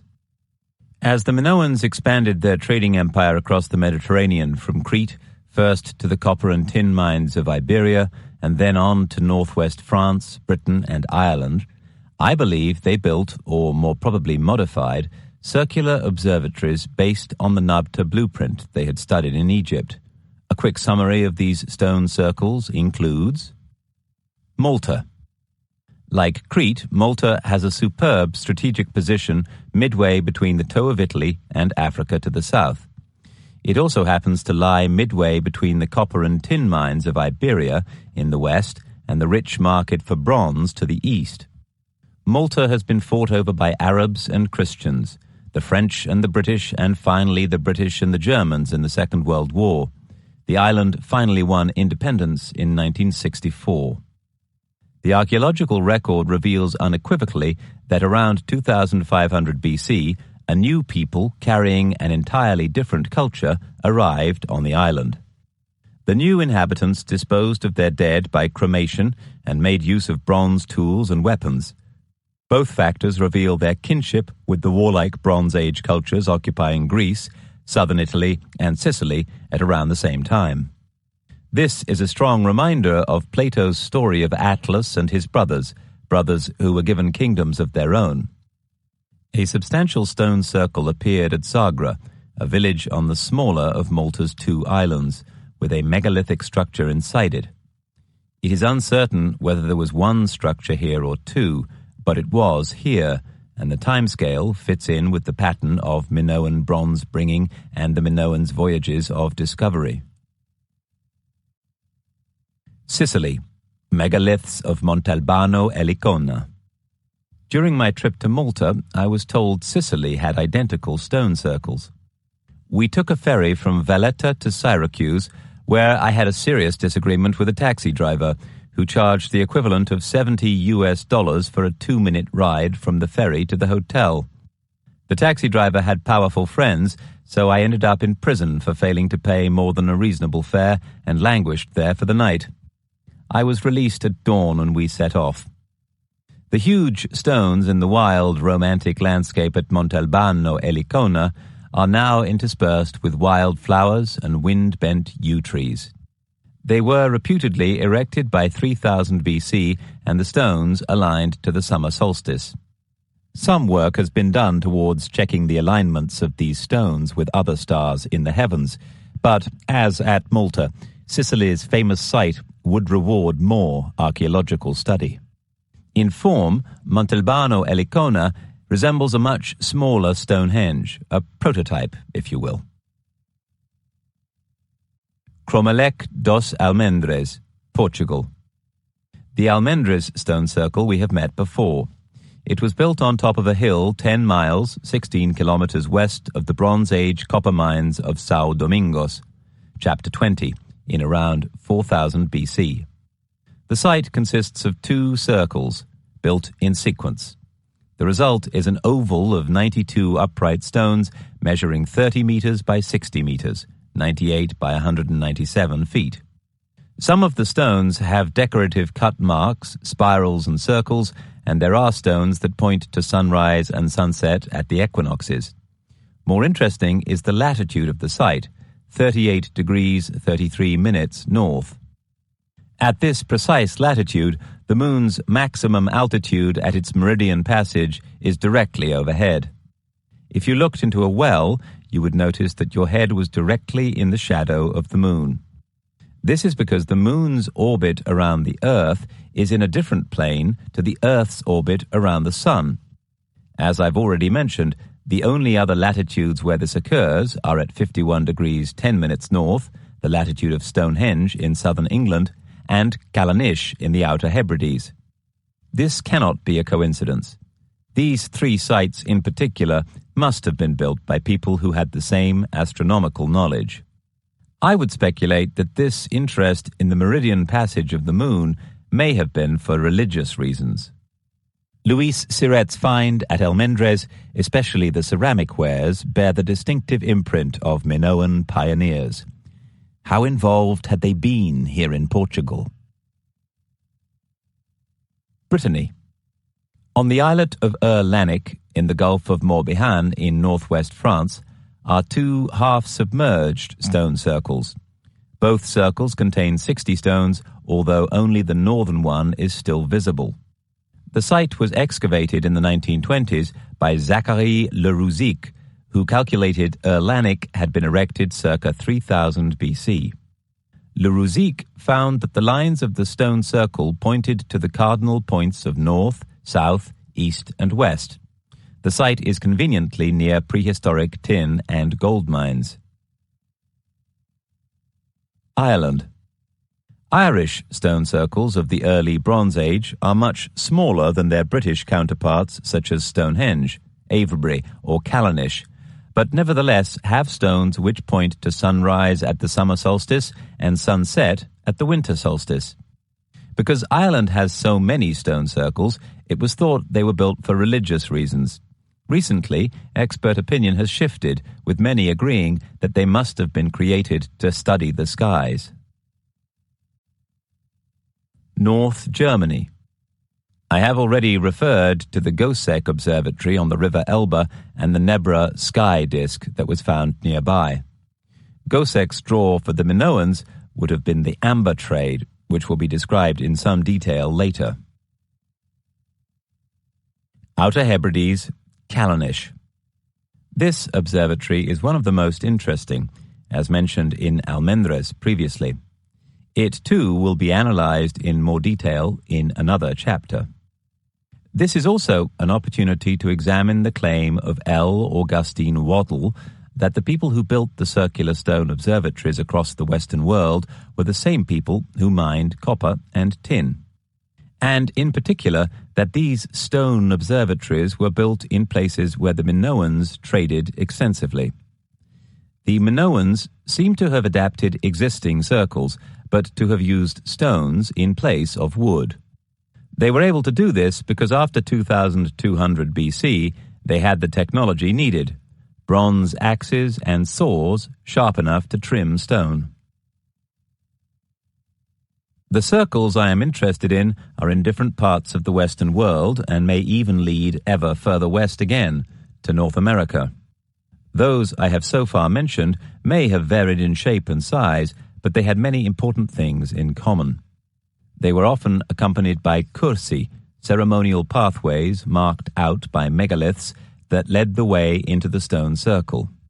Built using a common measurement, the megalithic foot, they were constructed to record the same astronomical events, usually the rising or setting of the sun at equinoxes or solstices, the moonrise, moonset and the moon's eclipse, and occasionally the rising and setting of Venus. Because of the different latitudes of these stone circles, different layouts were adopted to record astronomical events. There is another common factor.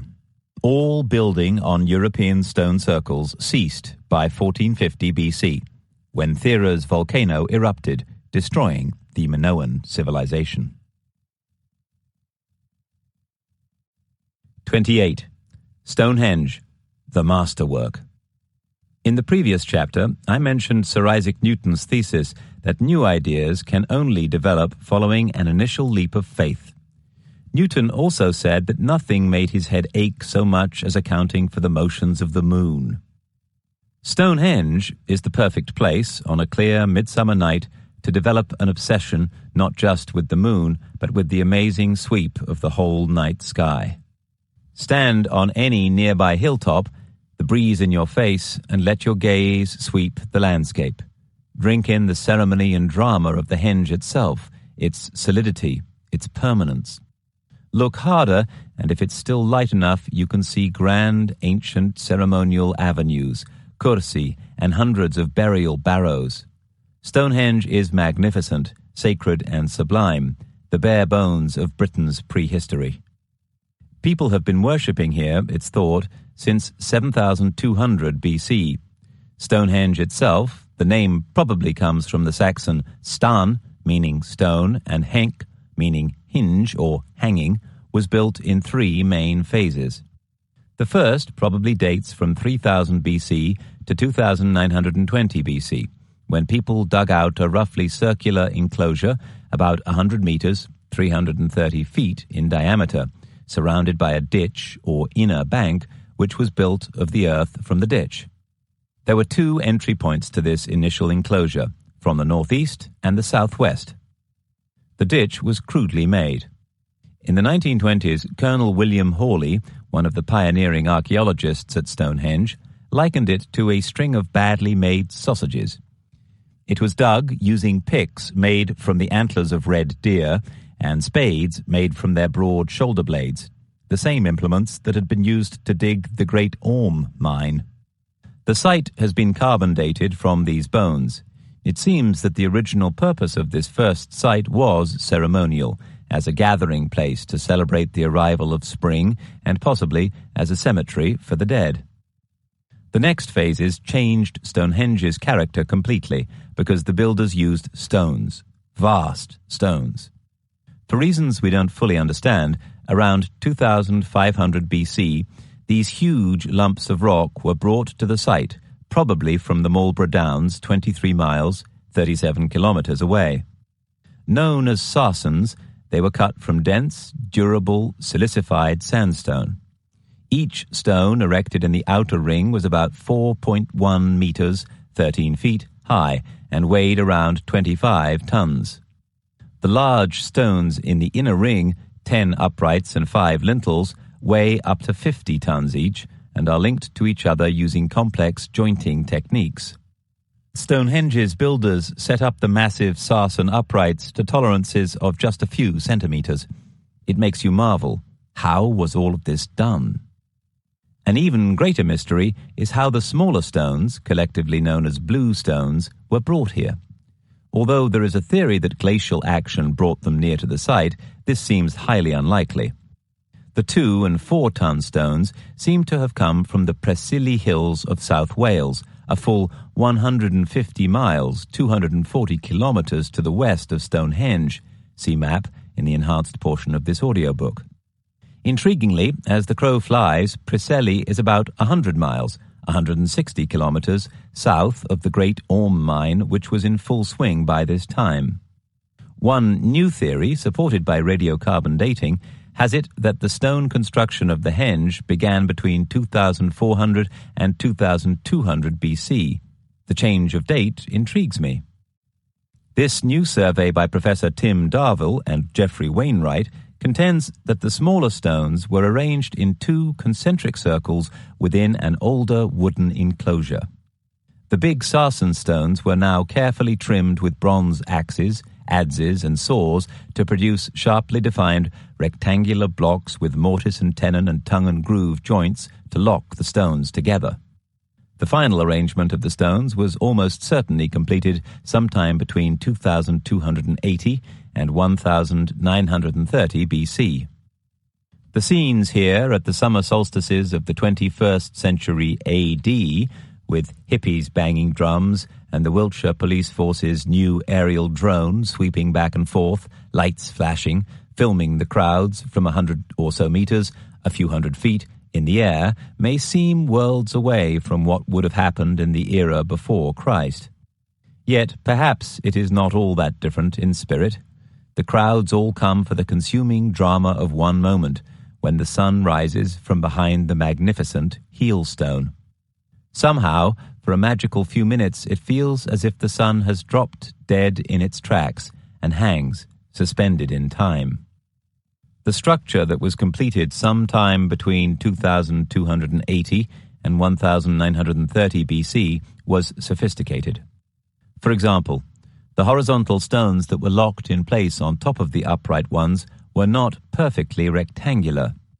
The stones are gently and deliberately curved on both inner and outer faces.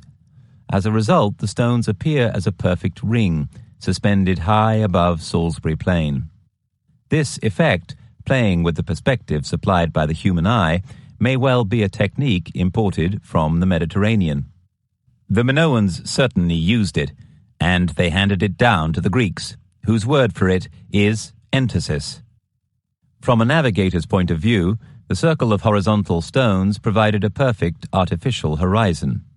That would have enabled astronomers to note precisely when the moon rose or which was the first star to rise in the east after sunset.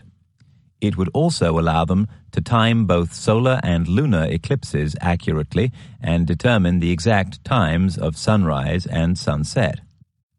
The Minoans had arrived in Britain by 2300 BC to collect tin, and their technological influence can be seen in bronze implements dated 2200 to 2000 BC, when the percentage of tin content in those implements leaps to 11%. At some stage, it is hard to prove definitely when, 5 huge stones were repositioned at the center of Stonehenge in a very similar way to the central stones at Nabta. So we have builders who could transport massive stones hundreds of miles, then prepare them with bronze tools for astronomical purposes using a similar layout to the one found at Nabta. Could the Minoans have been behind that change? It's their appetite for luxury that gives them away. I am here at Stonehenge, armed with the knowledge that Oriental cowries and jewelry, including blue-glazed and glass beads, very similar to those produced on ancient Crete, have been excavated from a number of Bronze Age graves at Stonehenge. They are, according to Professor L. Augustine Waddell, of the identical kind common in ancient Egypt within the restricted period of between about 1450 BC to 1250 BC. The Uluburun Rex cargo included almost identical examples of blue glass, cowries, and amber. Was this idea too incredible?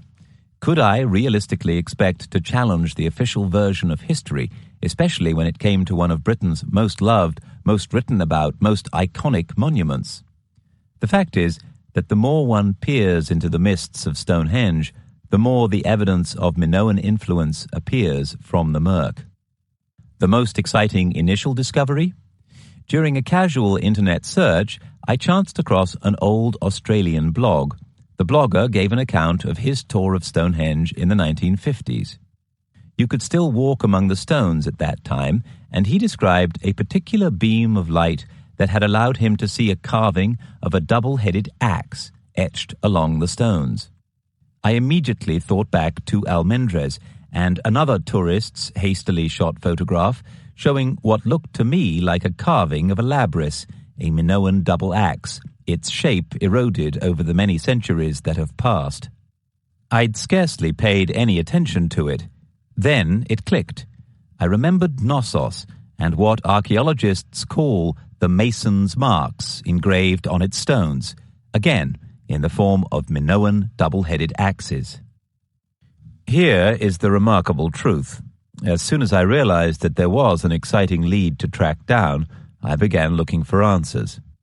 Within just hours, thanks to the wonders of the web, I'd discovered that there is not just one such axe carving on the megaliths of Stonehenge. There are many. They were created nearly 4,000 years ago. Some have interpreted these weathered, axe-shaped marks, a stalk, as it were, supporting a horizontal line, as mushroom shapes. However, when archaeologist Richard J.C. Atkinson drew them in 1953, he realized that one of these centuries-old carvings was probably a dagger, the other a double-headed axe.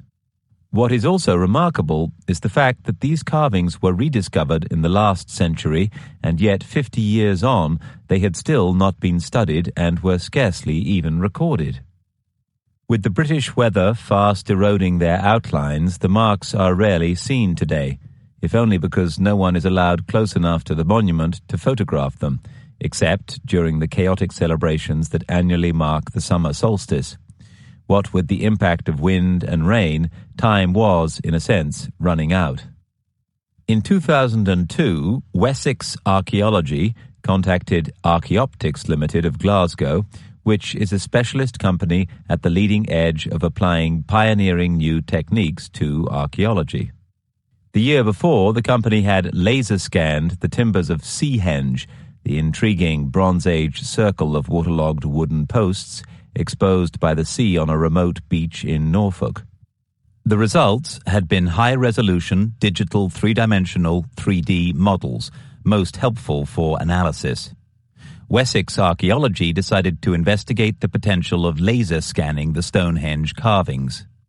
Specialists Alistair Carty and Dave Vickers travelled to Wessex Archaeology's old Sarum headquarters near Salisbury with an impressive array of equipment, including a Minolta Vivid 900 scanner capable of capturing millions of points in 3D and taking measurements just microns apart. The team included Wessex Archaeology's Thomas Goska, also a specialist in digital techniques. The surfaces were photographed and scanned at a resolution of 0.5 millimeters, creating hundreds of thousands of individual 3D measurements known as a point cloud, which could then be animated into a 3D solid model. This is Goska's description of the images scanned on Stone 53, one of the famous Sarsen trilithons. The first carving is 15 by 15.3 centimeters, 5.9 by 6 inches, with a broad upturned blade and a form of rib a third of the way down the length. Although further analysis is needed, this shape could represent two axes, one carved over another. The second carving, 10.6 by 8.6 centimeters, 4.2 by 3.4 inches, is very faint indeed, but seems to be a normal flanged axe, as we find elsewhere on the stone. There was something poetic about the juxtaposition of the most advanced early Bronze Age technology with the most advanced 21st century archaeological recording methods. What was intended as an investigation into how well the carvings would be recorded by a laser scanner turned into a major discovery. We must remember that while the Sarsens are thought to have been erected around 2300 BC, metal axes were not in common circulation for generations after this. Whatever the carvings mean, accurate recording is vital to our understanding of the monument as a whole. Early research. During the early dawn of the British archaeological profession in the 18th century, the antiquarian William Stukely discovered what local people had probably always known: that at midsummer sunrise, the first of the sun's rays shine into the center of the rings of stone, meeting between the open arms of a horseshoe of stones. In fact, in the early 20th century, Sir Norman Lockyer argued that there was a ritualistic connection between Stonehenge and sun worship. The precision of the alignment of these ancient megaliths with the sun could not be an accident. Then, Dr. Gerald Hawkins, a well-known astronomer from America, burst upon the scene. Hawkins was professor of physics and astronomy at Boston University in Massachusetts. In 1962, he and his assistants filmed sunrise at the summer solstice at Stonehenge. They plotted every stone and pit on the site and fed their coordinates into an IBM 704 computer, then the world's most powerful, computers being in their infancy. The journal Nature published Hawkins's first results in 1963. Hawkins argued that the computer results proved that Stonehenge was a giant observatory for predicting eclipses of both the sun and the moon. His claims generated huge publicity. Professional archaeologists were furious. Here was an astronomer, and an American to boot, trampling over their patch and using newfangled, unproven computer methods to uncover the secrets of their beloved Stonehenge. Richard Atkinson described Hawkins's argument as tendentious, arrogant, slipshod, and unconvincing. To Atkinson, the builders of Stonehenge were howling barbarians. The archaeologists had overplayed their hand. It was obvious that Hawkins knew his subject. Stonehenge was his 61st published paper. Then again, Hawkins was not, in fact, an American, but came from Suffolk. His degrees were in physics and pure maths, and his PhD in radio astronomy was obtained at Manchester University. Hawkins had forever changed the way we think of Stonehenge. Next into the fray was Sir Fred Hoyle, the most highly respected British astronomer of the day. He examined Professor Hawkins's research and went even further. To him, Stonehenge was a model of the solar system. Hoyle selected 3 stones representing the sun, the moon, and the moon's orbit. These stones were then rotated around the holes of the Aubrey hole ring relative to one another. Hoyle could show that when the 3 marker stones lay either close to each other or opposite each other, eclipses would take place. The eclipse would occur when the moonstone was closest to the sunstone or was precisely opposite to it on the other side of the Aubrey hole ring. Hoyle's method is more accurate than Hawkins's because Hoyle's system could predict the actual day of lunar eclipse 19 years into the future. Hoyle also identified many other astronomical alignments at Stonehenge. Hoyle and Hawkins had to take a leap of faith based on the evidence before them.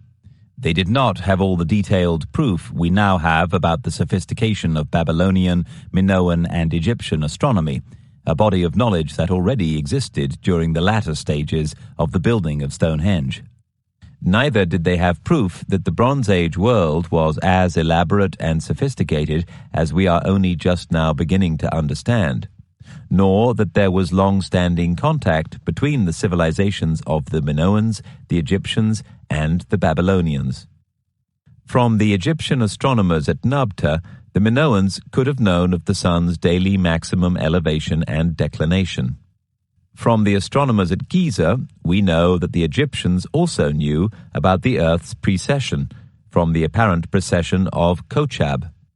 The Minoan mariners may have learned much more from the Mesopotamian astronomers, not least the precise times of the moon's rising, something that, if Hoyle was right, could also be measured at Stonehenge. Had they had a good clock, they could have calculated accurate longitude from the moon's eclipse. From the altitude of the sun, taken each day at its maximum elevation, they could have deduced declination to determine latitude. 29. From the Med to the megalith. Supposing for a moment that the builders of Stonehenge did complete Phase 3 of the circle around 1750 BC. If there really had been that much Minoan influence on the extraordinary monument, then logic would suggest that the travellers would have left evidence from the eastern Mediterranean, goods perhaps, or traces of trade or even physical habitation.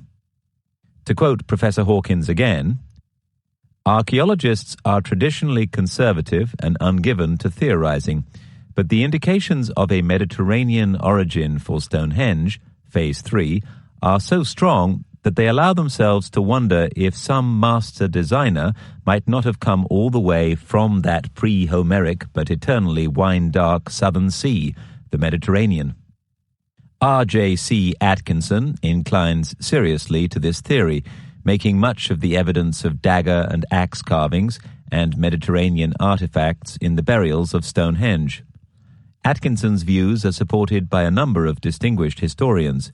For instance, according to Professor W.J. Perry, megaliths, stone circles, all over the world are located in the immediate neighborhood of ancient mine workings for tin, copper, lead, and gold, or in the area of the pearl and amber trade. As Herodotus wrote, "It is nevertheless certain that both our tin and our amber are brought from the extremely remote regions in the western extremes of Europe." Had the Minoans left any distinctive calling cards on the rolling plains of Wiltshire? I set out for Stonehenge on a fair September day and enjoyed the sight of the stones as they leapt majestically into view from the much-despised A303 road.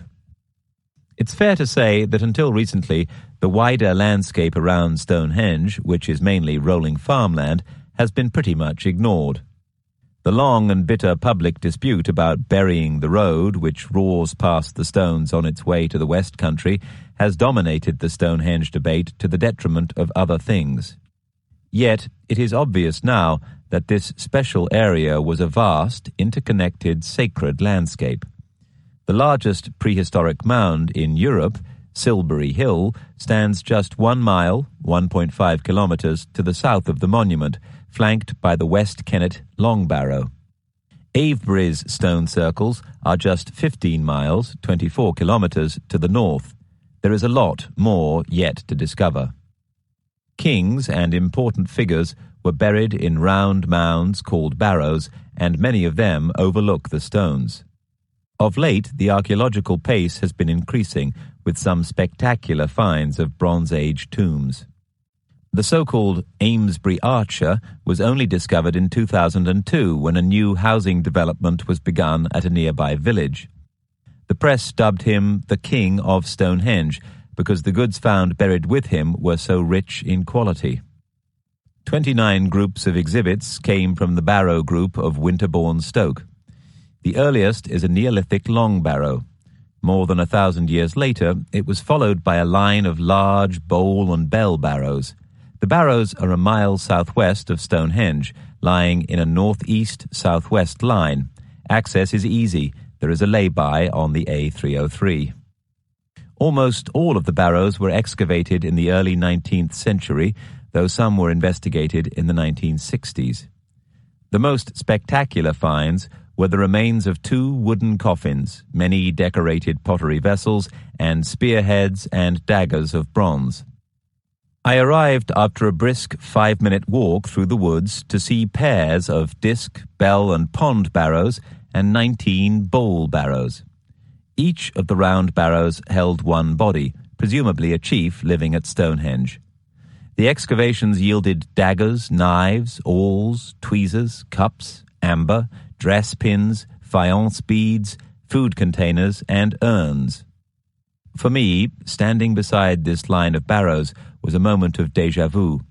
I'd seen burial tombs just like them near the palace of Phaistos in southern Crete, where our adventure began. They lie on the foothills of the Cretan mountains, inland from Phaistos on the Massara plain. The tombs of Massara are constructed of local stone bound together with mud, the roof supported by a type of corbel construction. They are the same height and circumference as the barrows at Winterbourne Stoke. This could, of course, be coincidental. To be more certain of a cultural link, I needed to go and see the actual grave goods that had been found in the barrows. They included armor, weapons, farming equipment, woodworking tools, jewelry, and household and domestic utensils. Many are on display in local museums. The two key museums are the Wiltshire Heritage Museum at Devizes and the Salisbury and South Wiltshire Museum opposite England's loveliest cathedral. These marvellous museums have thousands of Bronze Age artefacts, especially from the hoards buried at Wilsford, see map in the enhanced portion of this audiobook, Upton Lovell, Winterbourne Stoke, Amesbury, and Wimborne St Giles. The extremely helpful director of the Salisbury Museum, Adrian Green, and the equally helpful director of the Wiltshire Heritage Museum, David Dawson, kindly let me photograph the exhibits. I separated the early, middle, and late Bronze Age artifacts buried in the barrow mounds into 20 categories.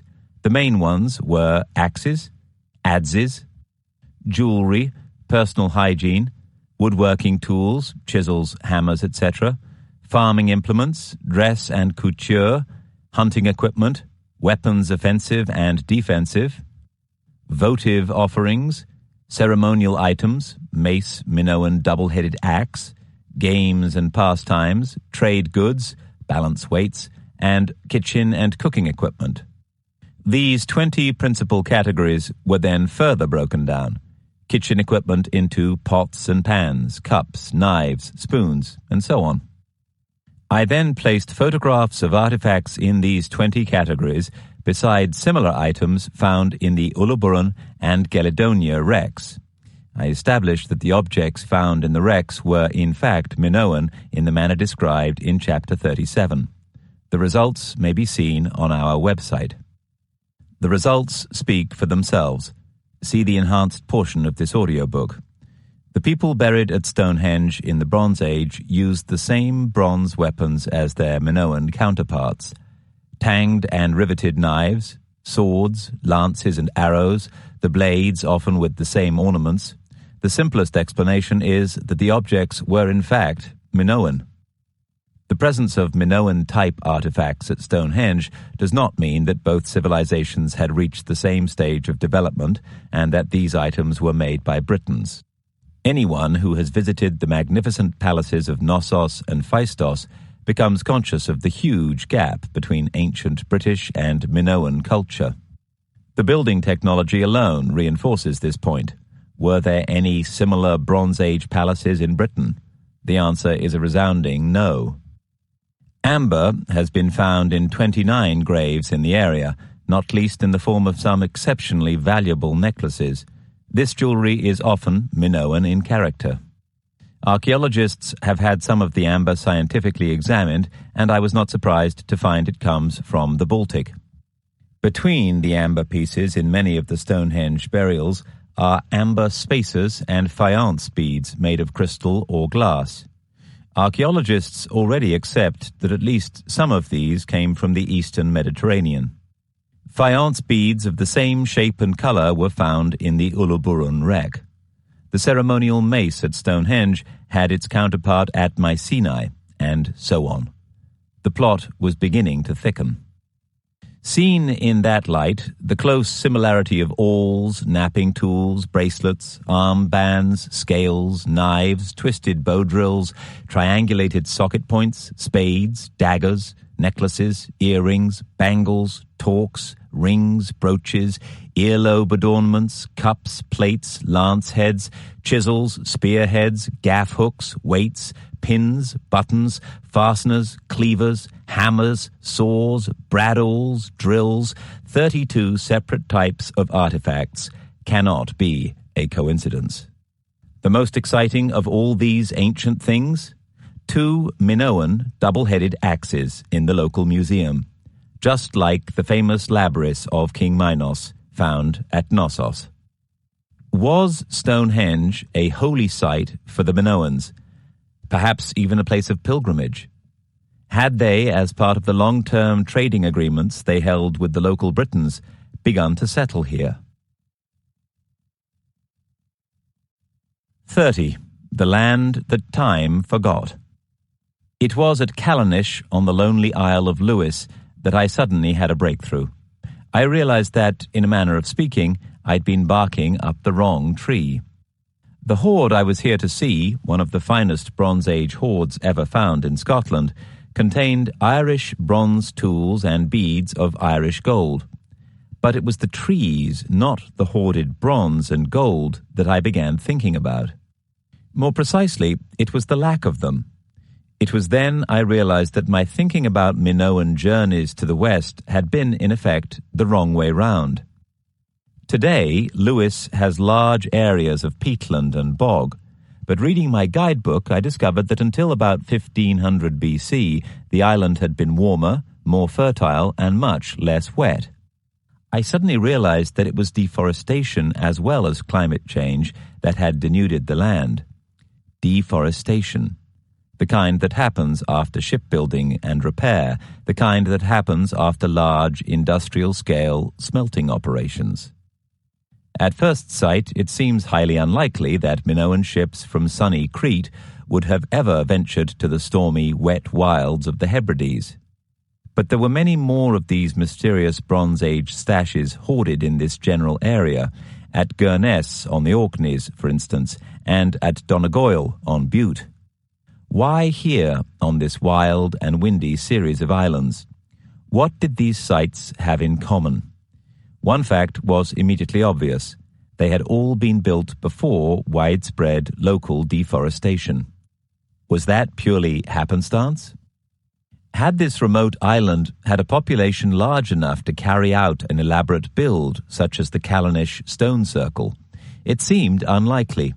Or had the islanders had help when creating the stone ring in the form of either hostile invaders or very persuasive outsiders? Was there a lack of trees because large-scale smelting had taken place on these islands? There was one stunning new piece of evidence: DNA. Examining the DNA of the island's current population, I discovered that Lewis had a high frequency of haplogroup X2, and one of the few other places that had a similar high incidence of haplogroup X2 was Crete. DNA is described in more detail in Chapter 38. I was seeing a repeating pattern of activity. Could this idea be true? The connections seemed to be there. Besides the Irish wares, the hoard at Adderbrock on Lewis also contained the Minoans' characteristic calling cards of amber from the Baltic and glass from the Mediterranean. That was all well and good, but the inevitable question arose: what had been the Minoans' real interest in the windswept Atlantic island of Lewis? The true scale of the Minoans' trading ambitions was beginning to dawn on me. I was standing at the epicenter of what had been a network. I was unveiling a true trading empire with bases and ports set up along the entire route. This empire hadn't simply straddled the eastern Mediterranean. The people of Crete had been the East India Company of their day, a maritime enterprise whose size and ambition took your breath away. Where those trading colonies or bases would be was defined by a number of factors: the frenetic trade in bronze, and the desperate need for exploration to keep that river of bronze going. I had been hoping that later at night I would watch the moon skim the stones, setting them aglow. Although I was unlikely to see the phenomenon that Diodorus Siculus had described, the god of the moon visiting the island. Sadly, I was here at the wrong point in the lunar cycle. I would need to wait until 2034 to observe that almost magical event. It kept niggling at me as I walked. Why here? Why would the Minoans come all this way, up to the northern tip of the outer Hebrides? It was then that it struck me. What if they hadn't been coming to Lewis like tourists? What if they'd actually been en route to somewhere else? The idea struck me like a blow to the head. What had I been thinking all this time? I'd been looking at things the wrong way round. When they reached Callanish, our ancient travelers had been returning home from a much longer journey, one they had made on the wings of the Gulf Stream. Forget Christopher Columbus, it was the Minoans who had first discovered America. The journey to America and back. If Callanish had been the landfall for the Minoan traders returning from America, where did they start from? If the sailors overwintered in Spain, ships intending to make an Atlantic crossing in the favorable season of May to August could begin their voyage from an Atlantic port such as Cadiz or Sanlúcar de Barrameda, where Bronze Age ports have in fact been found. Put another way, ships from Thera could winter somewhere like Sanlúcar before starting an Atlantic crossing the following year. Overwintering in Sanlúcar, they could have repaired any broken steering oars and sails and careened the ship to remove barnacles from the hull. In May, past the hurricane season, they could use sail rather than oar power and the massive force of the ocean currents to take them to newfound lands. Then, loaded with copper and following the huge circle of the Gulf Stream, they could speed their way back to Britain from America. On the return journey, reaching landfall at Lewis would have meant being halfway for the Minoans. The Gulf Stream is a massive force to be reckoned with. This colossal current of moving water is caused by the Earth's rotation. The great stream flows clockwise all the year round in the North Atlantic, bringing the warmth and fertility of orange-growing Florida northwards with it. It's part of a whole network of currents. The Spanish used their sublime force and power to reach the Caribbean in their treasure-hungry galleons. In Britain, we have the Gulf Stream to thank for our relatively warm weather. When the American statesman Benjamin Franklin analyzed its properties in the 1760s, he managed to knock weeks off the standard sailing time between America and Britain by refining the routes ships would take, employing the forces of nature rather than struggling against them. When the Minoans discovered the Gulf Stream, they must have realized that it gave them an express train ride for free. In 1970, as captain of the submarine HMS Rorqual, returning from America to Scotland, I requested permission to vary my sailing orders so that I could pass through the Denmark Strait and then through the Faroes Gap and on to northeast Scotland. I wanted to travel with the Gulf Stream and see when it petered out. A submarine is the ideal vehicle with which to measure the power of this mighty river of warm water as it carves its way across the Atlantic. A submerged submarine needs to equal the weight of the water it displaces. In hot water, the submarine must lighten its weight. If the water then gets colder, the submarine needs to flood in seawater. So, when the warm Gulf Stream water disappears, if, say, the submarine is below it at 152 meters, 500 feet, this will become apparent from the submarine's weight. We discovered that in terms of volume, the Iceland-Faroe flow is the strongest of the three current branches flowing from the Atlantic Ocean into the Nordic Seas across the Greenland-Scotland ridge. By the time they got to Lewis, on the extreme western edge of Europe, laden with copper from America but desperate for food and water, the Minoan crews would have needed to rest up, repair their ships, and restock. The islands would have become a pivotal point in a powerful Minoan trading empire that spanned the entire Atlantic. From here, these enterprising explorers would have been able to launch further lucrative trading missions to Denmark, Greenland, and beyond. These were consummate businessmen. They would maximize their reach to maximize their profit. As Plato had said, this power came forth out of the ocean. It was as I had suspected. The Minoans' tremendous seafaring capability had given them control of a vast trading empire, an empire far larger than simply the Mediterranean. It was one that took full advantage of the vast mineral wealth of the West, of America, an island larger than Libya and Asia together. The Minoans probably did not set out to colonize the Outer Hebrides or the Orkneys, but arrived there while heading from home ships filled with pure American copper, as mentioned in Chapter 33. With that in mind, we can look at what they left behind them, starting with voles. there is clear evidence of the human introduction of 3 types of vole in northern Europe: the field vole to the Outer Hebrides, the bank vole to Ireland, and the sibling vole to Svalbard. None of these voles are found on the mainland of the British Isles. Which group of humans brought these voles and when?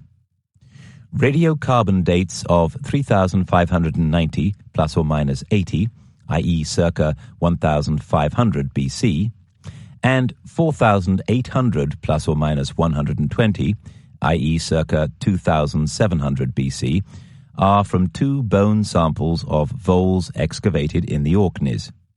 DNA comparisons made by York University show the closest match to the Orkney vole are those of southern France and Spain. So it seems seafarers came from southern France or Spain to the Orkneys between 2700 BC and 1500 BC. Rodent stowaways in Minoan ships would have been commonplace. The Uluburun wreck had a Syrian mouse.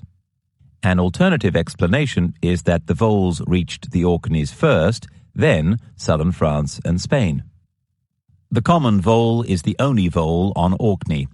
It inhabits 8 Orkney islands: Burry, Adey, Mainland, Rousey, Sandy, South Ronaldsay, Stronsay, and Westray. The vole cannot swim, so it must have been brought by humans. It is most likely that they were in the hay or straw which seafarers took along for animals. This vole is not found on the adjacent Shetland Islands, nor on mainland Scotland or in England. It is at least arguable that the voles link the Orkneys with southern France and Spain. Conclusion.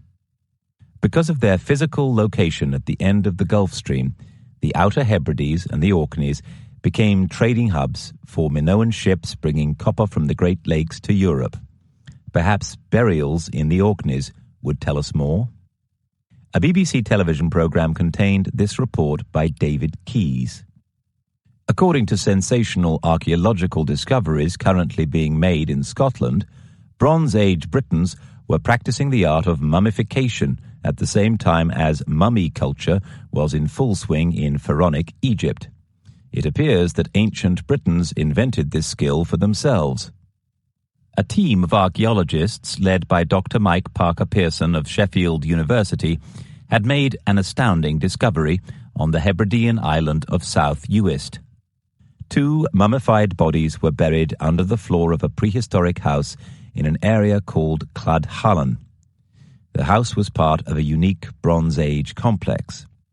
The report said that the complex was made up of 7 houses arranged as a terrace and is as mysterious as the preserved corpses that were buried there. The report went on. To the astonishment of the archaeologists, they saw that one individual, a male, had died in around 1600 BC, but had been buried a full 6 centuries later in around 1000 BC. What is more, a second individual, a female, had died in around 1300 BC and had to wait 300 years before being interred. The report speculated that the bodies could have been members of some ritual elite, potentially priests or shamans. It is just as possible that they were new arrivals or settlers. I suggest that the people were Minoan leaders. The Minoans knew of mummification from the Egyptians, notably from their extended stay at Tel el-Dabar. It's worth mentioning that when he was excavating at Mycenae, Heinrich Schliemann noted that one of the bodies he uncovered had been mummified. The extraordinary thing was that the more I looked, the more there was to find. We will seek to have the DNA of the South Uist mummies tested to see whether the haplogroup X2 is in their genes. The intriguing fact about haplogroup X2 is that it has been found not just in the Orkneys and not just where the Minoans originated, as mentioned in Chapter 38, but in the Americas of the Great Lakes. Nowhere else is this haplogroup so prevalent and so highly marked in local populations of today. As Professor Theodore Schur states, a genetic marker appropriately called lineage X suggests a definite, if ancient, link between Eurasians and Native Americans. So, the scientific evidence backs up the high incidence of shared DNA between Orcadians and Cretans. Both have a very high incidence of haplogroup X2, 7.2%, in their genes.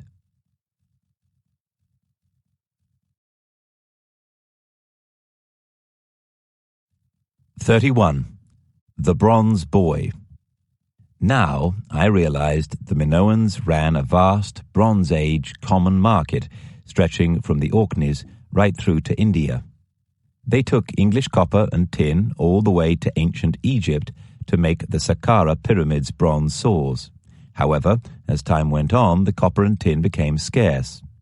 But if the Minoans fueled the entire global trade in the raw materials and finished products of the Bronze Age, then where else could it have been sourced? I already had an idea.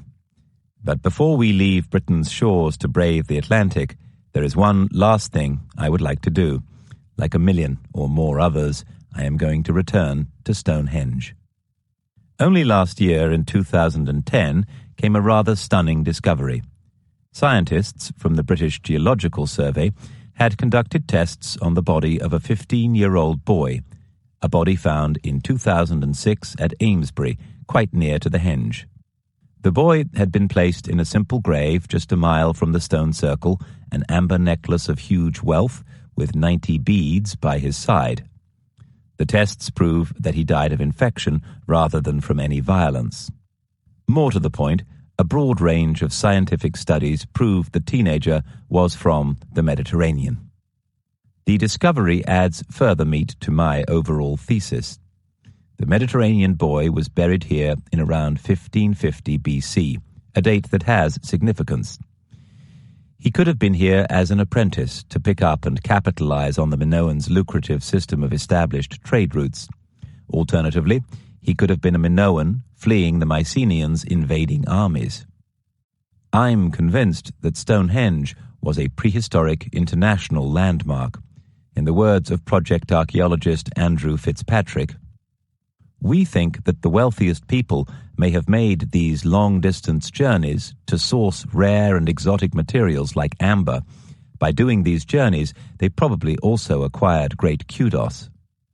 The most spectacular spiritual sanctuary in the world, Stonehenge would have been famous beyond measure, because reading the heavens and learning how to travel the world was tantamount to reading the will of the gods. It was a religious rite.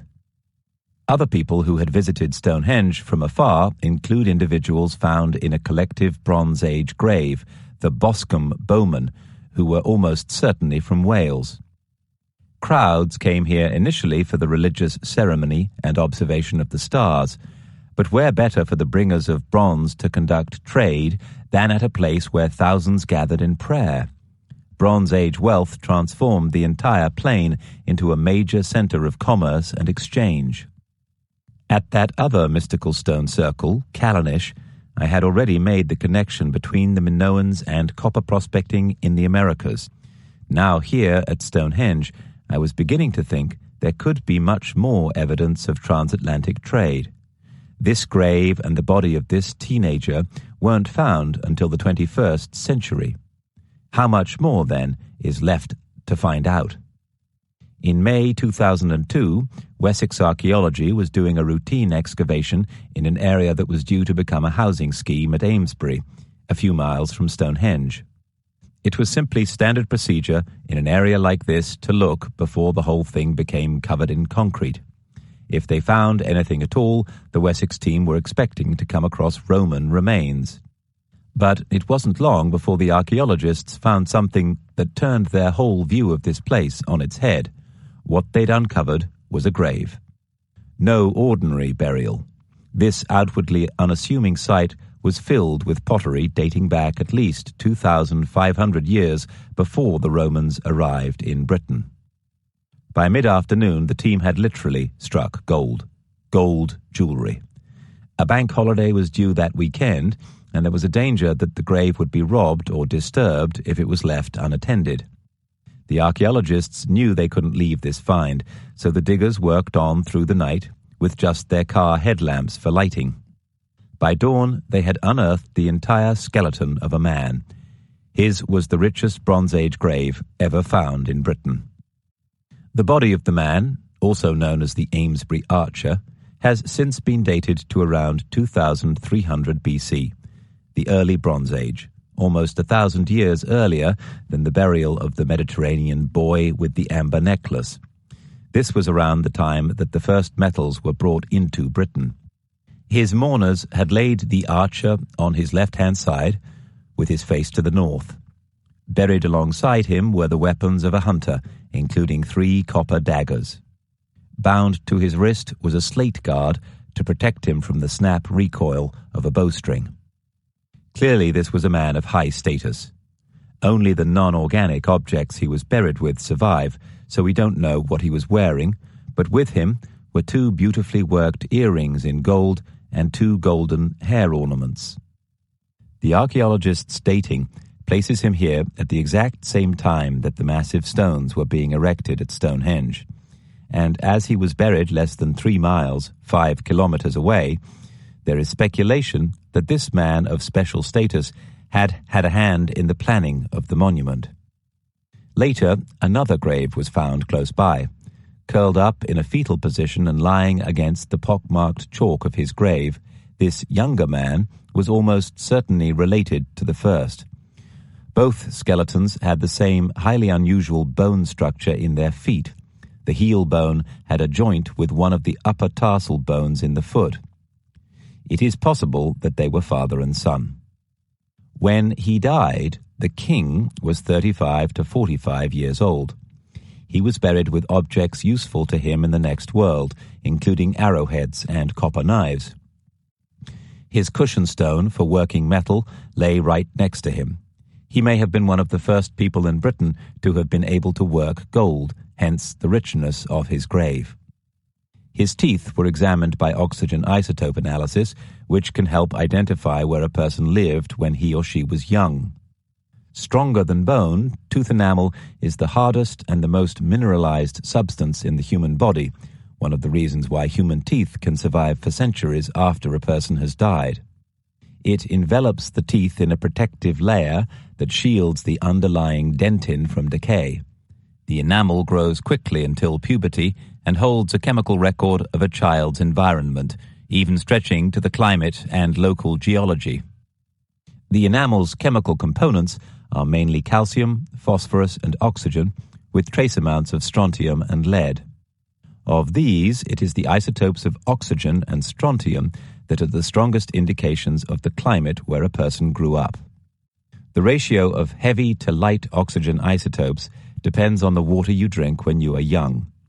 Drinking water in a warm climate results in more heavy isotopes, while cold water produces a lighter chemical signature. An analysis of the oxygen isotopes within the dental enamel of the 2 skeletons showed that the older man came from a colder climate than was then found in Britain. The wisdom teeth of the younger man, who was between 25 and 30 years old when he died, revealed that he spent his youth in southern England, but then moved to the Midlands or northeast Scotland in his late teens. Because the king came from a colder climate, archaeologists think he may have come from the Alps or possibly northern Germany. I would argue that he could just as well have come from Lake Superior. Assuming he was the king's son, the boy could have been left in England rather than brave the Atlantic as a child, but might have been taken to the Minoan trading posts in the Hebrides or the Orkneys as a teenager. DNA tests should determine more about the ancestry of the 2 men. A famous skeleton has been found on Lake Superior in the United States, which is approximately the same age, circa 2300 BC, as the king of Stonehenge. The Rock Lake skeleton was buried with a copper axe similar to those found at Stonehenge.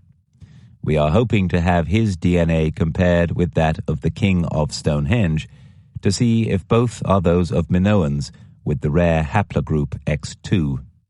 A number of locally found skeletons, now in Milwaukee Public Museum, have peculiar bone deformities to their feet. There were other independent reasons I thought I should look westwards to the Americas. I knew from enthusiastic letters and emails sent to my website that the Americas had significant amounts of copper ore. Bronze Age tools found at the copper mines of Lake Superior are remarkably similar to contemporary artifacts discovered in Britain. What's more, experts say that many of the copper artifacts found in ancient American mounds were actually produced by molten casting, a technique that was developed in the Mediterranean and was otherwise unknown in America at that time. Tests by both the U.S. National Bureau of Standards and the New York Testing Laboratory confirm that many artifacts found in American mounds were made using Old World casting technology. Dr. Gunnar Thompson is sure that this is clear evidence of overseas contact. Recent assays record that some of the copper artifacts found in North American burial mounds were made from zinc-copper alloys used in the Mediterranean. Ancient metal crafters added zinc to harden copper into a bronze alloy. The shapes of the copper tools found in American archaeological sites are identical to those of the ancient Mediterranean, including chisels, dagger blades, wedges, hoes, scythes, axes, and spear points. These tools often have specific modifications, including the use of rivets, spines, and sockets, all of which were characteristic of Mediterranean tools. The fact that most of the tools were cast from molten metal implies that foreign craftsmen participated in their manufacture.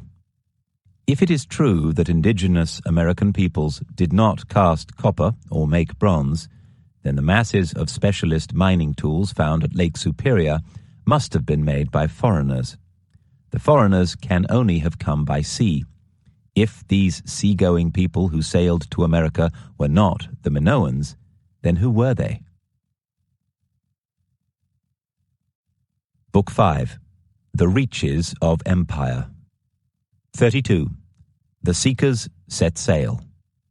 It may have taken 30 days or more to reach landfall. The passing days would have turned into weeks, and the crew would be getting anxious. Just how anxious is illustrated by the first nail-biting voyage made across the Atlantic by the explorer Christopher Columbus. When he supposedly discovered America in 1492, a continent which he thought was Asia, Columbus kept 2 logs. One showed the true distance the ship had sailed on a given day. The other one he faked to make the distance they'd traveled look greater. As the days turned into weeks, the falsified log was the only one he dared show his increasingly terrified crew. Could Minoan ships have dealt with the rigors of an Atlantic crossing? Well, with very similar rigging, the Vikings managed the same feat. Minoan sailing gear was planned for the best efficiency. Columbus's ship, the Santa Maria, also known as the Mare Galante or Gallant Maria, was fitted out with 2 square sails on the foremast and mainmast. She had a single lateen, a triangular Roman-style sail, at the stern. The log details that one of the smaller ships accompanying the Santa Maria, the Niña, left Spain with lateen sails on all masts. By the time they got to the Canary Islands, Columbus had ordered her to be refitted with square sails like the Santa Maria to take advantage of the winds. The Thera frescoes show us quite clearly that the Minoans already sailed square-rigged in the 2nd millennium before Christ's birth. The central reaches of the Atlantic have always worried sailors, even in more modern times. Its sinister-looking masses of moving sargassum, floating seaweed. The fact that you can travel for weeks and still not reach land, all of this is deeply unsettling. In the days of sail, ships would get hopelessly becalmed in the so-called horse latitudes, at which point the crew had to confront the very real risk of dying from thirst. You can imagine the sailors thinking, is this, in fact, the edge of the world? Is this where our ship is finally going to fall off? Truly, if there be monsters, they'd be here in the Sargasso Sea.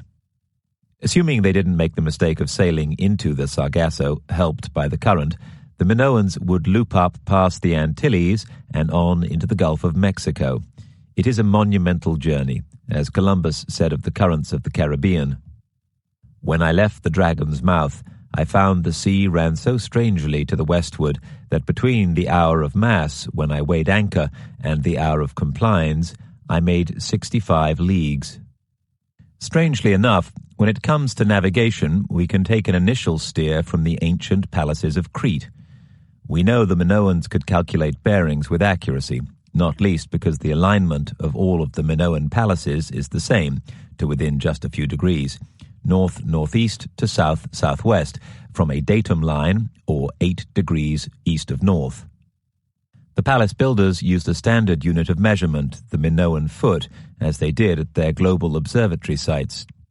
J. Walter Graham, in a fascinating paper I'd searched out, studied in detail the Cretan palaces of Phaistos, Knossos, and Melia, and the small late Minoan palace of Gurnia, and then put that measurement at between 203 and 204 millimeters, approximately 8 inches. This alone implies that using their common unit, the Minoans had a way of calculating complex numbers and therefore distance. I would venture further. The knowledge and sophistication of the Minoans was such that they were expert mathematicians. The late American professor and cryptologist Cyrus Gordon certainly believed this, often pointing out that in Linear A script, a small circle seemed to represent the number 100. Only very recently, the Oxford University archaeologist Anthony Johnson proposed that the builders of Stonehenge were actually using Pythagorean geometry. This was a good 2,000 years before Pythagoras. Now we have certain proof. In 2010, Dr. Minas Tsikritsis, a Greek mathematician, published a book about Minoan astronomy in which he presented convincing new evidence that the Minoans had developed a solar calendar of 365.3 days. His certainty that they did so comes from his study of seal stones, rings, and other ancient Minoan artifacts. Put together, the dating of those artifacts suggests that the Minoans had already developed their calendar by 2200 BC. This is around 1,700 years earlier than the Babylonian astronomer Nabu Rimani is said to have invented the solar calendar. He did so at some point between the Persian, 539 BC, and the Macedonian, 331 BC, conquests of Babylon. If this is true, then it strongly indicates that the Minoans could calculate longitude, and they could do it independently of Babylon. Here is how the Minoans calculated numbers. They had two basic forms to construct their digits, symbols which to us look like a straight line and a circle. A vertical straight line signified the number 1, while a horizontal straight line was 10. A circle denoted 100, while a circle with 4 equally spaced projections denoted 1,000. 10,000 was represented by adding the symbol for 10 to the unit for 1,000. To see what a large number, such as 14,266, would have looked like, please refer to the enhanced portion of this audiobook. Thanks to Dr. Tsikritis' years of painstaking research, we now know for certain that our ancient adventurers from Crete could count the number of units they reckoned they had traveled in a day, what we now call sea miles. They could record the number of days they had sailed by logging the number of sunsets since leaving Crete. So they could keep a log showing how far and in what direction they had traveled. Now to refine our ideas about Minoan ocean navigation. They started their voyages in spring, say a month after the spring equinox, which they calculated from their stone circles. This month is described in Linear B archives by the name Porowito. The name meant the month of voyages. There are no signposts in the open ocean. The Minoan navigators, as we've already explored, must have used a virtual reference grid, their own equivalents of latitude and possibly even longitude lines, to work their way across the world. They noted the height of the pole star and hence the latitude of their home port in Crete or Thera. This is the latitude they must reach to return. We now know from the positioning of the stone circles at Stonehenge, Almendres, and Callanish that the Minoans could determine latitude to within a mile, and they would have had to do so to avoid getting lost. Latitude is relatively easy to determine because there is a star at the extension of the North Pole billions of miles away in space. If you stood at the North Pole in 1450 BC and looked vertically above at 90 degrees, you would see the star Kochab. Because Kochab is so far away, at the equator, it appears on the horizon at 0 degrees. So, by measuring the height of Kochab in the sky, you could calculate your latitude. Assuming this is not their very first voyage to America, our explorers know that they have to sail due west for, say, 20 days to reach the African coast at Tunis. Then they hug that coast for another 15 days to reach the Pillars of Hercules, Straits of Gibraltar, whose latitude they know. They set off steering west by noting the position of sunrise and sunset, dividing this angle in half to find south, and checking that bearing at midday when the sun is at its highest. They then continue to steer west at right angles to south. At night, they steer by the stars. At sunset, they note the star on the western horizon nearest west and steer towards it. When that sets, they pick another star on the horizon nearest to where the sun set, and so on until morning, when they revert to using the sun. They duly hit the coast at Tunis, fill up with fresh water, fruit, and food, and sail on. When they think they are near the Pillars of Hercules, they adjust their latitude to that of the pillars by using the pole star. So far, so good. They know their latitude and they are in the Atlantic. During this period, steering due west on the same latitude, they would have been able to check the height of the sun each midday at the same latitude. They could cross-check their latitude with Kochab.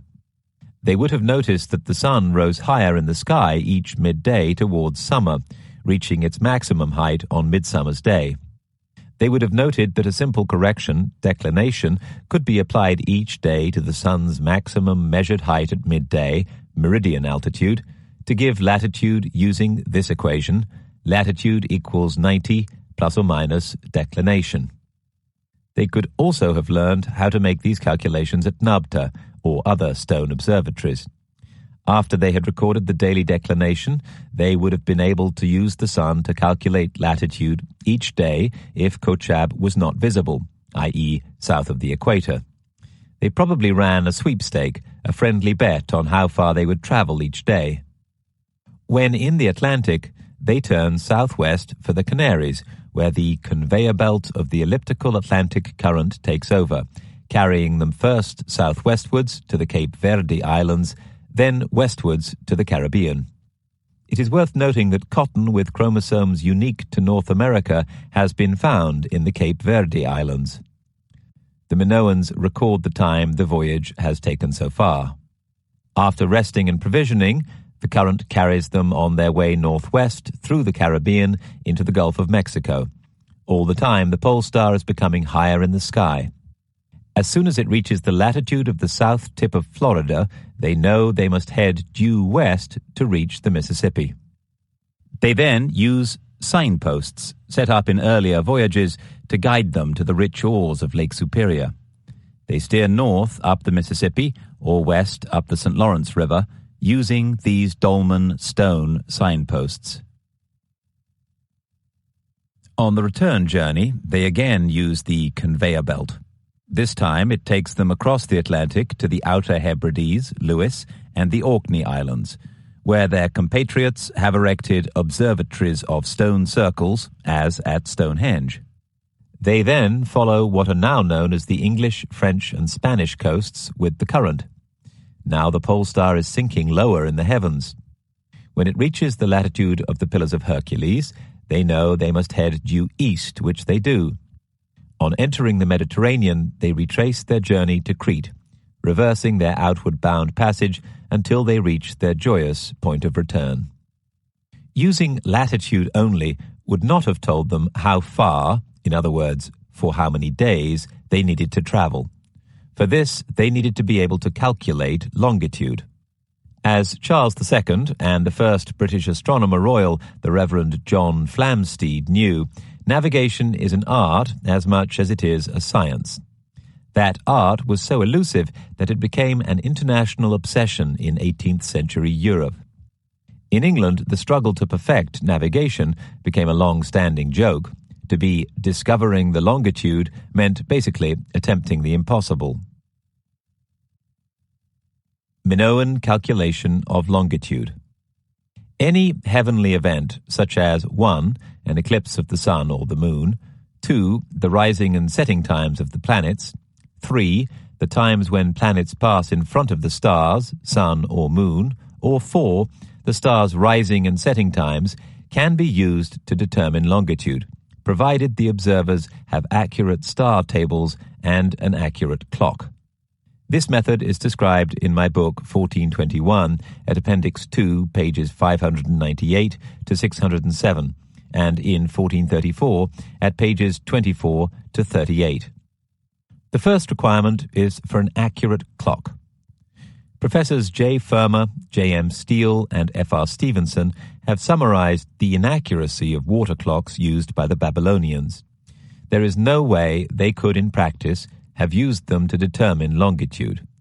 However, Professor Steele, in a review of N. M. Swerdlow's book, The Babylonian Theory of the Planets, writes, "We know that Babylonian astronomers were capable of measuring longitudes if they wished. The existence of a fragmenting star catalogue proves this. Furthermore, he, Swerdlow, notes that the preserved diaries do not contain as many reports of the distance of a rising or setting planet to a normal star, from which the longitude could be obtained using something like the star catalogue mentioned above, as one would need to derive the planetary parameters. However, this does not necessarily imply that such measurements were not available or could not have been made by the astronomers who formulated the planetary theories. So, how are these apparently contradictory positions reconciled? The answer, I think, is to do away with the water clock and rely instead on star tables, which show the rising of stars on the eastern horizon at sunset each evening for 4 years. At this point, the cycle would repeat. In short, the navigators would use the slip between sidereal and solar time as explained in 1434.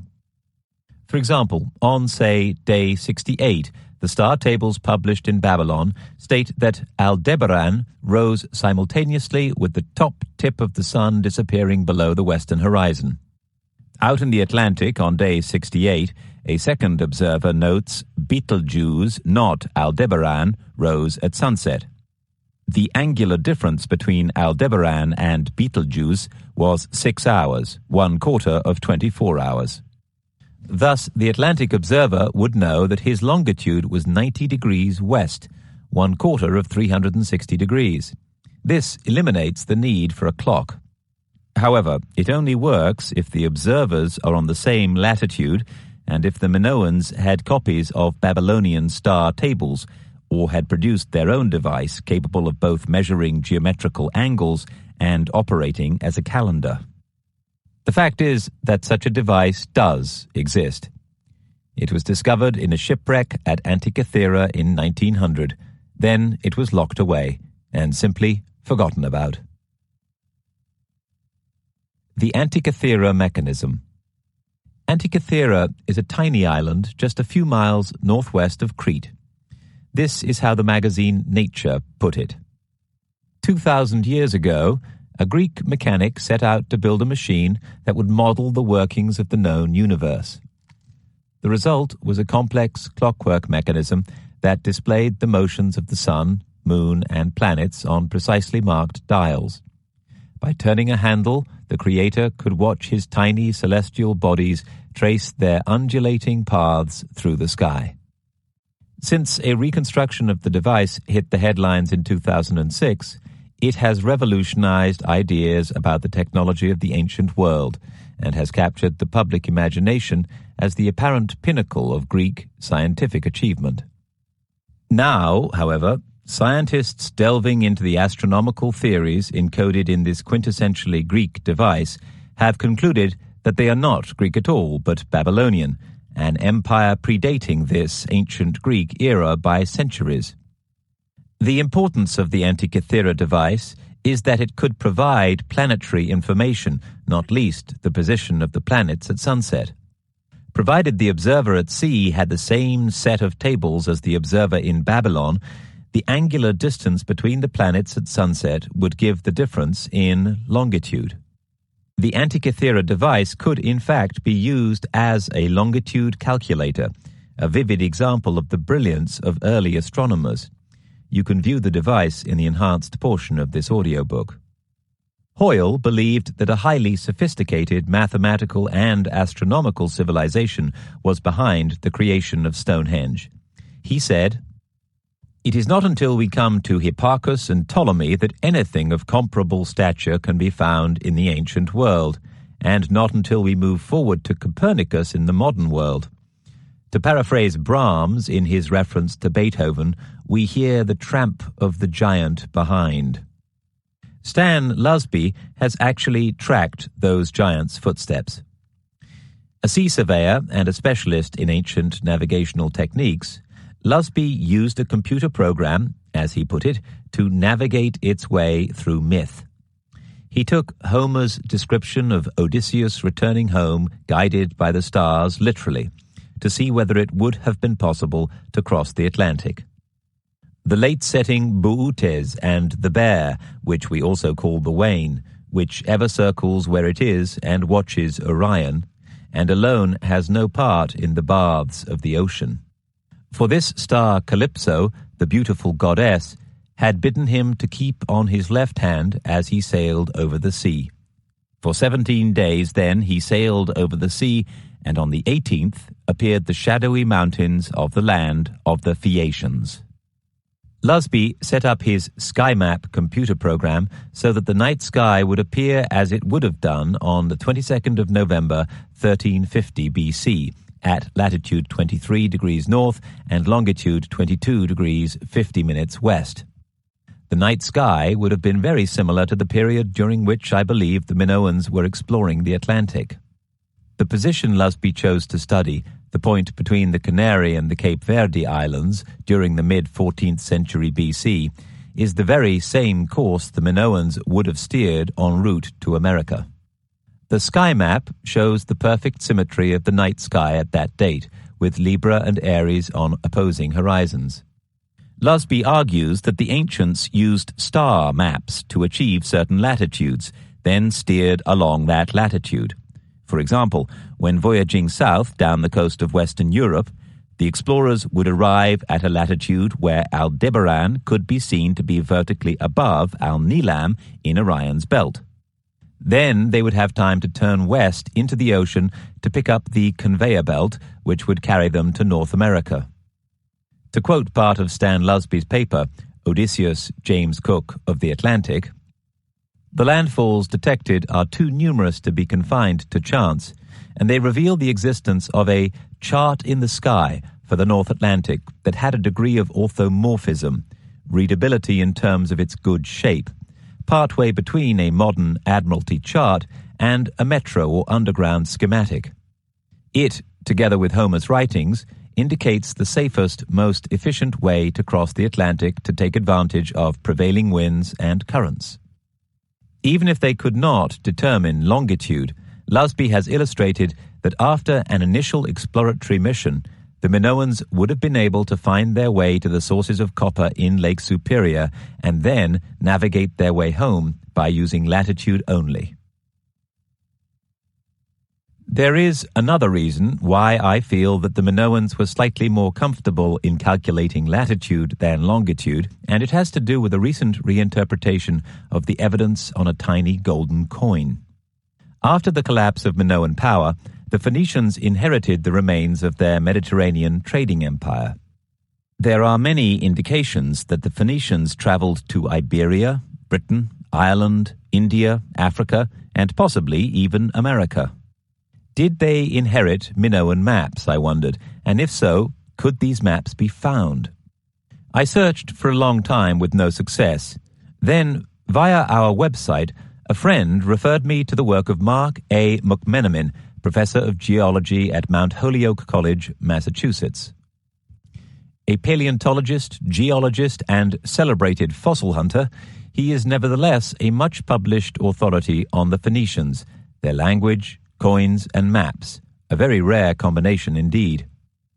Professor McMenamin has studied a number of coins minted in Carthage, the Phoenician western capital, between 350 and 320 BC.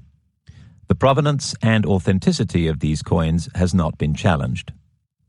Of relevance to this story is a particular golden coin on which a horse stands proudly on top of a number of symbols. Scholars originally surmised that these symbols were letters in Phoenician script, a theory that was discounted in the 1960s. Following 3D imaging analysis of the coin, McMenamin has interpreted the design as a representation of the Mediterranean, surrounded by the land masses of Europe and Africa with, at the upper left, the British Isles. If he is right, the professor has shed a radical new light on the discovery of the New World. To the left of the Mediterranean, under the horse's left rear hoof, is what he believes is a depiction of the Americas. So, McMenamin postulates that the Phoenicians reached America, which I am quite sure they did. Latitudes on the McMenamin Phoenician map are pretty good. The longitude of the Atlantic and of America, by contrast, is drastically foreshortened. This would be accounted for by the navigator determining longitude by dead reckoning. He would not have appreciated how far west he had traveled with the help of the current. The map would thus not show the true width of the Atlantic. Where I respectfully differ from Professor McMenamin is that I believe that the initial provenance of the map on the coin is Minoan. My reasoning is prompted first of all by the locations displayed on the map. It details all of the places which Minoan fleets visited, including the British Isles, the Baltic, and the Indian Ocean. In short, Professor McMenamin's map coin shows the Minoan trading empire. More importantly, there are some particularly Minoan aspects to the map, for instance the importance, from their size, of the representations of Crete and Cyprus. Most crucially, the Mississippi, which the Minoans followed to reach Lake Superior, appears on the coin's representation of America. It seems to me that the initial information to compile this map came from Minoan sources, perhaps other maps which have since been lost.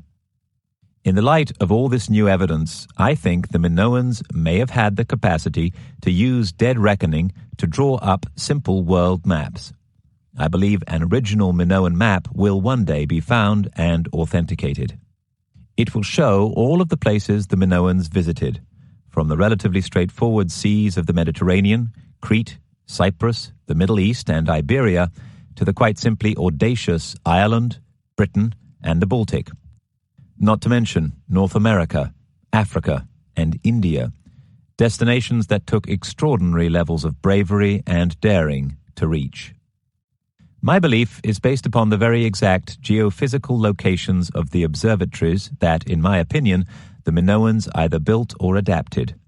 These sites in Kerala, South India, Malta, Stonehenge, northwest France, Ireland, and the Orkneys, and on the Elbe and the banks of Lake Superior, span nearly half the world in longitude from South India, 77 degrees east, to the Great Lakes, 89 degrees west, a total of 166 degrees. Moreover, the latitudes allow for the cross-checking of results. Babylon, 32 degrees north, Malta, 35 degrees north, Brest, northwest France, and Lake Superior, both 48 degrees north. To have done all this required planning, a sense of overview. In other words, it required maps.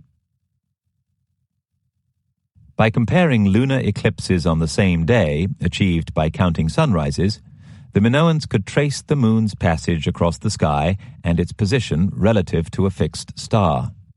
This would help them create ephemeris tables, records of the coordinates of celestial bodies at specific times, of the moon for Kerala, Babylon, Malta, Stonehenge, probably northwest France, and, as I was soon to find out, Lake Superior. Having an observatory in America would make a lot of sense, because it is such a long way west of our Bronze Age meridian of 0 degrees longitude.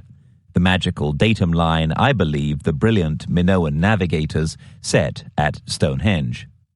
They did this so they could cross-check and refine results and extrapolate them to make ever more accurate ephemeris tables, in the same way that declination tables could be made for each day to enable latitude to be determined by using the sun. In short, they could make world star maps for the Northern Hemisphere from India to Lake Superior. I asked the former Royal Navy Admiral Sir John Forster Sandy Woodward for his view on my theory. Could the ancients really have achieved all of this? His thoughts were, the whole business of going trans-ocean would have been very rough, enough to get you there but not all that much more. In fact, rather like my cross-channel voyages in a 21-foot sailboat, I didn't bother much with accurate navigation. I headed well to one side of my destination, the up-tide, upwind side, and turned down-tide, downwind when I reached the coast until I reached the place I'd intended. Okay, so a compass, the tide tables, etc. made my DR, dead reckoning, pretty good, but as I was keen to show with pool navigation, approximate navigation is usually entirely adequate. Pool of error navigation is discussed on my website. In a ship, you can never forget about obstacles, reefs and rocks, even icebergs. Even the ultra-modern Titanic was lost to an iceberg 4 days into the ship's maiden voyage. The cruel seas took 1,517 lives. This would have been a dangerous business, especially if the Minoans met with conditions of low or zero visibility, heavy rainfall or snow, mists and fogs. Yet copper and tin were the most valuable substances in the known world. Wouldn't the Minoans have risked life and limb to find them?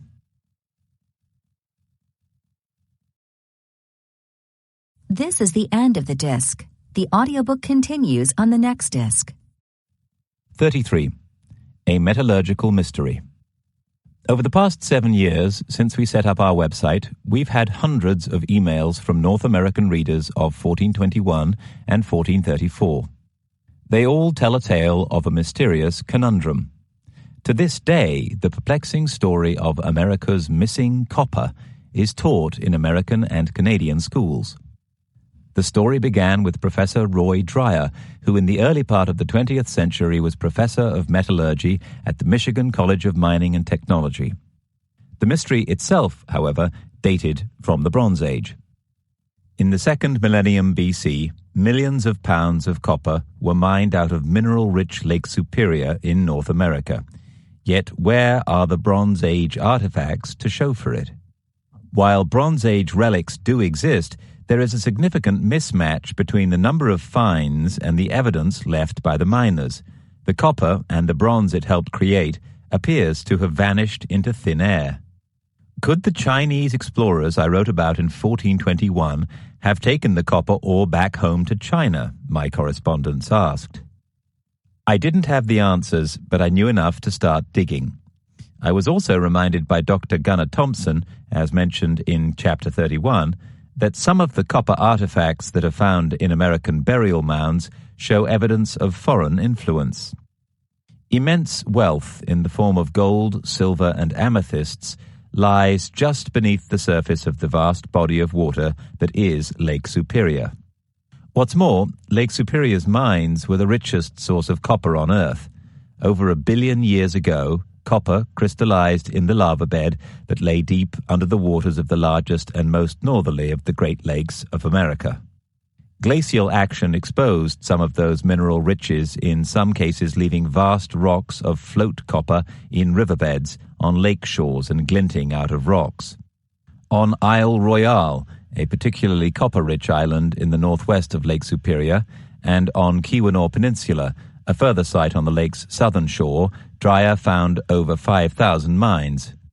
Those workings were not from our time. They dated from between 3000 and 1200 BC.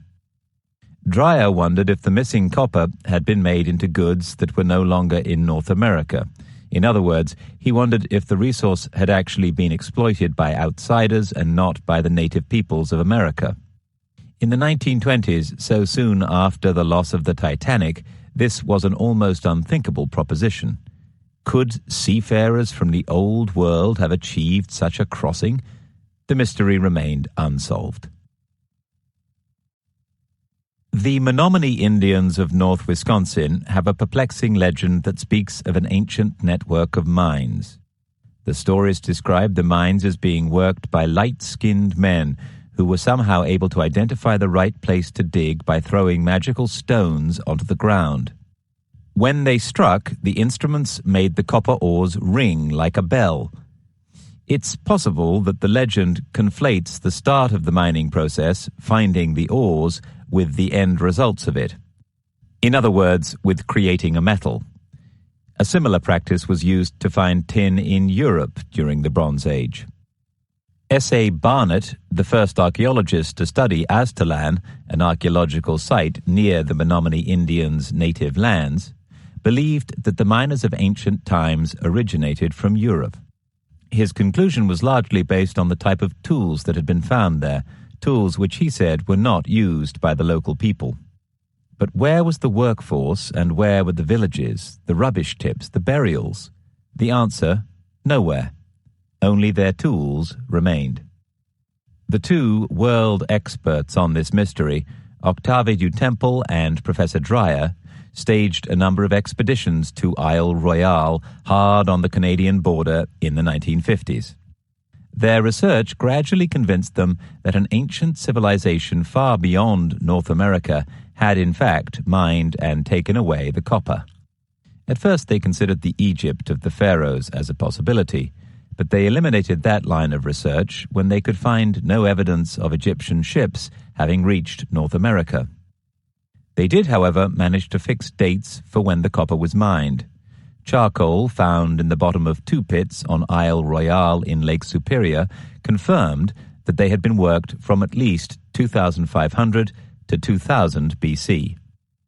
A huge copper nugget found 5 meters, 16.5 feet, down in the Minong mine on Isle Royale weighed 2,390 kilograms, 5,270 pounds. There is an old black and white photograph of it in the Detroit Public Library. The copper had been hauled out of the ground on stretchers or cribs. In another pit, a crib of solid oak had somehow survived without rotting because of the anaerobic conditions. It had been crafted out of the original oak tree over 3,000 years ago. Mining had certainly been going on here for many centuries before the birth of Christ. Efficient mining, conducted on a huge scale. The ancient miners built large bonfires on top of the copper-bearing veins. Once the rock was glowing with heat, they split it by pouring cold lake water over it. Solid copper of extraordinary purity was taken from the veins and smashed with stone hammers. But there seemed to be no trace of these people. They left behind no carvings, writings, or paintings. And they left no dead, or so it appeared. Their tools remained in the American mines, just as if the miners expected to return on the following day. They never did. They disappeared into thin air, it seemed, around 1250 BC. These ancient miners were clearly very highly skilled. Every major seam opened in the area had already been worked in prehistoric times. Carbon dating of the wood timbers left in the pits puts the first mines at 2450 BC and the abrupt end of the mining at 1200 BC. The idea of the singing device used by the miners to find the copper was strange, but there was no doubt these people had been expert miners. Even today, it is difficult to source original metal ore. In our own times, the price of copper is an economic bellwether because it is used in so many things, from washing machines to houses. The estimates of the amount of copper ore excavated in the Lake Superior region thousands of years ago are staggering, although they vary hugely. One claim is that as much as 230 million kilograms, 500 million pounds of extremely pure copper was mined here. Another estimate is far more conservative, putting the total at 1.4 million kilograms, 3 million pounds. Yet, whatever the precise figures, you would still expect to find large numbers of Bronze Age artifacts here in the New World, either as pure copper or as alloyed bronze. Not so. That copper, tons of it, has disappeared from the archaeological record. The estimate is that if all the historic copper artifacts of the right date ever found in North America were added together, they would still account for less than 1% of the copper mined from Lake Superior. We'd chosen the former French fur trading outpost of Thunder Bay as our base and had reserved seats on the port side of the connecting plane. On the beautiful, bright afternoon of our flight, we could see the island stretched out to the southwest, clear as crystal. Although Isle Royale is technically in the United States, Thunder Bay is right on the border on the western arm of Lake Superior. Isle Royale itself has been turned into a nature park and is now about as remote a wilderness as you can get. We were up at dawn, eagerly reporting for duty outside a stout Edwardian classical revival building, the Brodie Resource Library, a minute before opening. Apparently, this part of Ontario holds the world record for wind chill factor. Luckily, a helpful librarian let us in out of the cold. Her name, as it turned out, was Wendy Woolsey, and she gave us the quick 5-minute tour, explaining that when the library opened in 1885, the Carnegie Foundation had wanted to promote a desire for good, wholesome literature.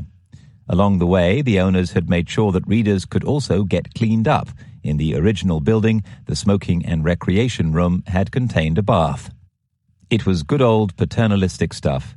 During staff picnics, games were to be played and steps taken for the safety of women and children.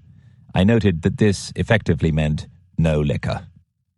The library staff, Wendy, Karen Crabe, and Michelle Pazowick, were extraordinarily helpful and kindly agreed to trawl through the library archives looking for 1.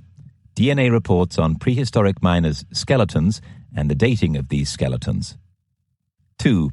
Prehistoric miners' skulls, especially those which had been carbon dated, with reports on their heritage, whether European or Native American.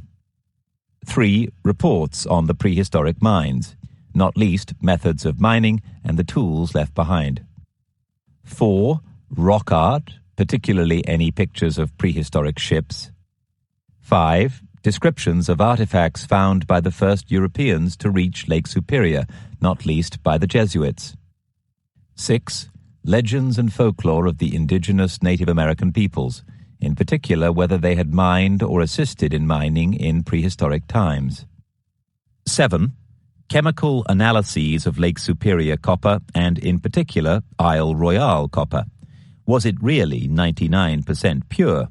Were there any corroborative chemical analyses? The 5 of us had an amazing day. Marcella and I discovered that even today, Thunder Bay is a major port with extensive grain storage facilities. Isle Royale is 15 miles, 24 kilometers from here. The huge poking finger of the Keweenaw Peninsula, another major site known for ancient mining, is a further 40 miles, 64 kilometers south of us, across the water on the Michigan side of the vast Lake Superior. An official water trail has been mapped out for those who want to visit what was once called Copper Island, but it would take a full 5 to 10 days to complete depending on weather conditions. Meanwhile, our 3 helpers were unstoppable. A list of the reports they helped us dig up is on the website.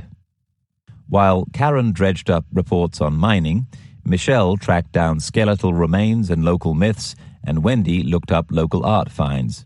She also guided us through textbooks and papers that contained chemical analyses of the local ores. The mining methods Karen's reports described are identical to those used at the Great Orme in North Wales.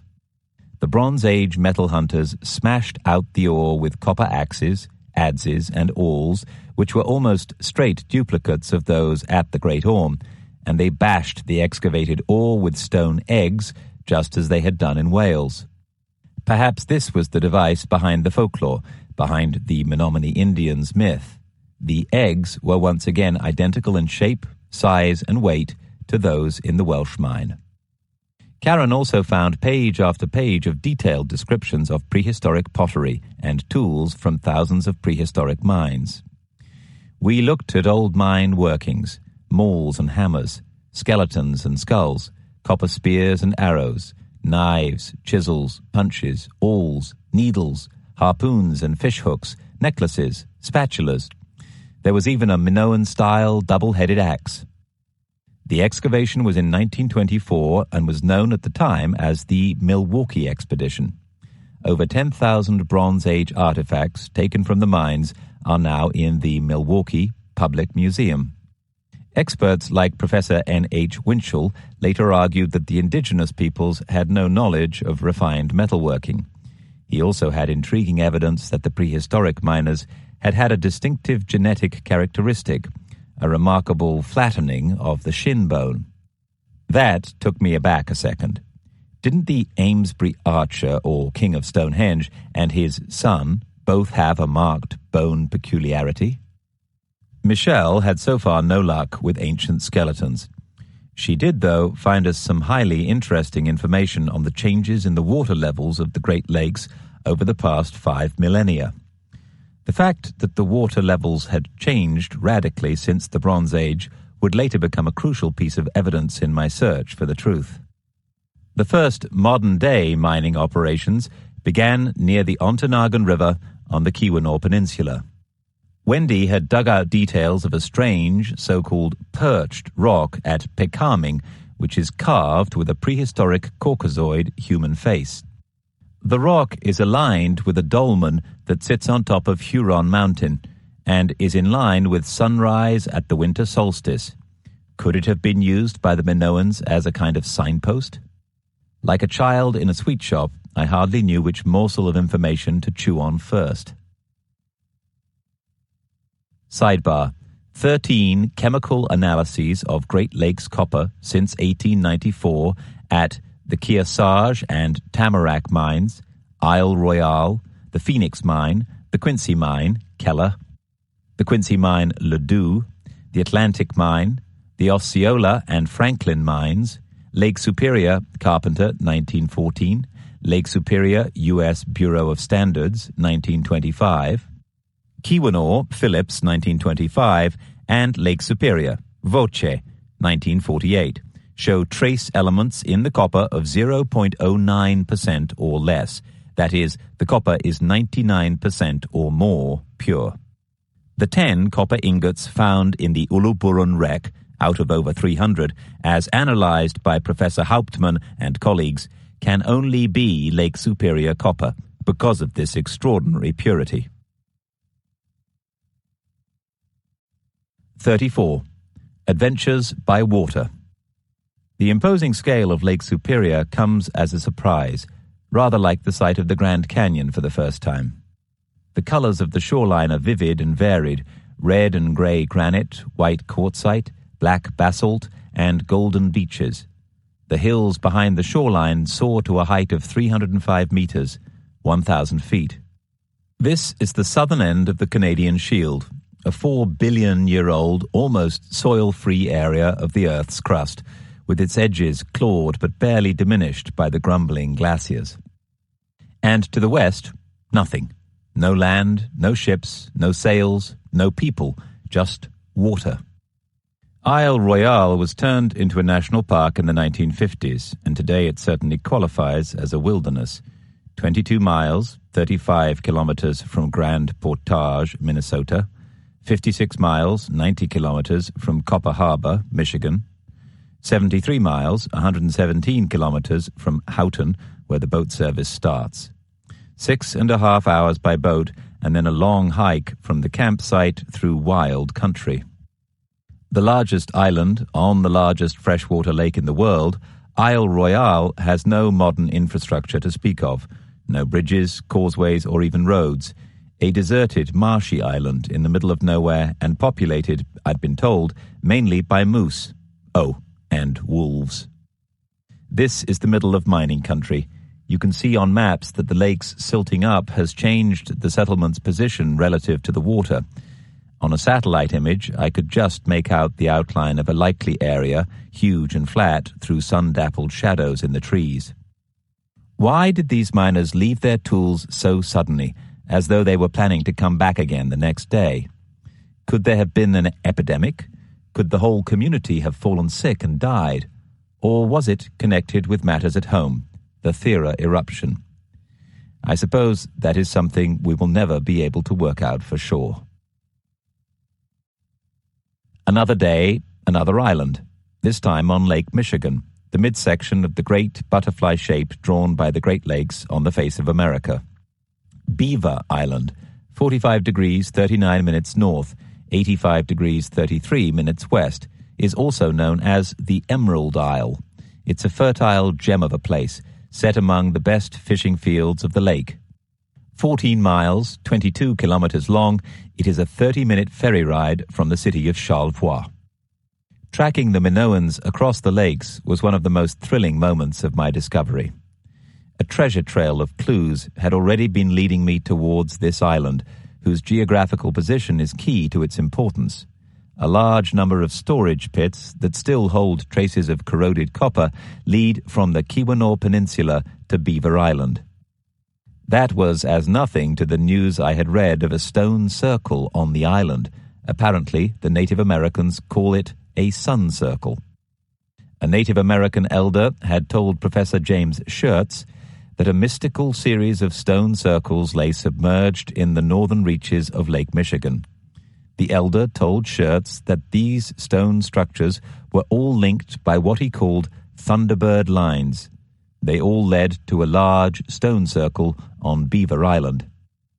In the 1950s, Schertz made a study of the ring, which is made up of 39 stones and is 121 meters, 397 feet in diameter. He concluded that it was built for astrological purposes. As my time in Canada drew to an end, evidence of a Minoan presence here was pouring in. North of Lens, on the Peckaming Peninsula in Keweenaw Bay, we'd found raised stone cairns that were probably used as beacon markers to guide in the ships.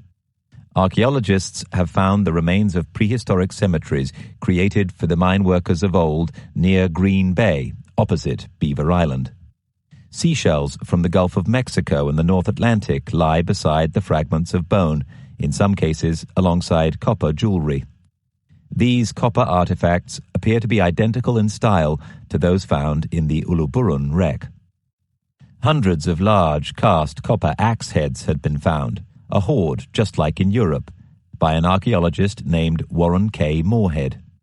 Near Copper Harbor, above what would have been a beach 3,000 years ago after the retreat of the last glacial ice age, a petroglyph, rock engraving, of an ancient sailing ship. The design, roughly drawn, shows a ship that looks just like the graceful Minoan ships of Thera.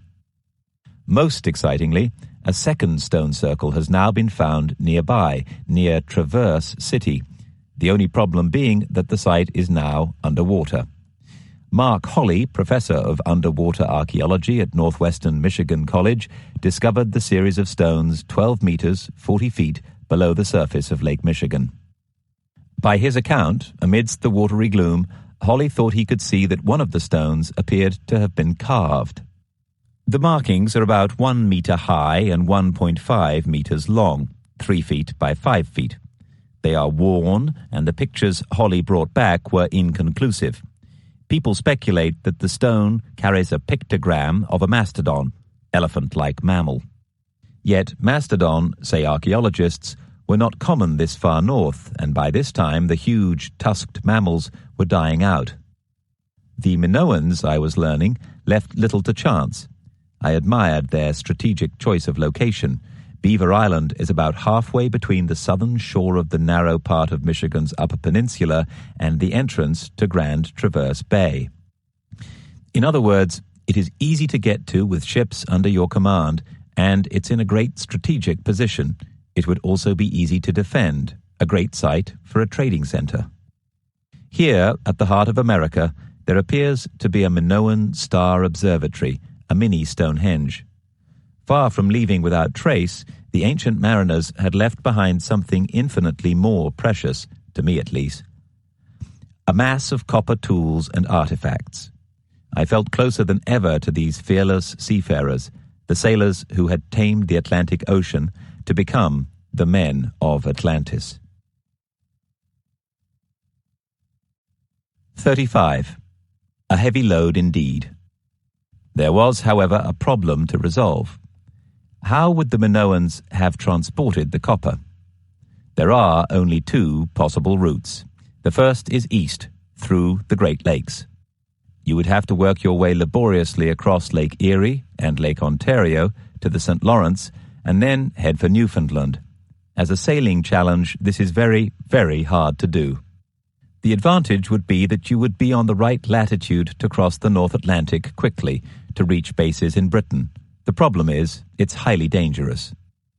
No one is sure whether Giovanni Caboto, John Cabot, the first European since the Vikings to reach the eastern coast of Canada, landed at Newfoundland or Cape Breton Island in 1497. Aided by strong west winds and the Gulf Stream, he took only a triumphant 15 days to get back. However, it almost goes without saying that the North Atlantic is never to be trusted. In 1498, Cabot tried to do it again, but he never made it. He and his 5 ships, commissioned by the ambitious English King Henry VII to find the Indies, were lost at sea. The other, safer route could be via the mighty Mississippi, the largest river system in North America. It is less than a mile from some parts of the southwestern shore of Lake Michigan to rivers that are part of the Mississippi watershed.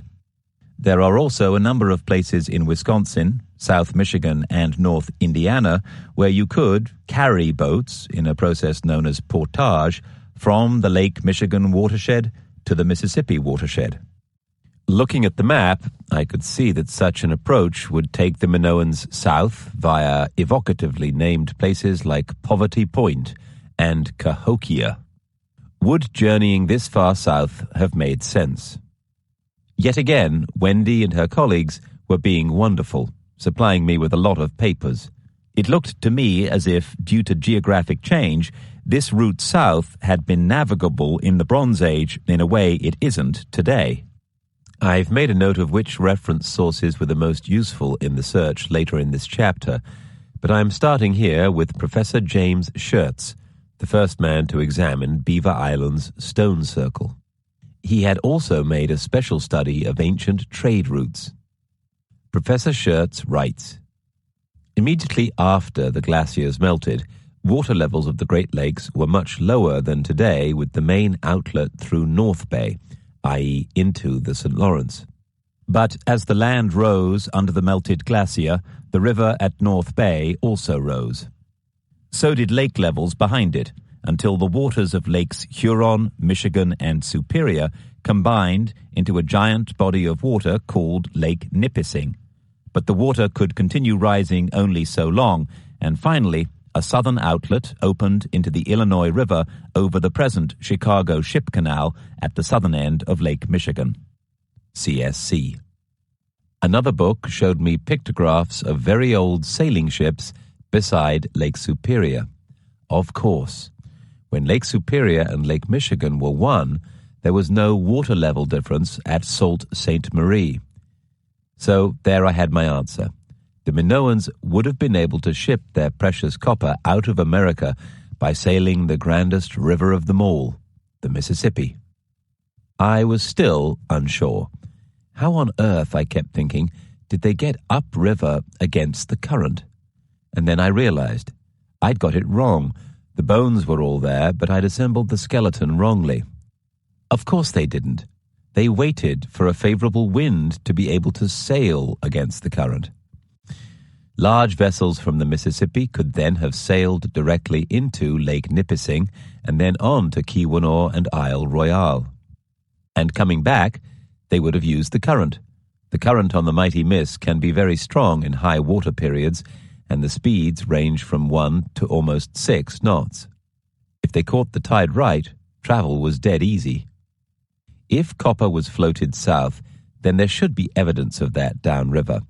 Evidence of smelting going on, for instance. Finding that would be my next task. It would have been relatively easy to float the copper south on rafts, as indeed logs, cattle and corn were transported south in the early days of European settlement. The Mississippi would have connected the Great Lakes with the Gulf of Mexico and thence the Atlantic. The river is a series of wide streams, for the most part a steady, fairly even water flow. Sailing north against this flow is tedious, but it is possible in high summer when the prevailing wind is from the southwest. Mark Twain describes sailing on the Mississippi against the current, and some Spanish explorers also used the river to travel north, as did the French Jesuits. The Minoans also had experience of sailing upstream on the Nile, a river which is just as long as the Mississippi. A bit of further reading, and I had calculated that it would take around 8 weeks to get from the Gulf of Mexico to the Great Lakes, sailing and rowing against the current. Floating south, on the other hand, was simple, using the current as the method of propulsion. How was it done? The mining areas are shown on the map, the Great Lakes map, at the front of this book. Various mines are marked with crosses. Please also refer to the diagram showing the geology of Michigan copper in the enhanced portion of this audiobook, and James Schertz's Ancient Trade Routes in America's Copper Country in Ancient American, issue 35. At the time those mines were operated, 2400 to 1200 BC, the ice sheets had retreated to leave Lake Superior ice-free in summer. Mining would take place during the summer months, and the ore was carried by ship or raft across the Great Lakes, which were then distinct but connected sheets of water. Come winter, it would only be possible to move the copper across the lakes by sledge or raft. Mining would not have been possible, given the severe cold. Transportation, lake and river systems. The most northerly river, the Ontonagon, flows north through the copper mines into Lake Superior, while the others, the Wisconsin and Rock rivers, flow south into the Mississippi. As a consequence, copper from all of the principal mines could be shipped downstream to Lake Superior using the Ontonagon River or the rivers on Isle Royale, which connect the mining area to Lake Superior. This explains the loading harbors found on the northern part of the Keweenaw Peninsula, Pequaming, Once, and Baraga, and around Lake Superior, Otterhead Harbor, and on Isle Royale. So, using natural resources, Minoan miners could collect copper and then ship it to Lake Superior without going against the current or negotiating rapids. Living quarters. Come autumn, Lake Superior, the surrounding rivers, and the land would have frozen over. In summer, miners would need living quarters within reach of the mines. The map of the Great Lakes in the enhanced portion of this audiobook shows the areas in which towns' fortified sites have been found. The voyage south. I drew my finger southwards down the map, trying to take in the names of the many places at which the Minoans may have rested. It is a long way to what is now Louisiana. They must have stopped to trade what they could for food, and they may well have stopped to process the copper. Are there any major prehistoric sites you know of that could have acted as a trading center? I asked Wendy, who was fast becoming a near expert on the Bronze Age. She knew of several, but the most interesting was a major early native Indian settlement at the mouth of the Mississippi. It was a name I had noticed before on the map, Poverty Point. There had even been claims that in times past this very site was Atlantis. Might that be a folk memory of the people who had once come here to trade? Whether or not it had a link to the real Atlantis, this intriguing ancient site had definitely been a major trading point. It had been built over a long period, between 1650 and 700 BC, 8 centuries after the building of the Great Pyramid. The dates worked, so did the fact that huge firing ovens have been found near there, as had copper from the Great Lakes. Food. One would have imagined maize would not have grown this far north in 2000 BC, but surprisingly, The crop has been found in human graves at Baraga on Lake Superior. It may have been brought up the Mississippi, as I will describe later. Fish and game would have been abundant. Lack of vitamins would have otherwise been a severe problem in winter, as would have been lack of potable water. Perhaps deep wells were in use, and these were not frozen. A camp to trade near Poverty Point. On the Pearl River mouth of the Mississippi, near where it debouches into the Gulf of Mexico, we find one of the most revealing bits of evidence. The Claiborne and Cedarland rings, very near to the trading center of Poverty Point and contemporaneous with it, sat on high ground above the marsh created as the Mississippi debouches into the Gulf of Mexico. Excavated by James Bruseth of Louisiana State University in the 1970s, the sites had unfortunately been quite extensively damaged by relic seekers. Bruseth was called in just before the bulldozers arrived. A new harbor facility was being built, which was how the site had been uncovered. Along with large concentrations of charcoal, the archaeologist found an enormous hearth as long as a football field, 6 foot, 1.8 meters deep, and 300 feet, 91 meters long. The huge 91-meter hearth was on a level with a number of smaller hearths between 50 and 60 centimeters, 20 and 26 inches wide. He put a radiocarbon date of 1425 to 1400 BC on his finds. He also found large numbers of clay molds, presumably the remains of the molds used to cast the copper into ingots. In the middens or rubbish pits, Bruseth found hundreds of bits of broken clay, which he thought must have been thrown away because they had been broken during the firing process. The fact that they were broken tells us quite the opposite. They were clay molds, broken when the Minoans hammered them apart to get at the precious cast metal inside, ingots of pure copper. How did the Minoans get to Poverty Point? 36. Into the deep unknown. This is what I think happened. Early Minoan explorers crossed the Atlantic with the equatorial current, the free ride that would be relatively easy in summer before the hurricane season. They visited Mesoamerica. The proof that they traded cotton, fruit, and vegetables is discussed by Professor Sorensen, who has tracked these exchanges. After visiting Yucatan, the current would have carried them north to the Mississippi Delta, where they discovered that today's land of opportunity was even then a land of unimaginable riches. They saw float copper lying loose in the soil, being used by the people of Poverty Point, who were international traders. At Poverty Point, they were told of the original source of the copper in the Great Lakes, particularly at Lake Superior. On reaching the Great Lakes, they saw huge nuggets of pure copper simply lying on the ground. They built a stone observatory on Beaver Island to fix the latitude and longitude of this incredible treasure and drew up a map. Then they set up an entire system to bring the riches back to Europe, creating protected townships for the miners in summer at Lac Vieux Desert and winter quarters at Aztalan and perhaps Rock Lake. Lac Vieux Desert is part of the drainage shore of the Mississippi today. Sometime between 1300 and 1200 BC, the Aztalan settlement was abandoned for reasons that remain unknown to this day.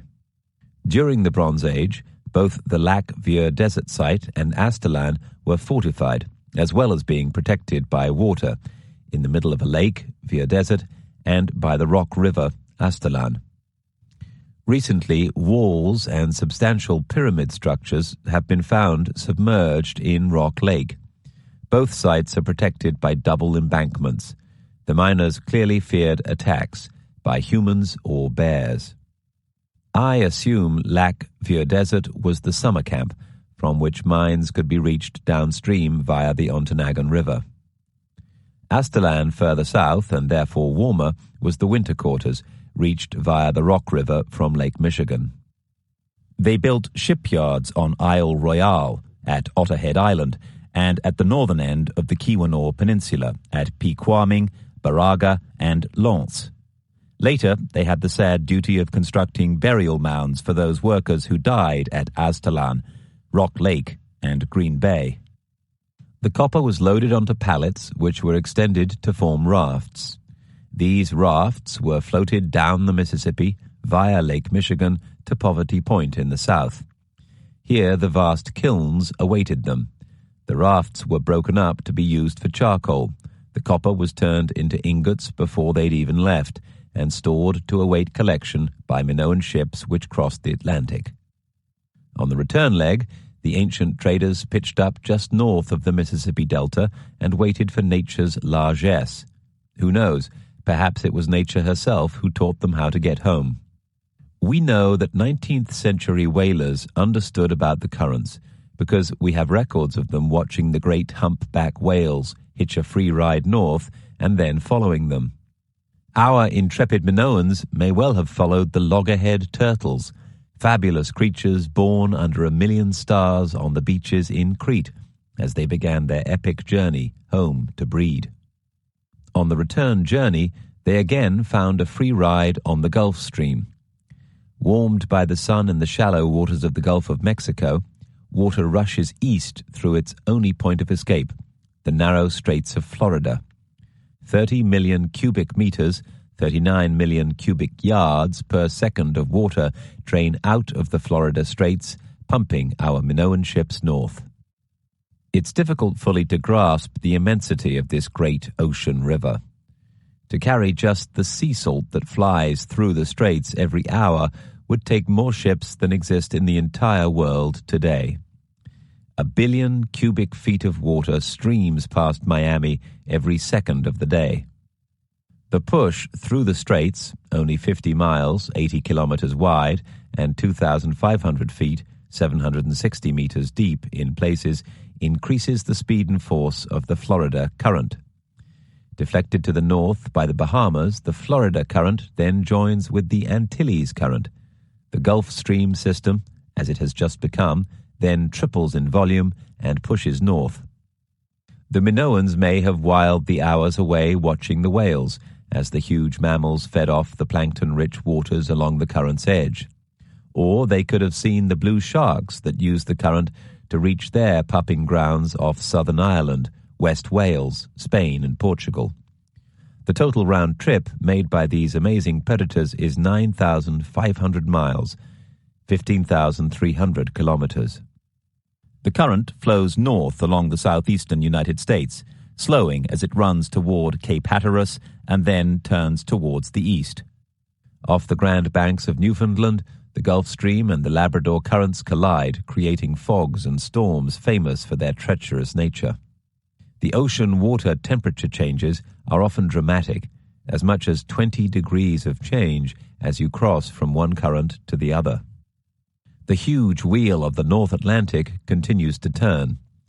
As they pass Nova Scotia, the water flow increases to 150 million cubic meters, 195 million cubic yards per second, pushing them on to the Outer Hebrides, Lewis, and the Orkney Islands. Here at their bases, their compatriots have erected observatories, stone circles as at Stonehenge, where they can compare and update their star charts. They then follow what would later become the English, French, and Spanish coasts as they set out for home. Now the pole star is sinking lower in the heavens. When it reaches the latitude of the Pillars of Hercules, they know they must head due east and prepare for a joyous return to Crete. I could rest now, happy that I had solved my conundrum. The solution to the mystery of the missing copper, I now realized, had been staring me in the face at the beautiful autumnal Lake Superior, in the form of Mother Nature.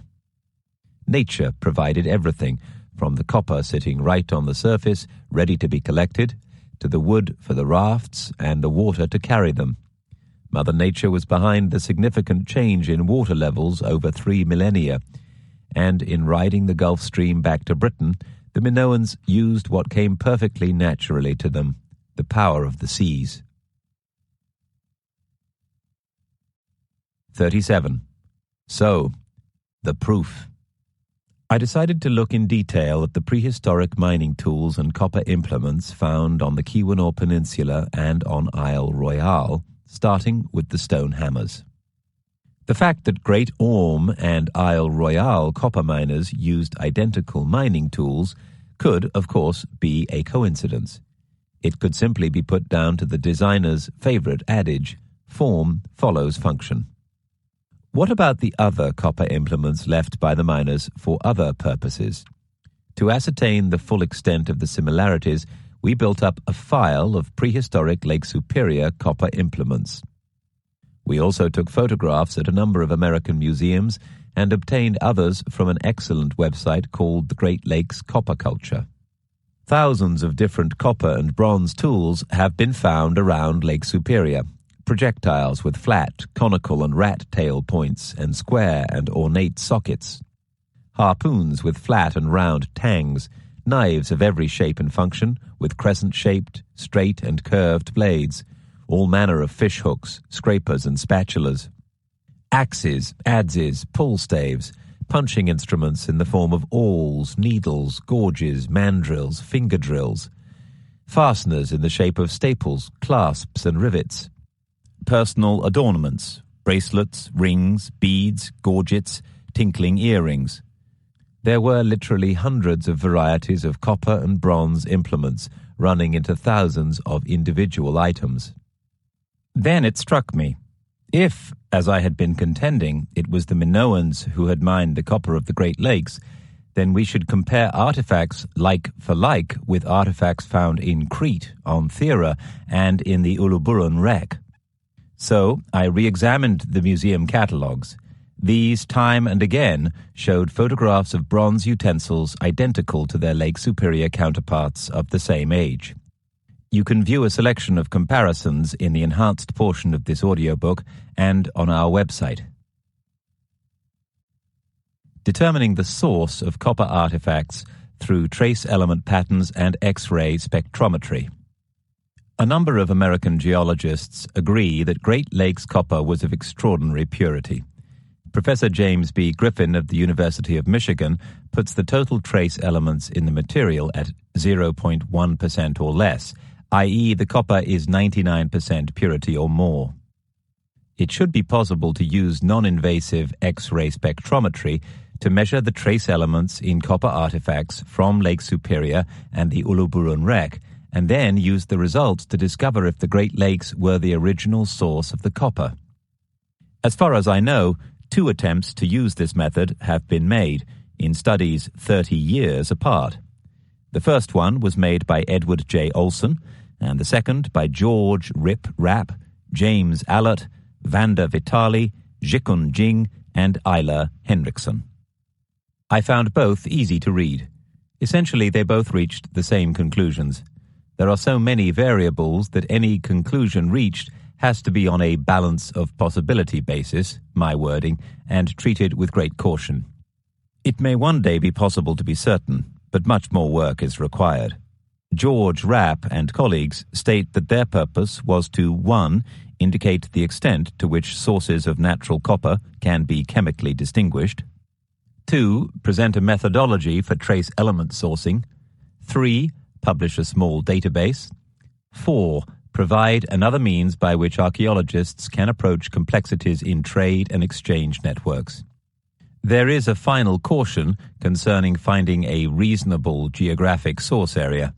As soon as the word reasonable appears, it seems to me that the possible area of the source becomes too wide to draw definite conclusions. Edward J. Olson lays out the problems one after another. He explains lucidly how the method works. Each trace element in the copper sample is energized by X-rays and then emits a signal.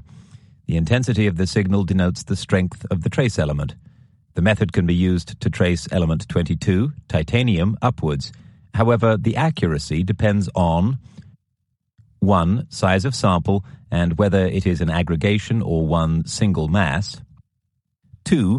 The particular trace element and its relationship with copper, i.e. zinc's trace element peak is so close to copper's peak that it can be masked. Another example, silicon, increases the apparent intensity of aluminium. Then, the efficiency of the X-ray tube depends on the trace element being sought and how this differs from trace element to trace element.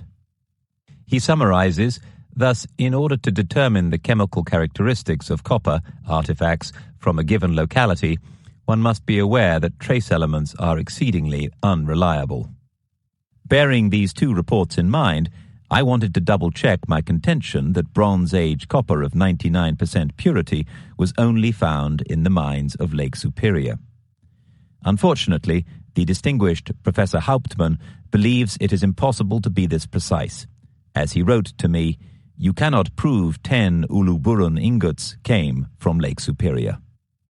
Despite this, I maintain my assertion, firstly because the reports assembled by Professor Griffin are not dealing with artifacts but with mined copper. Secondly, there is an almost complete lack of trace elements in the reports Griffin has assembled, which record the analysis of Lake Superior copper. We are not considering minute differences between one trace element and another, but the virtual absence of all of the trace elements. The argument is about statistics, factorial probability, and not about the accuracy of the X-ray method deployed. As to the actual artifacts themselves, I undertook an extensive study of my own. My first job was to separate out the different implements on the Uluburun wreck, then combine those objects with those found on the Seitan Derisi, 16th century BC, and Cape Gelidonia, late 13th century BC wrecks. The aim being to show exactly what was in use in the Mediterranean between 1600 and 1200 BC. All three wrecks were discovered off the coast of Turkey. Then I decided to combine the implements from these shipwrecks with similar Bronze Age implements, tools and artifacts found at Minoan sites of the same age. These sites were in Crete, Santorini, Thera, some of the Cyclades Islands, and Mycenae. Marcella and I had already visited the principal museums in those places, the Heraklion and Knossos museums in Crete, the Archaeological Museum of Ancient Thera, the National Archaeological Museum in Athens, and museums in Mycenae and Tiryns. The purpose of this exercise was to see whether any items found in the wrecks were different from those that could have been found in Minoan bases near and around Crete. As far as we could see, there were none. The style of tools, weapons, and implements found in the Uluburun and Cape Gelidonia wrecks were also found in Crete, Thera, and Mycenae. In other words, this was a check and balance to confirm that it was Minoan bronze artifacts as opposed to various imports that filled the wrecks. Images of the artifacts, separated out into those found in the 2 wrecks and 4 museums, are shown on our website. Comparison between Minoan Bronze Age artifacts found in Crete, Thera, and the Bronze Age wrecks with those found in Lake Superior. We trawled through the Bronze Age bronze, copper, and tin artifacts left by the miners who mined the copper from Lake Superior, in particular those from the Keweenaw Peninsula and Isle Royale. We separated these Bronze Age artifacts into the same categories as those from the Old World, as described in this chapter. As far as I can see, every item found in Lake Superior has its near counterpart in Minoan artifacts of the time. Lake Superior's ancient miners had the same array of implements, weapons, tools, and domestic equipment as the people who lived on Bronze Age Crete, Thera, and Mycenae. This could, of course, be simply the phenomenon known as parallel development. The Isle Royale miners needed bronze weapons to defend themselves, to hunt, and to eat the food they caught. So they designed implements whose form would follow function, as a modern-day designer would put it. The logical result of that process, of refining a design until it reaches an optimum point, could end in tools that are highly similar to their old-world Minoan counterparts.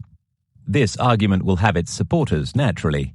Yet, how can it be coincidence that the measuring weights used so many thousands of years ago take the form of animals? See the enhanced portion of this audiobook.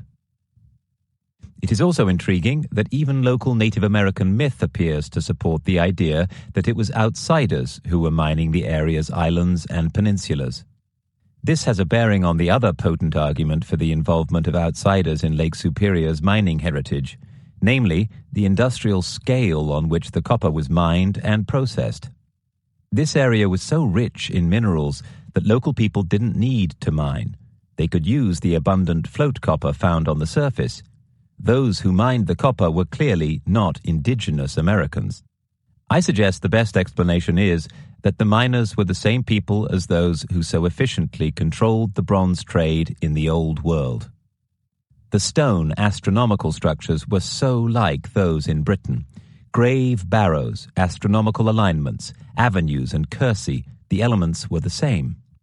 One could just about argue that these basic structures, particularly those based on fundamental geometrical elements like the circle, could have been arrived at by different cultures acting independently of each other. Yet combine that with the discovery that the tools are of the same design, and I felt that the evidence for a common culture was building. I knew that it could be a long haul to prove my case definitively, but it was getting there. It does not, of course, follow that after a certain period in prehistory, the Minoans used Lake Superior copper exclusively, but it is an inescapable fact that certain ingots in the Uluburun wreck do not match any known European source. If I am right, we have another fixed date to work with. The Minoans were sailing to Lake Superior before the Uluburun was wrecked in 1310 BC. Book 6. The Legacy. 38.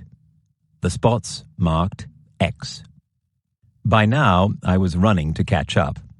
I'd got solid proof that the Minoans had traveled throughout most of Europe and that they had explored a large part of North America. Now, I needed to find out if there were any studies that showed a common thread. Tracking down DNA evidence would be my next line of inquiry.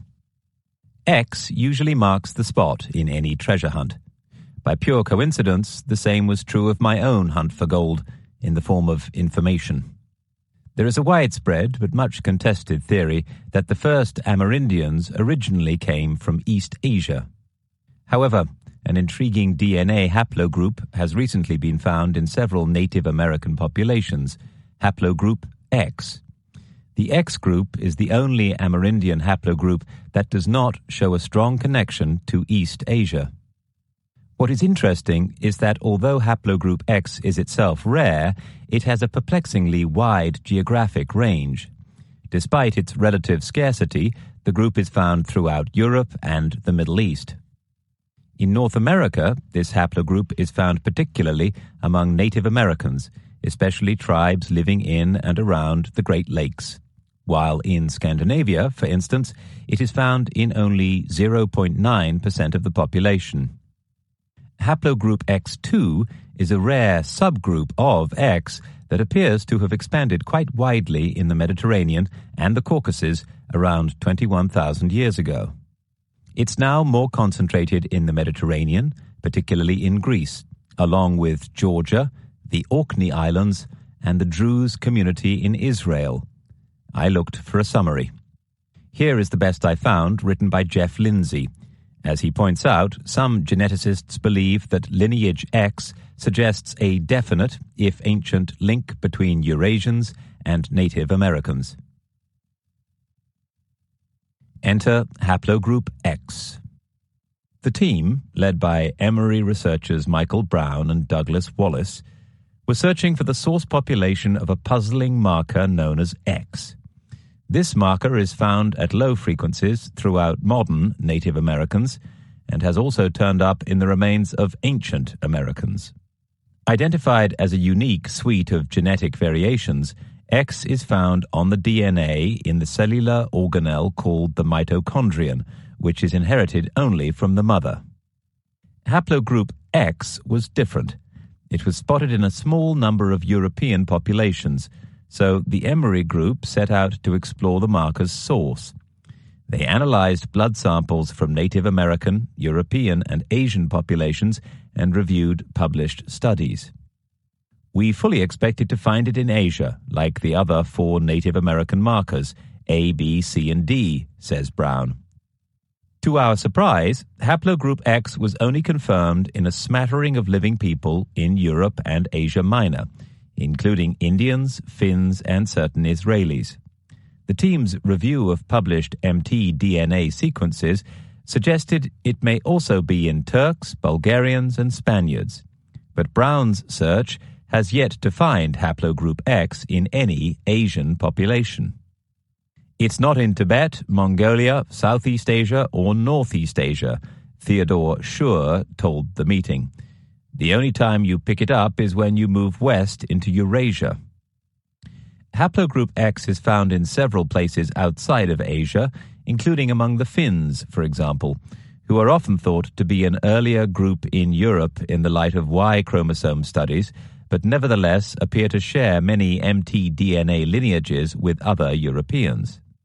Detailed information about the mutations separating the X haplogroup from the Cambridge reference and other European haplogroups are provided by Finilla et al., especially see their Figure 2. In Chapter 7, I discovered that the Minoans most likely arrived in Crete from central and eastern Anatolia. One would therefore expect to find a high incidence of X2 from that area.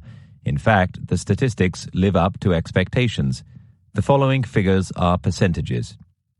Turks, 4.4, Iranians, 3.0, Nogays, 4.2, Adigays, 2.5, Abazins, 6.3, Kumyiks, 3.6, South Caucasians, 4.3, Georgians, 7.6, Armenians, 2.6, Azeris, 4.2.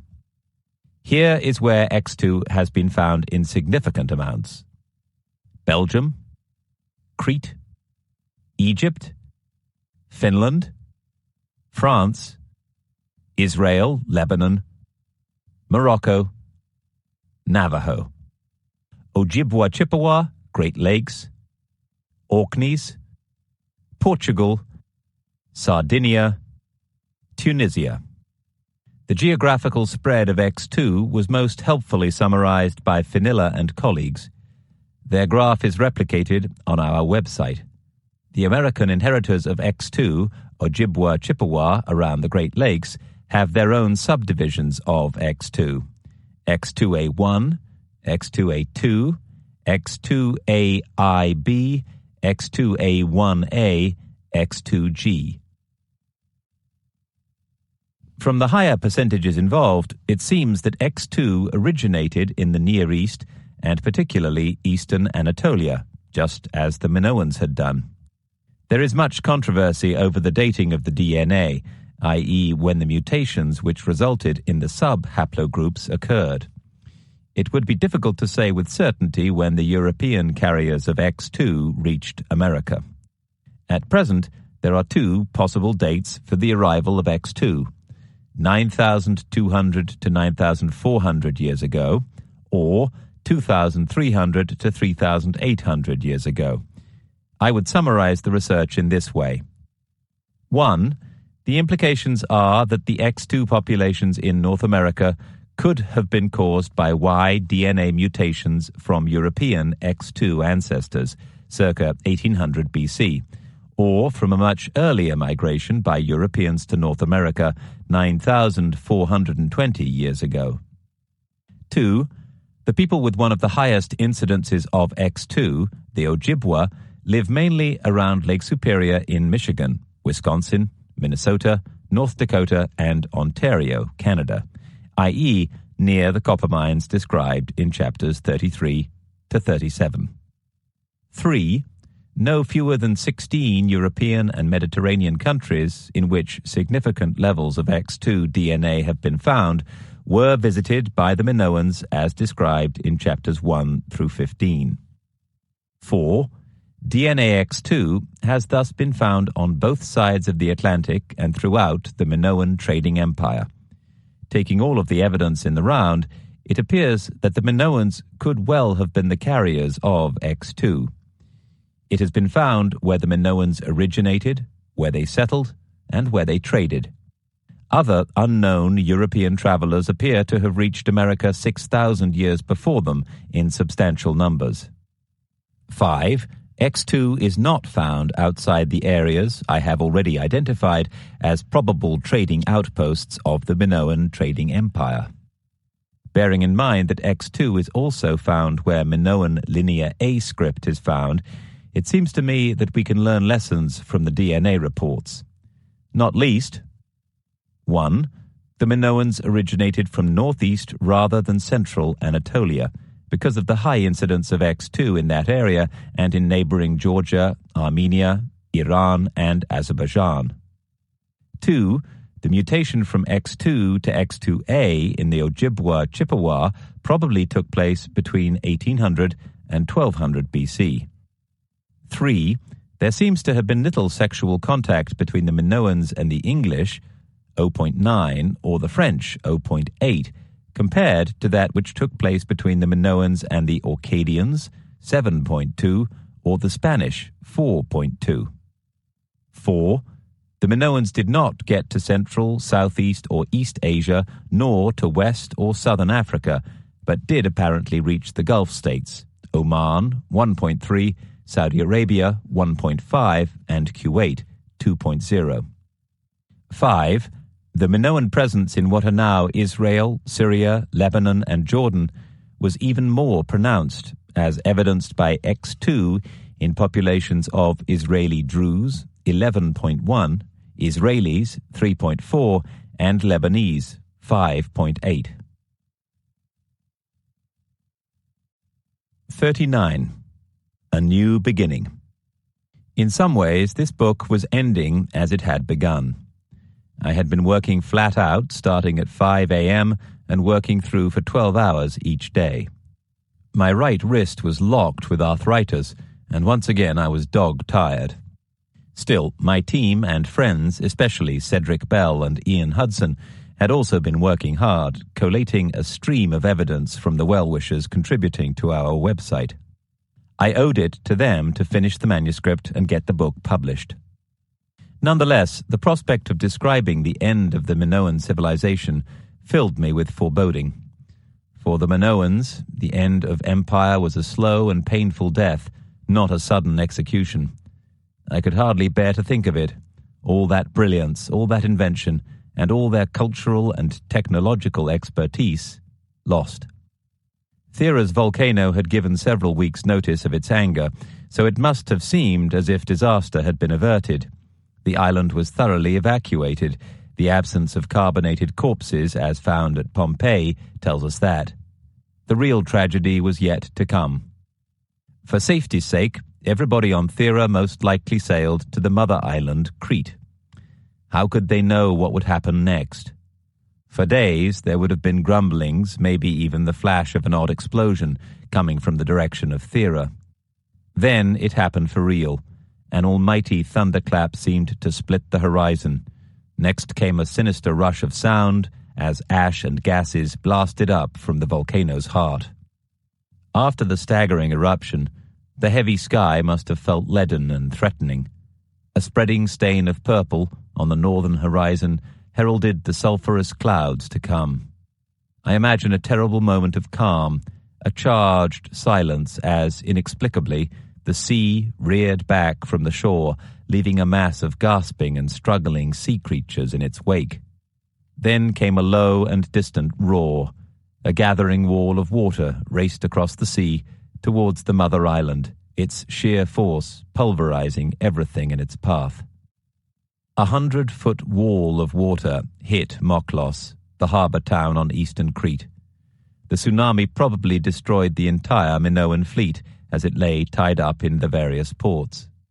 If the first surge didn't pull them apart, the next one would have seen to that. The evacuees, recently arrived from Thera, were all sheltering in the coastal towns, so the disaster may have taken many lives. A superheated pyroclastic surge of gas, light ash, and pumice may have followed. At Moklos, it probably killed everyone. Plato's words came back to me. In a single day and night of misfortune, all your warlike men in a body sank into the earth. and the island of Atlantis in like manner disappeared into the depths of the sea. In Crete, the human casualties, the destruction of houses and temples, and above all, the total annihilation of the shipping on which the island's prosperity relied, must have been crippling. After the volcano came days, possibly weeks, of toxic gas and lethal ash falling thick upon the ground, suffocating people and plants and poisoning the water supplies. The catastrophe appeared to be coming from the very skies the Minoans had studied for so long. They must have thought the gods had abandoned them.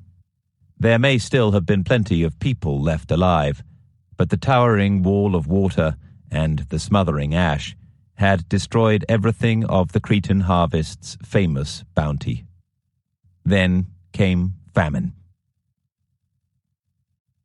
A telephone call. Would I be interviewed by Greek national TV about the new book I was thinking of doing? It was a great excuse to get away. Marcella and I decided, as we had done on a previous Christmas, to revive morale with a special trip. We drove to Venice, and from there we boarded a magnificent car ferry, which at noon sails splendidly past St. Mark's Square and into the Adriatic, en route to Greece. 43 years ago, we sailed this same route, sleeping on the upper deck. Now, in old age, we can afford a cabin. As night falls, we dine on rabbit cooked in white wine, gazing at the gathering darkness over a calm sea. 600 years ago, it was Venice that controlled the seaways of the Mediterranean.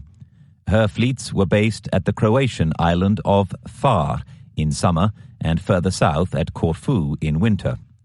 Pirates were ruthlessly crushed, free trade made safe. 3,000 years earlier, the Minoan fleets had performed the same role. Marcella and I were sailing in the wake of history. Once Minoan control of the seas collapsed, the pirates that King Minos had suppressed would have had free rein. The Adriatic is peppered with hundreds of small islands, perfect for camouflage and shelter. There are many more such in the Aegean. The Minoans' extraordinary trade network did not immediately waste into nothing. For 200 years or so, from around 1400 to 1200 BC, it seems that Mycenae took over the controlling role of the seas. The great city-state also assumed power over Crete. We don't know for certain whether this was the action of an ally helpfully stepping in to fill a power vacuum, or whether this was a hostile takeover by an aggressive force. When Mycenae's influence eventually waned, the era of safe seas ended, and so did the glories of an age. Quite suddenly, between 1225 and 1175 BC, the Bronze Age ended in the eastern Mediterranean. So did the voyages to northern Europe and the Americas. The Keweenaw and Isle Royale mines on and around Lake Superior stopped production at least as early as 1200 BC. English tin mining stopped at the same time, as did work at the Great Orme copper mine. Bronze Age settlements at La Mancha, southeast Spain, were all abandoned too.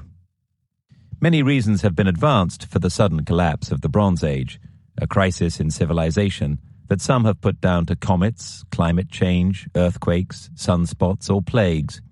A great disaster had befallen the sophisticated world of the eastern Mediterranean.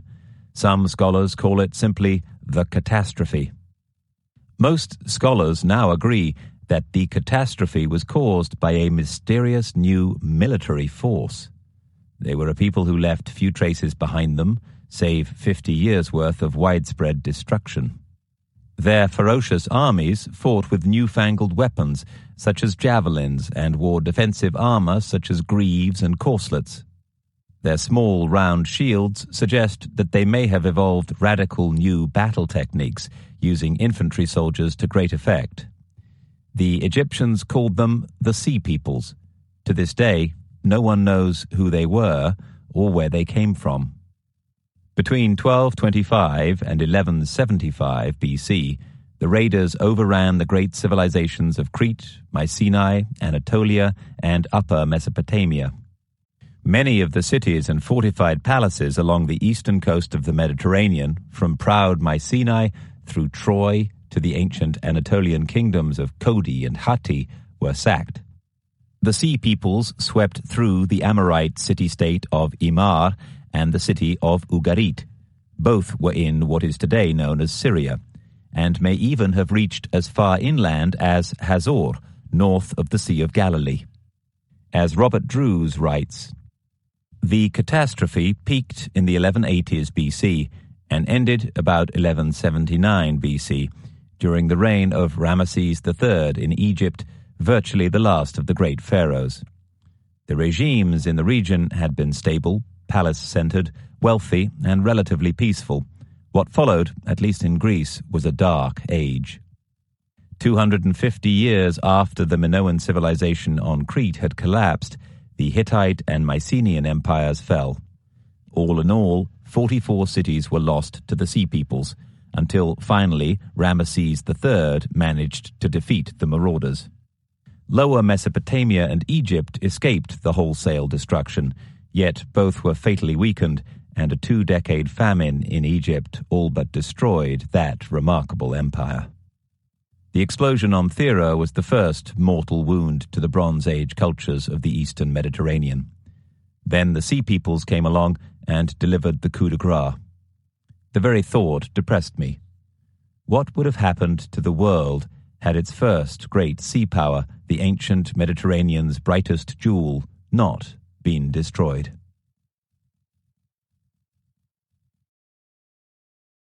This is the end of the disc. The audiobook continues on the next disc. 40. A return to Crete. I had to keep my appointment with Greek national television. The interview itself passed off without incident. Following me in the studio discussion, although I didn't know it, was a charming and unassuming man from Crete. I have relied on his inspired research more than once. His name cropped up when discussing Minoan mathematics, chapter 32. Dr. Minos Tsikritsis was on the program to talk about his groundbreaking research into linear A, one of the world's greatest linguistic conundrums. The next day, Marcella checked our emails. You've got a new message from a Dr. Minos Tsikritsis. Marcella and I were still treating our stay in Athens as a bit of a vacation, but holidays were soon to be off the agenda. I looked at the message, first curiously, then in shock. Dr. Tsikritsis had been studying my old friend, the Phaistos disk. Not only that, but he felt that we would have a lot to talk about in terms of Minoan astronomy. Apologizing for his use of English, the professor said he wanted to talk to me about his specially written computer program. It had helped him to decipher some key aspects of linear A. Would I like to know more? Dr. Tsikritsis was excited, but not as excited as me. I read on. His new translation of linear A, he said, allowed him to identify Minoan text and inscriptions wherever they could be found. He had identified inscriptions in linear A written on ancient stone markers found by explorers in hundreds of different locations, which proved that the Minoans had visited India, the Baltic, Northern Europe, and Greenland.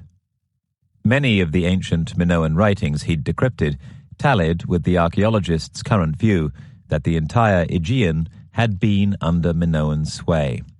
The empire was, in effect, a confederacy of 22 cities. But, he said, that was not all. The linear A evidence had convinced him that the Minoans had found further colonies in, here I copy his email direct, 1. Sicily, 2. Syria, Palestine, 3. The Bosphorus, 4. Bavaria and Baltic Sea, they travel for obtaining amber, 5. Greenland for obtaining pewter, tin and lead, 6. Nordisland, 7. India, a colony called Asteroisia, 8. Arabian Gulf. There are findings of writing in caves in a Minoan colony in Pagia Island. I have evidence, photos, bibliographic references in Greek literature for the above findings. His research matched my own findings despite being arrived at through an entirely different process. Giddily, I did a quick calculation. with 9 locations involved, the chance of this being a coincidence was factorial 9,360,000 to 1.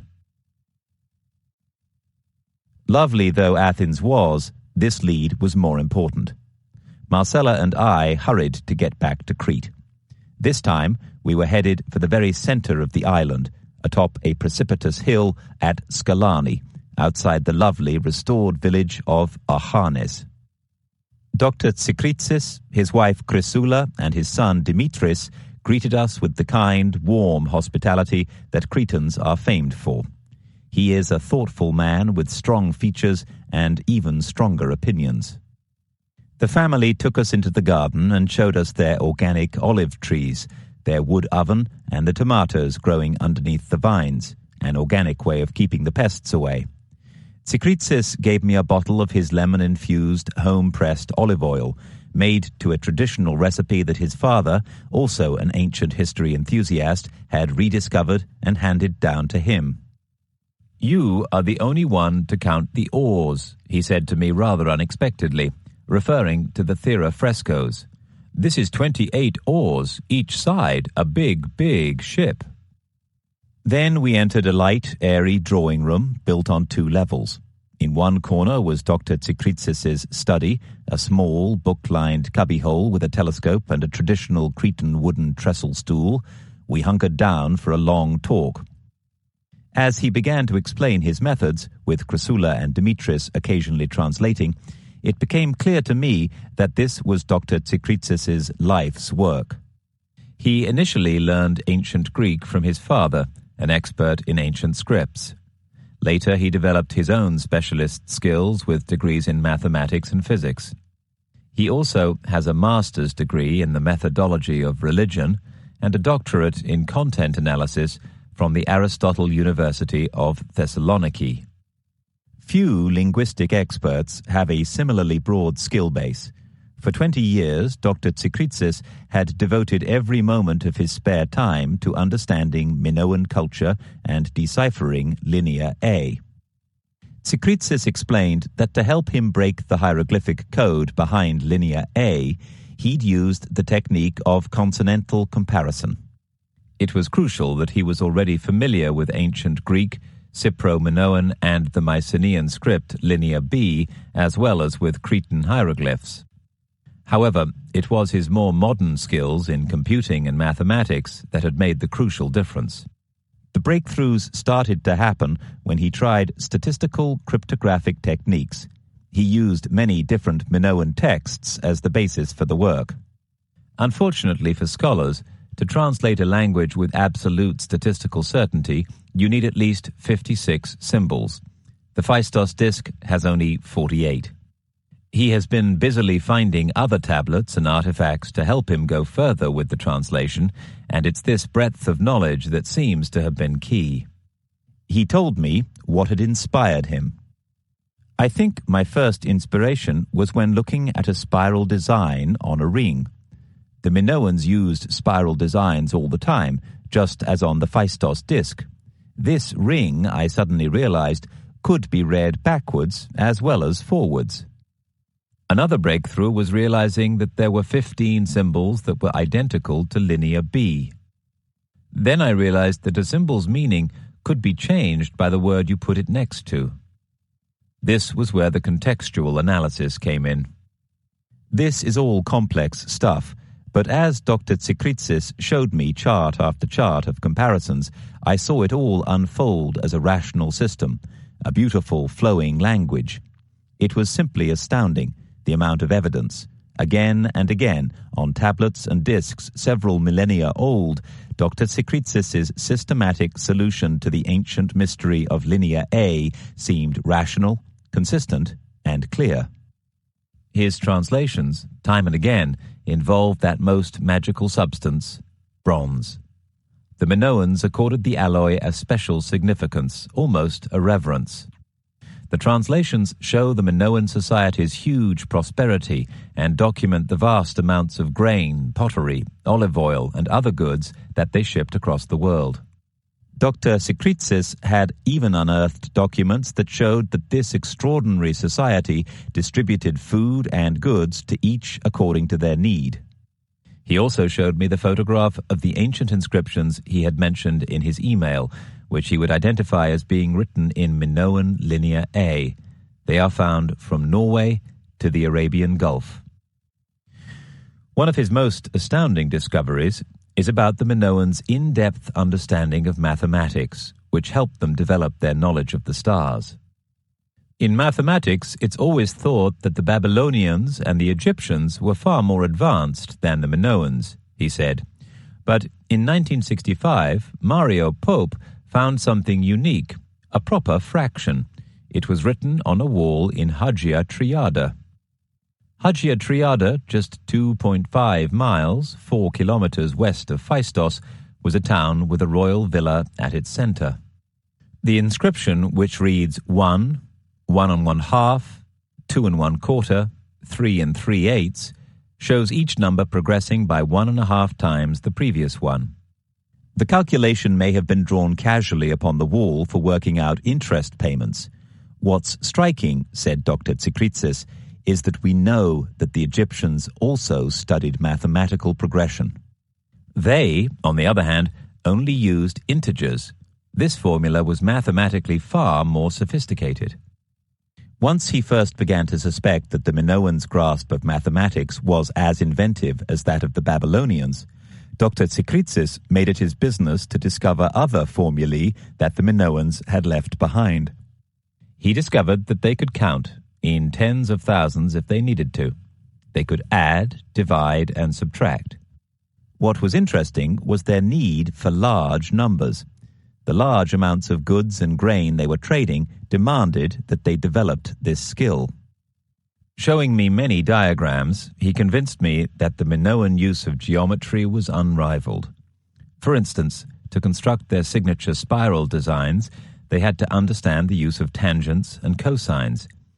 It is Archimedes who is famed for defining the spiral in On Spirals, yet Archimedes' account didn't emerge until around 225 BC. One of Dr. Tsikritsis' more electrifying ideas could be really highly controversial. He is convinced that almost every single Minoan ceremonial object or building conforms to the golden mean of phi. One of the most talked about, disputed, and revered aspects of practical mathematics used in the arts and architecture, phi is also known as the golden section, or the golden ratio. This is a most significant claim. You can express phi, the golden ratio of divine proportion, through this equation. Phi equals 1 plus the square root of 5 over 2, which is approximately equal to 1.61803398887. Dr. Tsikritsis has found this specific proportion of 1.61 in literally hundreds of Minoan objects and buildings he has measured, and he does not think this can possibly be a coincidence. Today, the Greeks usually attribute the discovery of phi to Pythagoras, who lived circa 570 to 495 BC. One ancient Minoan object in particular illustrates his point about phi and the art of proportion on 2 levels. It is an exquisite stone vase found at the lesser-known palace of Zakros that has what appear to be mysterious fire scorch marks on it. The Heraclean Museum dates it to 1500 to 1450 BC, although Professor Tsikritsis believes it may be older. It is a libation vase, also known as a raiton, which was used for ceremonial drinking. On it, you can see a design, a shrine or a temple, shown in a mountain landscape. Now brown with age and smoke, this precious thing was originally much prized. It is decorated with gold leaf. Both the proportions of the vase itself and the design inscribed on it conform to the golden ratio. Draw a rectangle over the vase as a whole, or the image of the shrine, and then measure it. You will find that the proportions conform to phi, says Dr. Tsikritsis. In other words, Both the form of the vase itself and the imagery upon it are composed using a mathematical ratio that we have always attributed to the ancient Greeks and not to the Minoans. These are the very proportions that Iktinos and Callicrates later used to build that greatest of world temples, the Parthenon, creating an unrivaled sense of harmony and serenity. This, Dr. Tsikritsis said, warming to his theme, is all about beauty. All of his studies show that the Minoans believed that Phi's beauty and harmony was sanctified. A vase constructed according to the golden mean would, they believed, be holy. Its very perfection would purify the water, a bit like the idea of feng shui today. But it was when it came to describing the Minoans' love of the stars that these new revelations really came alive for me. Here, I felt I knew these fascinating people. Dr. Tsikritsis' theory is that for the Minoans, the constellations were not merely stars. They felt they were gods who lived and moved in the sky. Not only that, but much like the Chinese believed until very recently, the ancient Minoans were convinced that their ancestors had joined those gods in the skies. They had become celestial bodies. One of the absolute masterpieces of Minoan goldwork, the Isopata ring, illustrates Dr. Tsikritsis' idea perfectly. The entire ring is only 2 centimeters, 3/4 of an inch, across, and the skill it must have taken to cut it is extraordinary. It was found in a tomb at Isopata, near Knossos. See the enhanced portion of this audiobook.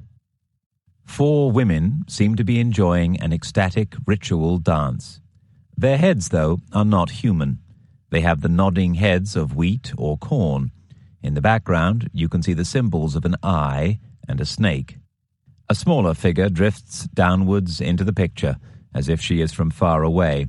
She may be a goddess descending from the heavens.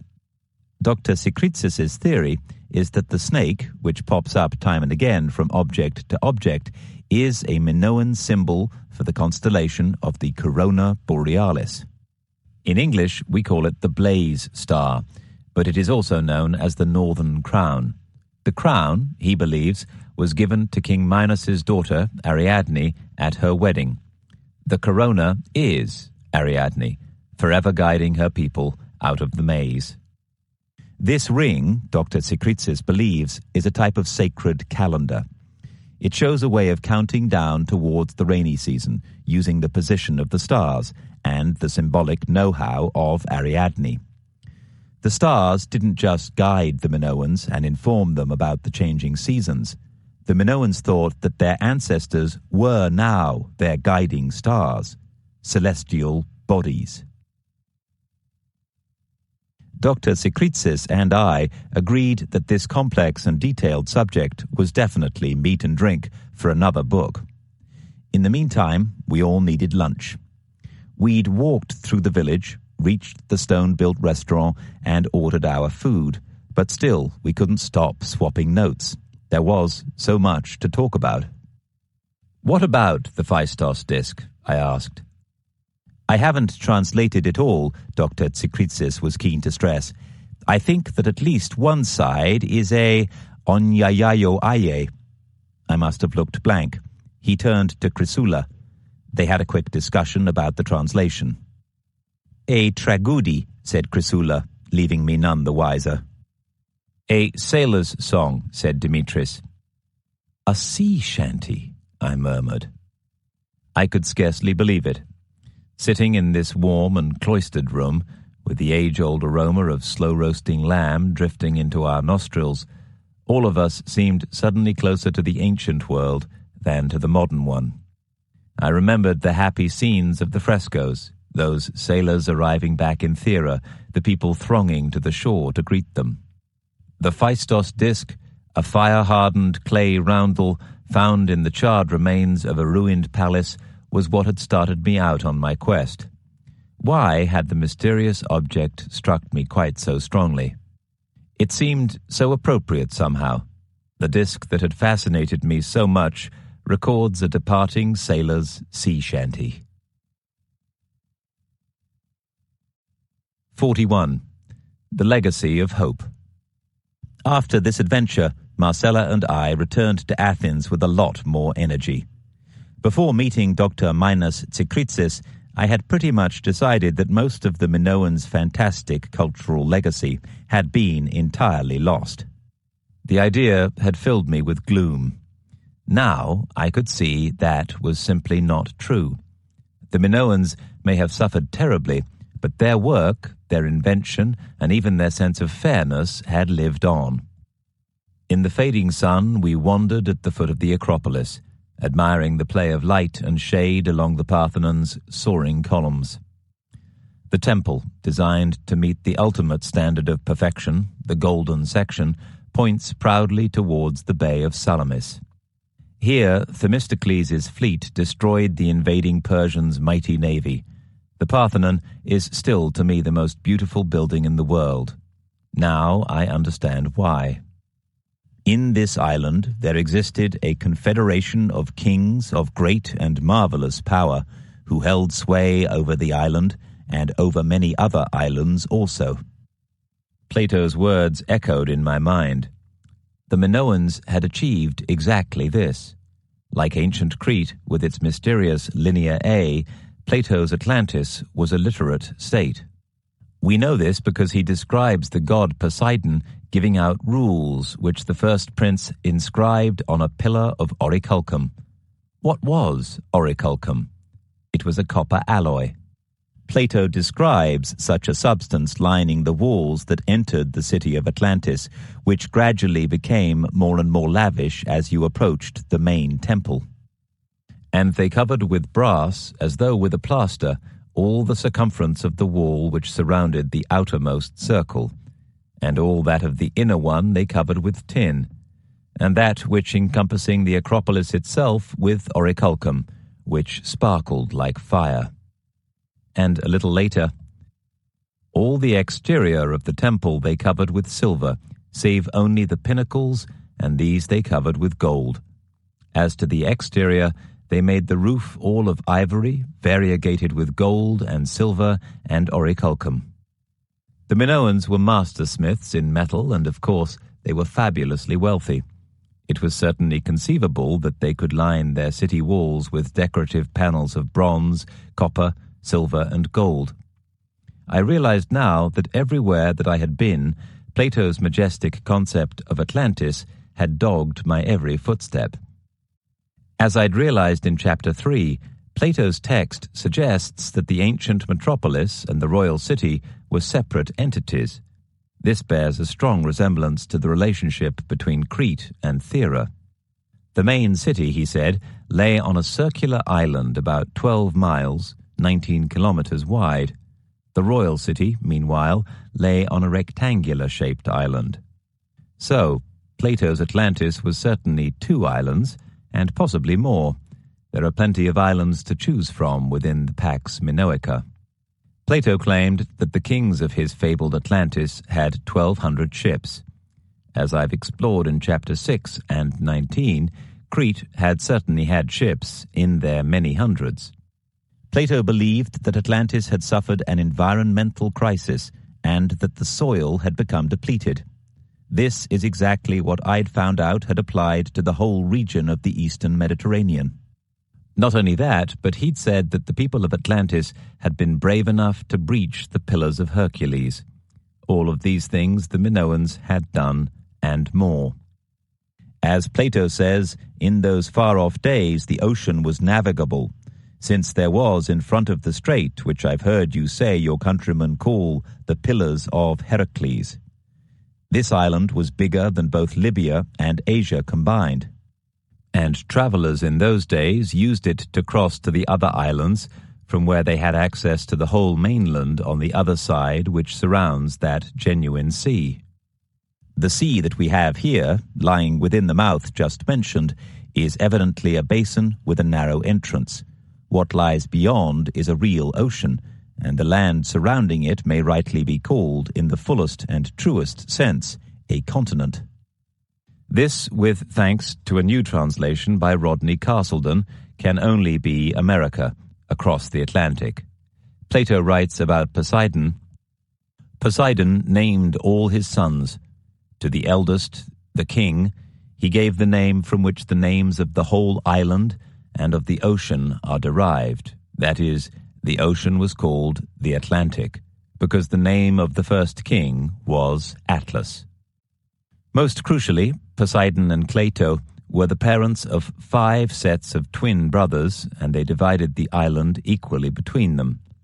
Those brothers and their descendants had founded not an island, but an entire empire. I could see it now. What I was confronting was not a lost island, but the lost empire of Atlantis.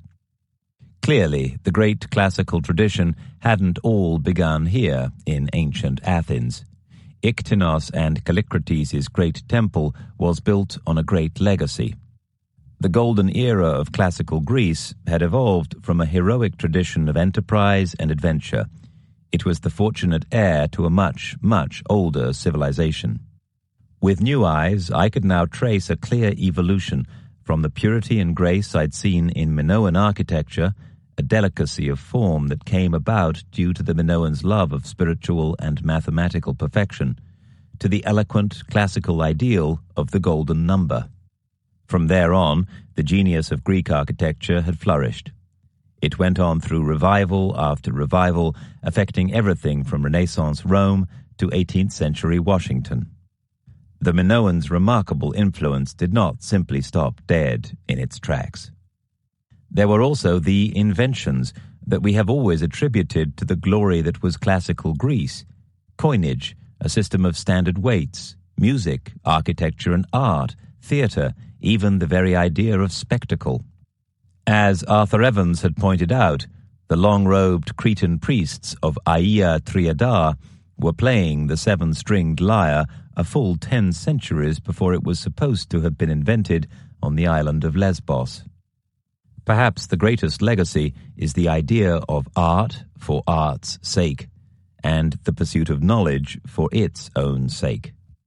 The Minoans gave the world exquisite painting, ceramics, and jewelry, and an appreciation of the finer things in life. Their building technology was superb. Their ideals were glittering. They did have rulers, but they believed in share and share alike. Out of this generous impulse, revolutionary ideals such as democracy would eventually take shape. This legacy also applied to war. When the Greeks won the crucial Battle of Salamis against the invading Persians, they had behind them the inspiration given them by a long-standing tradition of shipbuilding technology. It was a baton that had been handed them by the Minoans. Sidebar: Athenian triremes. The Athenian ships deployed at Salamis were called triremes. They were on average about 5.5 meters wide and 39.5 meters long, 18 feet by 130 feet, approximately the same size as the Minoan ships before 1450 BC. Like the Minoan ships, they were dual-purpose vessels, with a large square sail on a horizontal yard when in trading configuration, and with the mast stepped and powered by oars when in military mode. The Athenians had modified the Minoan ships in such a way that 2 banks of oarsmen, one on top of the other, were used when fighting. These newer ships carried 150 men rather than the Minoan ships' 120, so they could be rowed faster than the Minoan ships to reach a speed of 10 knots. Their principal weapon was a ram in the bows to pierce the enemy's hull. However, they were inferior to the Minoan ships when they were underway, with a higher center of gravity that made them much more likely to capsize in a gale in the open sea. Just as the Athenian ships were developments of the Minoan ones, so was Athenian weaponry and armor. The Athenians' helmets and shields were made of bronze, as was their body armor. One can see the similarities in the bronze Minoan armor that has been found in Crete itself and in Mycenaean graves. At first sight, the idea of militarism fits badly with the Minoans' reputation as a carefree society which did not need the protection of soldiers and fleets. After all, Crete's palaces were not guarded. Yet recent research by Stuart Manning has shown that although Crete itself was not protected from invasion, having no defensive walls to speak of, the wider empire was. The further away from Crete, the greater the level of protection. At the height of Minoan power and influence in the Aegean, there were no fortifications on the Minoanized islands closest to Crete, that is, Cythera, Thera, and Rhodes. However, the more distant sites, such as Aia Irina on Chios and Colonna on Aegina, were fortified. Mycenae's great defensive walls are explained by the fact that it was on the mainland and less easily defended. The Minoan lead in art, science, and astronomy was inherited by a Greek civilization that went on to produce ageless works of art and literature. The Greeks invented theatre, devised calendars, became skilled engineers. Cherished ideals such as citizenship and democracy, and disciplines such as philosophy and science followed. Most astonishing of all is that the Minoans achieved all of this 2,000 years before the birth of Christ, 1,500 years before Buddha or Confucius, and 2,500 years before Muhammad. Beauty had been this people's watchword. They had shown the world that a peaceful existence was a profitable one. They had rid the oceans of pirates, and then, with luck, daring, and great maritime skill, they had voyaged on adventures beyond imagination. The Minoans hadn't just been the bringers of bronze, they breathed the Bronze Age into life. To me, the story of the Minoans, and as I now realized that of the people of Atlantis, is truly one of wonder. But it is not one of fantasy. This was no underwater daydream.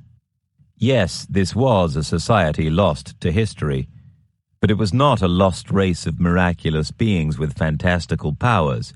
It was a real place of real achievement, where lived a people whose brilliance and resourcefulness resounds through the centuries. Atlantis was not one place, but an empire of many places, an empire that reached out across the world, bringing a magical new technology with it. This is a tale that tells us one thing, that the history of this world is far more fascinating, complex, and indeed more beautiful than we could ever imagine. Most important of all, what do you think? Gavin Menzies, London, St. Swithin's Day, 2010. Epilogue. Plato and Atlantis, the Lost Paradise. Listen then, Socrates, to a tale which, though passing strange, is yet wholly true, as Solon once upon a time declared.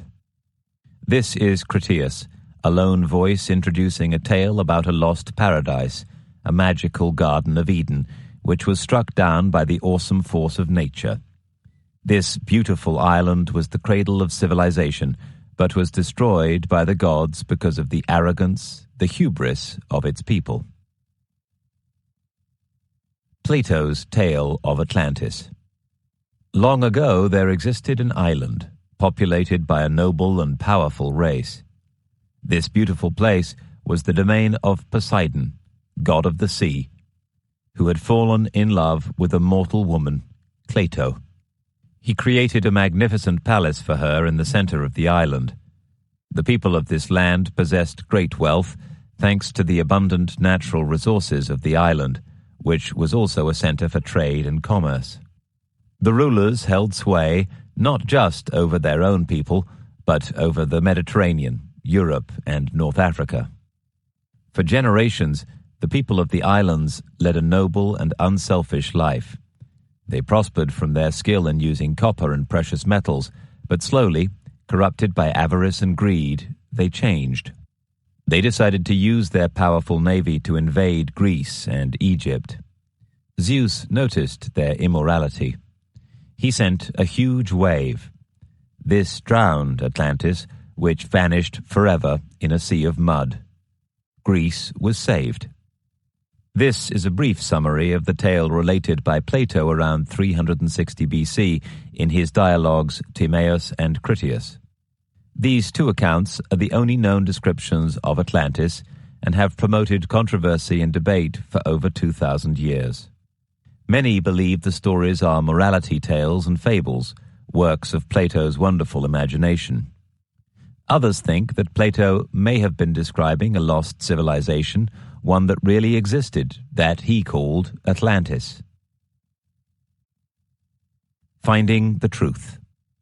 It is extraordinary to think it, but the story of the Minoans is so incredibly ancient that even the ancient Greeks had forgotten it. History got lost in the mists of time. The tale was finally retold by Plato, but it is only because of this one sole author and two texts, one of which is unfinished, that we know anything about ancient Atlantis at all. So why then would we think it could possibly be true? Here I have to acknowledge my debt to A. G. Gallinopoulos, whose book, Atlantis, The Truth Behind the Legend, was written with Edward Bacon in 1969. Together, they mounted the first serious challenge to the orthodox academic view of the time that Atlantis was total invention. It was Gallinopoulos who first told the world the truth about the sheer scale of the Theron event, as the vast volcanic eruption is known. He was also the first to speculate that the tsunami that then hit Crete would have been of huge destructive force. It was also Gallinopoulos who pointed out quite rightly the sheer number of times that Plato insisted that, although he was no historian, his account was based on truth. In Plato's two dialogues, it is not just Critias who insists that the story is true. Socrates ends Critias's tale by saying, "And the fact that it is not invented fable, but a genuine history, is all important." Plato makes the point that this is not a story, but historical fact not once but 4 times. As Gallinopoulos points out, Plato isn't creating a fictional world, the details of which were in his control. He actually seems worried about the inconsistencies in his account. For instance, he questions whether or not a trench as deep as he states it is could even be built. If this was indeed fiction, then why would he worry? It seems fitting that these major breakthroughs should have been made by the top seismologist of his day. The climax of the story of Atlantis is also the story of one of the biggest geophysical events the world has ever seen, and with irreproachable scientific logic, Gallinopoulos also worked out the solution of another of the great mysteries behind the Atlantis myth. Plato's account throws a few rotten eggs our way. He says that the date Atlantis was eaten up and buried under the sea was 9,000 years before the information was passed on by an Egyptian priest. Plato also greatly exaggerated the size of Crete, doubling its actual size. He gives the dimensions of the plain of the royal city as 3,000 by 2,000 stades. Both figures have confused the picture. Scholars have triumphantly held them up to demolish the arguments in favor of Minoan Crete being Atlantis. It was Gallinopoulos who pointed out the obvious. The solution of this riddle, he said, is as simple as the mistake which created it. It was simply an error in the maths. Plato's Atlantis, Crete, is given as 3,000 stades, twice the length of Crete. Either Plato, or more likely the Egyptian priests who passed this information on, simply mistranslated the numbers. As Bacon and Professor Gallinopoulos pointed out, the parallels between Crete, Santorini Thera, and Atlantis are unavoidable. Minoan Crete was densely populated, as was Plato's Atlantis. Atlantis was divided into settlements, each with a separate leader, but all subject to the royal city. On Minoan Crete, the king appears to have been the overall leader, with, let's call them, nobles governing other centers across the island in the king's name. The bull is crucial to Minoan life and art. In Critias we find that this is the case in Atlantis too. In the sacred precincts of Poseidon there were bulls at large, and the 10 princes being alone by themselves, after praying to the god that they might capture a victim well-pleasing unto him, hunted after the bulls with staves and nooses, but no weapons of iron. Plato is known to have visited Crete in person. What is not certain is whether he himself made the connection between Atlantis and Crete. Here I have put together a commentary on some of the things Plato says, and how it is possible to interpret them, once you know something of Crete, Santorini, and their eventful pasts.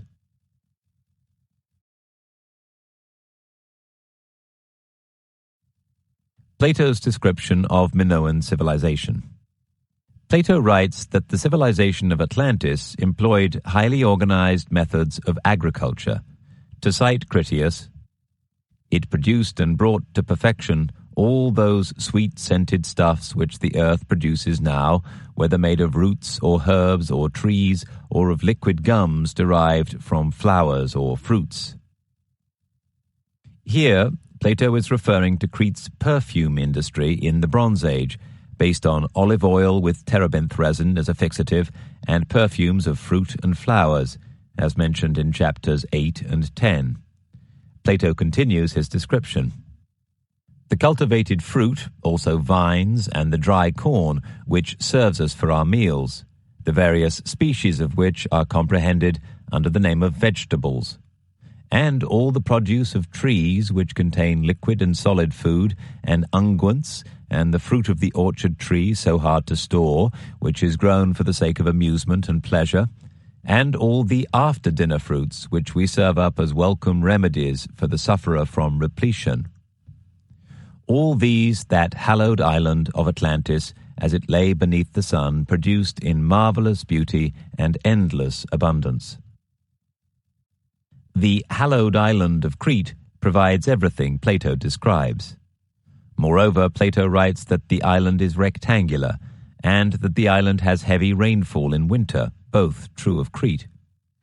Plato's island has mountains and plains in the same position as Crete's.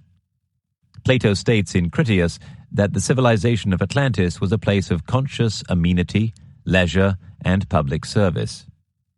The springs they made use of, one kind being of cold, another of warm water, were of abundant volume, and each kind was wonderfully well adapted for use because of its natural taste, and these they surrounded with buildings and with plantations of trees such as suited the waters. And moreover, they set reservoirs round about, some under the open sky, and others under cover, to supply hot baths in the winter. They put separate baths for the king and for the private citizens, besides other women. Phaistos and other Cretan palaces had all of these amenities, as described in chapter 1. By contrast, other great civilizations of the time in Egypt, the Levant, and Mesopotamia had the amenities but were not islands. Plato describes Atlantis as a literate state. The relations between her 10 kings were governed by the precepts of Poseidon, as handed down to them by the law and the records inscribed by the first prince on a pillar of orichalcum, which was placed within the temple of Poseidon in the center of the island. The Minoans had the Linear A and later the Linear B scripts and a numbering system. No other island at that time had writing. Plato says Atlantis was a metalworking state based on copper. Orichalcum, described above, is a copper alloy. 2 further passages in the Critias. And they covered with brass, as though with a plaster, all the circumference of the wall which surrounded the outermost circle. And all that of the inner one they covered with tin. And that which encompassing the Acropolis itself with orichalcum, which sparkled like fire. And a little later, all the exterior of the temple they covered with silver, save only the pinnacles, and these they covered with gold.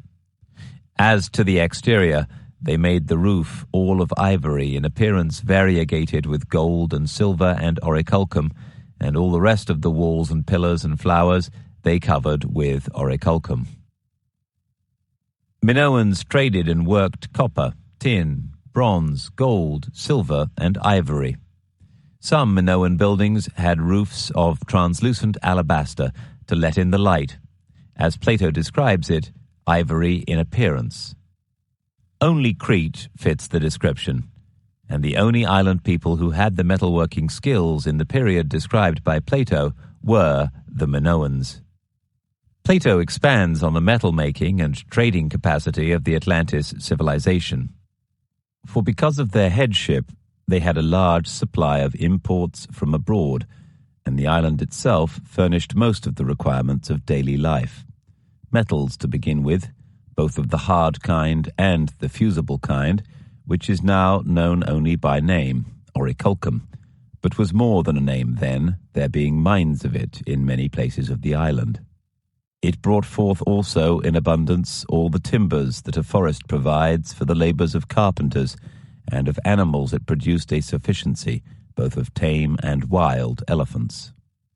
Plato's claim that Atlanteans produced a sufficiency, both of tame and wild elephants, seemed to demolish my claim that Atlanteans were Minoans, because obviously there are no tame elephants to be found on the Mediterranean islands, which were part of the Minoan trading empire. However, I found to my amazement that pygmy elephants were found on Cyprus, Rhodes, the Dodecanese Islands, the Cyclades Islands, and on Crete, Malta, Sicily, and Sardinia in the late Bronze Age. Their bones have been dated to 2900 BC to 1700 BC. Elephants could not swim to Cyprus. They must have been taken by ship, and thus must have been tame. The volcanic eruptions. Looking towards the sea, but in the centre of the whole island, there was a plain which is said to have been the fairest of all plains, and very fertile. This is the plain on Thera, shown in diagram 4 of the enhancement, before the first major eruption, diagram 5. When Plato says 9000 BC, the island was egg-shaped with a central plain and almost the same size as Plato describes. The plain was rich in phosphates and nitrates from previous volcanic eruptions, and hence very fertile. Near the plain again, and also in the centre of the island, at a distance of about 50 stadia, 10,000 yards, 9,000 meters, there was a mountain not very high on any side. In this mountain there dwelt one of the earth-born primeval men of that country, whose name was Evenor, and he had a wife named Leucippe, and they had an only daughter who was called Cleito. This mountain was Scaros volcano, shown on diagram 4, which was approximately in the center of the island and 9,000 meters from the east coast. It was not very high compared to the plain, less than 200 meters, 220 yards. The maiden, Cleito, had already reached womanhood when her father and mother died. Poseidon fell in love with her and had intercourse with her, and breaking the ground enclosed the hill in which she dwelt all around, making alternate zones of sea and land, larger and smaller, encircling one another, so that no man could get to the island, for ships and voyages were not as yet. Poseidon, breaking the ground to seal off the central island, thereby enclosing the hill, was in reality the first major volcanic explosion, which would have been passed down in folk memory and would have turned Thera from the island shaped as in diagram 4 to that shown in diagram 5. Scaros volcano, diagram 4, has become Vorkameni Island, diagram 5. For ships and voyages were not as yet. This signifies that this major explosion was before 6000 BC, when Cretans had ships. They arrived in Crete in 7000 BC. He himself, being a god, found no difficulty in making special arrangements for the center island, bringing up 2 springs of water from beneath the earth, one of warm water and the other of cold. These are the hot and cold springs in which tourists visiting the central islands of Nea Kamenni and Pelea Kamenni bathe today, diagram 6. So Plato's description accords with the appearance of Thera both before the central lagoon was flooded and then again after that point. Plato describes this eruption. But at a later time, viz. After Poseidon had surrounded the central island of Nea Kamenni with water, there occurred portentous earthquakes and floods, and one grievous day, night befell them. The night is the darkness caused by the explosion of Thera's volcano. The debris would have blotted out the sun, causing crop failures. When the whole body of your warriors was swallowed up by the earth, and the island of Atlantis was swallowed up by the sea and vanished, wherefore also the ocean at that spot has now become impassable, being blocked up by the shoal mud which the island created as it settled down. Plato is here describing the last catastrophic eruption, which changed Thera from what is known in diagram 5 to that shown in 6. More huge chunks of the island have been blown away. A large part of the town, now buried beneath modern-day Akrotiri, would have gone, as would have some of the settlements on the western part of the main island. Doubtless, the shallower parts of the central caldera became a shoal of mud. The sea would have been covered with volcanic tephra, making it appear as mud. For beginning at the sea, they bored a channel right through the outermost circle, which was 3 plethora in breadth, 100 feet, 30 meters in depth, and 50 stades in length. And thus they made the entrance to it from the sea like that to a harbor, by opening up a mouth large enough for the greater ships to sail through. The route of this channel is shown on diagrams 5 and 6, from the sea south of Aspro Island, northeast to the central island.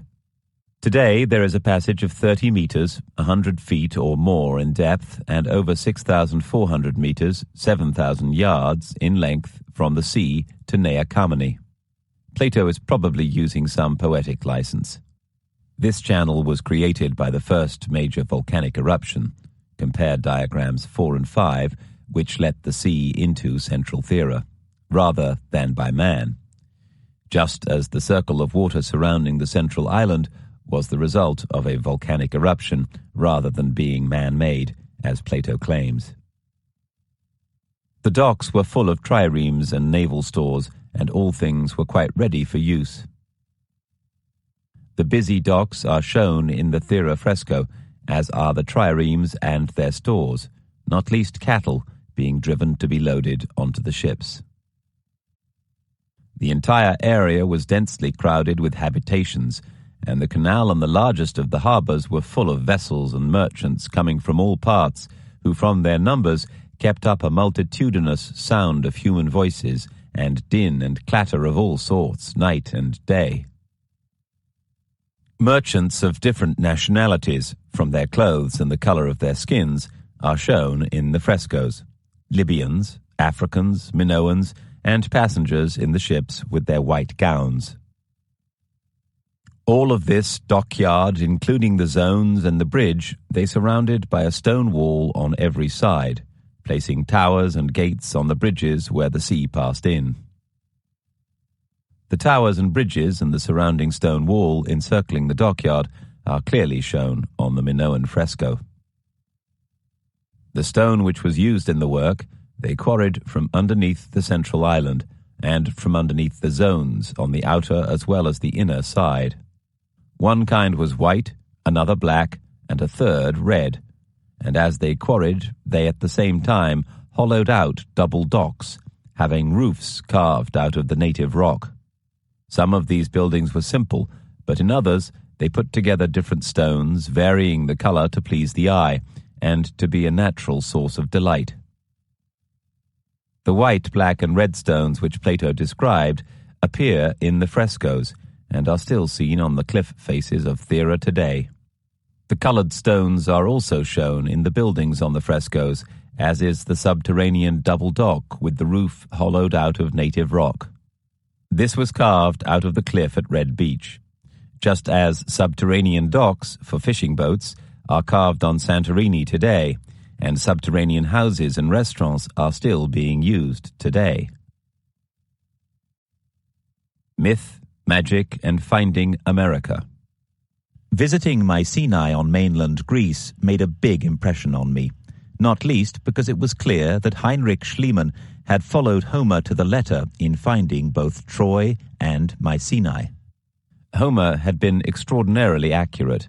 This fitted with my own experience, firstly with 1421 and then with 1434, when it became apparent that the legends of indigenous peoples concerning their ancestors were almost always based on fact. This was especially true in the Americas, where the Indian peoples living on the thousands of miles of Pacific coast that stretched from the Arctic down to South America all maintained that their ancestors came by sea. The same story was later repeated on the North Atlantic coast. Applying that principle to the history of the Mediterranean, it gradually seemed to me that Plato could have been telling the truth. I also thought that Greek or Roman historians must have recorded histories of the great Minoan trading empire. In 1954 at the Naval Training College, Dartmouth, we had been taught Greek and Roman history. So, I was in a position to investigate whether Herodotus, Homer, or Plato had in fact described Minoan voyages to the Americas. I quickly discovered that authors much more learned than I considered that Homer's Odyssey did indeed describe a European Bronze Age fleet circumnavigating the world. I studied some of these histories, notably those of the American ancient history expert Henrietta Mertz and several French historians. The problem was that their accounts, which could well be true, were not specific enough. The descriptions could be of America, but they could equally be of the Mediterranean. So, reluctantly, I discarded them.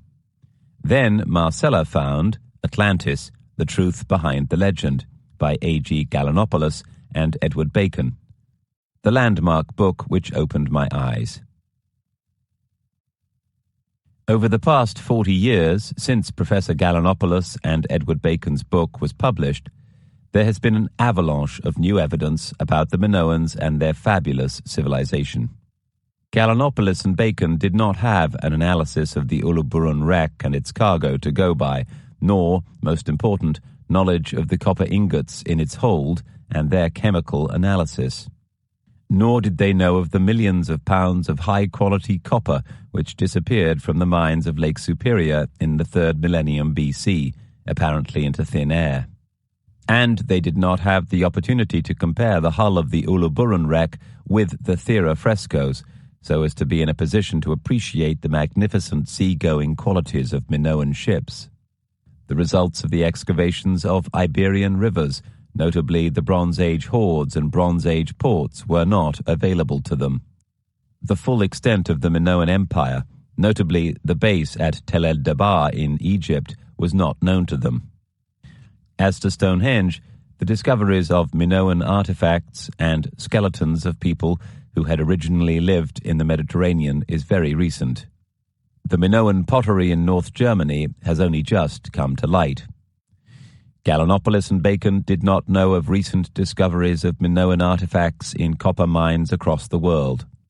Neither had they the benefit of the monumental works since published by the emeritus professors Sorensen and Johansson, in which they described enormous levels of transcontinental trade in the Bronze Age. Thanks to new evidence, provided by a great many people far more knowledgeable than I, it has been possible to build on Gallinopoulos and Bacon's ideas to advance an explanation of Plato's Atlantis, which is at once simple and all-embracing. With the benefits of the enormous amount of recent research, we can critically examine Plato's descriptions that concern America.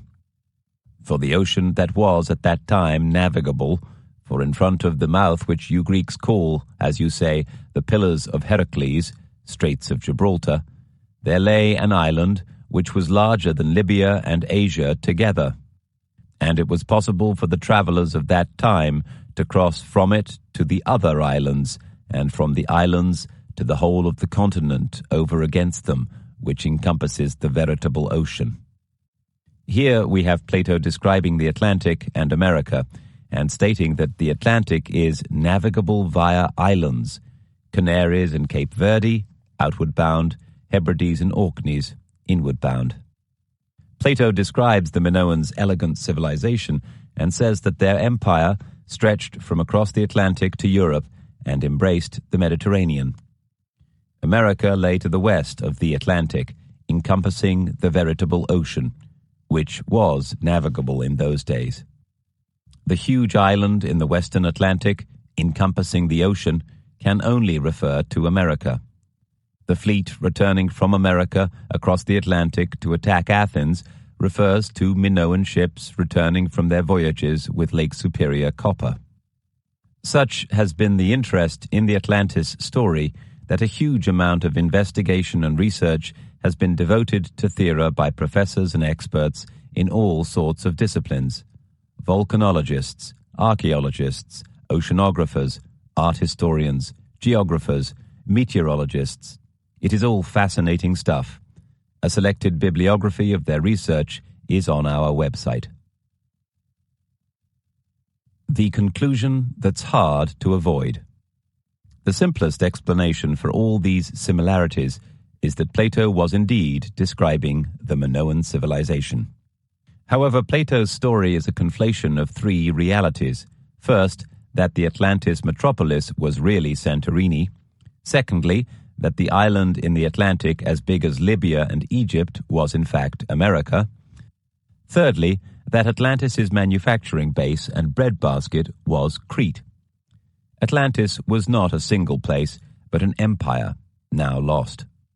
Today, a visitor taking a color photograph of the frescoes with him or her can board a boat and sail past Red Beach, and in doing so is viewing Plato's Atlantis almost as it was 4,000 years ago.